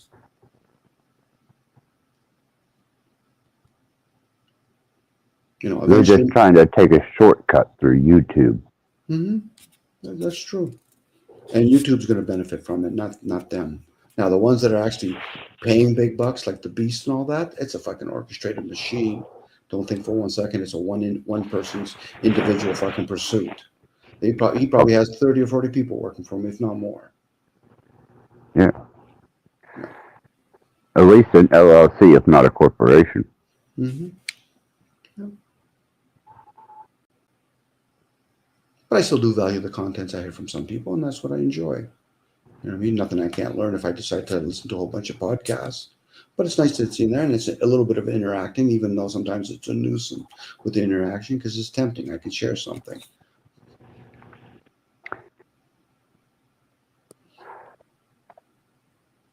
And it does sometimes beat, if you feel the need to watch a movie or TV, this is a bit more interactive. Yeah, you can yell at it, and it'll yell back at you. Yeah. Yeah. That's what Whether you want it to or not. A bunch of men standing in front of their TV yelling at the wrestler or their hockey team because they didn't score the goal. I said, do you think you control the universe? No, shut the fuck up. I can't see the TV now. But hey, when you have low-grade fucking people, you're going to have that attention of them. They're not elevated and find out, oh, fuck, I only have 2 people showing to my channel. That's what you need.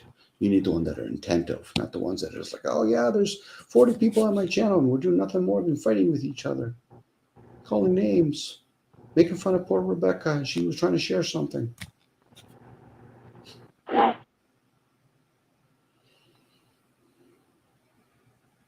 But I get it. People want to be the attention, and that's fine. But you got to take the sweet with the sour. For all the times people give you credit, be expected somebody's going to try to tear you down.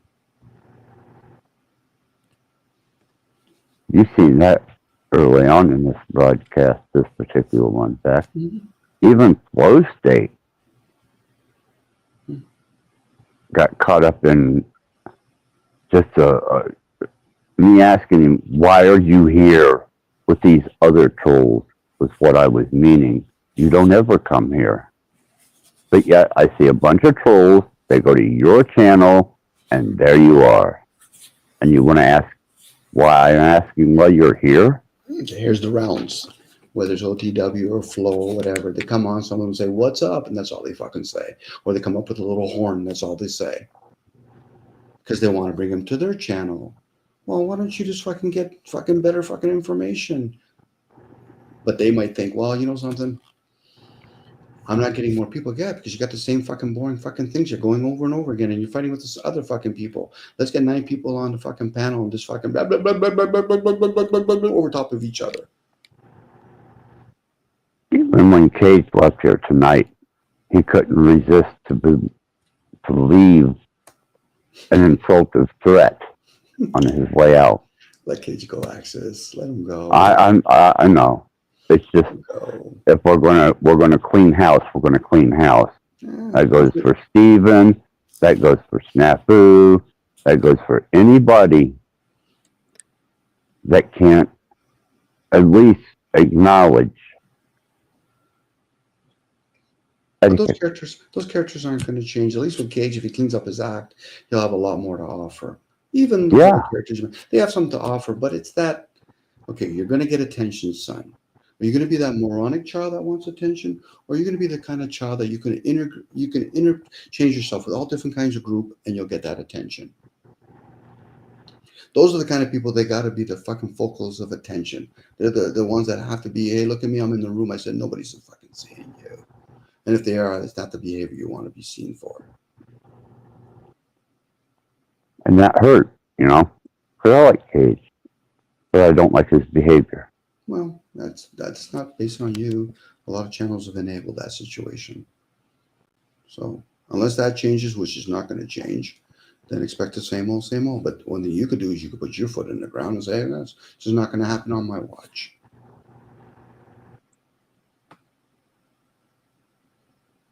And that's no offense to Cage. I enjoy his company dearly. I've had many conversations with Cage. But then there's times it's a Cage. Like me, sometimes you go on a rant, but your rant is you're not seeing the fact that you're staying with the conversation. Which, hey, you want to deviate? That's no problem. But he has a tendency of saying, well, you're idiots. I said, well, now you're just revealing yourself. You think whatever comes out of your mouth is right. Okay. So why do I need to be here at that point? Do you need somebody to be the one that's going to be the muse of wrong? Because I'm not going to acknowledge that. I'm not even going to acknowledge the fact that shit comes out of my mouth is right. And that's where a lot of people get caught up. They feel as though there has to be an outcome. Somebody has to be right. Somebody has to be wrong. Somebody has to agree with me. So there's a good chance somebody's going to disagree with me. Yeah, you want to play that fucking game? Go ahead. But tell me if you're going to advance with that. Well, if you need a bunch of people around you to agree with you to feel right, then you don't know how to think. Or feel. Because their feeling's going to be warped anyway. I mean, I like validation for good ideas. I'm not going to lie, but I don't need the validation for a good idea. I'm going to think about it myself. I might not deem it good or bad, but I'm going to know it's an idea, you know? So I definitely, I mean, we weren't given language and the ability to communicate, to not share ideas, but we also weren't given that so that we're constantly arguing between being right and wrong. I mean, even debates are structured a certain way for a reason. Sure they right? are. Points are given for a reason, so that, in fact, what people don't realize on YouTube, I don't think, is that, you know, on the debate team, you got the assignment that you got. You didn't get to pick a side. Mm-hmm. You know, that's the point of being on the debate team. And that's what I'd love to see on YouTube is a flat earther argue round earth, you know, a round earther argue flat earth, a Christian, you know, stand in a Muslim shoes and vice versa, right? Understand, you know, what you don't understand. Yeah, but then but Rebecca, at that point, flat earth and globe, okay. You flat earthers, you globes. Any of you guys gone high enough up to prove one way or another? No. So you're just going to peddle your opinions. By the way, you Muslims and you Christians, any of you guys ever seen God? Well, no. So you're going to peddle your opinions. Now, I get the structuring of a debate. Keep it simple. Keep it to earthly bound fucking conversations. A person like Dawn, who actually is good at debate, she's been on the debate team. Same with you and Sarah. You understand structure. But if you're going to get your emotions in there, especially if you're women and you're using your intuitive aspect, having a conversation that's more hemispherical with a guy that's logical, fuck, that's like fucking a child playing with a baby. And most men fucking will lose those kind of conversations because intuitively, I'm picking up this information from the universe. But again, if you want to keep it simple, okay, these are the rules. We're both going to talk about magical fucking figures. So let's debate on it. Yeah. Opposed to saying, no, no. Go ahead. It's just one of the things I've learned. I do it more in my private discussions, and especially like, you know, I've learned, and I mean like with, you know, YouTube people off YouTube or whatever, whether it's like in Discord or whatever. But I've learned to take stances that aren't necessarily my stance and try and argue them. Mm-hmm. Right? Because, yeah, because why wouldn't you? If you have a stance, you should be able to stand on a stance you don't have and argue it. Because then you know it well, you know?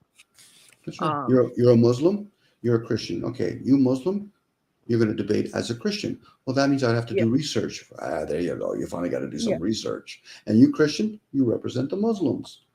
Yeah.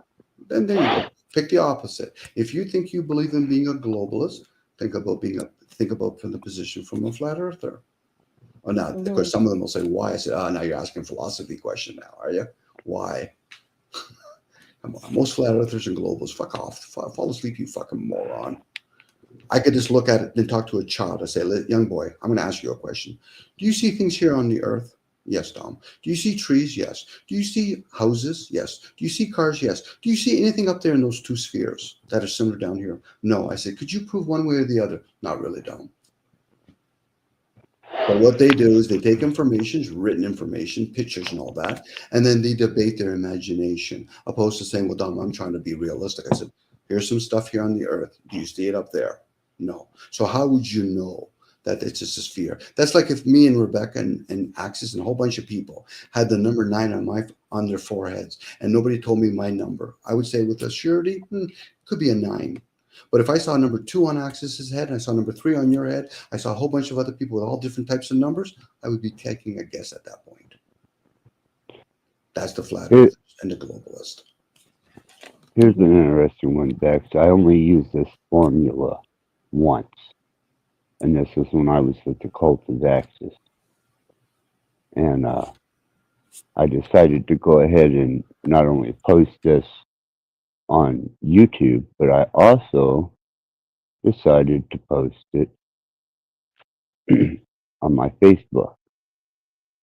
And I only use this formula for music once. You want to take a wild guess what the views are? What? And the 67,000 views, 609 thumbs up.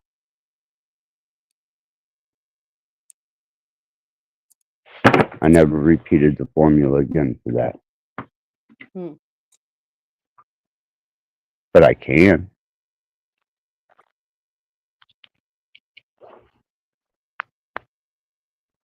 Knowing that access, how can we truly take with a surety that information, that our stats are not fudged up?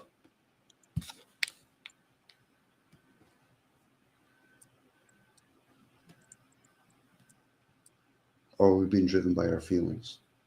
You know, it'd be different if somebody said, listen, Dom, I work for Twitter, I work for YouTube, and I'm going to explain as best as I can how we gather information. Sorry, I took off for a second, but I bounced out. Oh, he kicked himself off for a moment. Probably got booted out by accident, probably. Hmm. I'm very suspicious on the stats, actually, Rebecca, because unless you know the people that are actually gathering it, how do we not know? Yeah, we'll just make it up.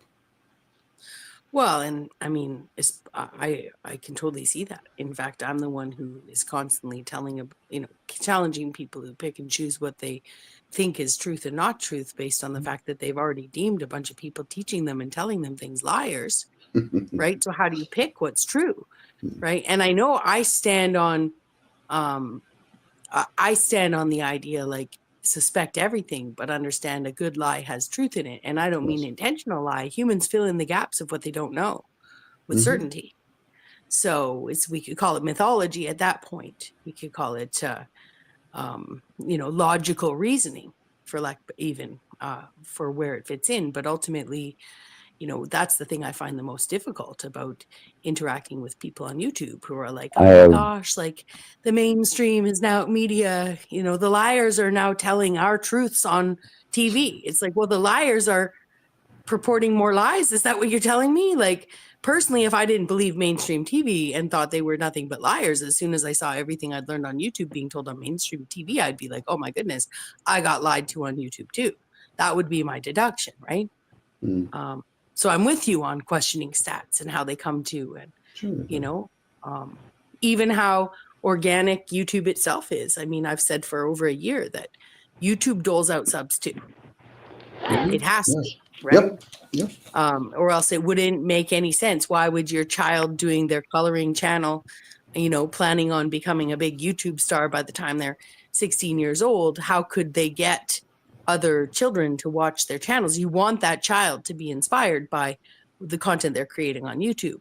So you're going to give them a few subs. And I pick the children because actually they don't have the same access to live chat. They don't have the access to anything, yet they still make channels and their channels grow. So, YouTube wants monetization. YouTube wants you to be at a stage where you will allow and want to be incentivized by participating in advertisements for them. That's the goal. That's the only goal.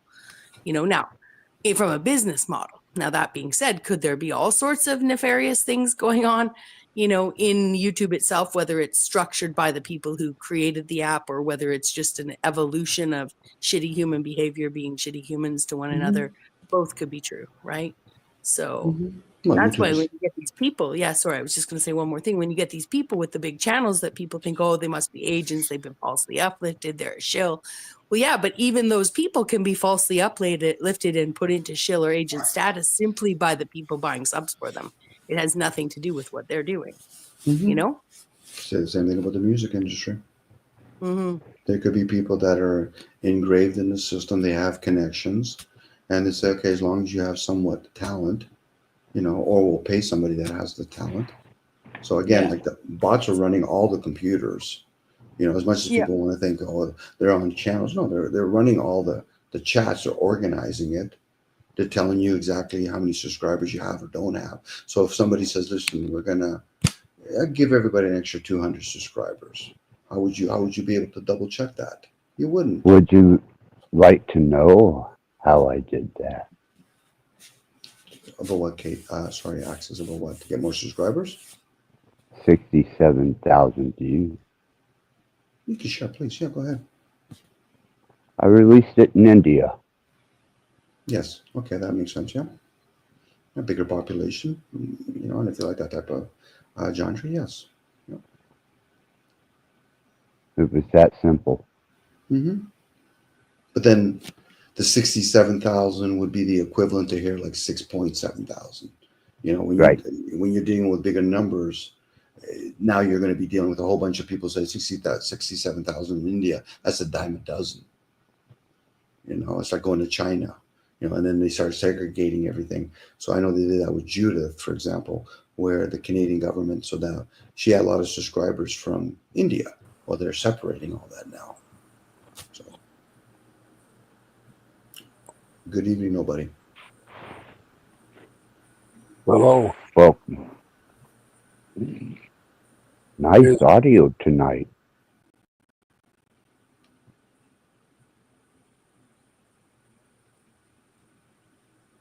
Silence. Sorry. As an introduction, Dom, which is the upper right-hand corner, or the lower right-hand corner, they both do cats, but is an inspirational breath of fresh air on YouTube and amongst channels that do not always appreciate his wisdom.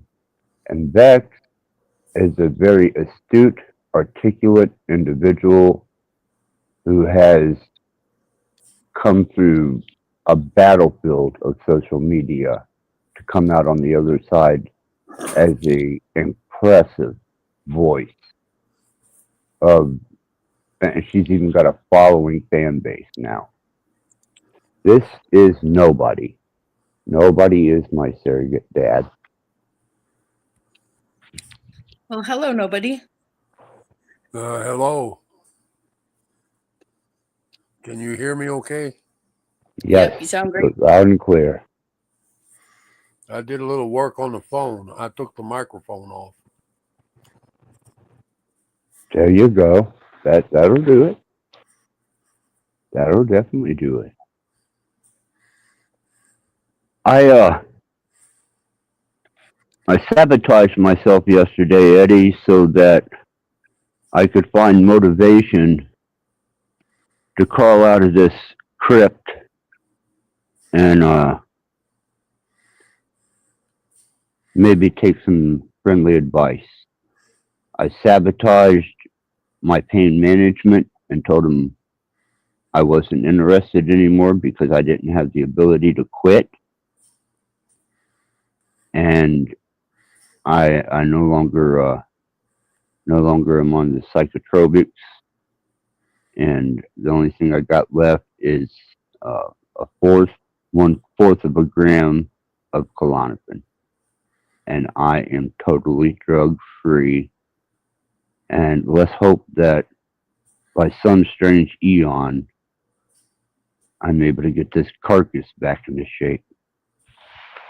You were right. I was in my own fucking prison. A nice one at that.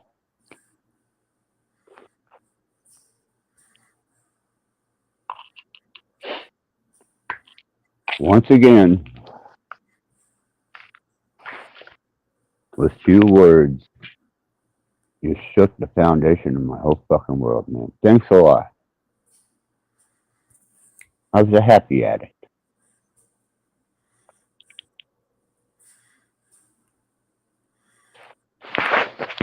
Well, you can be an unhappy ex-addict. That's what it's looking like. That is exactly what it's looking like. But at least I don't have the baggage of my family to stifle me by offering me drugs, alternatives, or browbeating the fuck out of me whenever Or I break and ask for one. Or what? or call Steal them? them out. Yeah. Yeah. And this is kind of a whole new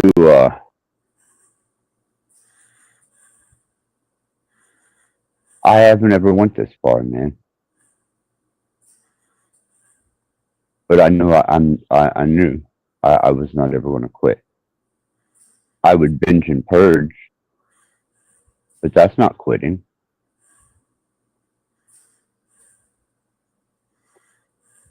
So thank you for smacking me upside the head. You've quit many times, haven't you, Glenn? No. No, I've quit on small periods to purge, only to re-binge.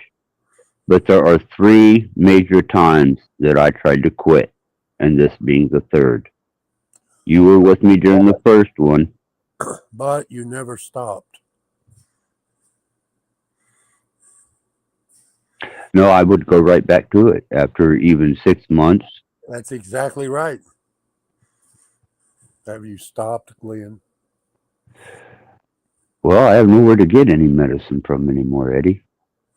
I completely sabotaged myself so that I could no longer have a dealer. I can't say that I won't backslide. I can't say that I won't have a craving to down a bottle of fucking Makers and snort a line of cocaine and go ape shit crazy, but at this point in time, necessity outweighs comfort and pleasure. Do you know why I never did drugs? They're bad for you. No. You would have liked them too much. I am my own drug. Oh, even better. Did not see that coming. Couldn't you tell? Wow. Well, there's so many facets of profoundness to you, nobody, that I couldn't even begin to identify the facets to you. There's just when you think you may have an angle within a matter of 2 words, not only have you destroyed it, turned it around, but you've shown me a better way. Whether I followed or not was completely different. It was But your in choice. yes, It was always your choice. yeah. And in the long run, I always wound up kicking myself in the ass going, what the fuck, man, come on. And even in the place you go to now or don't go is your choice. Yeah. I gotta get this body back into some shape. Fortunately enough, I have my nurse is associated with some automotive places. I don't know if she's going to come through or not. And there's other potentials to put me inside of something a little more cozy than that that camper truck.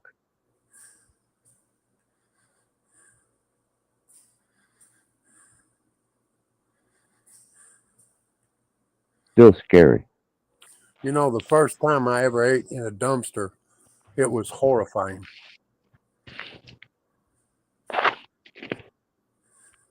Was it?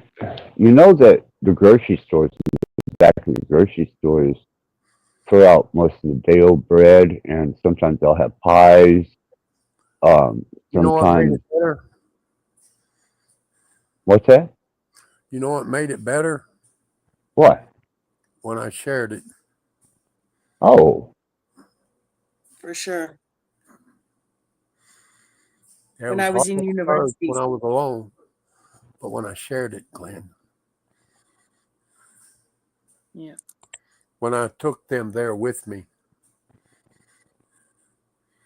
it became a banquet. Right.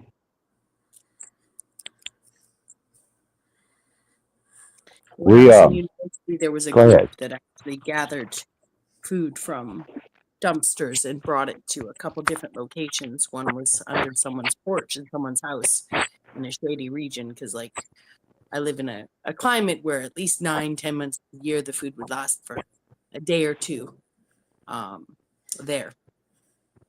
So conveniently for me, I'd already been introduced to a form of dumpster food before I ever sat and shared dumpster meals with people in a more direct fashion. You know, not that I'm just saying it had already been destigmatized on some front in university, because there was so much waste. There's so much waste, you know?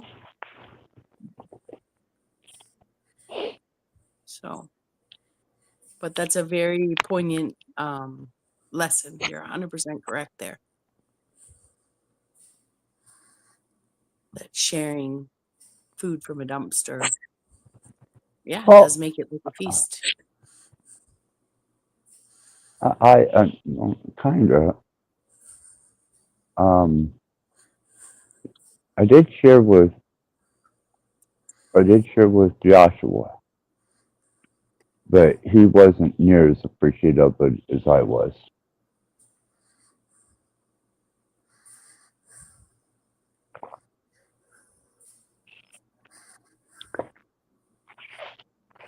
Kind of freaked him out, but he was still kind of young.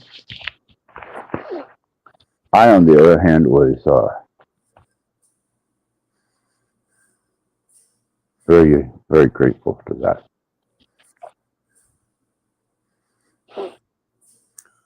But I had one problem. Paul was around? No. I still look at the dumpsters and wonder. Mm. You know, when you Wonder find what- something good, it's hard to lose it. Right. What feast lays within? Yeah. You know, remember when you met me at the gas station and you had the mask on? Remember? Yeah. My favorite dumpster was just a few doors away. Krispy Kreme. Oh. Yeah, I wanted to share that with you, but you didn't look like you were wanting to do anything. I missed the No. beautiful moment. Mm. Yeah, I missed out on that one. Yeah, that was my favorite dumpster that I found along the way. Had the garbage in it.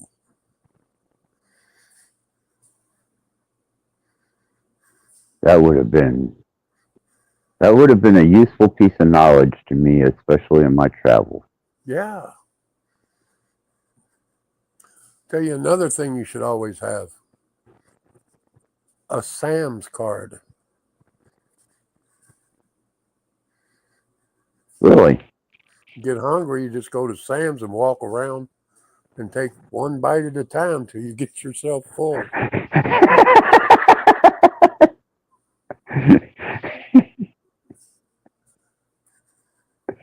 They do have those Works every time, man.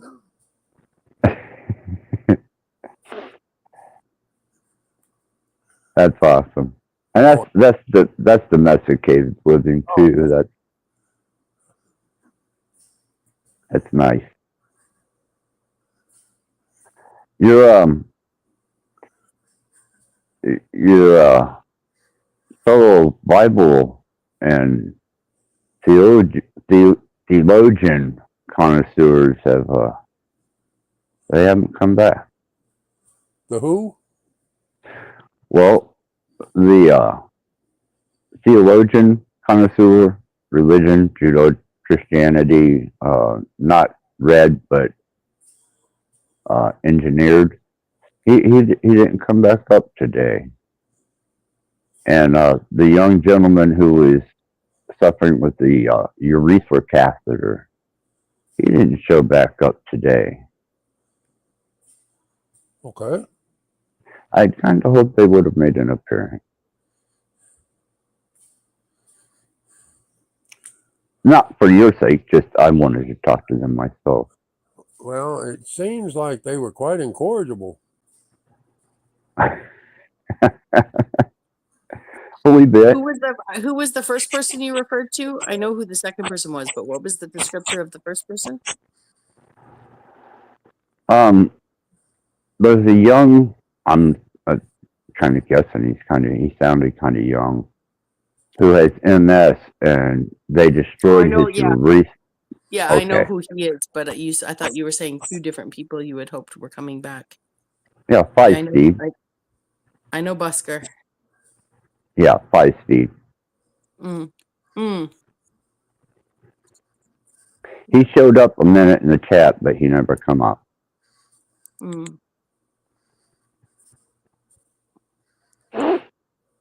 Well, I'm gonna hop down and get ready for bed. It's almost 1:00 here, and I'll be listening while I do so.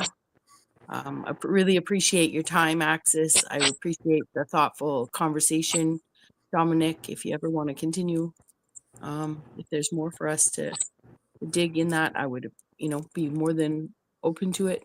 And really nice to meet you. Nobody but matters. I look forward to listening while you guys talk and meeting again in the future. And shout out to the Thank chat you, Beck. and Happy New Year to you all. Thanks for having me, and I'll see you next time. You're always welcome back. Thanks, Axis. Later, Rebecca. Yeah.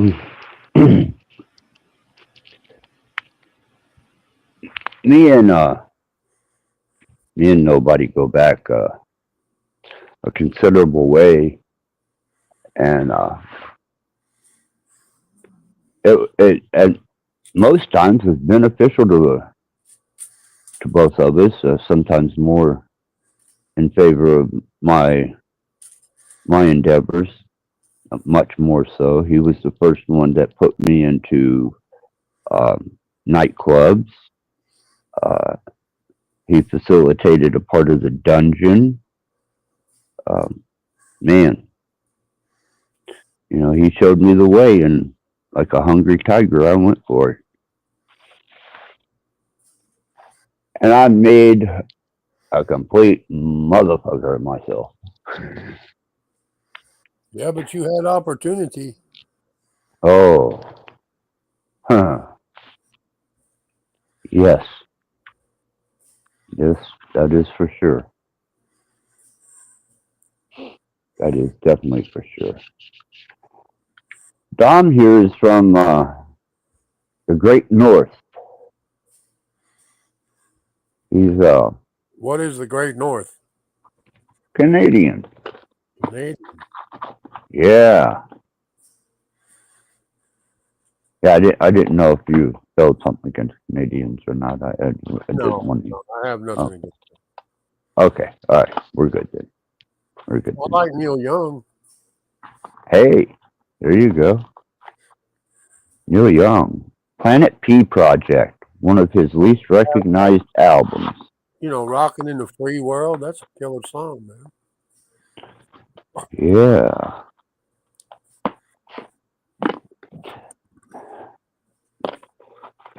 I found an interesting cover of Knocking on Heaven's Door by a group called Lucifer. I might have to check that out. Just piano music. No words. It's beautiful. I still don't have a lot of tolerance for anyone else's music, Eddie. Once I learned theory, structure. You have to learn to steal, Glenn.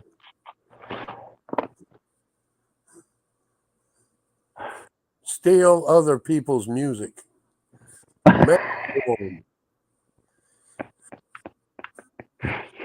Plagiarize. No. No, no, no, no, no. Explain. You take You take Johnny Cash. There's a perfect example. The best song he ever did was Hurt by Trent Reznor. Trent Reznor had to say, it isn't my song anymore.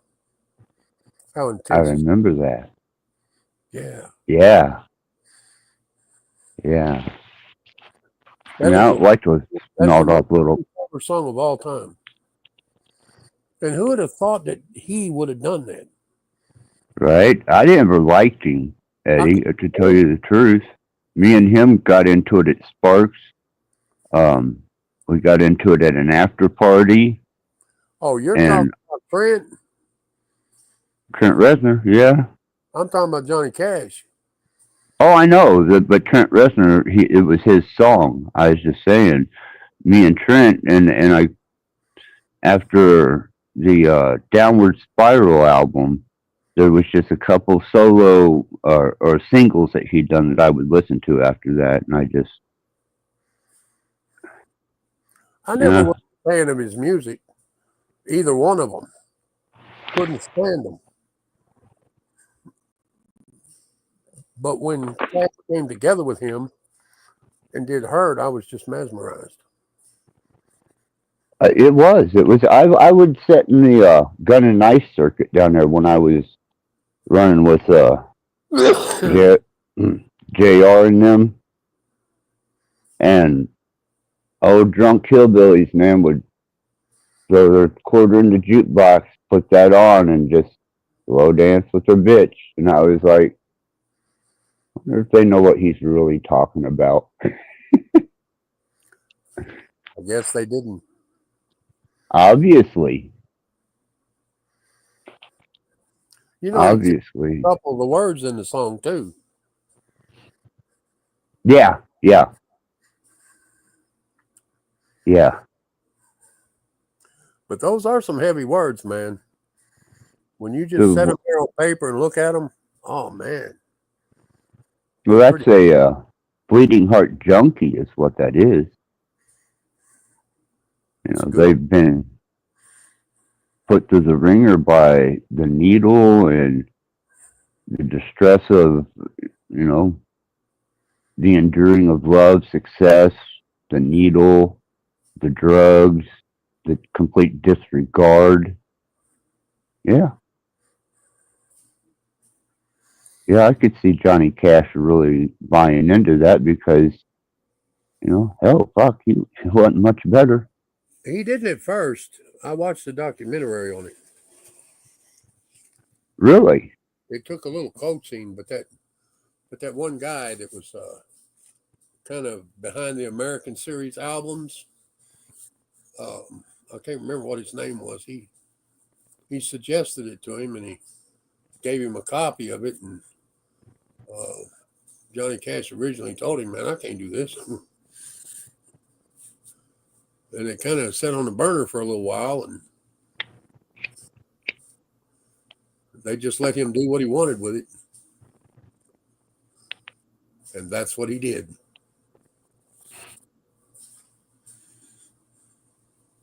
You know, if I'm successful in recovering what pieces of my broken empire I have, I think I'm going to just reduce myself down to just a simple little acoustic guitar. So that way, when I pull up on the Grand or the North Ridge of the Grand Canyon, I don't even need an amp. Just a cup of coffee, a cigarette, and that guitar. And Listen to me, Glenn. If you ever heard me, hear me now. Are you listening? Yes. If you cannot do it where you are, you cannot do it where you're going.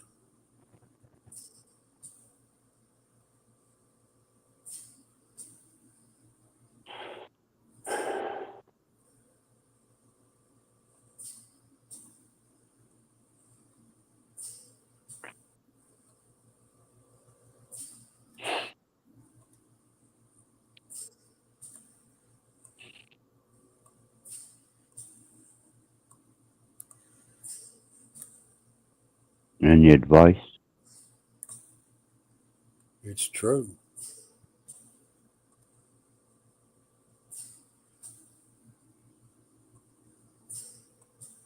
I wrote a poem right before Christmas.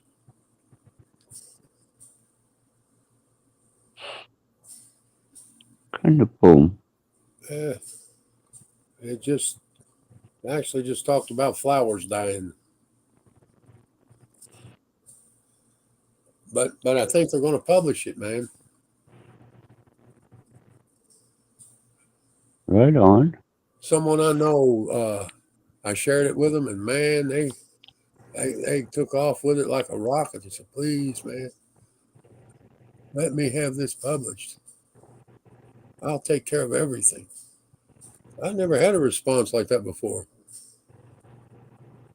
Well, your work has always been good, Eddie.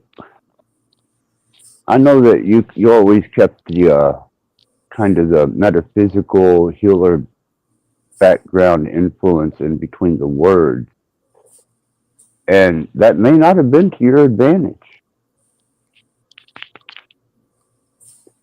I'm sure you got, the literature locked away, or I'm sure you shared it with a few, but what does it compare marketably compared to this little card that you wrote? I started gathering up all my work, and I was amazed at how much I had. Hundreds and hundreds of them. Well, I was putting that shit to music, back when I had my first wife? Yeah. Yeah, he'd hand me an unstructured list of lyrics, Dom, and he'd be like, "Put music to this." It was almost like doing it. And I was terrified to change one word because I thought if I change one word, he's going to notice it. So I tried to stay true to the form and did the best. What I'm doing now. I'm sorry? You got to see what I'm doing now. I will.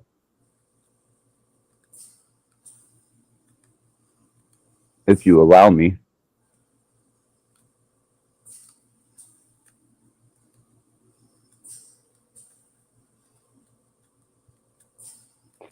I'm quite intrigued, actually. We had become distant for a minute, or a year or two, or 3 or 4, 5 or so. And I always thought, what that some bitch is up to? What the hell's he's got his hands into? I knew it would be something impressive, very impressive.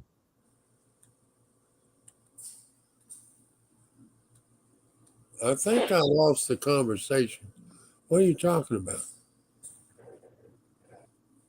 When we became distant from one another and we didn't speak up until last month, was it?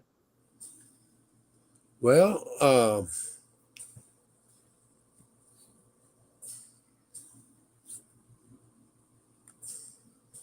one of these days I want to talk to you about that. And I probably do need a good talking to about that. Huh? I probably do need a good talking to about that. Well, but I do remember after I stayed out in the desert, I went back into Kingman, ran out of benzos, had a coronary situation, come back to Indiana,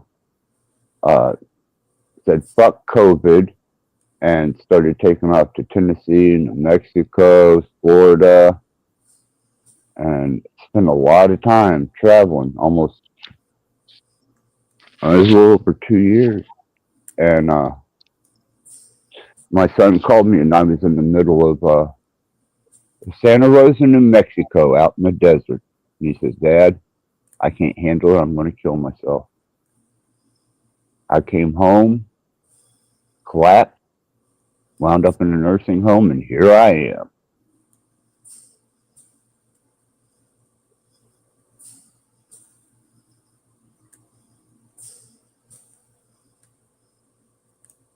Okay. Just filling you in, Eddie. But you probably already knew that. No, actually, I didn't. Oh. Okay. Yeah, that's what I wound up doing, Eddie. And they wound up getting me this apartment. And after I left the nursing home, they got me this apartment. And I crawled in here just like I did in the back of my mortuary truck. And instead of heading to the desert to die, I crawled inside of this mortuary, set it up with all the amenities to die with, and then you come along and fuck the whole damn thing up. Sorry. Fuck, I expect nothing less from you. You should. I am a little radical.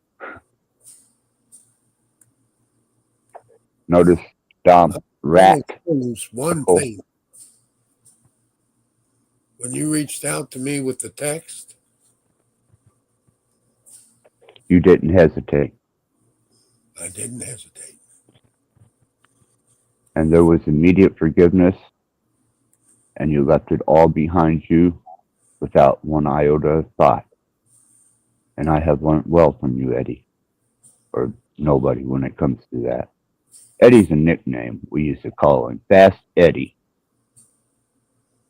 It's not his actual name. Actually, it was a moniker that the women gave me. Is that what that was? Before they did.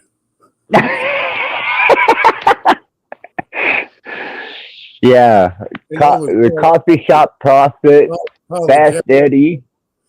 But I didn't want to suffer. I just wanted to get off, So I had zero consideration for him. So I became Fast Eddie.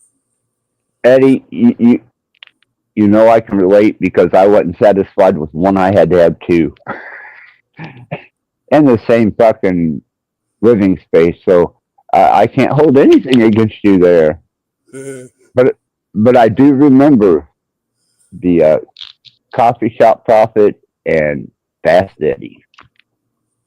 The and I thought, concrete Messiah. yes. Yes.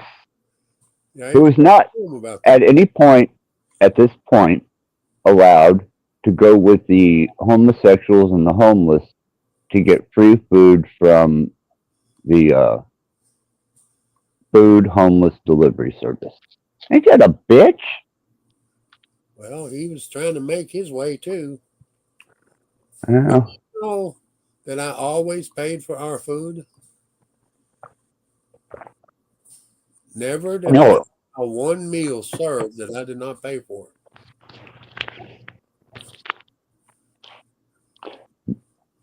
Are you aware of that? I had suspicion because of transactions that I had seen, but I wasn't going to elaborate on it because I didn't know that that's what it was. Are you aware of that? I am now fully aware of it. I would not let them say they gave me anything. You're not a charity case. No, I am not. Even Nor have you ever been. I was not a charity case. You know, I walked across the desert, man. I know that. How did you get through that stretch? And this is the most unnerving. And Dom, if you ever make it to New Mexico, there is a stretch on the main highway that leads cross state where there is almost 90 miles Nothing. of You got a nothing. big sign there that says you're about to 90 miles or so without gas stations or anything. Yeah, well, I went through it. I Hey, actually did. nobody. I have a dissonant in back. And you You- know something? Listen to this. This is amazing, but all the time I was out there, I never saw a snake. Oh no, I ran into it. Shit. I never saw a single snake. Oh, the most beautiful snake I ever saw in my life was a crimson red racer. Oh God, if I could have got out and petted it, caught it, hugged it, loved it, something.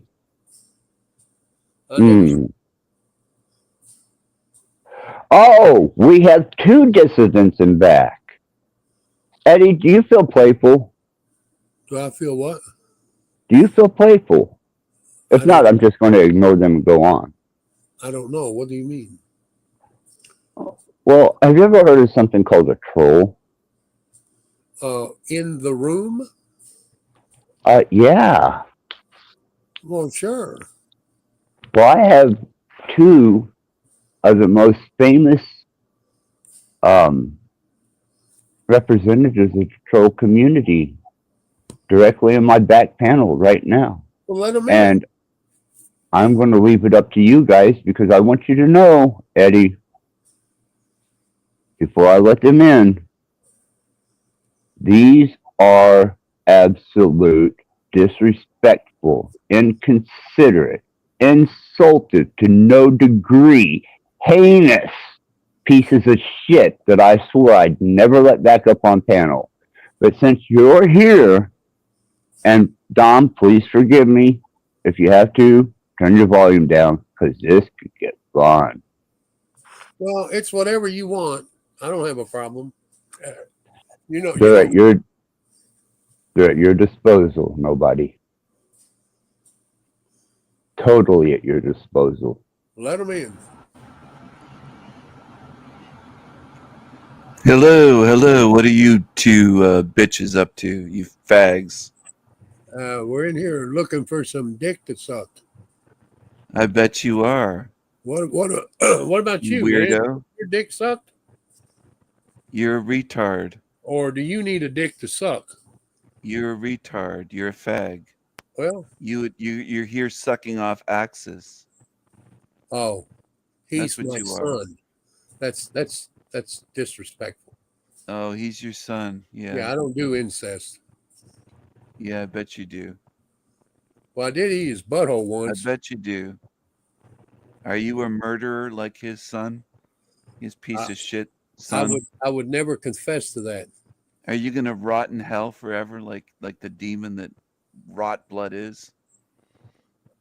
What's Smith doing here? He's hanging out at this shit channel? I figured that was your boyfriend. You brought him along. No, it's yours. No, You're he's a demonic mine. fag. Do you want to share him? Sure. You're a demonic Okay. fag, aren't you? What's his name? King what? I can't read it. You're a moron. You're a retard. Is that King Strawn? Is that what it is? You can't read, can you? No, You're I can't. illiterate. You're illiterate. You sound like it. I Slow am. Eddie. Slow Eddie. Dummy. Well, I can't see anything.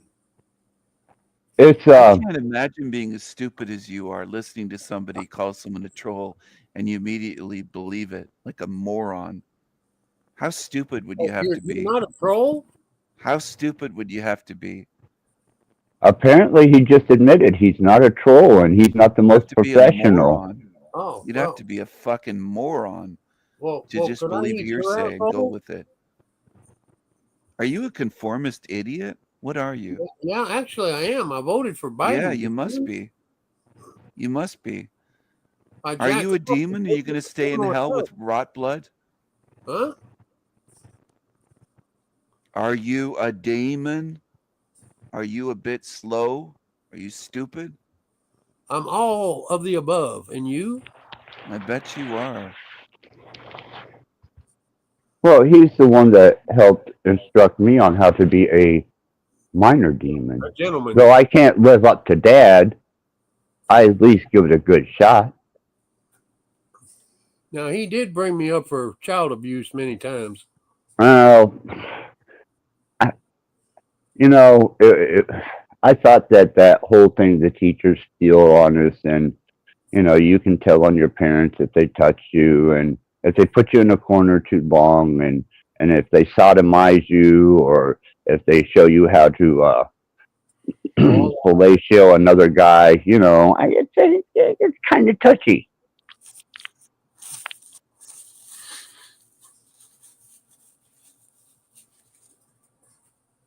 Problem is, he's now too old for me.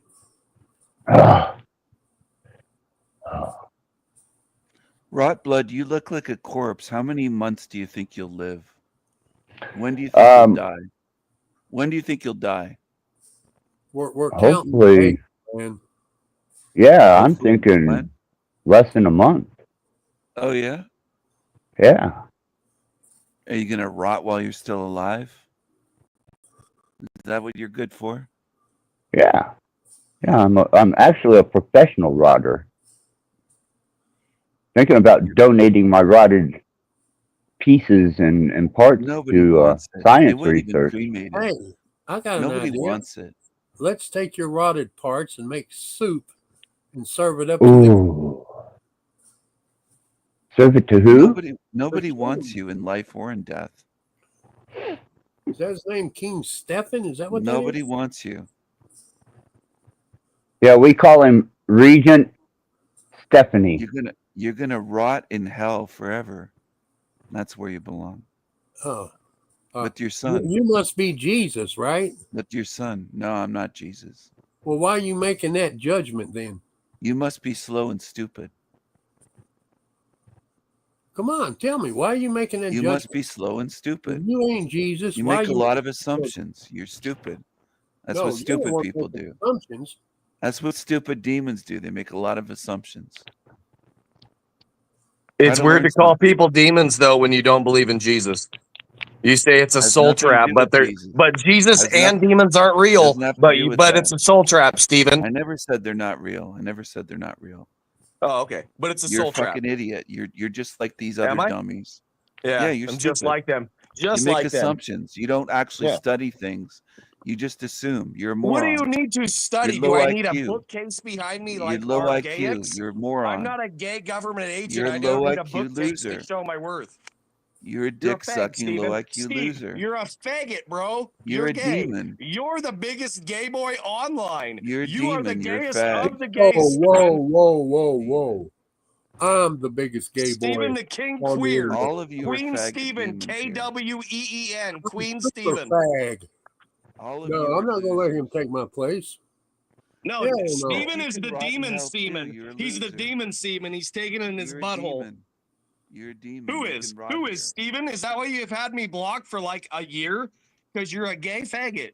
You're a homo and you're repressed and you're in You're the a closet. loser. Rattblood, you're a Oh, fucking you're a idiot. loser. You're a loser. You're a loser. You're a It demon. sounds to me like you and your girlfriend there, or boyfriend, are having some issues. You might You're a want to take that demon. back to your channel and figure that out. You might want to stop being a coward weakling, lowering my volume. Because you're a weakling, coward. Would you rather this? Smith, you look. What was that?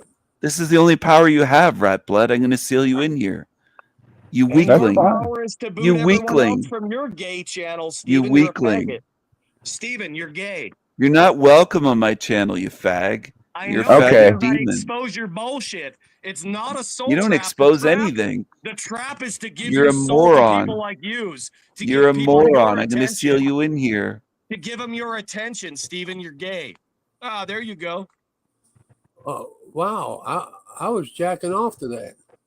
Oh, so was I. I was starting to feel my nuts a little, and I was reaching around trying to get some maybe prostate action going on. But I thought you might want to introduce. Bring him back. Are you serious? Yeah. Oh, you're finding this amusing.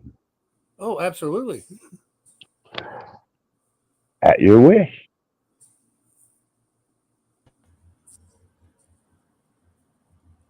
Thank God he's back.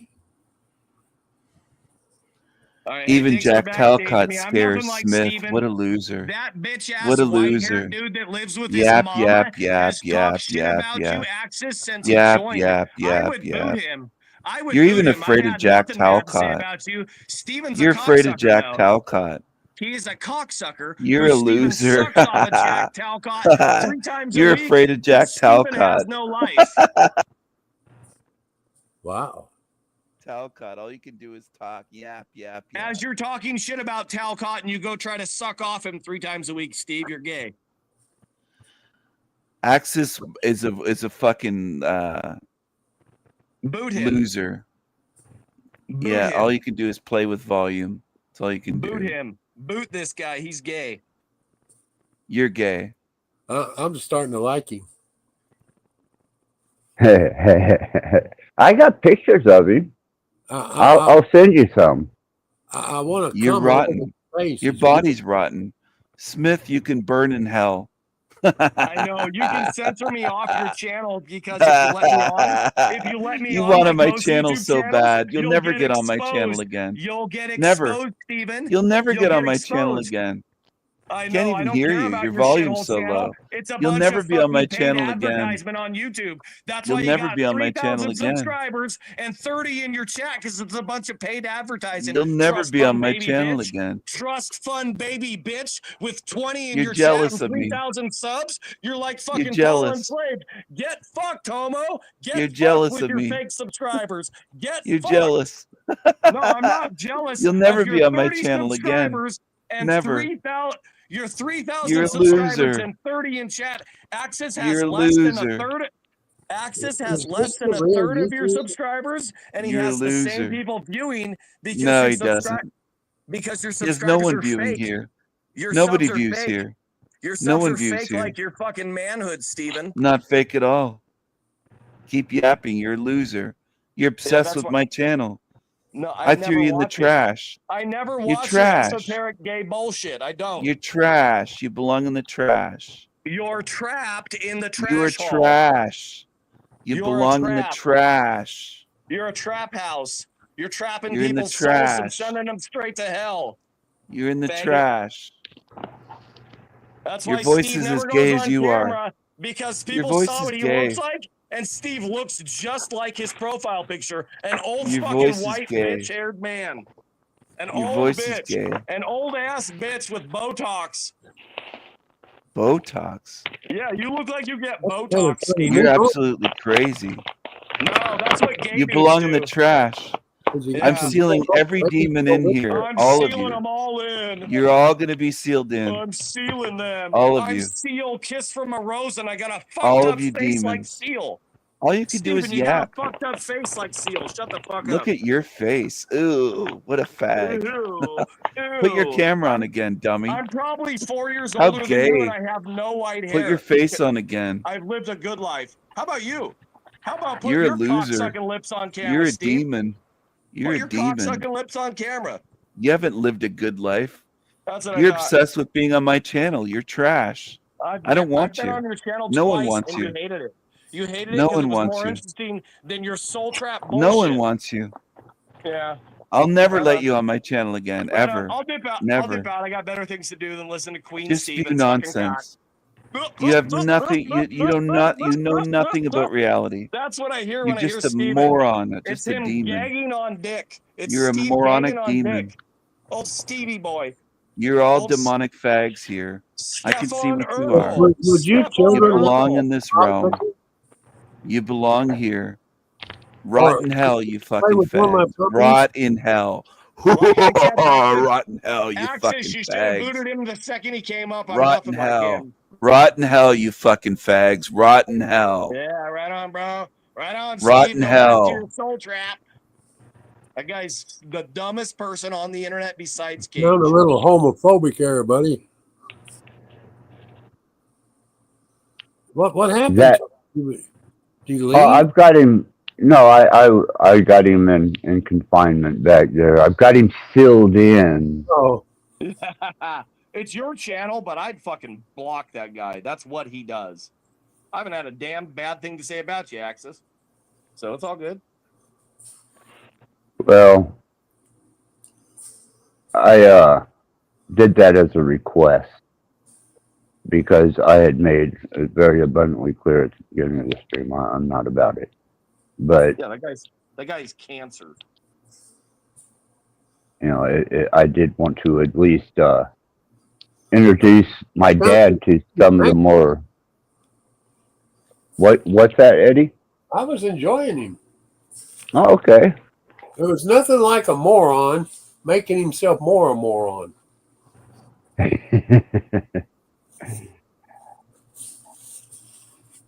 know someone else that shares that sentiment.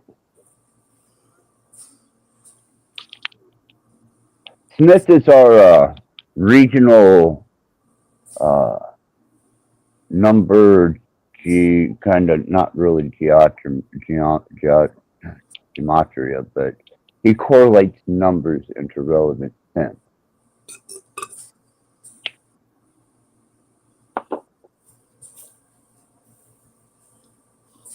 Hey, Yeah. here's an interesting one I found the other day.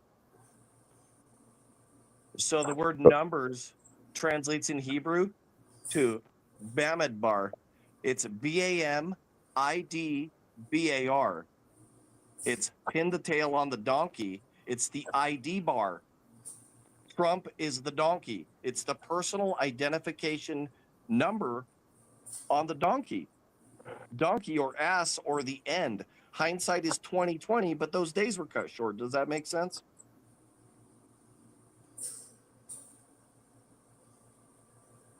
I have no idea where you're going with this. I'm trying to feed you.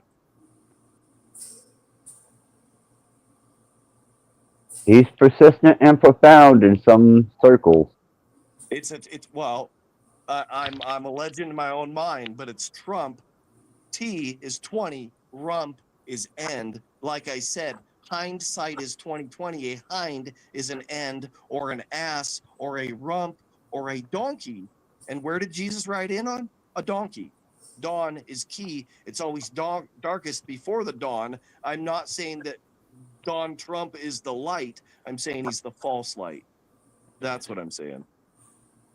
And if I may, he's our president. Yeah, and if I may, Smith holds himself in esteem with the Pray for him. Creator and the Son of God, I believe, Smith. The Son of God. What do you mean? What do you mean? I would what does die that even mean? Yes, you for know Donald that. Trump. But the gentleman that you're speaking to doesn't, so I wanted to politely educate him that you seem to be firmly founded in the Creator and the Son, and that you seek through your observation of numbers and sequences, revelations of type.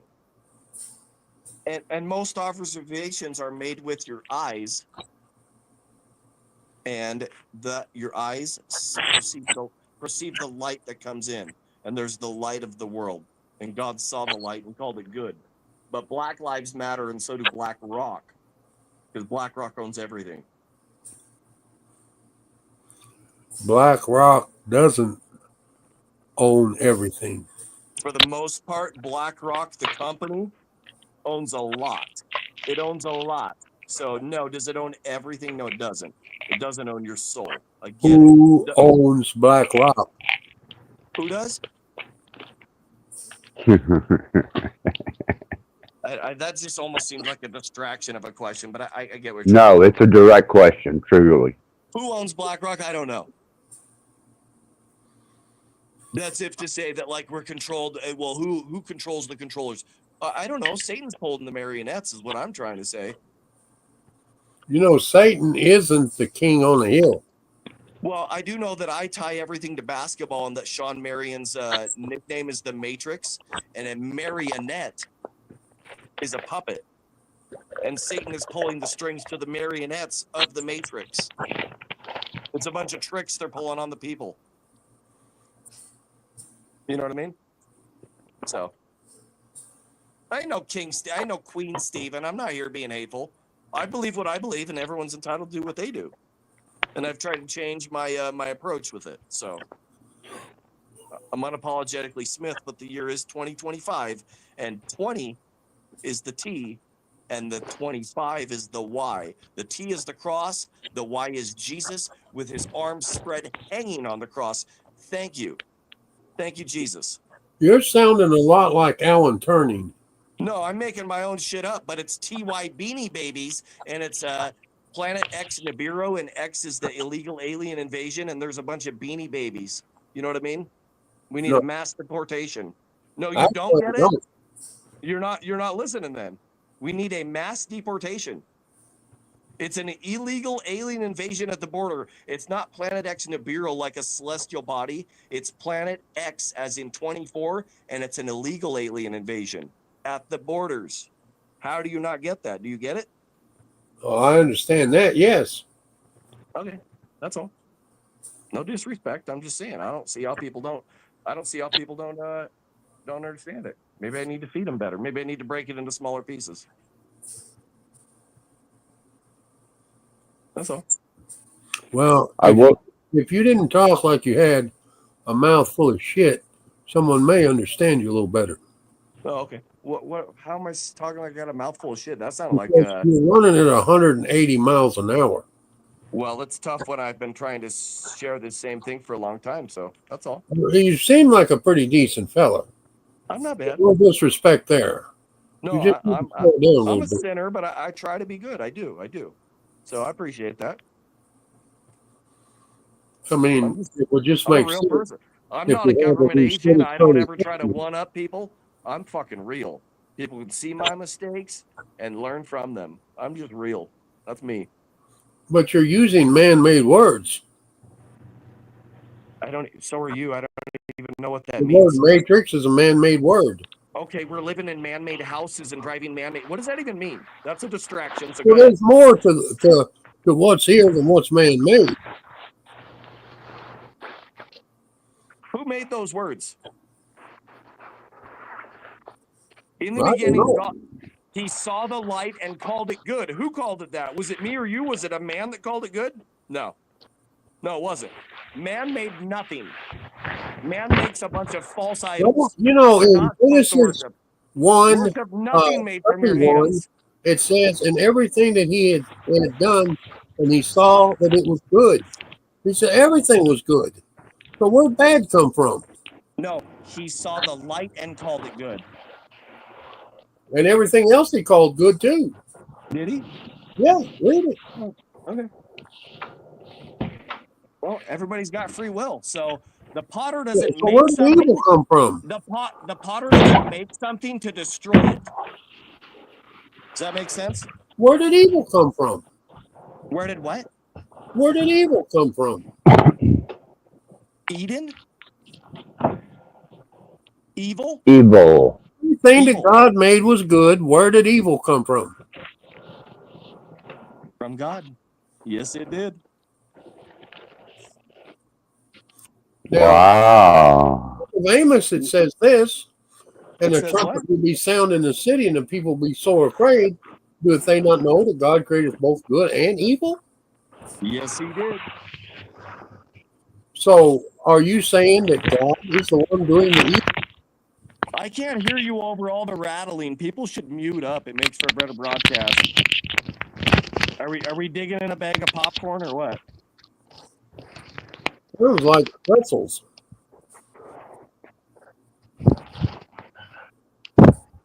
So is God the one doing all the evil? No, people are. People have free will. Well, how did they inherently come to understand evil in order to do it?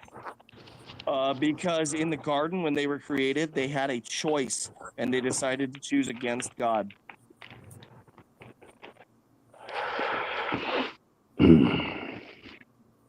But it does feel like nobody matters.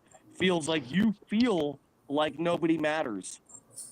That feels like that's your agenda. to be honest. That is potentially where I'm headed. That nobody matters. Well, yeah. Haven't you ever listened to me? Well, that's sad. Could be. Yeah, could be. Everybody could just do as thou wilt could be the whole of their law. I mean, I didn't say I was going to do as I willed. I just said. I didn't say you did. I'm not Now, putting words in Mr. your mouth. Smith, have you even read the Bible? I have. Or you just listen to stories? No, I've read the Bible, and I know that it's been altered, and that's not a popular opinion in the Christian community, but it has been altered. What are they hiding? Just like Flat Earth, what are they hiding? Are they hiding more land or something more important? The creation. Well, I don't know what they're hiding. I'm telling you, they're hiding the creation. Who created the creation? The creator. That's what they're hiding. It's fucking stupid. It's ridiculous to watch these 5-day-a-week, 10-hour live stream. Look at the shape of our earth. My shape. Who the fuck cares? Look at what why are they lying? That is the point. That's the point. What Are are they you hiding? saying that the earth is flat? Oh my gosh, bro. Is that what you're saying? Are you trying to say that 9/11 was not caused by box knives? I don't know how 9/11 was caused. I don't even know, dude. You want to go meet me January 6, 2021? This guy's Fed posting right here. I wasn't there. No, you're a Fed poster. Nobody matters. You're a Fed poster. Fed state, nobody matters. Flow state. I mean, you have absolutely nothing to support your claims, but theory. No, I do. Tell me. The court of public opinion. People see this shit. Public opinion doesn't mean shit if they're wrong. Well, it does actually, because that's how people are judged by a jury of their peers. It's the court of public opinion, and here we are. You're a court jester. You're a fool. So you're the fool who says he's wise, bro. So you're the judge? Huh? So you're the judge? No, I'm just saying it's the fool who says he's wise. You're not wise. It sounds to me You like got a bunch of fucking open-ended questions that mean nothing. They mean nothing. You look like a fat Buddha. It's not about fucking your fat Buddha enlightenment. It's about denying yourself, fasting and not being fat, and taking up your cross. It's not about gluttony and self-love and whatever makes you feel good. Okay? So you're flat Earth. Just answer the question. I'm already past that. Flat Earth is a distraction. If people don't understand that, or they don't understand that two planes don't take down 3 buildings in September of 2001, then you don't get it. You don't get it. If you don't understand that in November 1963, if you get shot in the front of the head, it doesn't make your head shoot backwards or vice versa, then you don't get it. Let's move on. You're trying to tell me what the doctors want me to put in my arm is not good? Is that what you're saying, Smith? Like, come on, bro. What is this, fucking like 2004? You sound like a severe conspiracy theorist. Are you trying to tell me the government doesn't have my best interest in mind? You sound like a government agent, like I just said. Court of public opinion. People hear this. What's wrong with the government agent? No, That's my I'm dad. letting you access. You're questioning everything. He sounds like a government agent. Who calls somebody else online? You sound like a conspiracy theorist. What is this, a CNN article? Yeah. Okay. You know- You work for the Associated Press? Maybe you need to take a little lithium and calm down. Maybe you need to take the dick out of your butt and not be so mainstream. I'm not about it. So you can forget that. Yeah.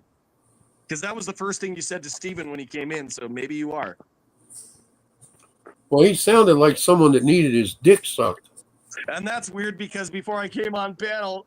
okay, anyways. I won't go there. I won't go on there. 2/3 is the majority is all I'm saying. Well, I can Well, you rest fell. not gay. Farthest thing No, from he raised me to be that way, though. Yeah, we had to make money somehow. You had to be the one to make the money. So again, I've been on your channel like what 20 minutes. Yeah, I'm not here to hate on you, Axis. I'm not. So to try to group me in there, I'm over it. But No, I'm just being No, strictly Mr. guy's relevant. insane. I'm not gonna hate on you either. I vibed with you a couple times, Axis, on Z's channel. I'm not sure why that guy disappeared off the face of the earth. And then again, when I think about it, I'm like, oh, it does make sense. It makes sense. It makes sense. Yes, it does. Wanted to fucking trash on me 24/7. Still, I start putting it out there, and then it's like, oh, it does make sense. Thanks. Yeah, I gained 800 subscribers. Well, he's obviously made an impression upon you. I don't know what you're talking about. Well, you can't stop talking about him. Who? Axis? Mm-hmm. Yeah, I don't know where this is going. How I can't. When did I talk about him? Like the last 30 seconds, you mean?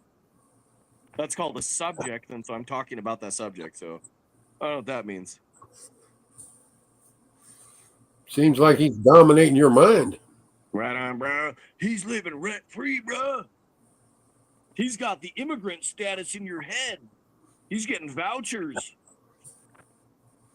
Might as well turn over your food stamp card. Yeah, I don't know about that, man. I mean, you seem like a pretty cool guy, man. Yeah, I am. I'm like You basically. seem like you may I'm be like pretty well basically the truth, informed. Jiminy. I'm undefeated. I'm undefeated. As a person, I'm shit. But this is What not I a pissing stand for contest, man. is undefeated. Debated anybody. Because fuck the numbers. It ain't about the numbers, but the numbers are what's going to enslave us. It's all done with computers. It's murder by numbers. How did IBM do it? With numbers. Take your fucking barcode, bitches. I don't have a barcode. Yeah. How did Hawaii happen in 8/8 of 23? I don't It was know. probably like a transformer that blew, or it was HARP. I don't know. How do they do that? Is it math? I don't Is know. it fucking magic? Is it mathemagicians? But how does that affect your life directly?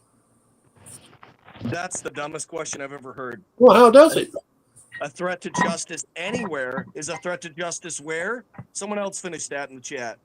Everywhere. Everywhere. That's the dumbest thing I've ever heard. Well, I don't see nothing else burning up. Good times create profile pictures like yours in real life, though. Meaning weak men. And weak men create hard fucking times. Here we are, 2025. Bunch of weak-ass OnlyFans fat men. Wake up. I like my pick. I have faith, Rebecca. I love you. I mean, I you're have just faith kind of cuddly. that this day will not come unless there's a great falling away. And here it is. Here it is. Well, I'm not falling away. You People got are. a book of quotes there with you? Huh? You got a book of quotes there with you? Yeah. Quoting a lot of influential people. Okay, tell me some of your fake beliefs so I can fucking shoot your shit down, dog. 'Cause my shit's provable. So go ahead. Go ahead with what you got. Enough. Tell me about how we're supposed to worship ourselves and we all are gods and we got the Christos oil and go ahead. I don't have any of that. Okay, yeah, because the Christos oil is really just snake oil salesman. We have the snake oil in our spine. I don't have any of that either. For in the last days, many shall come in my name saying, I have the Christos oil. They're a bunch of fucking snake oil salesmen. No, I don't have none of that. No, I'm just letting you know that me, you, black people, whoever, we never were and never will be kings. There is one king. Sure as fuck ain't Smith, and it ain't nobody on this panel. I just want to be a king.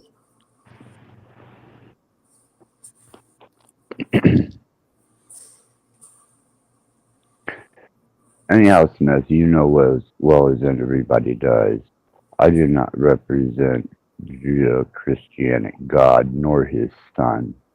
I am more apt to lean towards the devil's brood, You know that. Well, Meaning, I'm not what, a Steve? Satanist. No, so it's his I've channel. never been a Satanist. People Hey, have thought I was a Satanist. nobody, you don't matter. Let me talk to Axis and I'll dip out here. You probably fucking live on this guy's channel. You don't believe in God, but you believe in Satan. Please explain that. Who? Me? No, not you. I just said you don't matter. It's Axis's channel. I want to hear from No. him. I said I don't represent the Judo-Christianity God nor his son. I am more apt to be a part of the devil's brood. Well, judo is martial arts and it's like martial law. You know what I mean?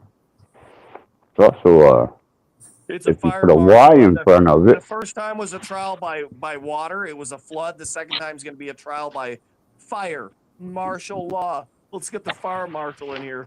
We just had Marshall Mather's mom die on the same day South Korea declared martial law. The fuck's that even mean, Smith? I don't know. I could tell you, but you don't want to hear it. You want to fucking shuffle across your microphone as I talk. That's stupid. What are you, a rat fucking racing through the fucking hallways getting some cheese? Mute up. Mute up, dude. Learn a broadcast. You know, I'm just patient waiting for you to use the word Branham somewhere in the conversation. It's stupid. It's stupid. Because you sound just like Are him. you fucking rubbing it off? Like, mute up if you're not talking, dude.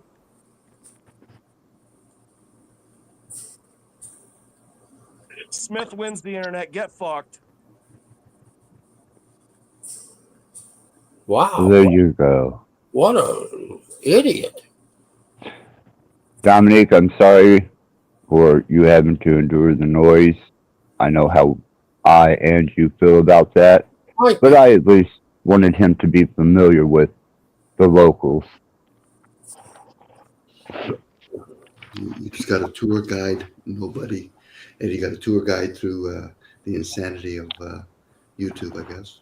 You know, to be perfectly honest with you, I didn't think that anything he said was worth even responding to. Nor do many others, but he will definitely make sure you hear it. I mean, is he like that in real life or just here? 24/7. Wow, what a loss. Yeah. He sounds just like a Branhamite. He seems to be as fanatical with his interpretations of numbers and sequences to the point where he I could studied compete all with. that. It's meaningless. You can really go down a rabbit hole with that. Seriously. Do we have to get tripped, Eddie, to go down that rabbit hole? What do you say? Do we have to be tripped to go down that rabbit hole? Well, sometimes it happens. Yeah, because I studied the numbers in the Bible. It can get confusing, man. And it can take you to a lot of places you don't want to go. And in the end, you start believing this shit when it has no substance whatsoever.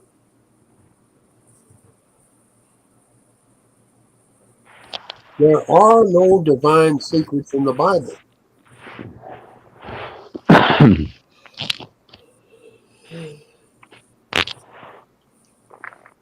And there's nothing lost in there either. It just is what it is.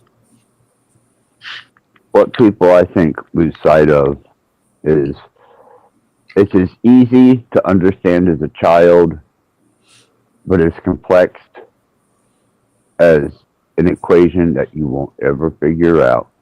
And somewhere in between there lies understanding. Well, if you ask me, it's real simple. It's just God created this and God will destroy it. It's just that simple.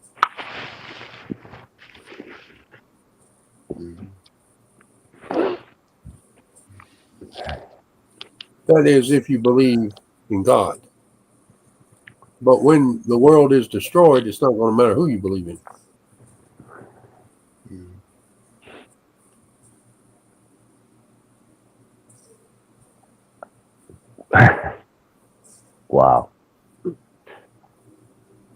I still have, and I'm sure you understand a part of this. I still have issues with the Judeo-Christian God, uh, not denying, not accepting, just kind of observing, and sometimes I get God's thrown a not bone. a very good representation of who he is. That's been my experience. And I haven't ever had a profound experience with the sun.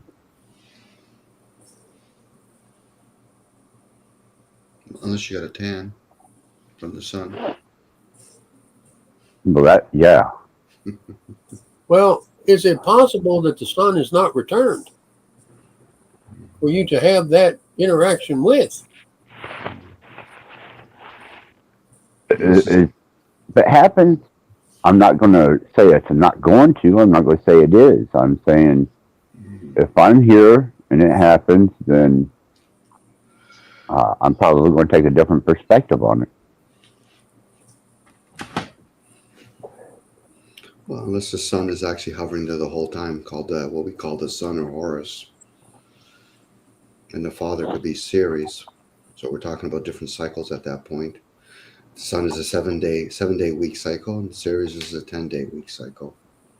So it could be more about the solar, the luminaries, than the story of a man that came into a human form. This is why Saturn, the adversary, could be the moon. But hey, anytime we want to take information through the written form, it's always interesting. I believe that the absence of God is darkness. Yeah, especially if you manipulated something. Yeah. You know, light came to be, but where did it come to be from? I don't believe that God has ever been in this realm. Yeah, probably. Yeah, I'm with you on that, Eddie. It's a good chance that probably don't even think humans are really of any significant. It could be from other creations. Maybe there could be Lord God's kind of ideal. Image of God. And since nobody's ever seen God, how would they ever see the image of God called man? Unless those two luminaries, that's what they The are. book instructs us to believe that if we have seen man, we've seen God. Yes, but if there's a man, M-E-N, and then there's men, then there's the image of God. Those two objects in the sky could be images. And it's imagination.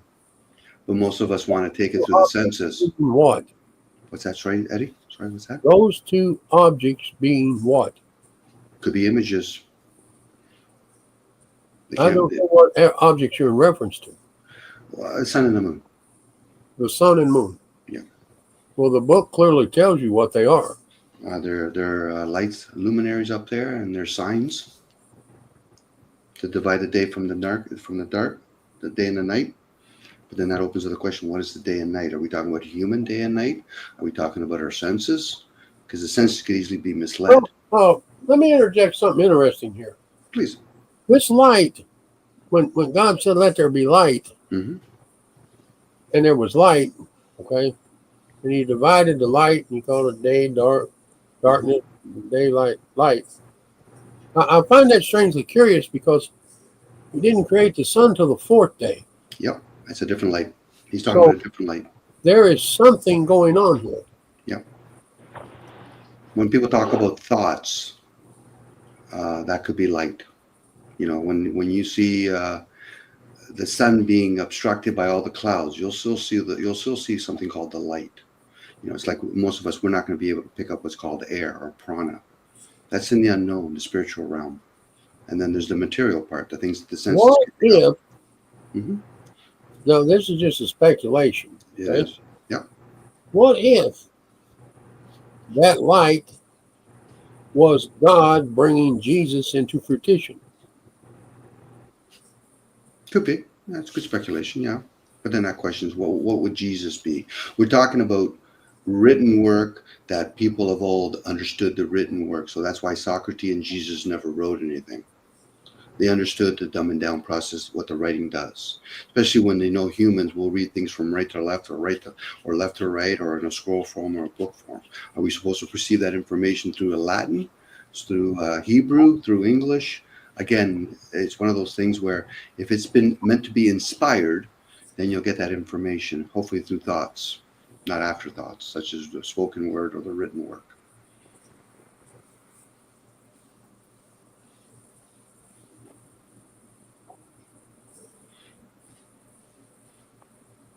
It's like the energy behind things, behind sigils, behind numbers. We don't, like I said, repeating myself, but we don't see air, but it's ever present. So that could be the breath of life kind of ideal. And we're in it. We all need it. We can fast for 20 or 30 days, 40 days if you want. You can go without water for 3 or 4 days, but you can only go with air for a short period of time.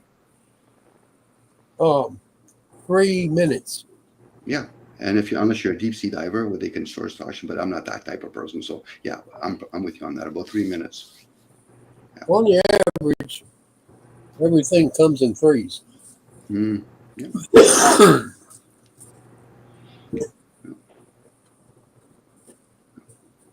But let me ask you this question. Is there such a thing as cold? Like COLD, cold? Yeah. We'll interpret it cold. No different we'll interpret heat. But please share. Do you think the word cold has substance? Good question. We give meaning to words, and we also don't even really see words. So when we see the word cold, what does that mean to you? there's an association to it. So when I see it in a written form, I'll associate to something. You say to me, man, it's cold outside. Mm-hmm. Then I'll associate it. I will pull out of my memories what I might associate. No different if I associate when I see an object and I'll describe it and I'll say that's a tree, but I don't see the word tree when I'm describing it.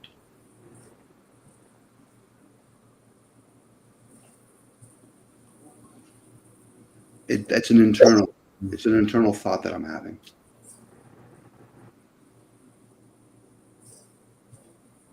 So we both know there's no such thing as the cold.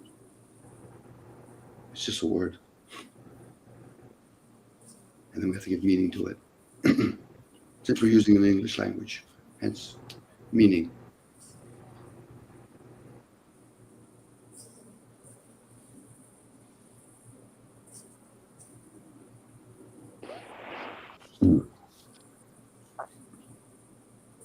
Well, thank you for sharing that, by the way, Eddie. I appreciate that.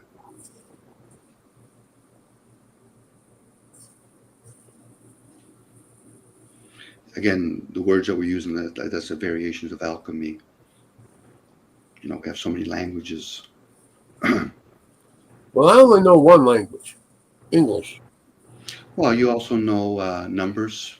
Your senses are languages. Colors is another language, so you know many languages. Thought is its own language. So it's the language of consciousness. Dispensa me habla más despacio, por favor. España me falta. Was that Spanish? Yes. Yeah. Okay.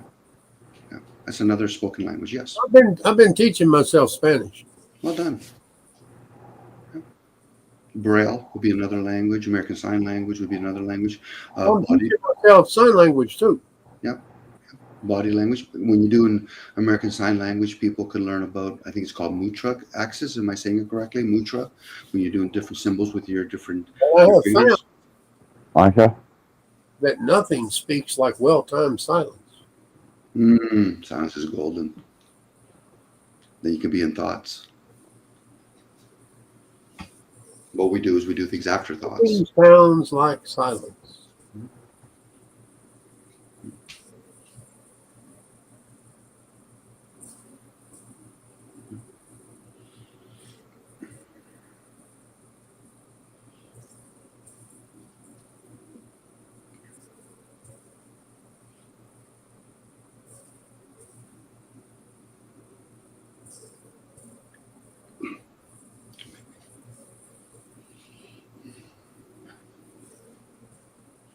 Would you agree?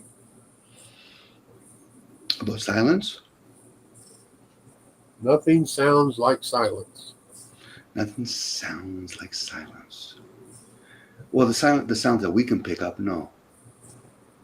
So it would be a different kind if there's sound to it. Like I know when I speak, I use frequency and vibration.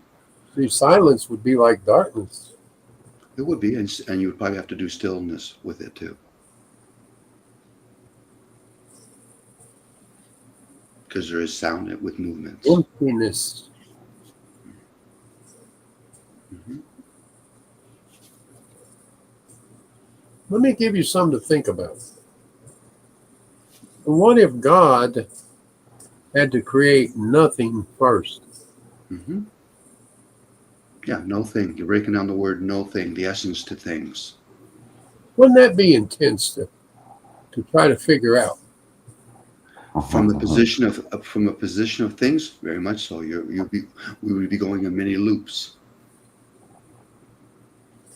And he had to create this vast, incredible nothingness. Kind of makes you wonder when he knew when to stop, if that was the case.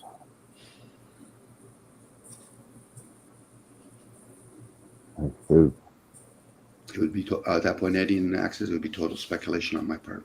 And you know that this air is just like the water in the sea. It just appears to us differently. Yeah, skinny. I call it skinny water. It's more dispersed. Mm-hmm. Instead of the air and the water going through gills, it goes into lungs. Mm-hmm. Mm-hmm. It enters the body a different way, but it's still the same thing. When God separated the waters from the waters, that's when the firmament appeared. So this is just water. It just appears. And when you feel that air, that's a wave, just like in the water. Have you ever thought about that? About the transformation and the shape shifting of water into different kinds of elements? Yeah. Do you have any idea how much clouds weigh? They're fascinating. I'm more fascinated with the fact that they come and go when they please. The weight clouds, they say, is unbelievable. The hundreds of thousands of tons they weigh. And yet they can still float up there. Imagine that. But yet there they are, suspended up in that air. And when they start raining, man, they drop all that rain down on us. True. Yeah. And that's what was holding all that rain. Why didn't it come crashing down in just one big splash? It's almost like something's in control of everything. Control or rulers, yeah. We have many variations of rulers here, yes. Whether it's the different plant kingdoms, animal kingdoms, and the human kingdom, yeah. And something seems to be in control of it. I guess I'm hearing you. You're saying the word control. Yeah. When you use mathematics when figuring the pregnancy of a woman, the amount of time in which the fetus grows in the womb, scientifically they have proven that if something did not slow this process down, that child would weigh 14 tons upon birth. Did you know that? No, I didn't. But somehow in the middle of this I don't know the right word to use, process, something occurs. Some sort of intervention in the unknown. And it seems to be effective with everything. Even the most evilest people have considered God in one way or another, because it is an inherent thing that is instilled within us to Hi, know Caleb. greater out there. I mean, even the atheists, they may not admit to it, but put them under certain circumstances and they'll use God's name repeatedly. That's true. And I just think that, you know, a lot of people, just because they don't get what they want, they have to have something to blame for that. True. And God seems to be the most convenient to blame. See, here's the thing I believe. I believe God answers all prayers. He just says no a lot.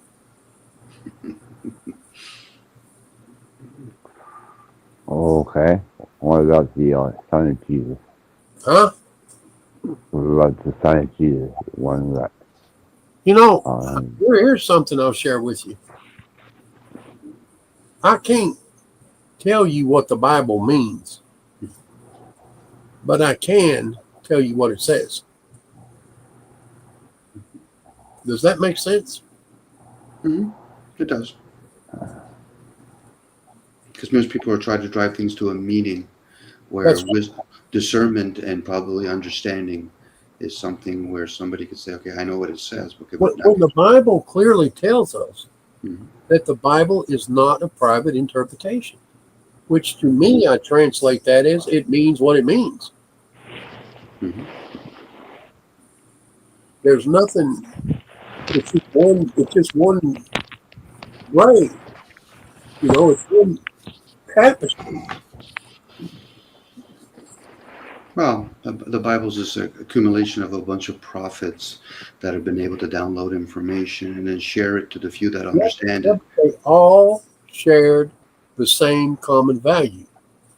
Which is? What? That's what put that together.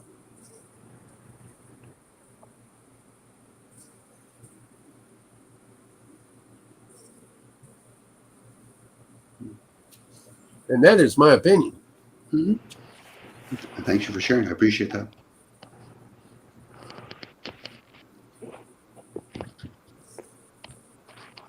I mean, I listen to preachers all the time. I read books that people write all the time. And I wonder, where did you get this from? How did you divine that out of this book? Like prosperity preachers. There is nothing in the Bible that promotes what they're promoting. For most things here on earth, they're promoting a dogma called commerce. So you know what I asked the prosperity preacher? Give me some of your money so that you can get more. If you believe what you're preaching, you think they're going to give me anything? No. Unless you're in one of their clubs. With me giving it to them.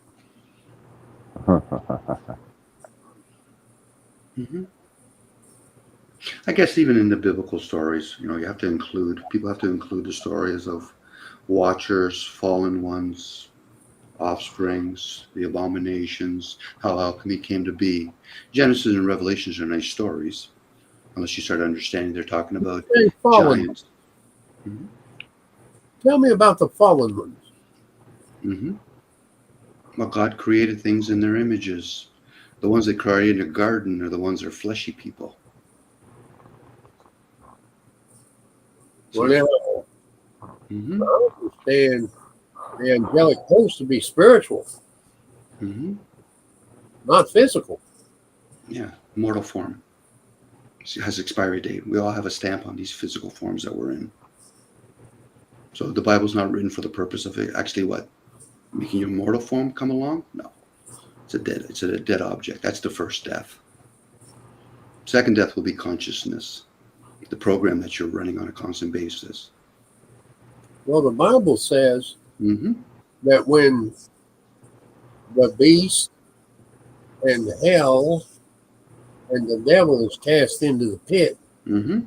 That's the second death. Okay, the beast is the form. You're in a human form.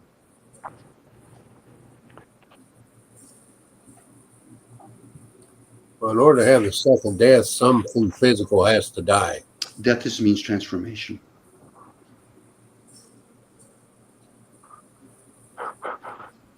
Let me ask you this question. Do you have a Bible there handy? Does it matter? I've read it. Not really. Okay, good enough. It's a book. Best served burnt. This way you'll find out whether or not you're attached to it or not. Revelation, Yep. chapter 12, verse 7. You familiar with it? Just share, please. And there was a war in heaven, Yes, a spiritual war. and Michael and his angels fought. Yep. And the devil and his angels fought, and they prevailed not. Mm-hmm. Neither was their place found in heaven anymore. Mm-hmm. Now, my question is, when did that happen? Well, if you understand the luminaries and the space between the luminaries and Earth, it's called time and space. So heaven's up there, not down here, and it's in the unknown. You talked earlier about darkness. You talk about darkness. Things that are in the unknown. That's what darkness means. It just means the unknown. This is where the yin and yang comes. You have the known and the unknown. It's only unknown to me, is why I'm asking. You're unknown because your senses can only pick up certain things. So, do you have an opinion? About what happened after the war? When did this happen? It's probably still ongoing. There was a war in heaven. Mm-hmm. So, if we believe it happened, then it happened. So we need to know when it happened, or a rough guess. So we're going to put numbers to it, like 4,000, 5,000, 6,000 years, so add a couple extra zeros to it? No, I don't know. Okay, no, that's fair enough. That's fair enough, yep. So happening, or what was the effect from it? What was the consequence from it? Like a lot of these spiritual beings, they kind of lost it. Now you're kind of like in prison now, so you fall down into these vessels to probably be rehabbed. Well, it doesn't say anything about them being imprisoned. Mm-hmm. It just says that their place was not found in heaven anymore. Okay, so hence good and evil, spiritual material. That's what evil means, material. Good means spiritual. So you don't know, do you? Knowing is one part, but having a discernment is another thing. But yeah, I'm going to speculate. Because knowledge only gets you so far anyway. But I'm okay to speculate. Do you know? I wouldn't mind hearing you.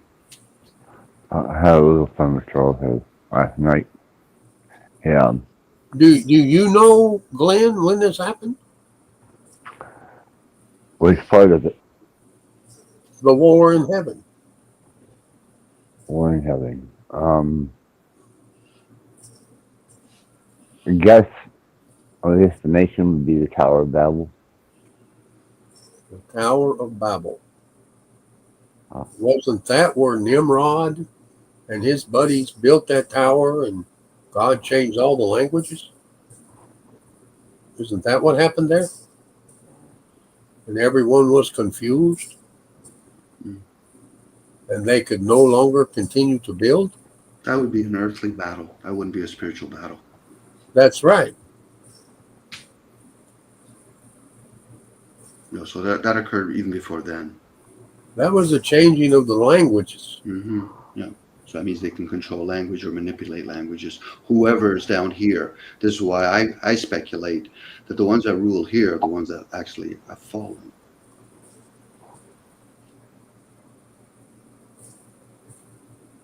And they have a chance to, make amends or whatever, because God's probably thinking, we created, the sun and the moon, the trees and all that. So you humans are going to create what? Little villages, Wi-Fi, cars. I might assume that the gods forgot to create cities for us, but especially when you start looking at nature, it's round. It's more of chi, where what we create is usually more of a disturbance and things that are mortal. But far as to your question you had, Cher, I could only speculate, Eddie, at that point, and I would have to put some sort of man-made numbers to it. Let's say, for me? Sorry, what were you saying? Sorry, say that again, Eddie. Can you do that for me? Okay, let me guess. Let's say, let's go 6,000 years, because people like to play religiously about, God created whatever 6,000 Okay. years. That brings up another question. Even though this is a guess, what do you base this guess upon? Well, I just told you, I know a lot of times Christians like to sing God created 6 days, and then they use each day as 1,000 years. So people usually say 6,000.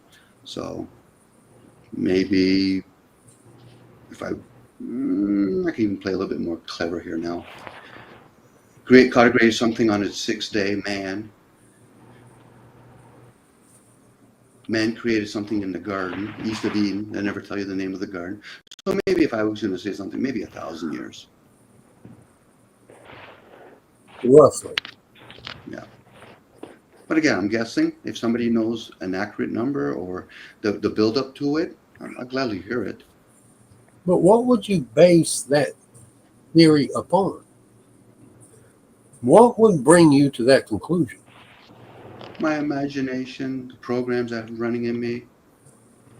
So you would say that this war in heaven happened about 1,000 years ago. Picking a number out there, sure. But you don't know why you base that upon 1,000 years.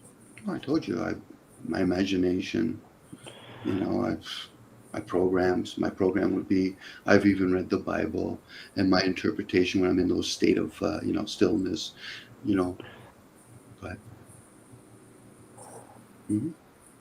Sorry, I thought somebody was going to say something.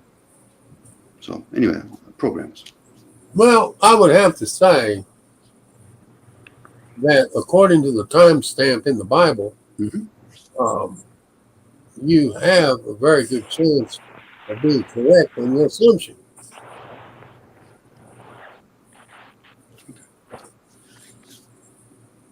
It's a guess still, regardless. Well, it's a pretty good guess. But to pinpoint the exact time is rather difficult. But a time frame isn't. You know what the word anachronistic means?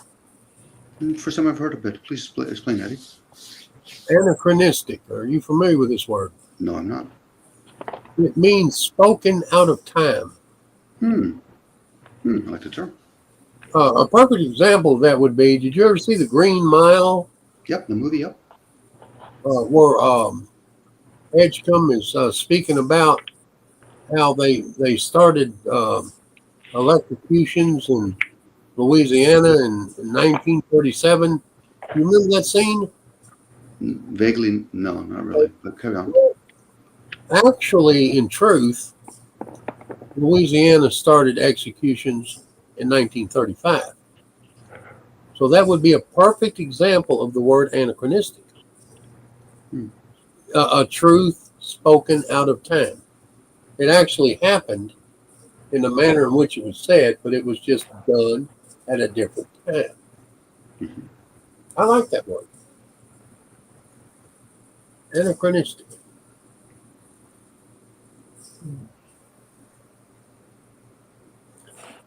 And a lot of things in the Bible are written this way. Are you aware of that? Spoken out of time? Well, the events happen. They're just sometimes spoken in different ways.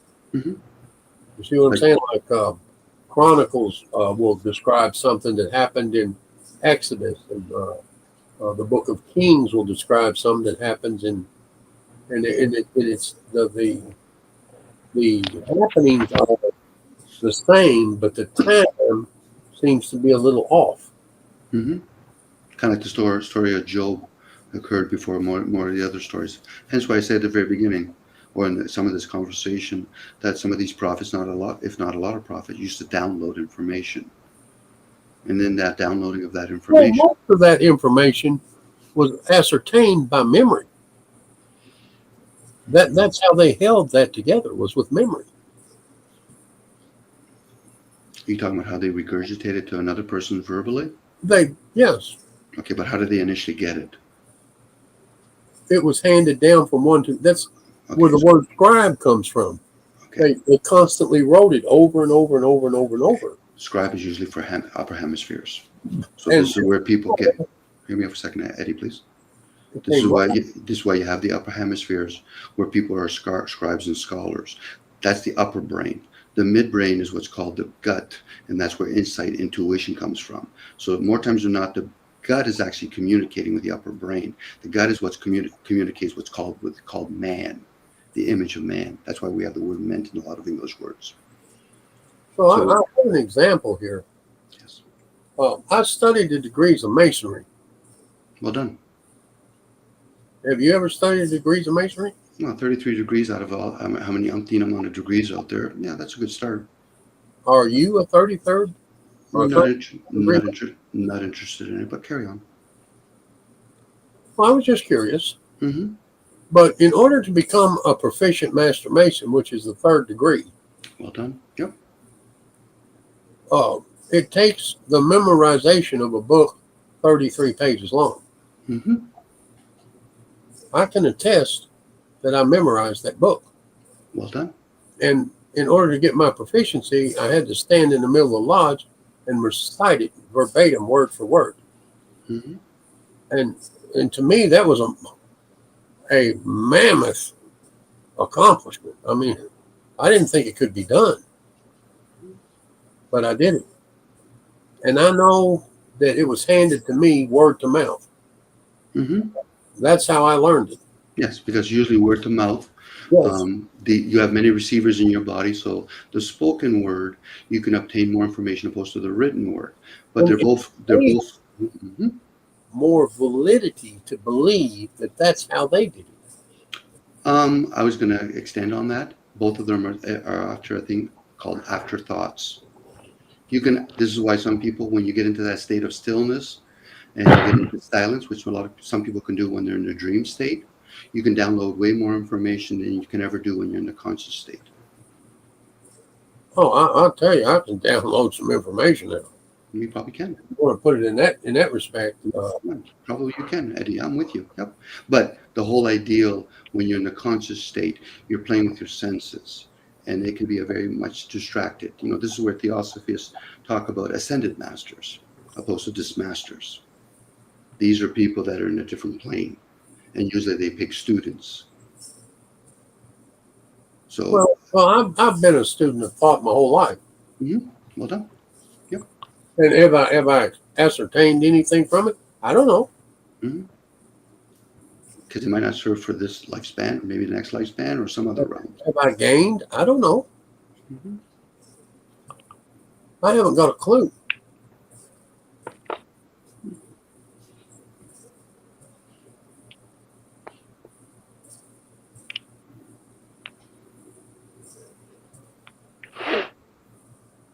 Because I'm like everyone else. I'm just guessing too. Mm-hmm. A lot of speculation. Oh, anything. Yeah, a lot of speculation that we do. So sure.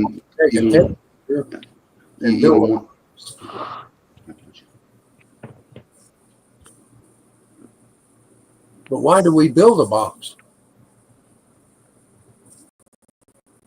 Have you ever thought about that? Why we built a box at like a four corners? What is the purpose of a box? What are we after building a box? To have angles, I guess, within it. Huh? Have angles, I guess. I think we're after the nothingness that it creates, so we can put something in it. Mm-hmm. It's like a cup. It's not the cup we're after, it's the space that's within the cup. That's what you're for. Not the cup itself, the space is. Mm-hmm. The space just holds what you put in it.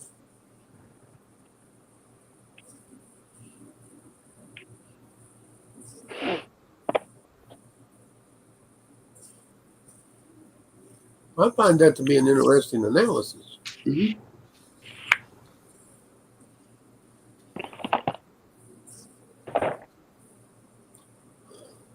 You know, you build a wall and you put a window in it or a door. It's the nothingness that you're after, so you can pass through.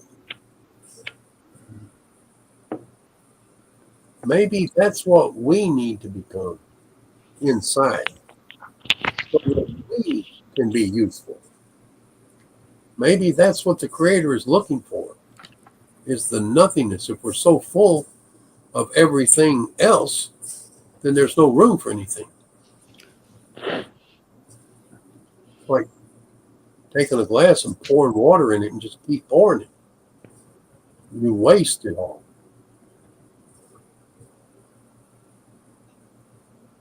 That's what the Tao does. It promotes emptying yourself. Mm-hmm. Mm-hmm. Along the way, you'll probably learn about Buddhism, about non-attachment.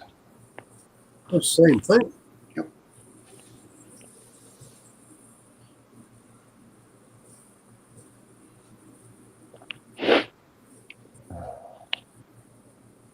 But we are, for a lot of us, we get attached to certain things, whether it's thoughts, the material, some sort of emotion. Go ahead. We attach ourselves to knowledge. Yep, very much so. Even attached to speculation. You know, this is why a lot of us are driven by outcomes, right or wrong. I agree or disagree.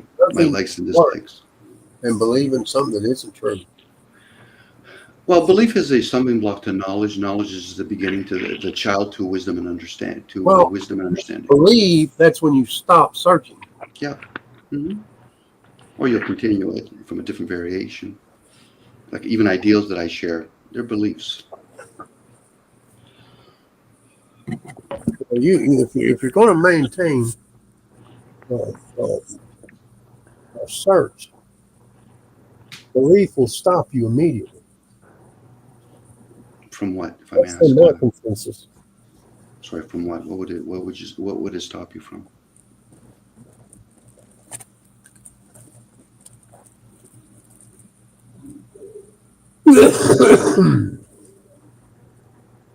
Sitting here considering going and getting me a cup of coffee. Okay.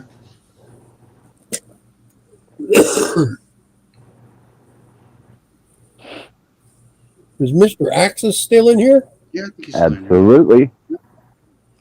You being like a fly on the wall there, buddy? No, I'm being a good host. Thanks for the interaction, by the way, Eddie. I appreciate that. What? Thanks for the interaction. I appreciate that. Oh, anytime. It wasn't noise, like a lot of people do, even though this could be a different variation of noise. Well, I can make noise. I mean, it just doesn't serve anyone. Yeah, it won't serve me, that's for sure.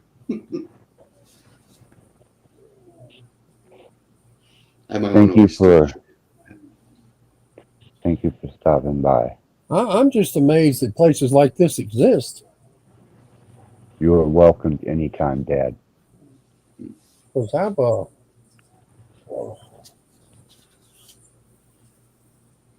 maybe one of these days I'll come in here and speak what's really on my mind.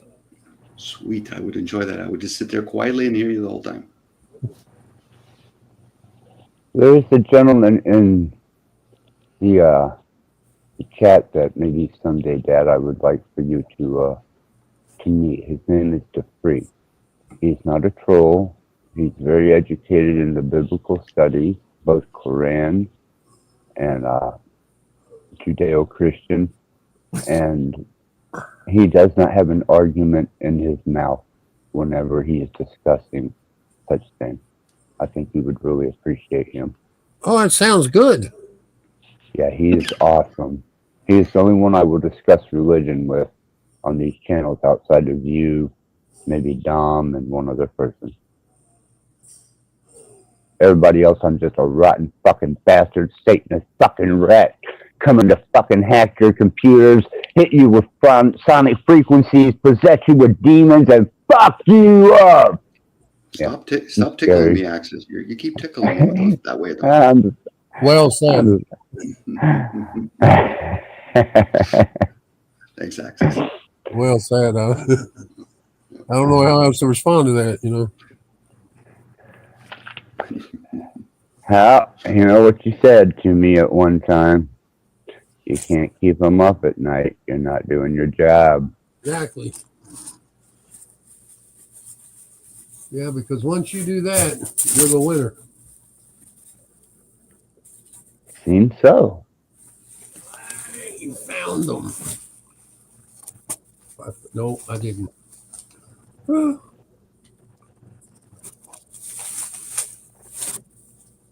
Was looking for my socks.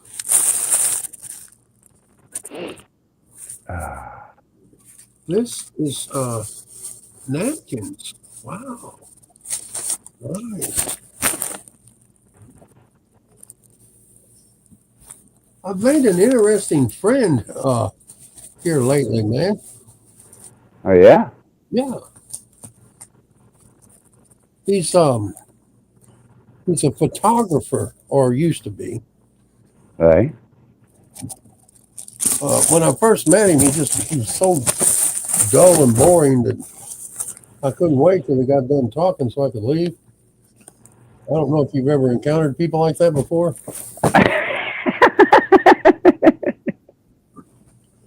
But he was, I mean, he would sit there and talk about yard work for hours. And I was thinking, man, come on, give me a break, will you?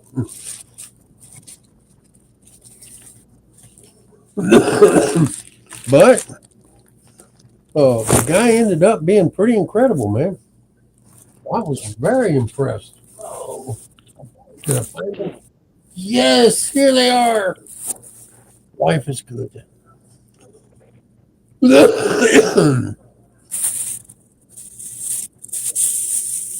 Yes, there they are, a pair of socks. I win. I now have 36 pairs of socks. I've never had that many pairs of socks in my life.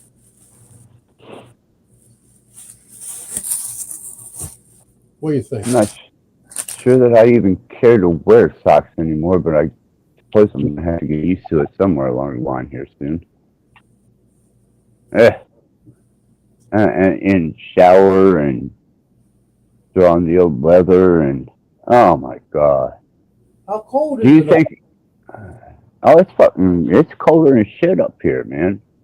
Fucking rain, snow, none sticking, but man, that fucking outside. I went out and emptied my protection pieces that I keep here in the house because I haven't shot them in a couple of years. Beautiful.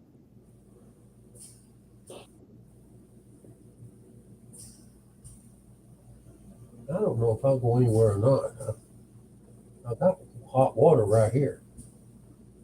But I was thinking I'd go get me some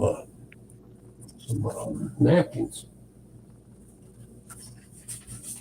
over at the Waffle House. They've priced me out of coffee. It's $2.50 a cup now, and I ain't paying that for it. That's what you said. And no refills? Yeah, they want to try that game with me. I'm not going to do it. They tried that once before over in Jeffersonville with you, didn't they? I'm just not going to do it. Nope. I'm going to go to McDonald's and get it for 63 cents.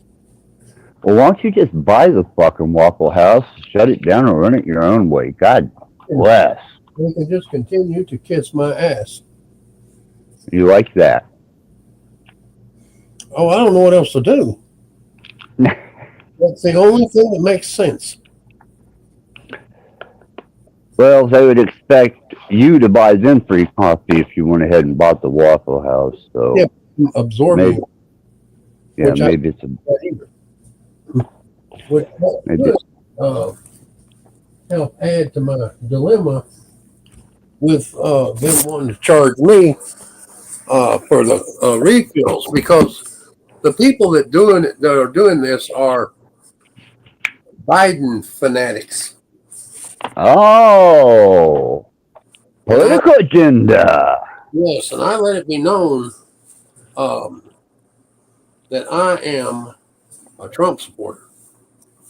And one of them so bravely called me a Nazi. He said, "Then you must be a Nazi." I said, "Yeah, I'm a fucking Nazi." What gave him it away?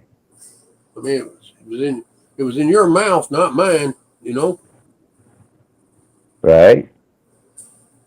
And then after it was all over, and I was talking to the supervisor, who happens to just love me. I like it when someone loves me, man. It's beautiful. I asked him a very straightforward question. I said, "Hey," I said, would one consider if you called someone a racist, a Nazi, would that be like a racist?" He said, "Oh, yeah, that would be very racist. We don't tolerate that around here." I'm thinking to myself, well, do I want to get rid of this guy or not? Or educate him what the Nazarene is. So I'm just thinking, nah, I'll just let it slide. You know, because I've learned that just because I can, that doesn't mean that I need to, you know? Brilliant. That was one of the more enduring lessons that you taught me back in the day that I've tried to ascribe to with many things. Yeah, I find myself not doing a lot of things just because I can. Right. Like, I set out to go to the Waffle House really early this morning, but I never made it. Well, I appreciate you coming up, and I appreciate the conversation and the interaction, and this is since the past few days has been quite the calm and enduring platform. We haven't had the disruption of the. You know? Oh, sorry. What was that? I kind of figured out how to make all this work. Yeah, I noticed that your audio is good. You got your icon going. Now, if you can just keep from throwing a rock at your monitor after some of the dissidents that you'll meet on here, you'll be doing fine. Well, I've got me a real nice mixing board and a real nice microphone. And I might pair all that together and just pump it into this phone. And I put you on a monitor speaker and into the microphone. I can really make it sound good. Right. A lot of broadcasters and hosts do that, man. I've got one of these little battery operated mixers to carry around in your pocket. Right. I need to learn how to use this thing. It's got equalizers on it and volumes and. Yeah, I got if I can show you, Dad. I have got just so you can kind of get a glimpse at it. Let me fix this camera. Oh shit! I've got these pile mixers. And I think Pile makes pretty good stuff. They're real inexpensive. Yeah, Pile does, but I still got a lot of the equipment we used to play out with. I got my daughter, I gave her the guitar I used to play. She gave it away, donated it. I still have all the mixing equipment, the drums, guitar, bass, keyboards, open amplifier for her rehearsal. And then this room over here is my entire studio, but let's just say I've been a lazy ass. I can't hardly see anything. Yeah, I stay under blue light anymore. It looked like a black. Was that a black light? No, it's far from a black light. Dom ran off. Well, I hope he at least enjoyed the interaction or comes back. But yeah, I still have enough to produce and create as much as I want. Need to get over here and put my phone on the charger. I didn't have much juice on here when I plugged in.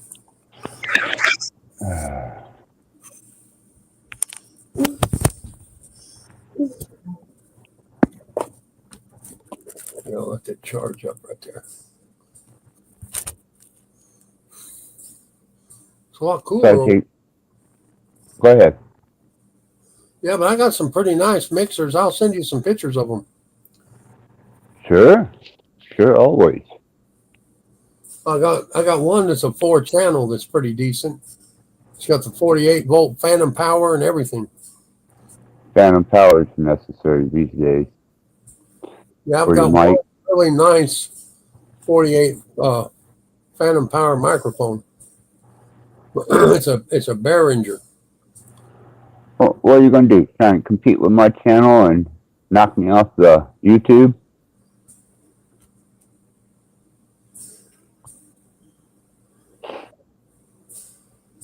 I worked really hard to get my 2 subscribers in the past 3 years. Come on, man. Just let me keep my 2 subscribers.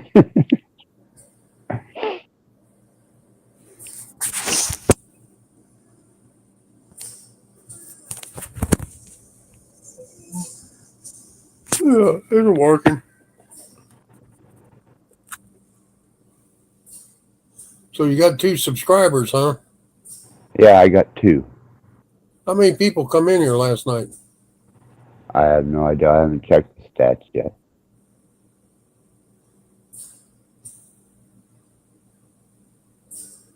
How do you set this up? Well, I would have to be down there actually looking at it, unless we do an offline and you can put some video on it and I can show you how to. Computer.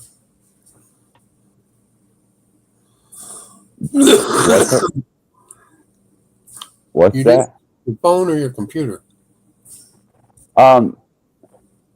I can do it, but I'd rather do it from my computer where I can actually see, because I got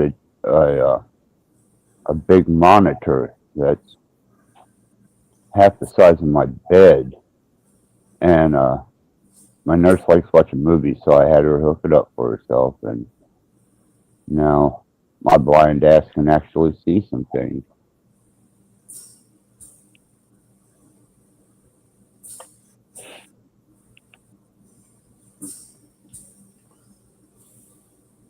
Yeah, I was going to take off, and I think I'm just going to kick back here and get me something to eat, man. Getting kind of hungry, and I'm going to go back to bed. That's your brother. I gotta wait for my nurse to get here. What time's Thank you so. Here in about an hour. Well, they get there pretty early, don't they? You think? That's on the 1st. What do you have a nurse come there for? 7 days a week. What is it now, for? 7 days a week. You need to speak up. I can't hear you. 7 days a week. But what for is what I'm asking. I don't care to allow the general public to. Oh, okay, all right. That's fair. That's fair. I was just kind of wondering what's going on with you. That's all. That's why I said it's going to be a struggle now. I mean, So trying this to get my is something that's unknown to me, correct? yeah, Okay. and I gotta trying to figure out how to get my body back together to be able to do any more traveling. Well, what got you in this spot, if you don't mind me asking that? I wound up collapsing when I came back to help Josh from his first big love loss. And I walked into the office of where I kept my truck parked and just fell. And that was the end of me. I couldn't get back up. And they rushed me off to a hospital. I was there for, I don't know, almost 8 hours, and they admitted me, and then 3 days later, they sent me to a fucking nursing home. How long was you there? A year. A year? Yeah. Wow. Yeah. And So the doctor released you from the nursing home? reluctantly, but I had to be a total monster for it to happen. I got attacked by a drunk resident in there in my wheelchair, and when they came in, they were going to arrest me, but once they seen the film footage, they were like, okay. And then I called in a couple lawyers. They sent me to South Bend to a big fucking giant mental dungeon they got up there. And luckily enough, I knew some social skills that got me out of there.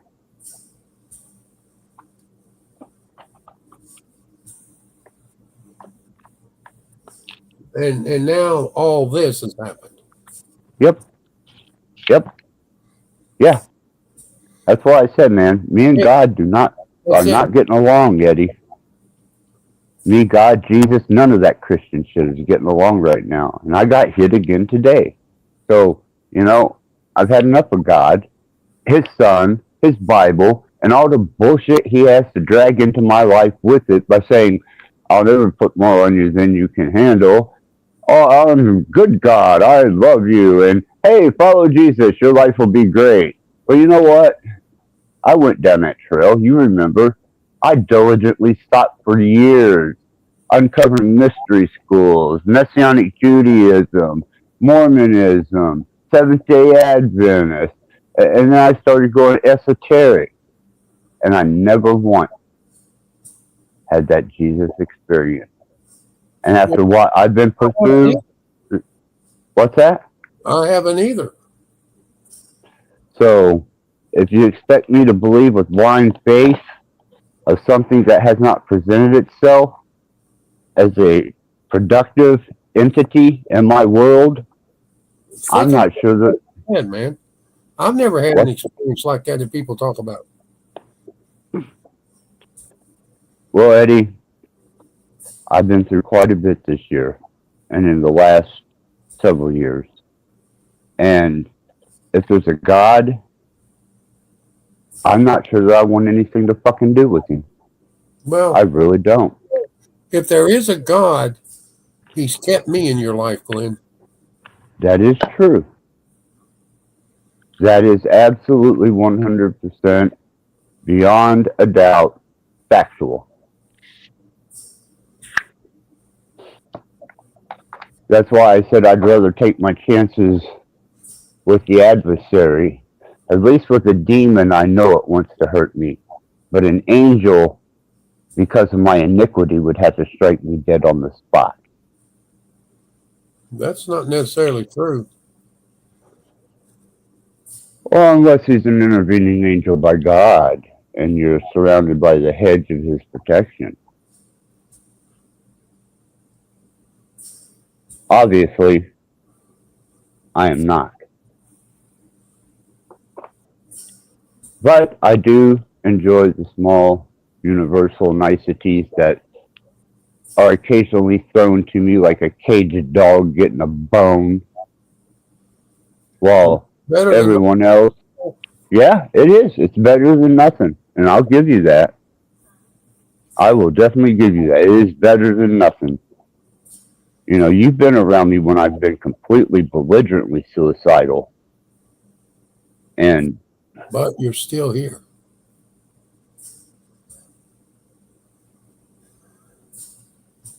yeah, I am.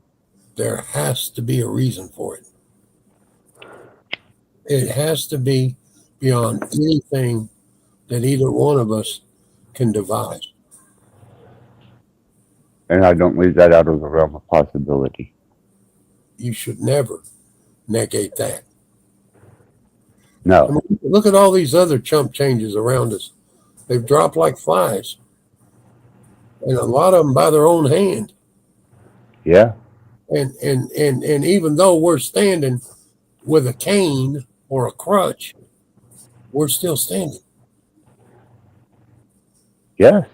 Yeah. And Eddie, believe me, I do not overlook the potential.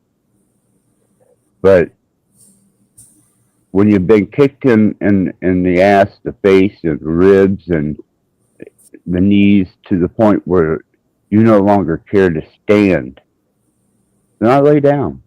Okay, you win. You know, you can show me unbelievable amounts of punishment. You can take my family away. You can cause my son to endeavor into places I did not want him to go. And I'm not talking just a murder. There's many other things. And here I am. And there's one thing right after another. And I'm like, this, I know when it started happening. When? When I tried to do something beneficial for someone else. And what was that? Help them not destroy themselves.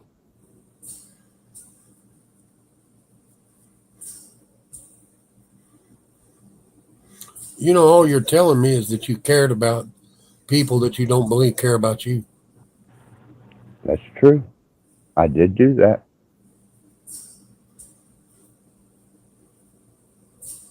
But the truth is, we can't control how people feel about us. And I've recently discovered that I have no expectations that anyone should love me. It's who they were all along. That's the sad part. Right? Do what? Right?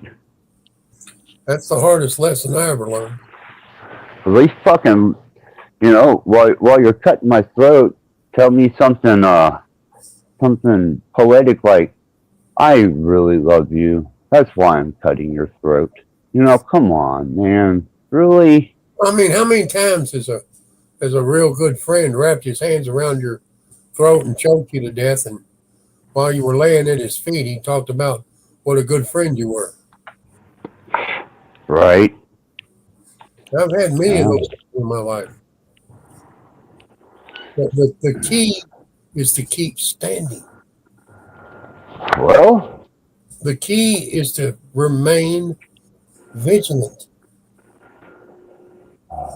I mean, do not let them win. I know. That's the key, man. I know.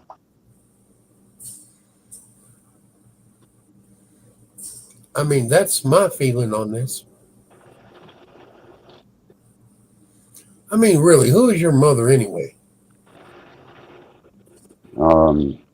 Ex-drunk, pill-popping, gold digger. In actual truth, who the hell is she to you? Nobody. Well, why do you let she thinks bother you? Mostly because she had such a powerful influence over my children. And your children gave her that choice. Yes, they did. And I understand that now. And it's now because she had more presence. I should have more money, more presents, you know. I mean, or maybe they're just going to use her up, and when she's done, they'll come back. You don't know. You know. Oh. I mean, it could happen, couldn't it? I mean, how many people can weep at her grave? The thing is, Eddie, when I provided, and that was, I thought, good enough until Nancy wanted something better, bigger, more. Well, that is part of the equation sometimes. And the same with the second one. I built up another fucking empire, and bang! It just happens, man. Build another one. Fuck that. No. Oh, hell no. Hell no. But this time, build it for yourself. Well, now that I could do. I'd build it for myself. That's what you need to do.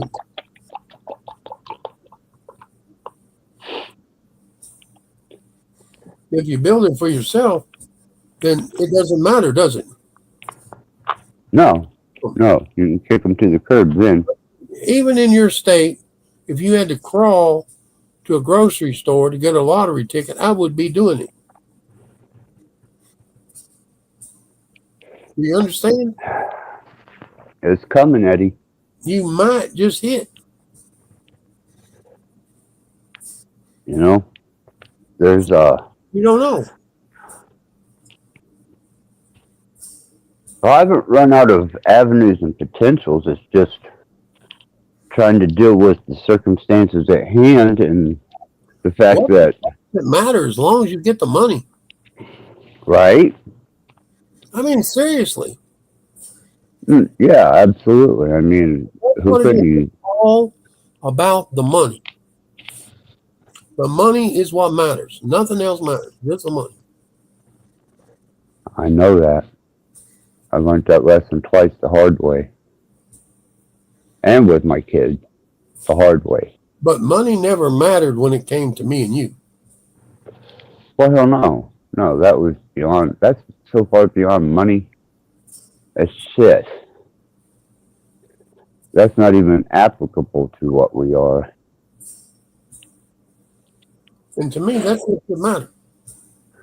Well, it was one of the most treasured gifts I got since, you know, they hoisted my son off, you know. I was... I mean, let's be real. Joshy made some bad choices. Yeah. But Glenn, you didn't make them choices for him. No. You didn't buy him that gun. You didn't put him in that apartment. He did what he did on his own volition. Yeah. Now, yes, he did. Now, that doesn't mean that you stop loving him. No. But that does. You don't take the blame for him. Right. Old man, he's 30 years old. Yep. And I remind myself of that almost every day, you know. He's 30 years old, man. He done it to himself. You know, move the fuck on. The best you should have for him is be there. That's all I can be. Nobody else. That's the bottom line. Am I right or wrong? No, that's the best I can. I mean, that's... And if they want to be there for him, let them be there for him.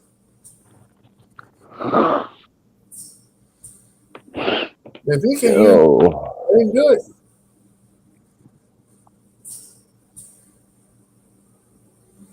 Would you not agree? Well, yeah, that's kind of what I've resorted to is, you know, I can be there to help support him when he needs. But I mean, I have a little more insight than this, than what you know. Oh, I guarantee it. I caught that whenever we were discussing Ricker's brother's killer.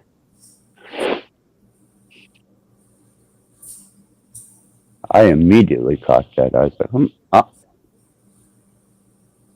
he's But on it.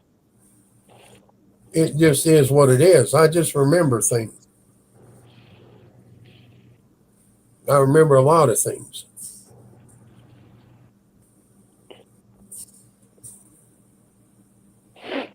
I mean, you know, Joshy had some people in his life that were a very good influence that had pointed him in some good directions.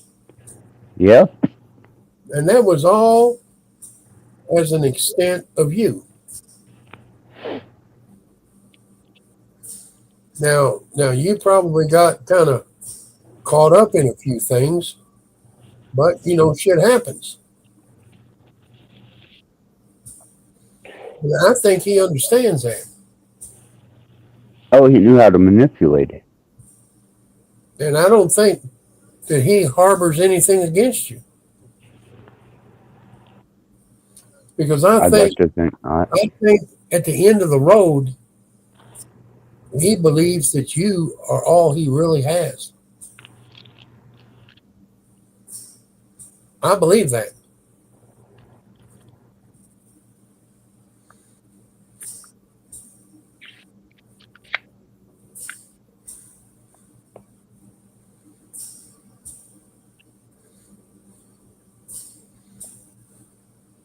I know.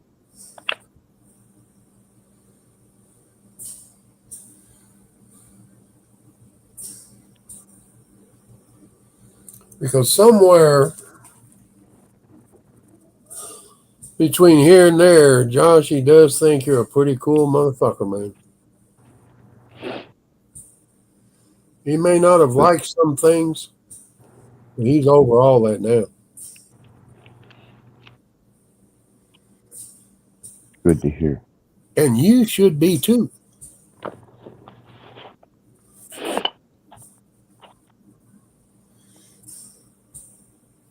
Really good to hear. I mean, seriously, none of us are perfect. Oh, not by hell of a sight. Perfect life. Hell, we love, we lose, we love, we lose, we love, we lose. Man, that's just the way it is. Wow. None of us want it, but it is the way it is. You know, I'll tell you, man, when I come out of the box, I had all these wonderful plans. I met this incredible woman. I'm gonna get married. I'm gonna conquer this world. And that fucking bitch couldn't have cared less if I lived or died. And it took me a long time, man, to come to terms with that. Oh, it hurt. God, did it hurt. I mean, I'm a wonderful motherfucker. I can't imagine some woman not just diving in my pants and sucking my dick no matter how dirty it is. But I'm going to tell you something. That isn't life, man. That isn't life. And more than likely, the one that would have stood with you no matter what, you didn't have time for them. Because I look back on it, you know, and there's this one woman that stands out to me.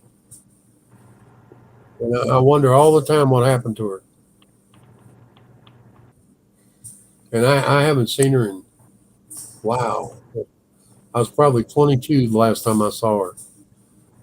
And this month, I'm 68. Here's one for you, Eddie. Here's one for you.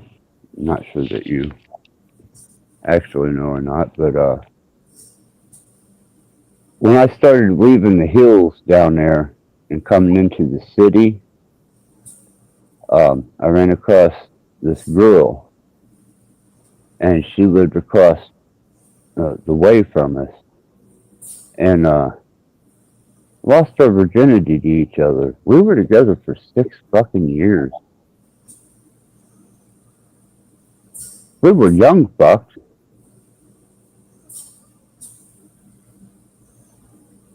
Is that Romeo and Juliet type, you know, innocent, blossoms into some kind of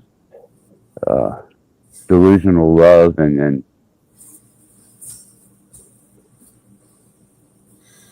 You think that's where you missed the boat?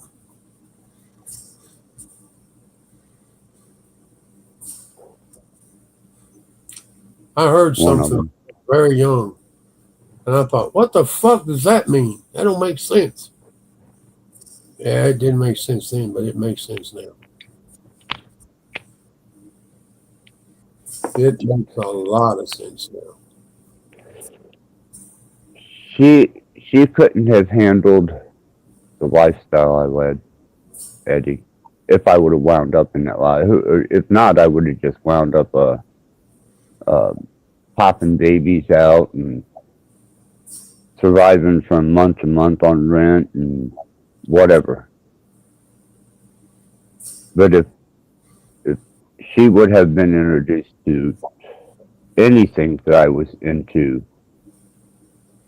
as far as, you know, the dungeon, especially the clubs and the music, that she would she'd have ran for the fucking hills.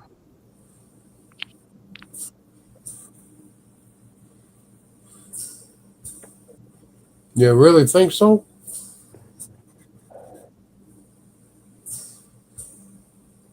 Or she would have had the time of her life. There is that possibility.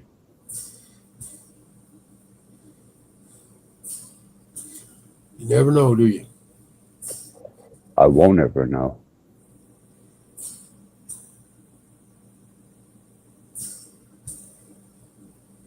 I'll tell you what that saying was that I heard a long time ago. Didn't make sense to me.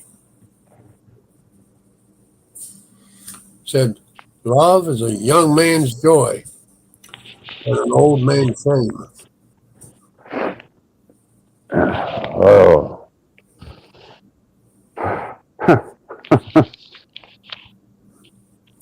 How the hell do you remember that? Right? Yeah, that's a strong one, man. Because it's true. It's so true. I remember, man, that girl tried every way in the world to get me to date her, notice her. She come in. I met her in Morgan City, Louisiana. She come in there and just started having coffee with me. Her and her friend. Her friend was pregnant, and there's a couple of girls from Michigan. They'd come down to Morgan City, you know, a couple of girls on the road trying to find themselves, you know. And they were a train wreck, both of them was. And this one really liked me. Her name was Dina. I'll never forget her, man. Love. She was, you could just tell by the way she looked at me. But, you know, I had other designs with another woman, you know. And I was really enjoying myself with her, and I wasn't going to let this interfere, even though the woman, that what we had wasn't, you know, a relationship. We were just basically fucking, you know. And she noticed it right off that this girl had this real attention for me. She told me, she said, you ought to really consider that. And I wasn't into it, you know. But, you know, maybe I should have, because maybe just basically changed the course of my life, you know, and I would have done something different. But, you know, here I am. This is what it is, you know. I ended up getting me a paltry little disability check. I'm just barely squeezing by, man. Is Don Near still alive? No, Don Near passed away. He promised he was going to leave me a bunch of money, but I knew he wouldn't. He tried to get me to set him up with all them boys on the street. Right. I wouldn't do that. That's the only gay Don I ever knew. And then I had one friend of mine. He was 40 years old, and I didn't think Don would want anything to do with him. Me and Don went out to eat one day, and I took him with us. And Don really didn't pay much attention to him. And one day, everything changed. I was amazed. I couldn't believe it. Right? And this guy had HIV, man. And that could have been what killed Don. I warned him. Hey, man, don't do that. Shit. He wouldn't listen to me. I don't know if that or not. I mean, he was with him for like 3 years. That's long enough. Yeah, well.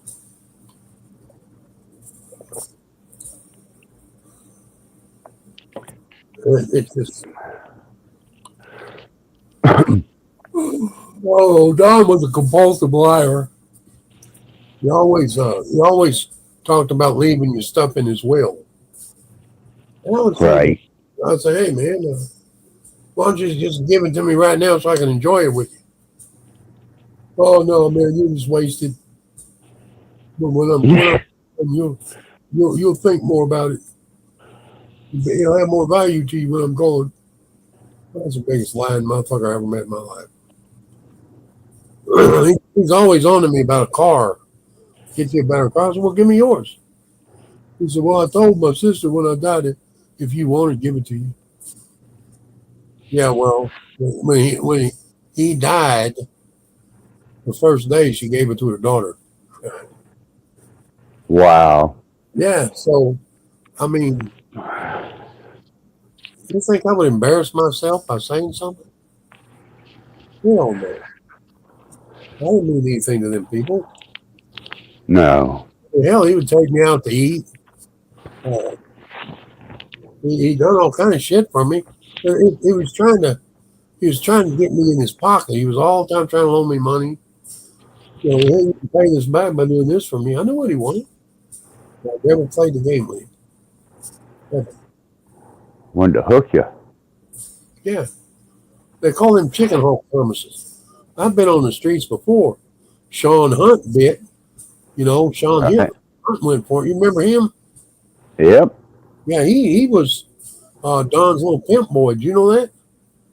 Yeah, I remember. And Don would tell me, so man, he's taking half their money. Man, I can be getting it for half. And they won't deal with me without him. Bullshit. I hate that motherfucker. That's what Don told me.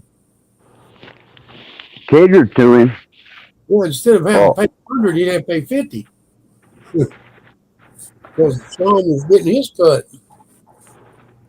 I didn't give a fuck. It wasn't none of my business. No, not at all.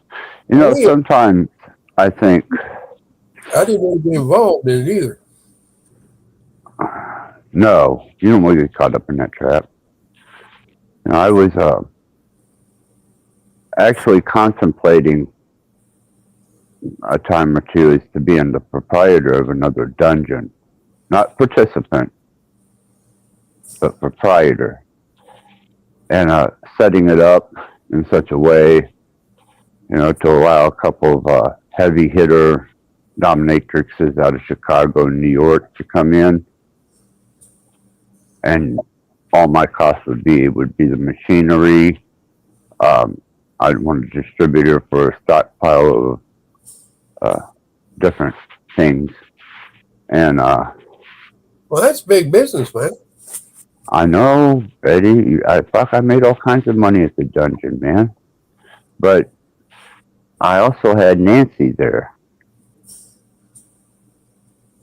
And Nancy was a fucking hell of a draw. Louisville's premier dominatrix. I mean, shit.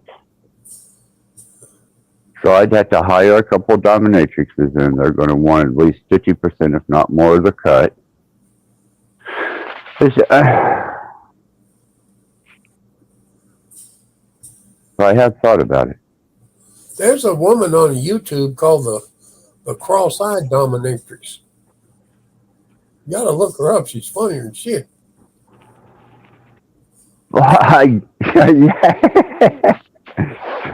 Okay. I ran across it just by accident. And this guy was, he was delivering something to her house, I think. And he got the wrong house, or he had solicited them online, and he went there. And it's just fun. It's hilarious, man.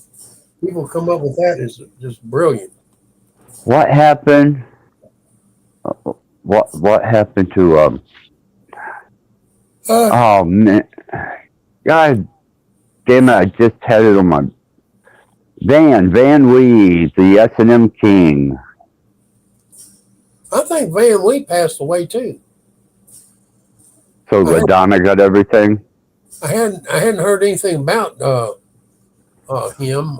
I think they closed his bookstore over there on Hill Street, and his flower shop. And what about the gear room upstairs? Do you know anything about that? No, I never knew anything about that. Okay. Yeah. No, but Madonna was supposed to take it over, his daughter. Don would share some of Van Wee's secrets with me, but I wasn't privy to say anything. You know what I'm saying? No, hell no. Oh, I know. I know quite a bit about Van Wee, but I didn't know anything about anything upstairs over there because Don never mentioned it. Don did, however, trust me more so than a lot of people.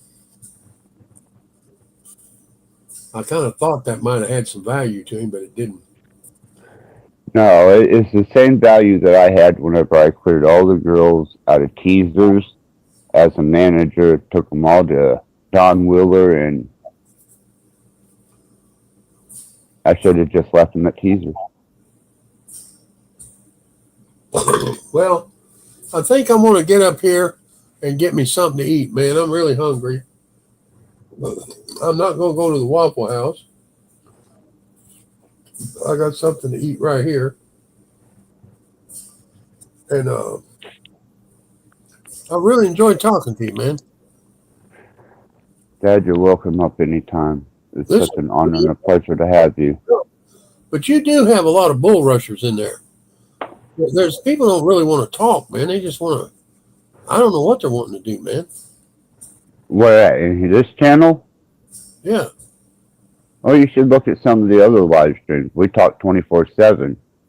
What it is they don't know you, and they're trying to fill you out.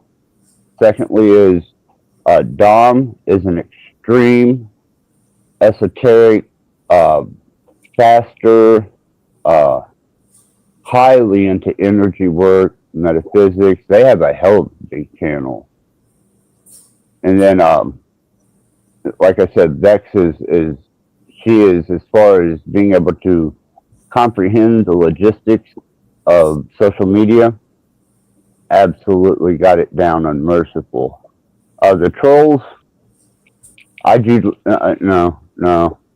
I done made a pact not to ever let that happen here again. But for your amusement, I'll let you see what is potentially out there. You're gonna have trolls everywhere. And then, not only that, it's New Year's. It's New Year's Day now, and I'm sure there were quite a few people out celebrating New Year's and doing their thing, but not about it, man.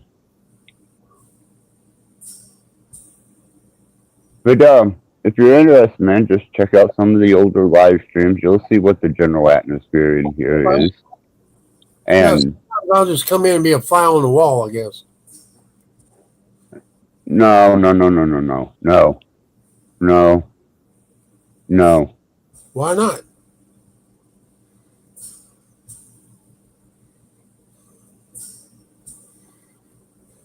Okay, if that's what you I guess if you're want to observe the situation, see how things work. That could be. I could. All right. Yeah, I mean, I don't see. I'm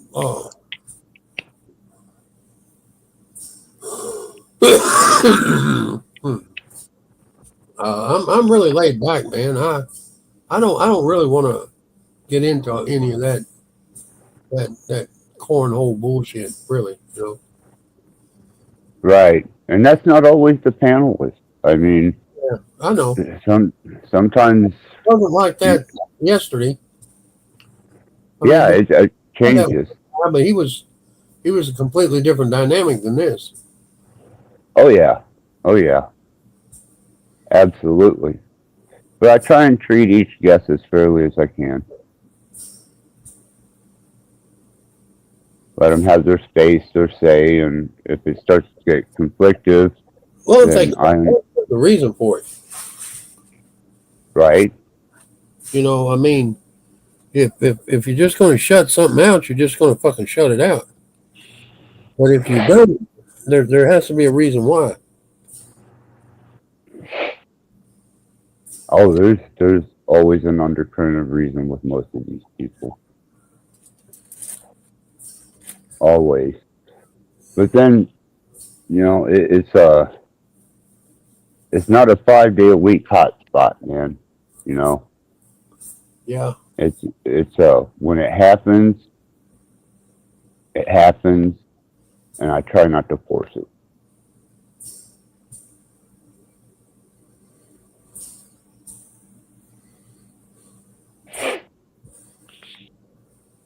But I get a lot of amazing people, and the chat too. I mean, my chat is always awesome.